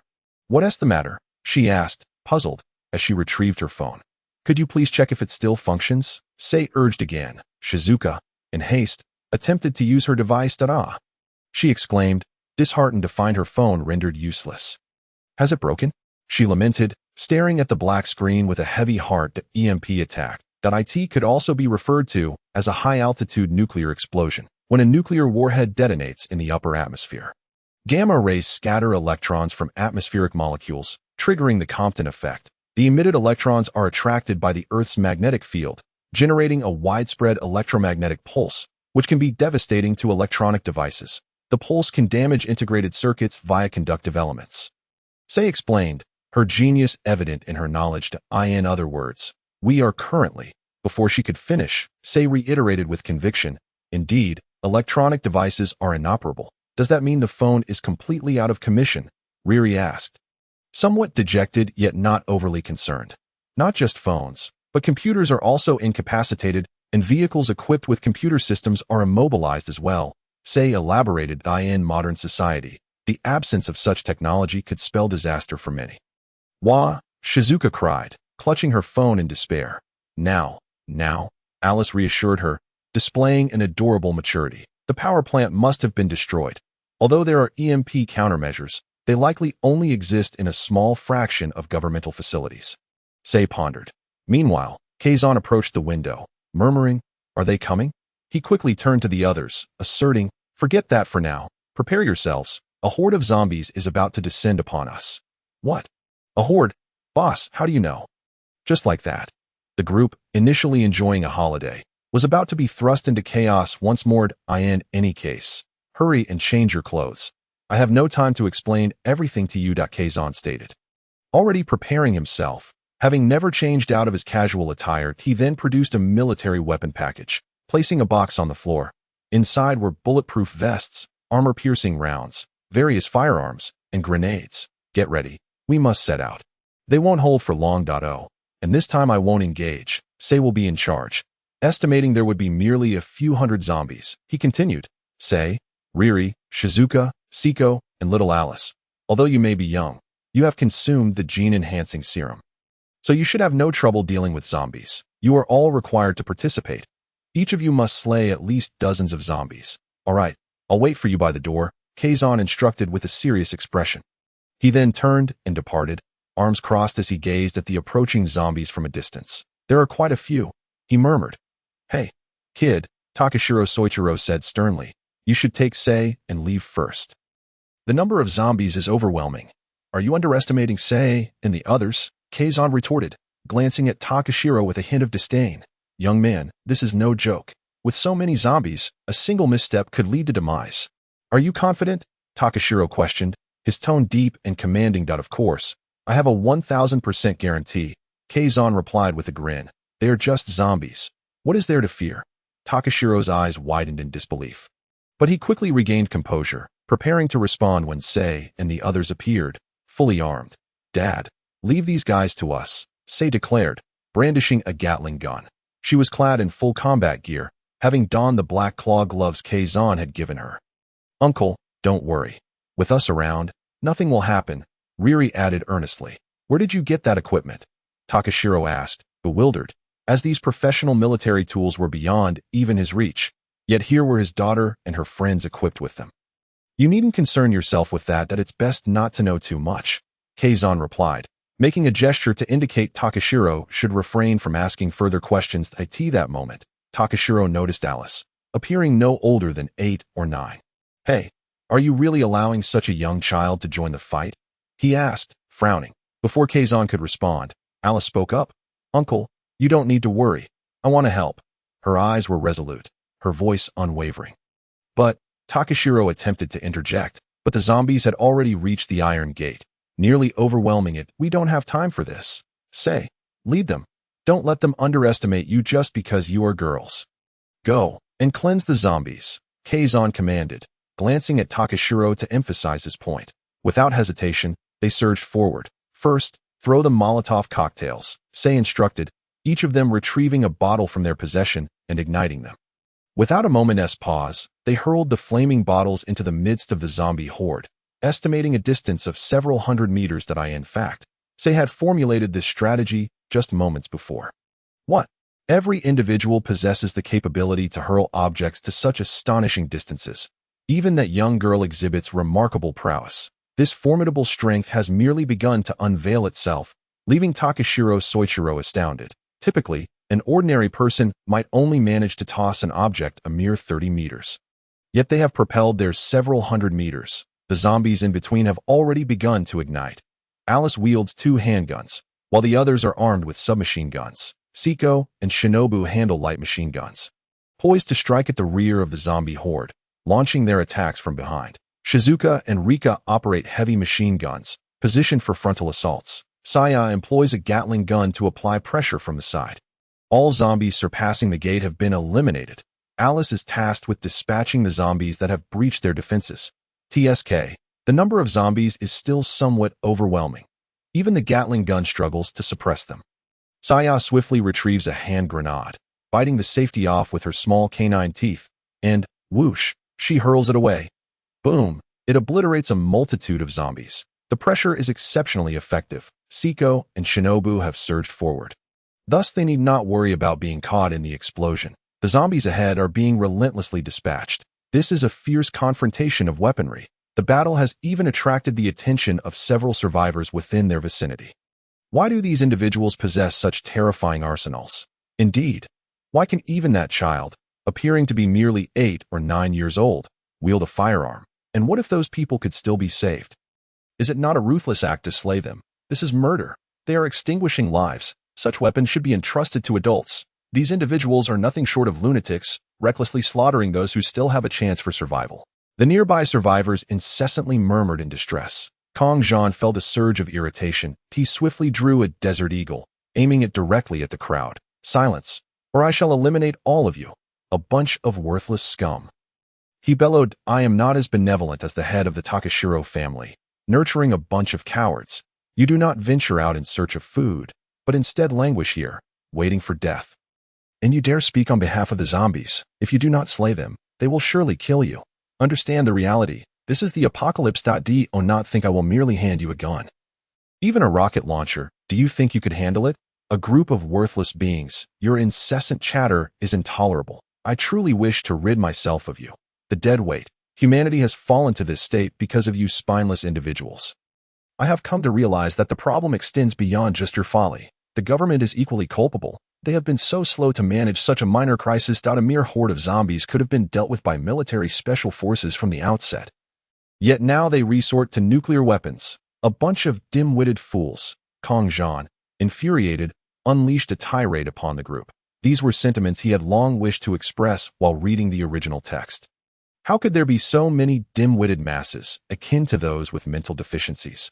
With so many intellectually deficient individuals, he began to doubt whether the government officials were equally incapable. The zombie crisis was never a significant issue. The problem arose from their failure to control it effectively, transforming it into a grave matter. Moreover, these zombies are the most basic kind, lacking any of the more mutated variants. If a zombie king were to arrive in this world, he would relish witnessing how these fools would meet their end. That entity could withstand missiles, laser cannons, and grenades. It could likely obliterate the world here. Under Kongzhan's furious tirade, the group of miscreants finally fell silent. After all, he possessed an aura of authority. Should they continue to chatter, he would surely incapacitate them all. Meanwhile, the zombies ahead had been reduced to nearly half their number. Siko and Shinobu were thoroughly enjoying their slaughter. Especially Siko, who reveled in the exhilarating sensation of overpowering her adversaries that it was simply addictive. In contrast, Shinobu maintained a more composed demeanor, approaching the battle with a rational mindset, devoid of the frenzied excitement exhibited by Siko. At this moment, both wielded a knife in one hand and a firearm in the other, managing effortlessly with ample skill. After all, with strength, what could not be controlled? Rika and Shizuka's heavy machine guns never ceased firing. The sound of rat-a-tat-tat reverberating throughout. Though it was their first time utilizing such weaponry, they had perused the instruction manuals prior. Each firearm in the military weapons package came with usage instructions. A brief glance was all it took to master them. There was no need for excessive embellishments. Each time Saya pressed forward, she would hurl another grenade, relishing the thrill of it all. Occasionally, she would unleash 3 grenades simultaneously in a spectacular display. Boom, boom, boom. The 3 explosions nearly overlapped, creating an exhilarating cacophony. However, to the eyes of the survivors, they appeared utterly deranged. Even Alice was no exception. Alice adeptly wielded her twin pistols with remarkable accuracy, and as the battle progressed, her aim grew increasingly precise. Her skill was visibly improving, each shot finding its mark with deadly precision. This was talent. Even Takashiro Soichiro, standing beside her, was left in AWT this moment. Takashiro also descended with a submachine gun. Yet upon her arrival, she quickly realized there was little for her to do. Go, Saya. You're incredible, she cheered, transforming into a cheerleader as she watched Saya wielding the Gatling gun. Her daughter was undeniably cool. What a reflection of my own prowess. Takashiro Yuriko reveled in her self-admiration. Merely half an hour had elapsed, and under the relentless onslaught of the women, the number of zombies had dwindled to a mere handful. Rika retrieved the long spear, the one weighing a staggering 100 kilograms that Kongzhan had previously given her, in her capable hands. It was remarkably effective. With a slight flourish, she could obliterate a zombie's skull, rendering it as if it were divine weaponry. However, compared to true divine weapons, it still fell short. Shizuka, adorned in white gloves, wielded a long sword, while Saya donned black-clawed gloves. The trio commenced close-quarters combat. Intent on clearing the battlefield, Shizuka, being the least experienced, felled a zombie, but found herself momentarily distracted by its lifeless form. Just then, another zombie lunged at her from behind. It was about to seize her. Boom! Saya's fist collided with the zombie's face, her tremendous strength shattering its skull and annihilating its brain. Blood splattered across Saya's face. What are you dawdling for? She scolded. Sorry, it's just my nature, Shizuka replied helplessly. Quickly regaining her focus. Due to her naturally absent-minded disposition, she was prone to danger on the battlefield. However, both Saya and Rika kept a watchful eye on Shizuka. Yet when Shizuka concentrated, she was formidable. One swift strike would sever a zombie's head from its body. Surrounded by the piles of fallen zombies, they now found themselves navigating a path of corpses as they continued to engage the remaining undead.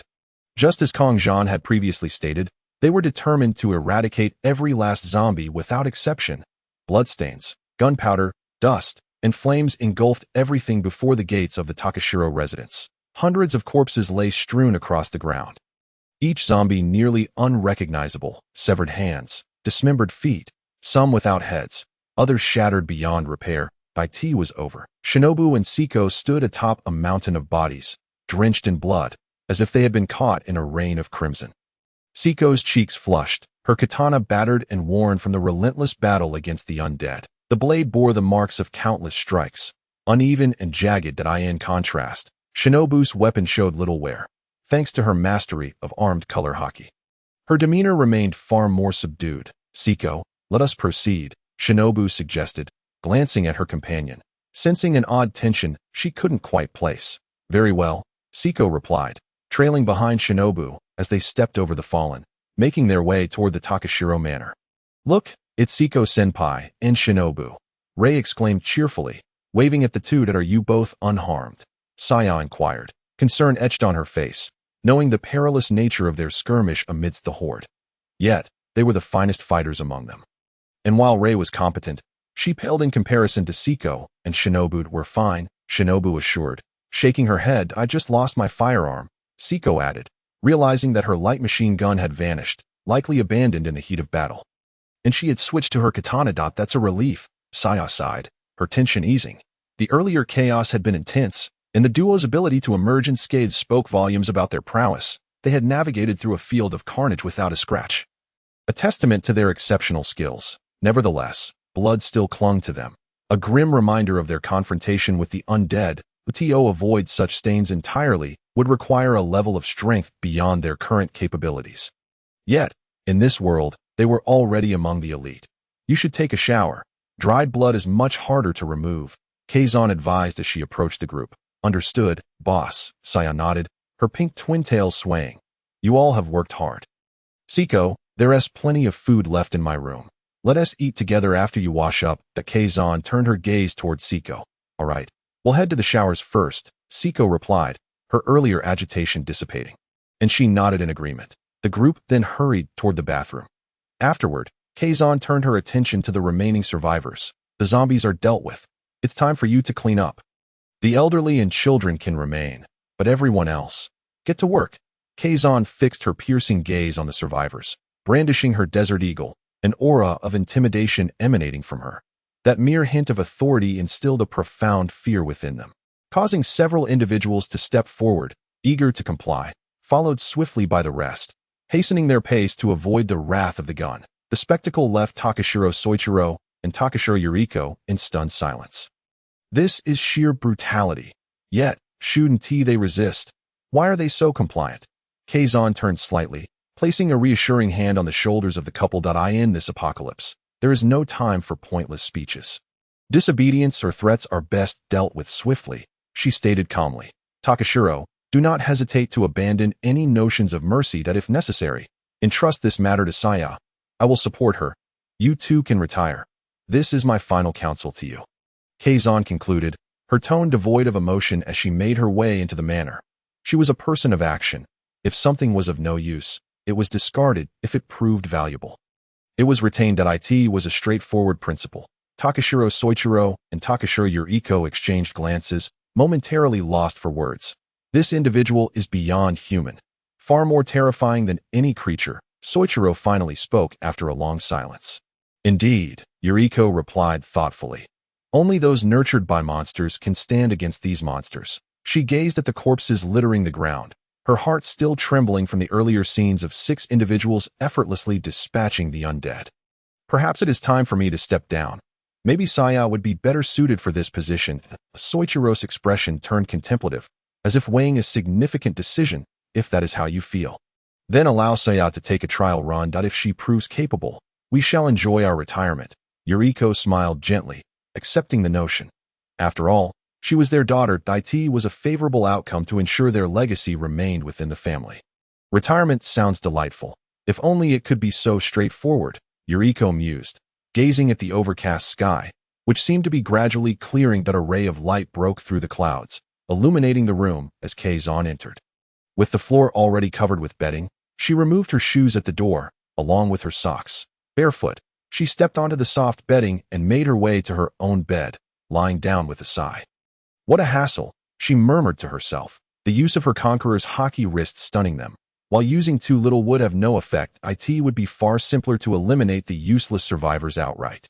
Just a week into the apocalypse, they likely hadn't yet acclimated to this new reality or grasped the scope of their circumstances. Kazan shook her head, dismissing the thoughts. She turned slightly.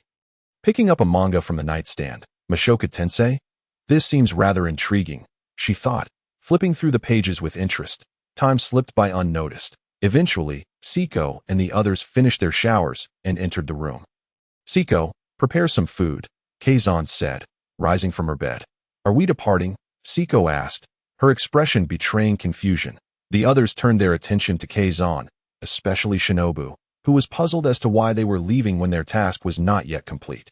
Boss, are we really leaving? Saya murmured, uncertainty in her voice. Where are we headed? Can I come along? Shizuka inquired, her curiosity piqued. assuming Kongzhan was merely stepping out for a brief errand. Yes, where are we going? Ray echoed, equally intrigued. I want to join too. Alice can be of assistance. Alice exclaimed earnestly. No, we must leave. Siko and I will depart. And Shinobu has been here long enough as well. Kongzhan clarified. This world? Ray was even more baffled by Kongzhan's words. Indeed, we came from another realm to assist Siko. Yet, we also have our own mission, Kongzhan explained.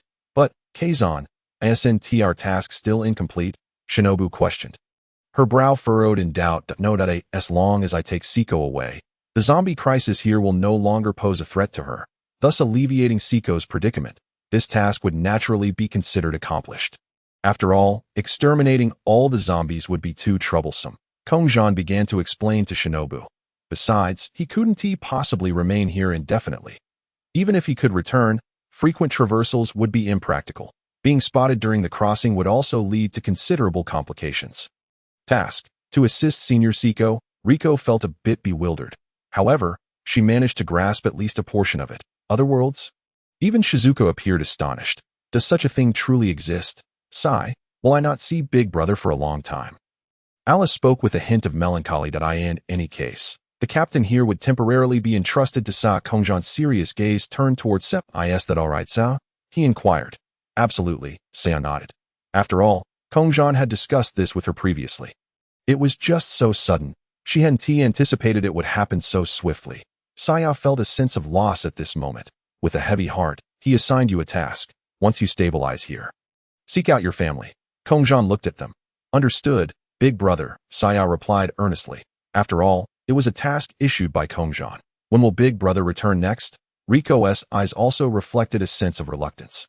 It may take a while, Kongzhan admitted, uncertain of the duration. It shouldn't be too long, given that the coordinates are already set. Nevertheless, he still had certain matters to clarify. Kongzhan stood up, approached Saya, and whispered softly in her ear. Isn't there that group? If anything arises, remember to inform me, Kongzhan said quietly to Saya's eyes suddenly lit up. Right, there's a group chat. In that case, it's as if Big Brother is always present. Moreover, I still hope you can assume leadership and establish a survivor base, Kongzhan added before withdrawing. Their interaction piqued Riko's curiosity.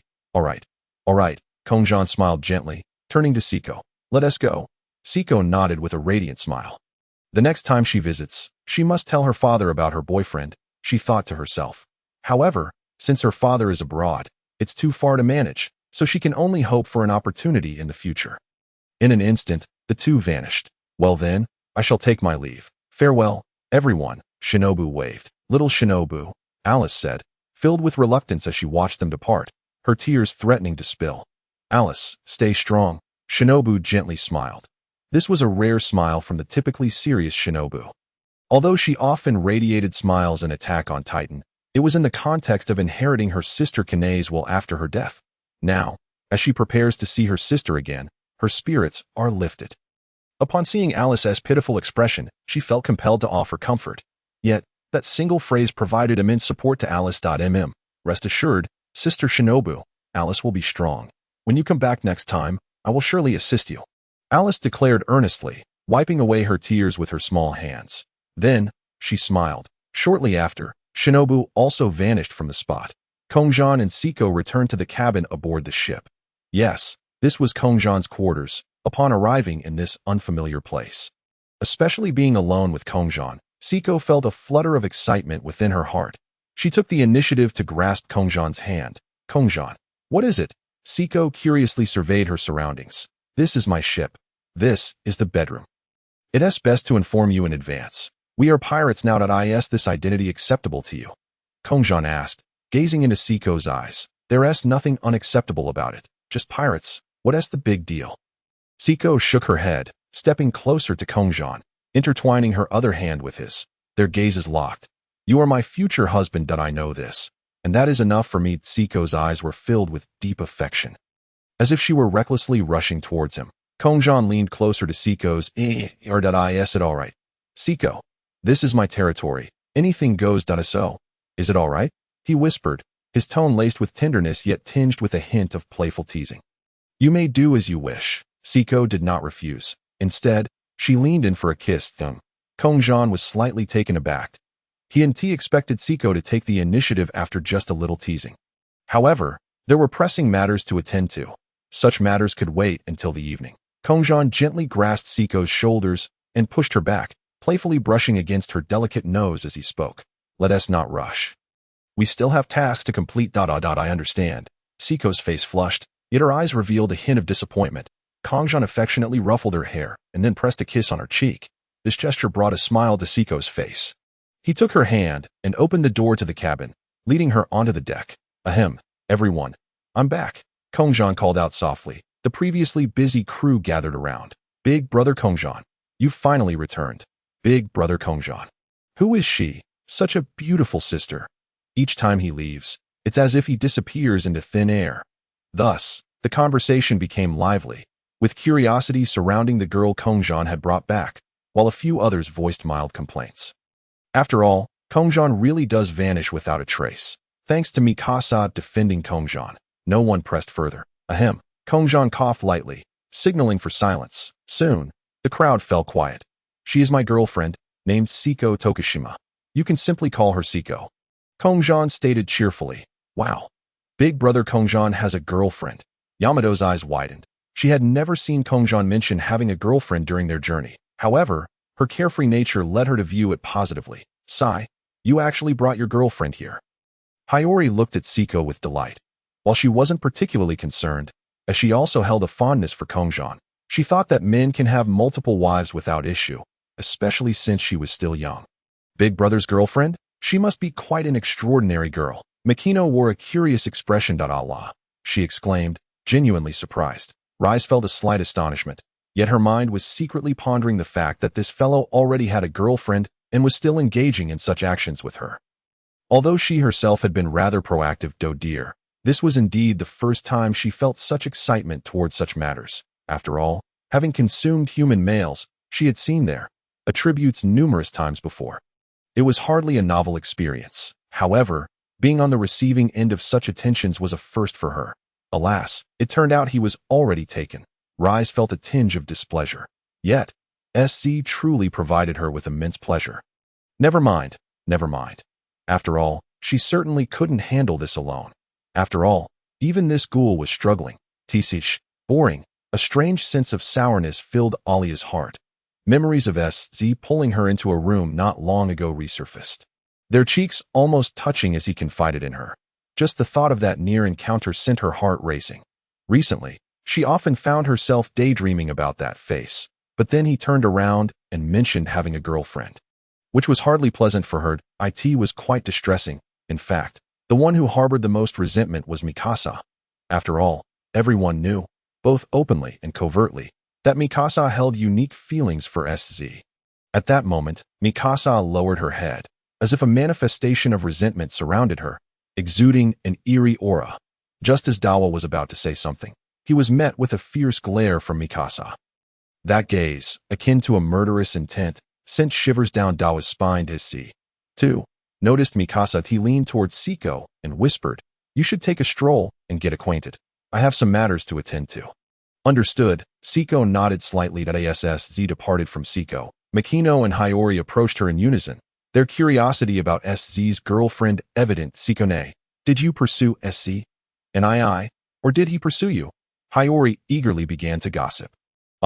A bashful expression appeared on Siko's face as she recalled the moments when SZ had accepted her. It seemed a bit hard to articulate. Oh dear, Hiyori, why ask such strange questions? Sikone, let's go. Mikino, sensing the awkward atmosphere, attempted to lighten the mood, pulling the two toward the ship's cabin. Subsequently, they took the initiative to guide Siko on a tour of the entire vessel. Upon seeing SZ approaching her, Mikasa immediately concealed her previous melancholic demeanor. Little Mikasa, are you angry? SZ bent down and gently stroked her dark hair. Not at all. In SZ's presence, she resembled a youthful maiden. Yet, it was not difficult to discern that she was somewhat sulking. Her cheeks flushed, turning her head away with a pout. I apologize for being away for so long. Thank you for your patience during this time. SZ chuckled softly, gazing at her. It's all right. Although she spoke those words, her expression evidently conveyed, come and comfort me. Mikasa. SZ suddenly called out. Yes. Mikasa jumped at the unexpected sound, a shiver coursing through her body. In the next moment, she felt something warm on her cheek. Upon focus, she realized SZ had actually kissed her. SZ. And I. Mikasa's face turned crimson in an instant as Z's cheek pressed against hers. Feeling her warmth, he then gently moved to her ear, whispering, "Don't be upset. You are my dearest family, little Mikasa." SZ's words, accompanied by his warm breath, made Mikasa's ears tingle. And I, we will always be family, right? Mikasa dared not meet SZ's eyes, lowering her head as she spoke softly. Yet, SZ could hear her. Of course, always, until eternity. Mikasa, no matter how many times such a question was posed, the answer remained singular. SZ stood upright, gazing out at the vast sea and the setting sun. Mikasa followed SZ's gaze in the reflection upon the water. The blazing sun seemed to extend beyond the horizon. Perhaps, like deities, they did not merely exist in the distance, but were perhaps right before their eyes. Little Mikasa, indeed, we shall remain eternal family. Through their eyes, one might glimpse his heart, as if he were reminiscing. Bathed in the sunset's glow, the orange light illuminated his face. He rarely displayed such a sorrowful and heavy expression, one that Mikasa had never witnessed before. To become a deity, as long as one doesn't perish too swiftly, that should suffice. I wonder if the system can truly make me the only god? SZ murmured to himself, a voice only he could hear. In this world, nothing remains unchanged. The path to divinity, though it promises immortality and power, ultimately leads to disintegration and the dissolution of self. In the past, he had read a novel where the protagonist ascended to godhood, wielding unparalleled power. However, after thousands of chapters, he understood death for mortals is a cycle, while death for gods signifies obliteration. Once one embarks on the path to divinity, aside from becoming the sole existence, the only alternative is to vanish into oblivion, never to return. And upon truly becoming a god, he felt the weight of such pressure, recognizing that he must grow stronger. That he wished to always be by Mikasa's side. But could he truly become that only? SZ was unknowingly absorbed in his thoughts, oblivious to Mikasa calling out to him. SZ, and I. SZ, and I. After an unknown number of repetitions, SZ's slightly vacant eyes finally returned to focus. Mikasa, what is it? SZ turned his attention to her. Robin called us to dinner, Mikasa explained, her gaze shifting towards Robin, who was waving at them from a distance. SZ glanced over. Robin? I was wondering why I hadn't seen her earlier. Is she cooking today? SZ displayed an expression of realization. Let us go, Mikasa. Without further thought, the two of them made their way over to in the evening. SZ returned to his room. Upon activating the group chat system, he discovered that his 10,000 points had been credited. Additionally, the main system issued a task, completing yet another layer. The notification from the main system echoed in SZ's mind. Ding. Task completed.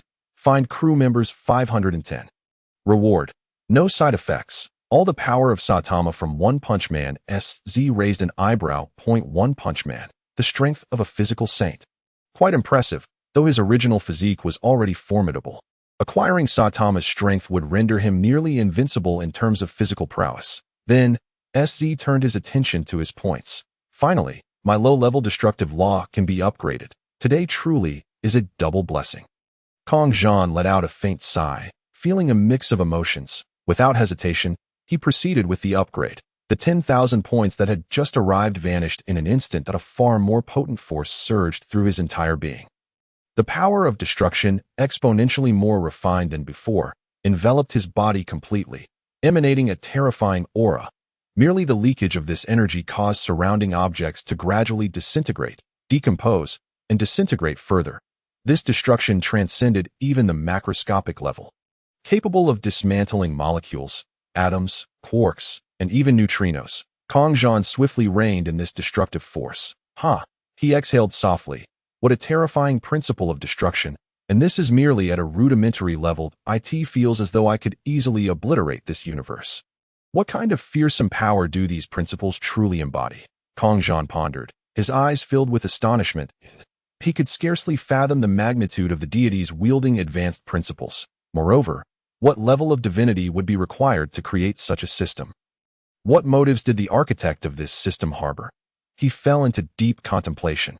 However, Mere speculation would not unveil the thoughts of that magnificent deity. This was destined to be a long journey toward divinity, where one might face death, life, or become the one and only. No one could ascertain the outcome. No god could pry into it. Everything could either be the game of that divine lord or the birth of a new deity. As dawn broke, sunlight streamed into Kongzhan's bedroom, where he found himself alone in bed. Indeed, Siko and Rise had been lured away by Mikasa and her companions to the girls' dormitory. Alas, sleeping alone felt profoundly lonely and cold. Kongzhan rested his hands behind his head, leaning against the white pillow, his eyes lazily gazing out the window. The sky was a brilliant blue, the clouds pure white, and the weather was splendid. Aha!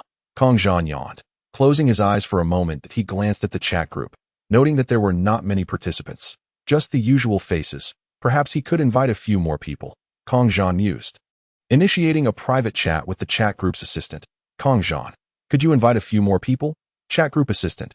How many do you require? Kongzhan. 3 should suffice. Randomly selected.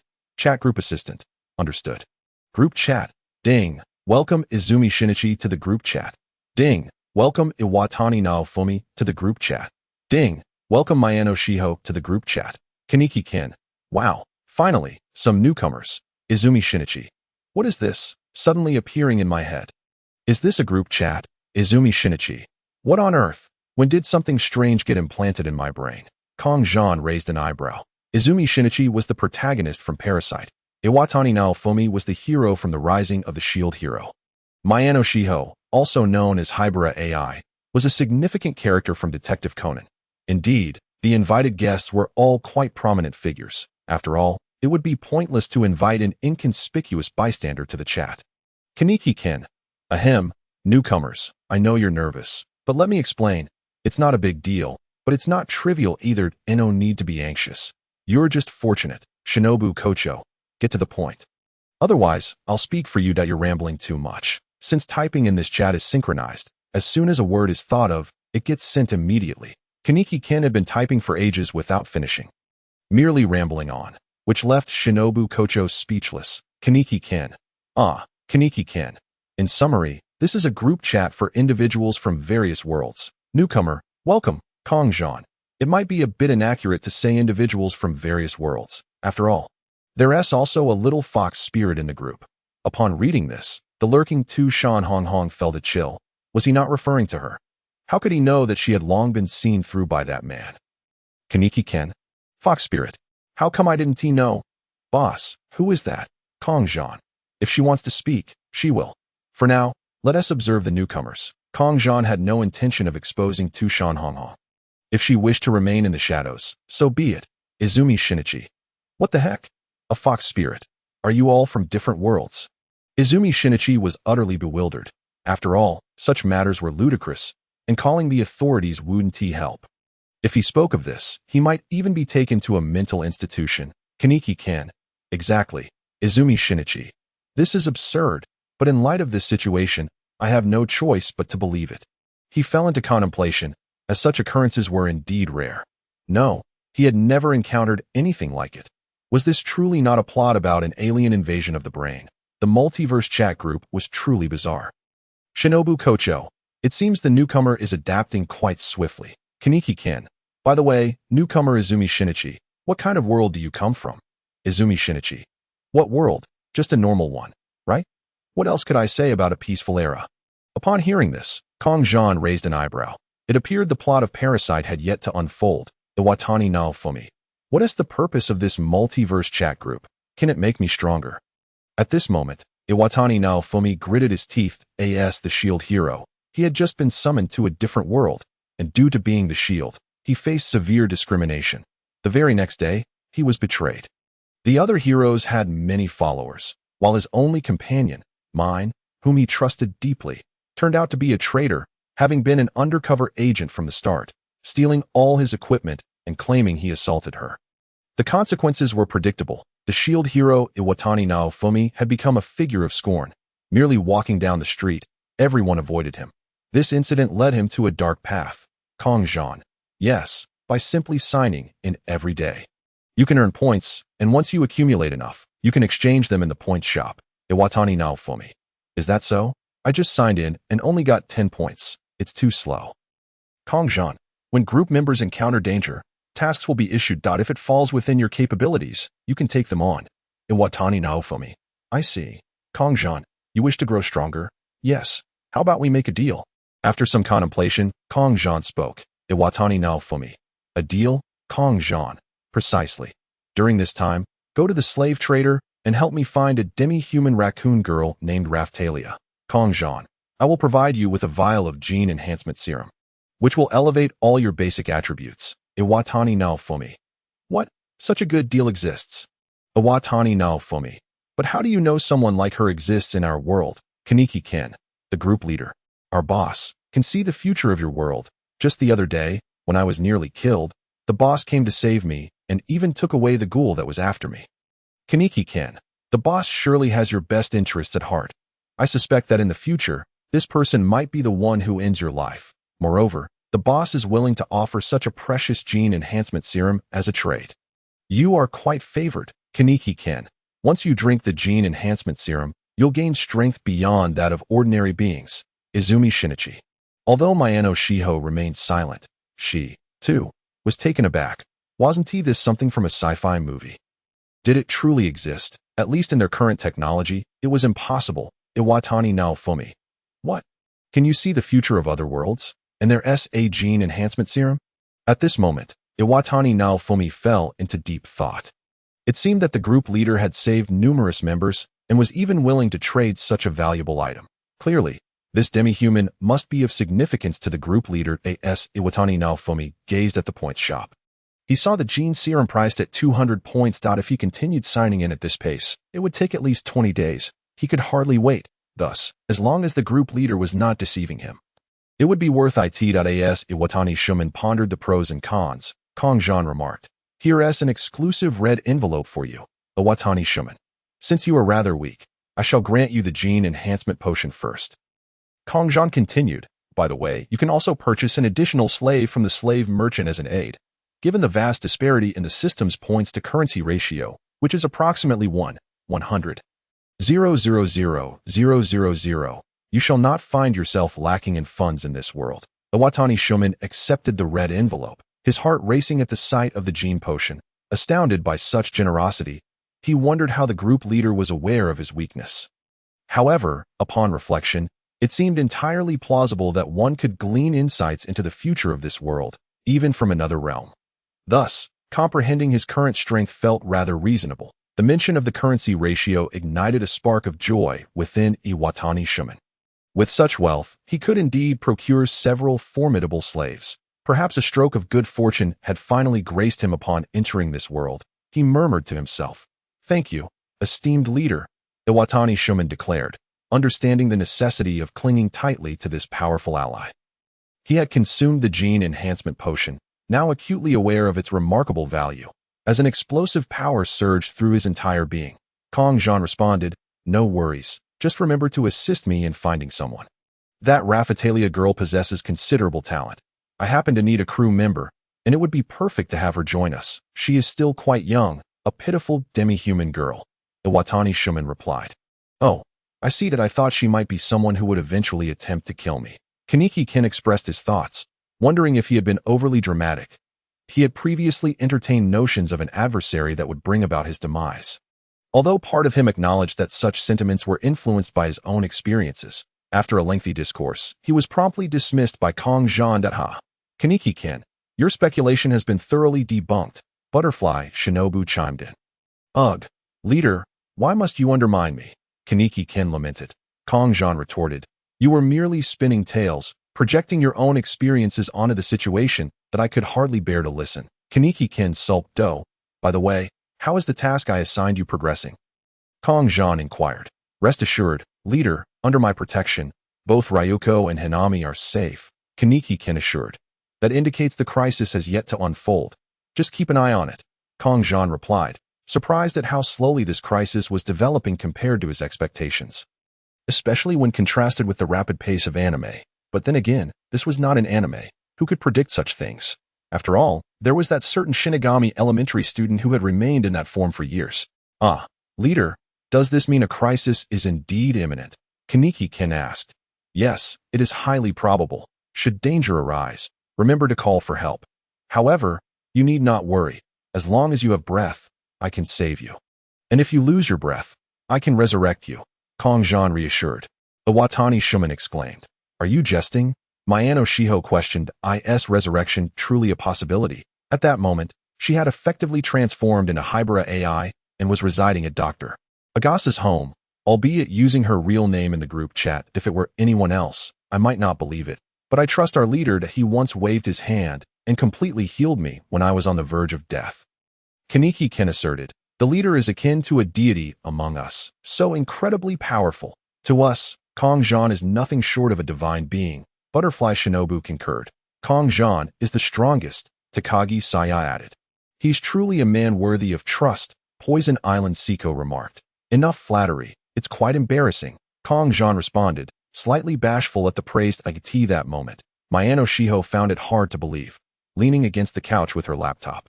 She sought to document useful information, yet found herself confronted with concepts she could hardly comprehend. Resurrection, gene enhancement potions, and the leader's ability to foresee the future. The various functions of the group chat and the Point Mall were simply outrageous and beyond her understanding, leaving her increasingly doubtful. Yet, reality seemed to suggest otherwise. Perhaps these phenomena were indeed real. Was he truly a god? She pondered. The more she contemplated, the more perplexed she became. As a scientist, her curiosity piqued. If these claims were genuine, what were the underlying principles? She turned to Dr. Agasa, who was sipping coffee, and inquired, Doctor, do you believe in the existence of gods? Group chat, Kongzhan. In any case, if you have questions, feel free to approach me. By the way, Kongzhan, how should I allocate my points? Butterfly Shinobu asked. Kongzhan. I'll message you privately. Private chat, Kongzhan. How many points do you currently possess? Butterfly Shinobu. I have 10. 600 points left. At that moment, Kongzhan browsed the points mall, contemplating which abilities would best suit Butterfly Shinobu. First and foremost, if you wish to become a formidable presence, you must invest in abilities related to Chi. I recommend purchasing the Void Dance technique, Chi Cannon, and KO Ken, Kongzhan advised. Additionally, consider acquiring the No Side Effects Blade of Azura, the Eternal Manjikyu Sharingan combined with the Uchiha bloodline, and the No Side Effects Sound Fruit. He continued, once you've acquired these, even Upper Moon 2 shall not pose a threat to you. Kongzhan concluded. Really? Thank you, Kongzhan. These only cost a bit over 6,000 points. I'll go ahead and buy them. With that, I can finally protect my sister, can I? Butterfly Shinobu exclaimed, her joy palpable. If you still find yourself struggling, just call for me. Remember to conceal your true strength. Do not reveal it all at once, Kongzhan cautioned. Understood, Shinobu beamed, elated not only by the significant boost in her strength, but also by Kongzhan's affirmation that she could contend with Upper Moon 2, indicating her ability to safeguard Kanai. She felt the surge of power within her, astonished by the overwhelming abilities transmitted to her brain by the system.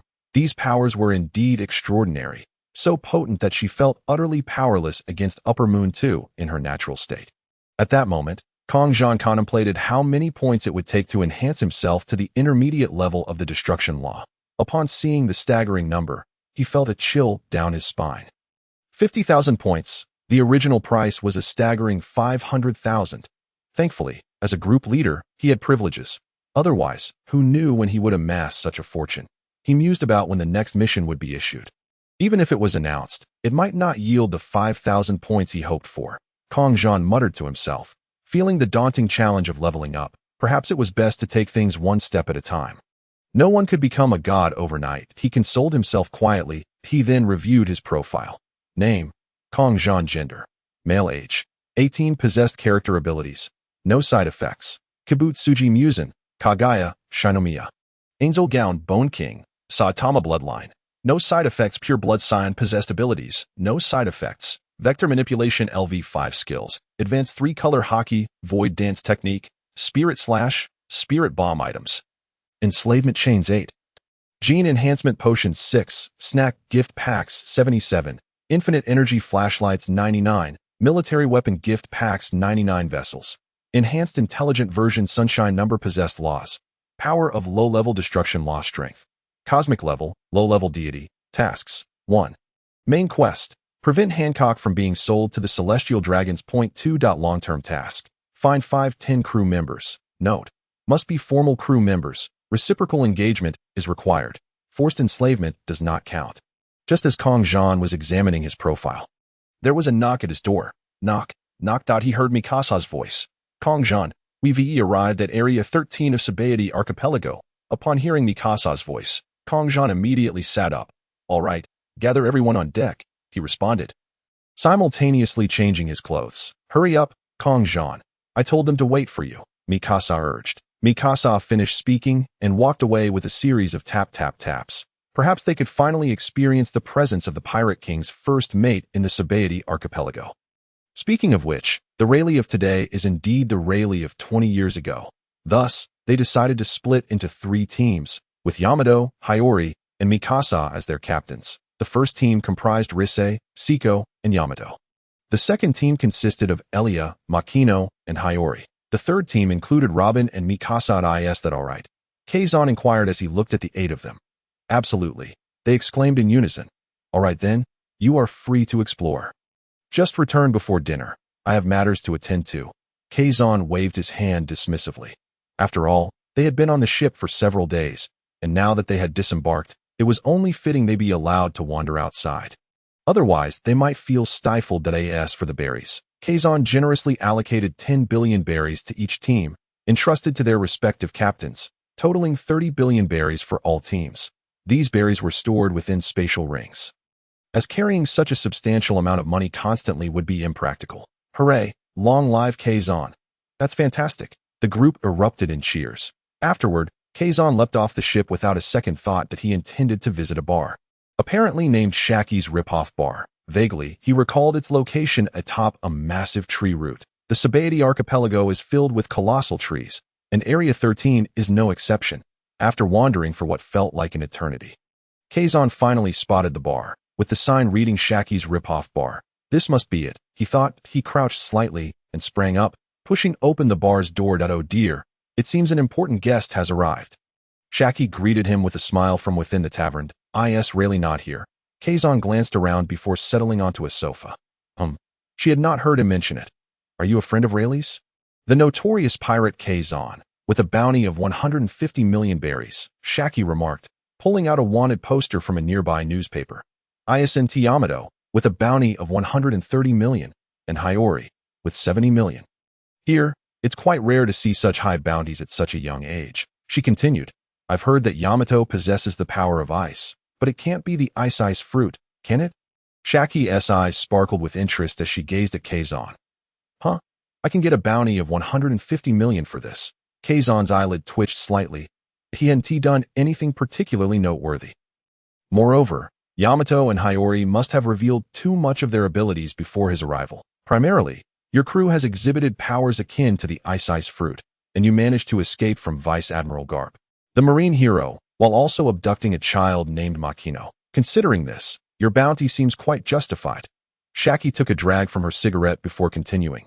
Is that so? Kazan stroked his chin thoughtfully. Furthermore, Garp is quite certain of your strength. But there remains much unknown about you. And what of that peculiar creature named Rise? Quite the unusual species, indeed, with a bounty of 50 million berries. Then there's Robin, with a bounty of 79 million berries.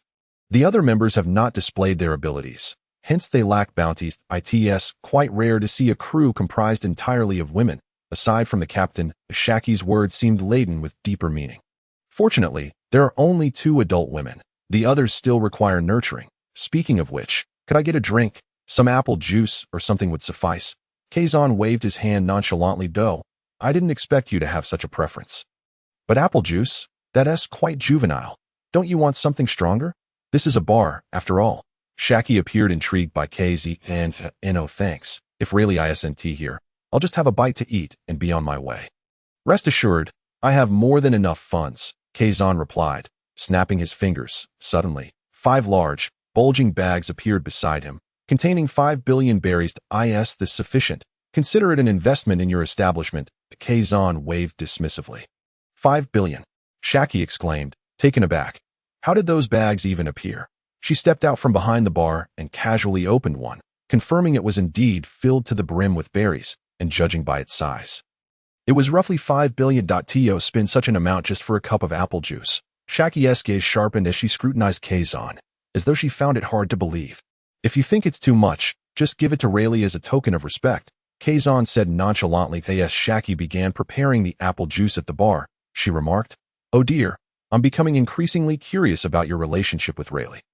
You're not his illegitimate child, are you?" "Huh," Kongzhan replied. "I merely admire the Pirate King's first mate. It's nothing to dwell upon. Besides, to me, this amount of money is trivial." He waved his hand casually. "Signing in for a day grants me 500 points, which equates to 500 billion. This is merely 5 billion. It's nothing in comparison. After several days of signing in, I've amassed quite the fortune, over 5,000 points."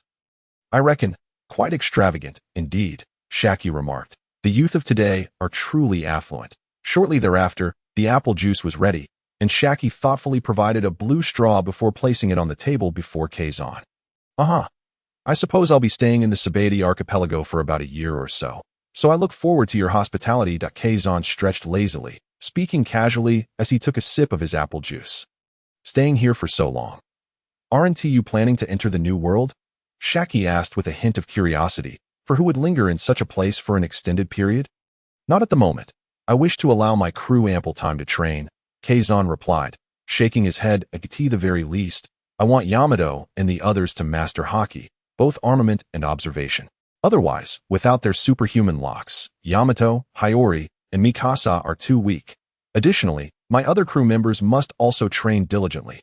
To enter the New World, at least 2 of them need to elevate their Haki to an intermediate level. Otherwise, it would be inadequate. Though I did return from the New World, it was also for training, and training here is relatively safer compared to the New World. Training here," Shaki cautioned, "you must be careful, for there are celestial dragons in this vicinity." She exhaled a puff of white smoke as she warned him. "Celestial dragons?" Kongzhan raised an eyebrow. Unconcerned, "Such individuals will likely be overthrown within 30 years. "Ha ha." Shaki laughed heartily. To utter such words is quite impressive. However, the idea of the celestial dragons being overthrown within 30 years is somewhat unrealistic. The world government they have established has ruled for 800 years. What makes you think it can be toppled in 30? Xiaozhanzhan. Xiaoqi chuckled as she deftly flicked the cigarette in the ashtray, the ash falling neatly within. "Ugh, don't call me that," Kongzhan replied, a look of disdain crossing his face. His expression soon turned serious as he continued. "As I said, when I say yes, it means yes. They are merely a bunch of scoundrels that in less than 30 years. Their demise will be well-deserved. You are quite an intriguing person. It seems you harbor no fear of the world government at all. What gives you such confidence? Is it your strength, or perhaps your background? I truly cannot see through you. Rayleigh might find you quite fascinating upon meeting you." Xiaoqi pinched the cigarette, but with her right hand's index and middle fingers, pressing it forcefully into the ashtray, producing a faint hissing sound. The cigarette was enveloped in ash, instantly transforming into a pile of gray remnants. "Sigh. I came over primarily to meet this legendary figure, if he is not here. I shall return another time to see the esteemed elder." Unbeknownst to me, my apple juice had long since been consumed. Having finished my drink, I suppose it is time to bid farewell. Kongzhan walked towards the door, waving his hand without looking back in a gesture of goodbye. With a creak, he pushed the door open and stepped outside. This fellow truly possesses an air of nonchalance, leaving behind 500 million berries. However, I imagine Rayleigh will be quite pleased upon seeing this sum. It is rare to have a junior offer him drinking money. Xiaoqi mused as she gazed at the 5 large bags of berries. She found herself utterly unable to decipher the identity of this visitor. Yet, she could ascertain that this man was certainly more than a mere pirate worth 150 million. After all, the money he casually produced far exceeded the bounty on his head. Coupled with his attitude towards the world government, it was evident he concealed much beneath the surface. Kongzhan exited the bar, stretching slightly. Where to next? As he walked along the road contemplating his destination, he was suddenly tagged in a chat group. Upon entering the chat, he found a message from Iwatani-shun. Kongzhan. "Boss, we found her. It's that demi-human girl named Rafitellia." Kongzhan. "That was quite fast. Shall I head over now?" Iwatani-shun. "Sure. Boss, come on over. We're just about to form the contract." Inside a blue and white striped circus tent, numerous cages were stacked, Housing a multitude of slaves in the central area stood a young man draped in a green cloak, a shield adorning his arm. This was Iwatani Shun. He felt a sense of anticipation for what the powerful group leader might look like. There were indeed many slaves here, with the most expensive being a werewolf not far away, priced at 15 gold coins, boasting a level 20 higher than his own. Yet, considering that 1 point could be exchanged for 100 million gold coins, he was entirely capable of purchasing it and intended to buy the werewolf. In the cage before him was a raccoon-type girl named Rafitellia. It seemed she was indeed the demi-human girl Kongzhan sought. However, he was taken aback to discover that the girl Kongzhan desired was the lowest-ranked slave. Could this fellow truly possess the talent to be the captain of a crew? During his time lurking in the group chat, he had learned that Kongzhan was a pirate, and a formidable one at that. Beside the raccoon girl were 2 other demi-humans. One was a rabbit human, while the other was a lizard human. The rabbit human's arms were grotesquely twisted, appearing to be in their 20s. As for the lizard human, they exuded a palpable aura of menace. Near Iwatani Shun stood a short man with a rotund belly. Wearing glasses, sporting a handlebar mustache, and donning a tall black hat, dressed in relatively luxurious merchant attire, he was the slave trader present. "Sir, is the person you are waiting for arriving soon? Does he know the way? Would you like me to guide him, as this place is rather secluded?" The slave trader smiled as he spoke to Iwatani Shun. "No need to," Iwatani Shun replied. "I'll just wait." Before he could finish, someone tapped his shoulder from behind. He turned around alertly. "Oh, Iwatani Shun, right?" The newcomer was none other than Kongzhan, the group leader. "You look younger than I imagined," Iwatani Shun noted, relaxing as he expressed surprise. "Oh my, how did you appear so suddenly? Are you a friend of this guest?" The slave trader approached with a hint of astonishment at Kongzhan's sudden arrival. "Yes," Kongzhan replied, turning his gaze towards the cage housing the raccoon girl. "Is this her?" he inquired. The sight of the girl revealed her unfortunate plight. Her eyes told of past torment. "Ahem," she coughed, indicating her poor health. Though only 10 years old, she appeared utterly pitiable, with brown hair, adorable raccoon ears, ruby brown eyes, and a bushy raccoon tail. She was a sight to behold. This raccoon-type girl has a mental disorder. Her panic attacks strike at night, which has been quite troublesome for me. Her previous owner was a sadistic tormentor. I fear she may not endure much longer," the slave trader explained to Kongzhan. "Rafitellia, correct?" Kongzhan ignored the trader's words, focusing solely on the girl. Rafitellia answered timidly, her body trembling slightly. "If that's the one," Kongzhan stated flatly. Sigh. Even Rafitellia herself found it hard to believe, her expression turning fearful. "What is her price?" 30 silver coins, the slave trader replied promptly. Then, Kongzhan began to exchange points for gold coins when Iwatani Shun interrupted him. "Boss, let me cover the cost." With that, Iwatani Shun produced a bag of gold coins. "I'll take this one and that werewolf, and help me pick a few more." Iwatani Shun handed the trader a bag of coins, which he estimated contained 30 gold coins. "Oh my, sir, you are quite generous," the slave trader said, graciously accepting the coins. After counting them, he unlocked the iron cage. Kongzhan was the first to step inside, crouching down to meet Rafitellia's gaze. The sudden appearance of Kongzhan only heightened her fear that he reached out, gently stroking her head. "Don't be afraid. Come with me." Kongzhan spoke softly, his voice filled with warmth. She replied, though her body continued to tremble. Kongzhan grasped her cold little hand. "Come along, Rafitellia," he encouraged, pulling her to her feet. "Shun, I will first finalize the contract and then take a look at this world. I cannot linger here too long. I must return before dinner. I will proceed with the slave contract now, if that's all right." Kongzhan turned to Iwatani Shun, who nodded in agreement. "No problem, boss, that I'm not in a hurry. I would like to see how this contract process unfolds as well. Then, lead me and this child to the registration and contract," Kongzhan requested. Kongzhan cast his gaze upon the slave trader. "Very well, please follow me." He trailed behind the trader as they retraced their steps. Arriving at a relatively spacious area within the circus tent, the slave trader called for an underling, instructing him to fetch a ceramic bowl and an ink-filled pot. He proceeded to pour the ink into the bowl, then turned to Kongzhan, speaking with utmost courtesy. "Esteemed guest, would you kindly offer me a few drops of your blood?" After marking her with the slave seal, "This slave shall henceforth belong to you." Kongzhan held onto Rafitellia's hand, feeling her trembling in a manner that betrayed her deep anxiety and fear. He bit into a fingertip of his other hand, allowing several drops of blood to fall into the inkwell. Just a formality. Endure it, he reassured Rafitellia, who merely nodded. Though it was clear the tension in her body had not dissipated, the traitor took up a brush. Mixing the blood with the ink, he then dipped the brush and parted the cloth that covered the upper part of his chest, revealing the slave script inscribed there. He traced a circle around the markings. "Ah!" Rafitellia cried out in agony as the slave script emitted a brilliant light, transforming into the slave seal. That moment, a notification chimed. Ding! Contract slave acquired. Would you like to activate the subsystem? Slave system? Kongzhan raised an eyebrow, pleasantly surprised. Activate, he silently commanded. Ding! The original contract of slave Rafitellia has been nullified, now replaced by the terms of the slave system contract. The slave is bound to obey the master's commands unconditionally, maintaining faith in the master, and shall not suffer from illness. Upon death, she can be resurrected using system points.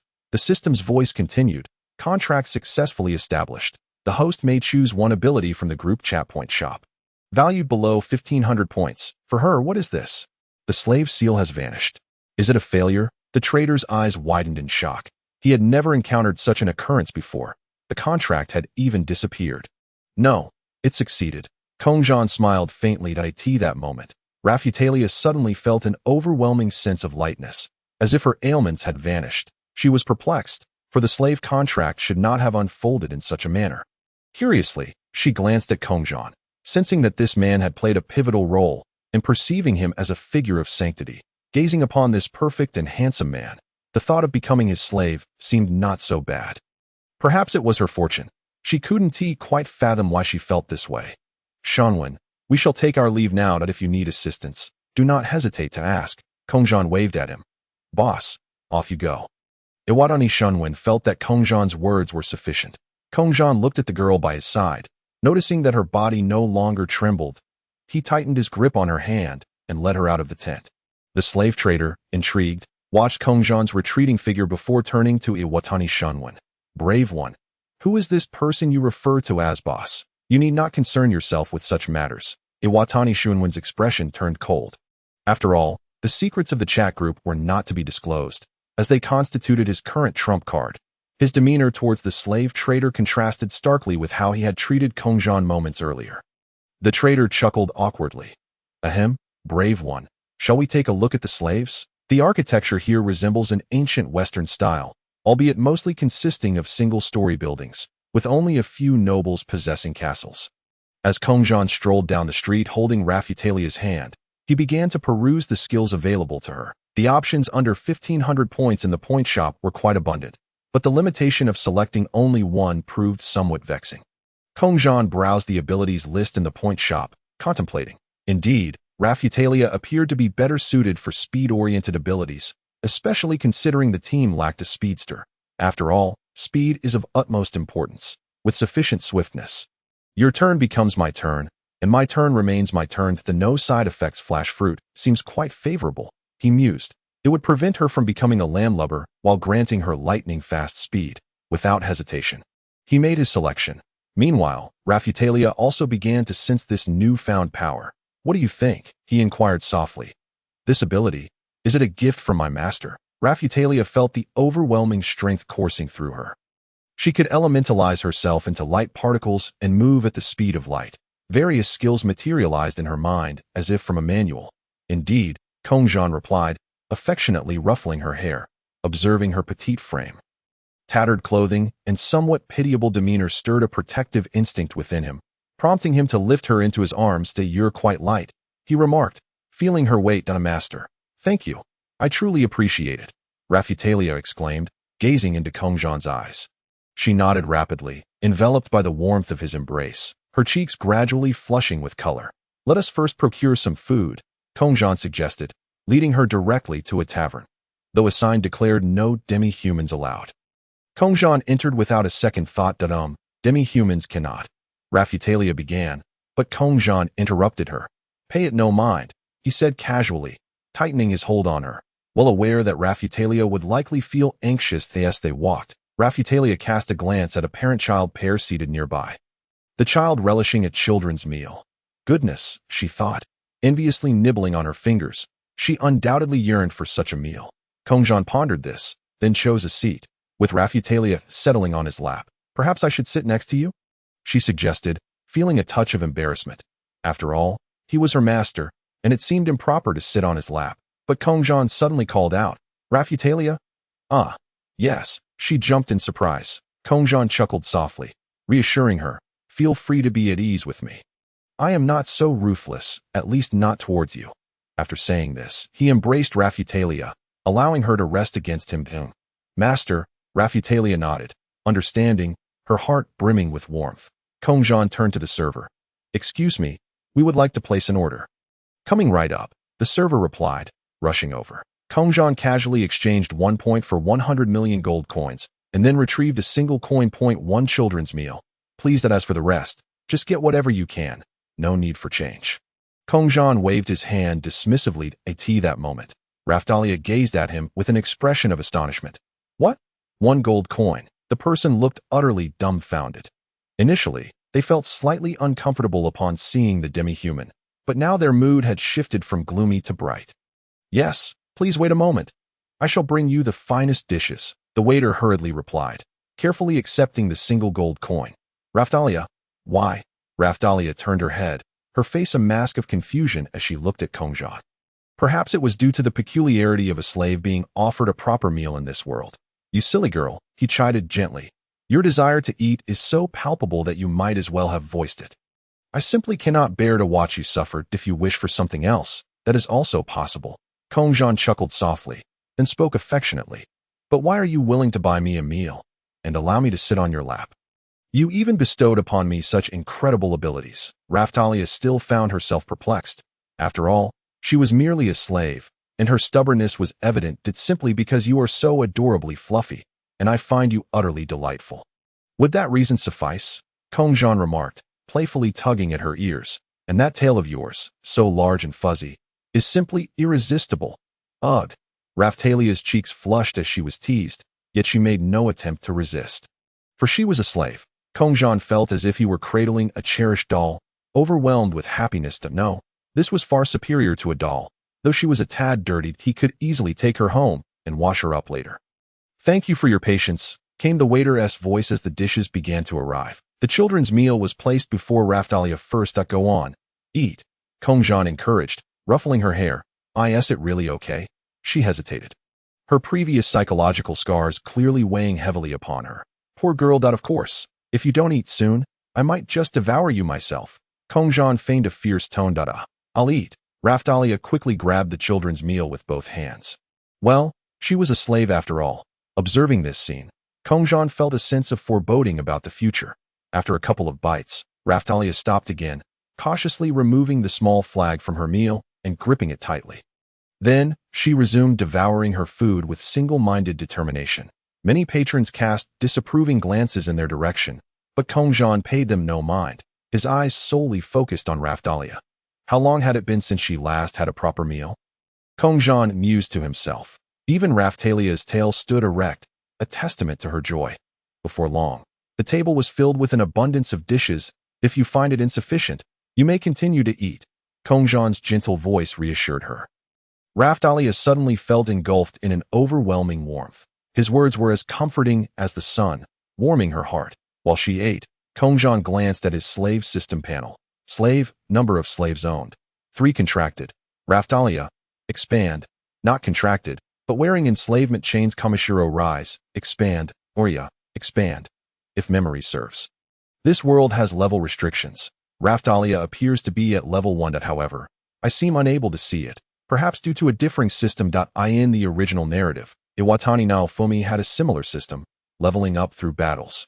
Much akin to a video game. Speaking of which, Mikasa's team seems to be lacking members, as it only consists of Robin. With her system, she would naturally level up more quickly, though she is the captain of the 3rd division. Her strength is not inferior to Yamato or Nico. Utilizing her system's points, her mastery of armament haki is already at an intermediate level, while her conqueror's haki and observation haki are at a beginner level. Yamato possesses conqueror's haki, but Nico's status remains unclear. Rafitellia, sitting on his lap and ravenously consuming her meal, appeared utterly adorable, a sentiment Kongzhan wholeheartedly agreed with. In this world, the demi-human setting dictates that the stronger the body, the more it reverts to its prime state, accelerating growth to that of an 18-year-old, a time when one's physical condition is optimal. Of course, this growth would not continue indefinitely. It merely aims to maintain the body in its prime state. The exterior would also evolve to resemble that of a young lady. "Are you not eating, master?" Rafitellia inquired, feeling somewhat guilty for her enthusiastic consumption. Kongzhan had yet to take a single bite. He leaned closer, his cheek brushing against Rafitellia's ear, softly uttering, "Will you feed me?" This left Rafitellia utterly flabbergasted. Shouldn't it be the servant's duty to feed their master? When had it become the responsibility of a slave? She hesitated. "Should I really?" Her eyes drifted to her hands, which were currently occupied with grasping her food. Kongzhan, understanding her unspoken concern, replied, "Ah, indeed. You must change your habit of eating with your hands before you feed me. You should first learn to use a spoon."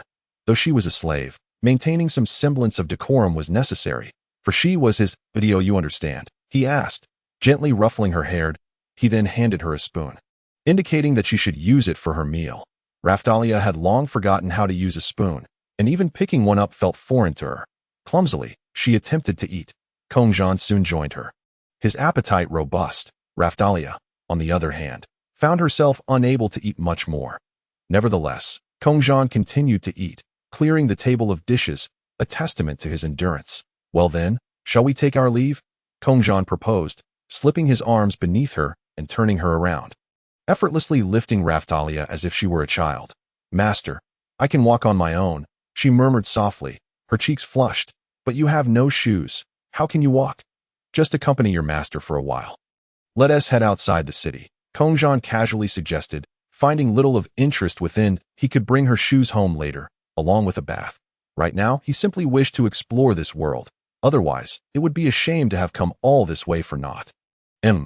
Thus, Rafitellia unconsciously leaned against Kongzhan's chest, feeling his warm body heat, as if she could hear the steady rhythm of his heartbeat. Her small hands rested against her own chest, attempting to calm her racing heart. Lost in thought, her face flushed, yet her expression rarely broke into a smile. And so, cradling Rafitellia, they exited the modest restaurant together. "We look forward to your next visit." As the waiter noticed that Kongzhan had left, he quickly smiled and remarked, "However, the likelihood of his next visit is indeed quite uncertain." The two walked along the bustling street, with Kongzhan cradling the enchanting Rafitellia in his arms, a sight that undeniably drew attention. After all, Rafitellia's distinct raccoon ears and tail, along with her tousled hair and tattered clothing that resembled mere rags, gave her an unkempt appearance. It was evident to onlookers that she was a slave. In stark contrast, Kongzhan exuded an aura of cleanliness and sophistication, dressed in fine attire that complemented his striking looks, the only blemish being the demi-human he held. This peculiar scene left many passers-by perplexed. Why would a seemingly high-status human be seen embracing a slave demi-human? After walking for an indeterminate amount of time, the two finally reached the outskirts of the city, which resembled vast plains. Kongzhan lifted Rafitellia up, and with a swift motion, lay her down on the grass. The gentle breeze brushed through the abundant greenery, producing a soft rustling sound. Reclining there, Kongzhan held Rafitellia aloft, as if she were a child, her brown hair cascading gracefully against the pull of gravity, fluttering in the wind. Observing the adorable little raccoon, he couldn't help but exclaim, "How utterly charming, Rafitellia." He had uttered the word kawaii countless times throughout their journey. Yet, despite this, Rafitellia, unaccustomed to such kindness, felt a wave of shyness wash over her. She couldn't comprehend why her master treated her with such tenderness, especially when she felt so dirty and disheveled, not to mention a slave. She yearned to ask him directly, but gazing into his affectionate and gentle eyes rendered her words unspoken. She feared that expressing her thoughts might lead to his discontent, which could result in punishment or deprivation of food. Stripping away the kindness he had shown her that day, her previous mistress had treated her cruelly, seldom providing her with food, often taking out her frustrations on her. The scraps she received were hardly fit for consumption. Rotten apples, expired milk, and hard, inedible bread were the norm. The fragrant, soft meal she had enjoyed today was a luxury she had not experienced in months. This stark contrast explained her ravenous appetite during their meal. Kongzhan held Rafitellia close, still and serene, resembling a cherished doll, too adorable for words. However, she felt a sense of insecurity. She didn't dare move. The petite Rafitellia nestled against Kongzhan, feeling an overwhelming sense of gratitude for his kindness and strength. During their contract, he had restored her body to its optimal state, erasing the marks of slavery. She sensed an ethereal bond between them, an extraordinary power that made her ponder if she could indeed escape if she desired to. Yet, in that moment, she found herself reluctant to flee, feeling an immense happiness in being by his side. She surrendered to his embrace, unaware that a flicker of joy resided within her, albeit mingled with trepidation. Her emotions were a tumultuous blend of happiness for her master's kindness and fear stemming from her troubled past. Suddenly, a rustling in the grass broke her reverie. Something was approaching them from the thicket. The alert Rafitellia perked up her adorable raccoon ears, sensing danger. "Master, there's a threat," she exclaimed, her heart racing with anxiety. "I am aware," Kongzhan replied. Unfazed in the next instant, several round, orange balloon creatures emerged from all directions. Baring their menacing teeth, Rafitellia shut her eyes in fright. Clutching Kongzhan tightly, he secured her with one arm, while raising his other hand toward the creatures. Boom! Boom! Boom! In an instant, all the balloon creatures exploded in place. That was incredible, Rafitellia thought as she opened her eyes to find the balloon creatures reduced to mere remnants scattered on the ground. "Being overly timid won't do," Kongzhan said gently. "After all, we will need to fight in the future." Despite his soothing tone, Rafitellia felt a surge of determination. "I am not scared. I will strive to become stronger." The words flowed from her, spurred not only by the bond of their contract but also by her unwavering faith in Kongzhan and the gentle treatment he had shown her. Gradually unlocking the chains of her past. "Yes, that's so," he replied, a smile gracing his lips. "That makes me very happy." Sitting cross-legged, he placed her in front of him and gestured for her to mimic his posture. Rafitellia followed suit, crossing her legs. "Now, let us try that tree over there," Kongzhan said, pointing to a nearby tree. "Can you transform into light particles while remaining still and then teleport to that tree?" "Do you understand?" He articulated his thoughts, albeit with some concern that Rafitellia might not comprehend. After all, did she truly understand the concept of light particles? Yet her next words dispelled his worries. "I understand." A wealth of knowledge about various skills just flooded into my mind, she replied earnestly, nodding vigorously. "That's good to hear. Now, give it a shot," Kongzhan encouraged, marveling at the system's comprehensive design. "All right," Rafitellia concentrated, attempting to convert her body into light particles. Soon, her entire being shimmered with a golden light. "Now, try to control the light particles to move towards that tree," Kongzhan reminded her. In the blink of an eye, Rafitellia found herself standing beneath the tree. Dispelling the light transformation, she gazed at Kongzhan in awe, her face radiant with joy. "Master, I did it." Kongzhan appeared beside her in an instant. "You succeeded on your first try. That's impressive," he praised. Ruffling her hair, Rafitellia beamed at his words, clearly delighted. "Now, let's attempt to condense light particles into a sword and strike that tree," Kongzhan suggested, tapping the trunk, which echoed with a resounding thud. "I got it," Rafitellia replied, her expression serious as she focused on her hands, channeling the light particles into the shape of a sword. Countless particles coalesced, gradually forming a luminous blade. She grasped the golden sword, ready to test it. "Go on. Give it a T or wide to his surprise. Kongzhan hadn't anticipated it would be so easy for her, considering it was her first time wielding such power. "Okay." Rafitellia gazed intently at the tree trunk. Wielding her lightsaber, with a swift stroke, she brought it down. Whoosh! The grand tree was instantly severed. The rustling leaves emitted a sound that, at that moment, resembled a lament. However, to her astonishment, the tree began to topple in her direction. The lightsaber in Rafitellia's hand made contact, and without a thought of retaliation, she instinctively crouched down, clutching her head in fright. After a brief pause of 3 breaths, she realized that the tree had not fallen as she had feared. Raising her head, she discovered that a towering figure had caught the fallen trunk with a single hand. "You fool," came the admonishment from Kongzhan. "You should have elementalized or countered," he spoke to her earnestly, outlining a solution, before casually discarding the tree trunk, which landed with a resounding thud. Rafitellia nodded vigorously. The two trained in the outskirts until the afternoon, and it was nearly time to return, as mealtime was fast approaching for Kongzhan. Meanwhile, Rafitellia continued to practice various skills, familiarizing herself with her abilities. After several hours of diligent training, she had mostly mastered them, which were, of course, the powers depicted in the original narrative. Yet, Kongzhan encouraged her to create her own abilities as well. Rafitellia, we should be on our way, he called out to her as she darted about in the grass, elementalized and giggling, "And I'm coming, master," she exclaimed, transforming into particles of light and instantly appearing beside him. Clearly enjoying her practice. Well, it seemed like play to her. The no-side effect shining fruit was indeed remarkable. Any skill was learned instantaneously. There was no need for study, just a manual to follow. However, this was advantageous, as it saved considerable time. The key was for her to become proficient in its application. Let's head back. It's time for dinner. Kongzhan chuckled lightly, giving her shoulder a gentle pat. Where to? Rafitellia inquired, her eyes sparkling with curiosity as she looked at Kongzhan.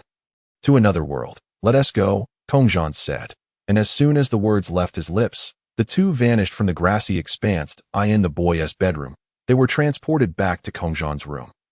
Outside, the sky was nearly dark. Come, I shall introduce you to my companions, Kongzhan said, taking Rafitellia by the hand as they prepared to step outside. Rafitellia nodded eagerly. Thus, Kongzhan brought another girl aboard, gathering everyone to make introductions. Well, the others were already accustomed to this, as most had been brought in one by Kongzhan. After an impassioned speech from him, he cleared his throat. In summary, Mikasa, she will join your squad. Please train her well. And first, take her to have a bath and change into some fresh clothes, Kongzhan instructed, assigning the task to Mikasa. Mikasa, curious about the girl with the adorable furry tail and charming ears, could not help but exclaim, "So cute." Realizing the formality of the moment, she felt a tinge of embarrassment, her cheeks flushing. "Ahem, Kongzhan, please leave her in my care," Mikasa replied earnestly. "Very well, go accompany her," Kongzhan smiled, giving Rafitellia a gentle pat on the back. "Partners, huh?"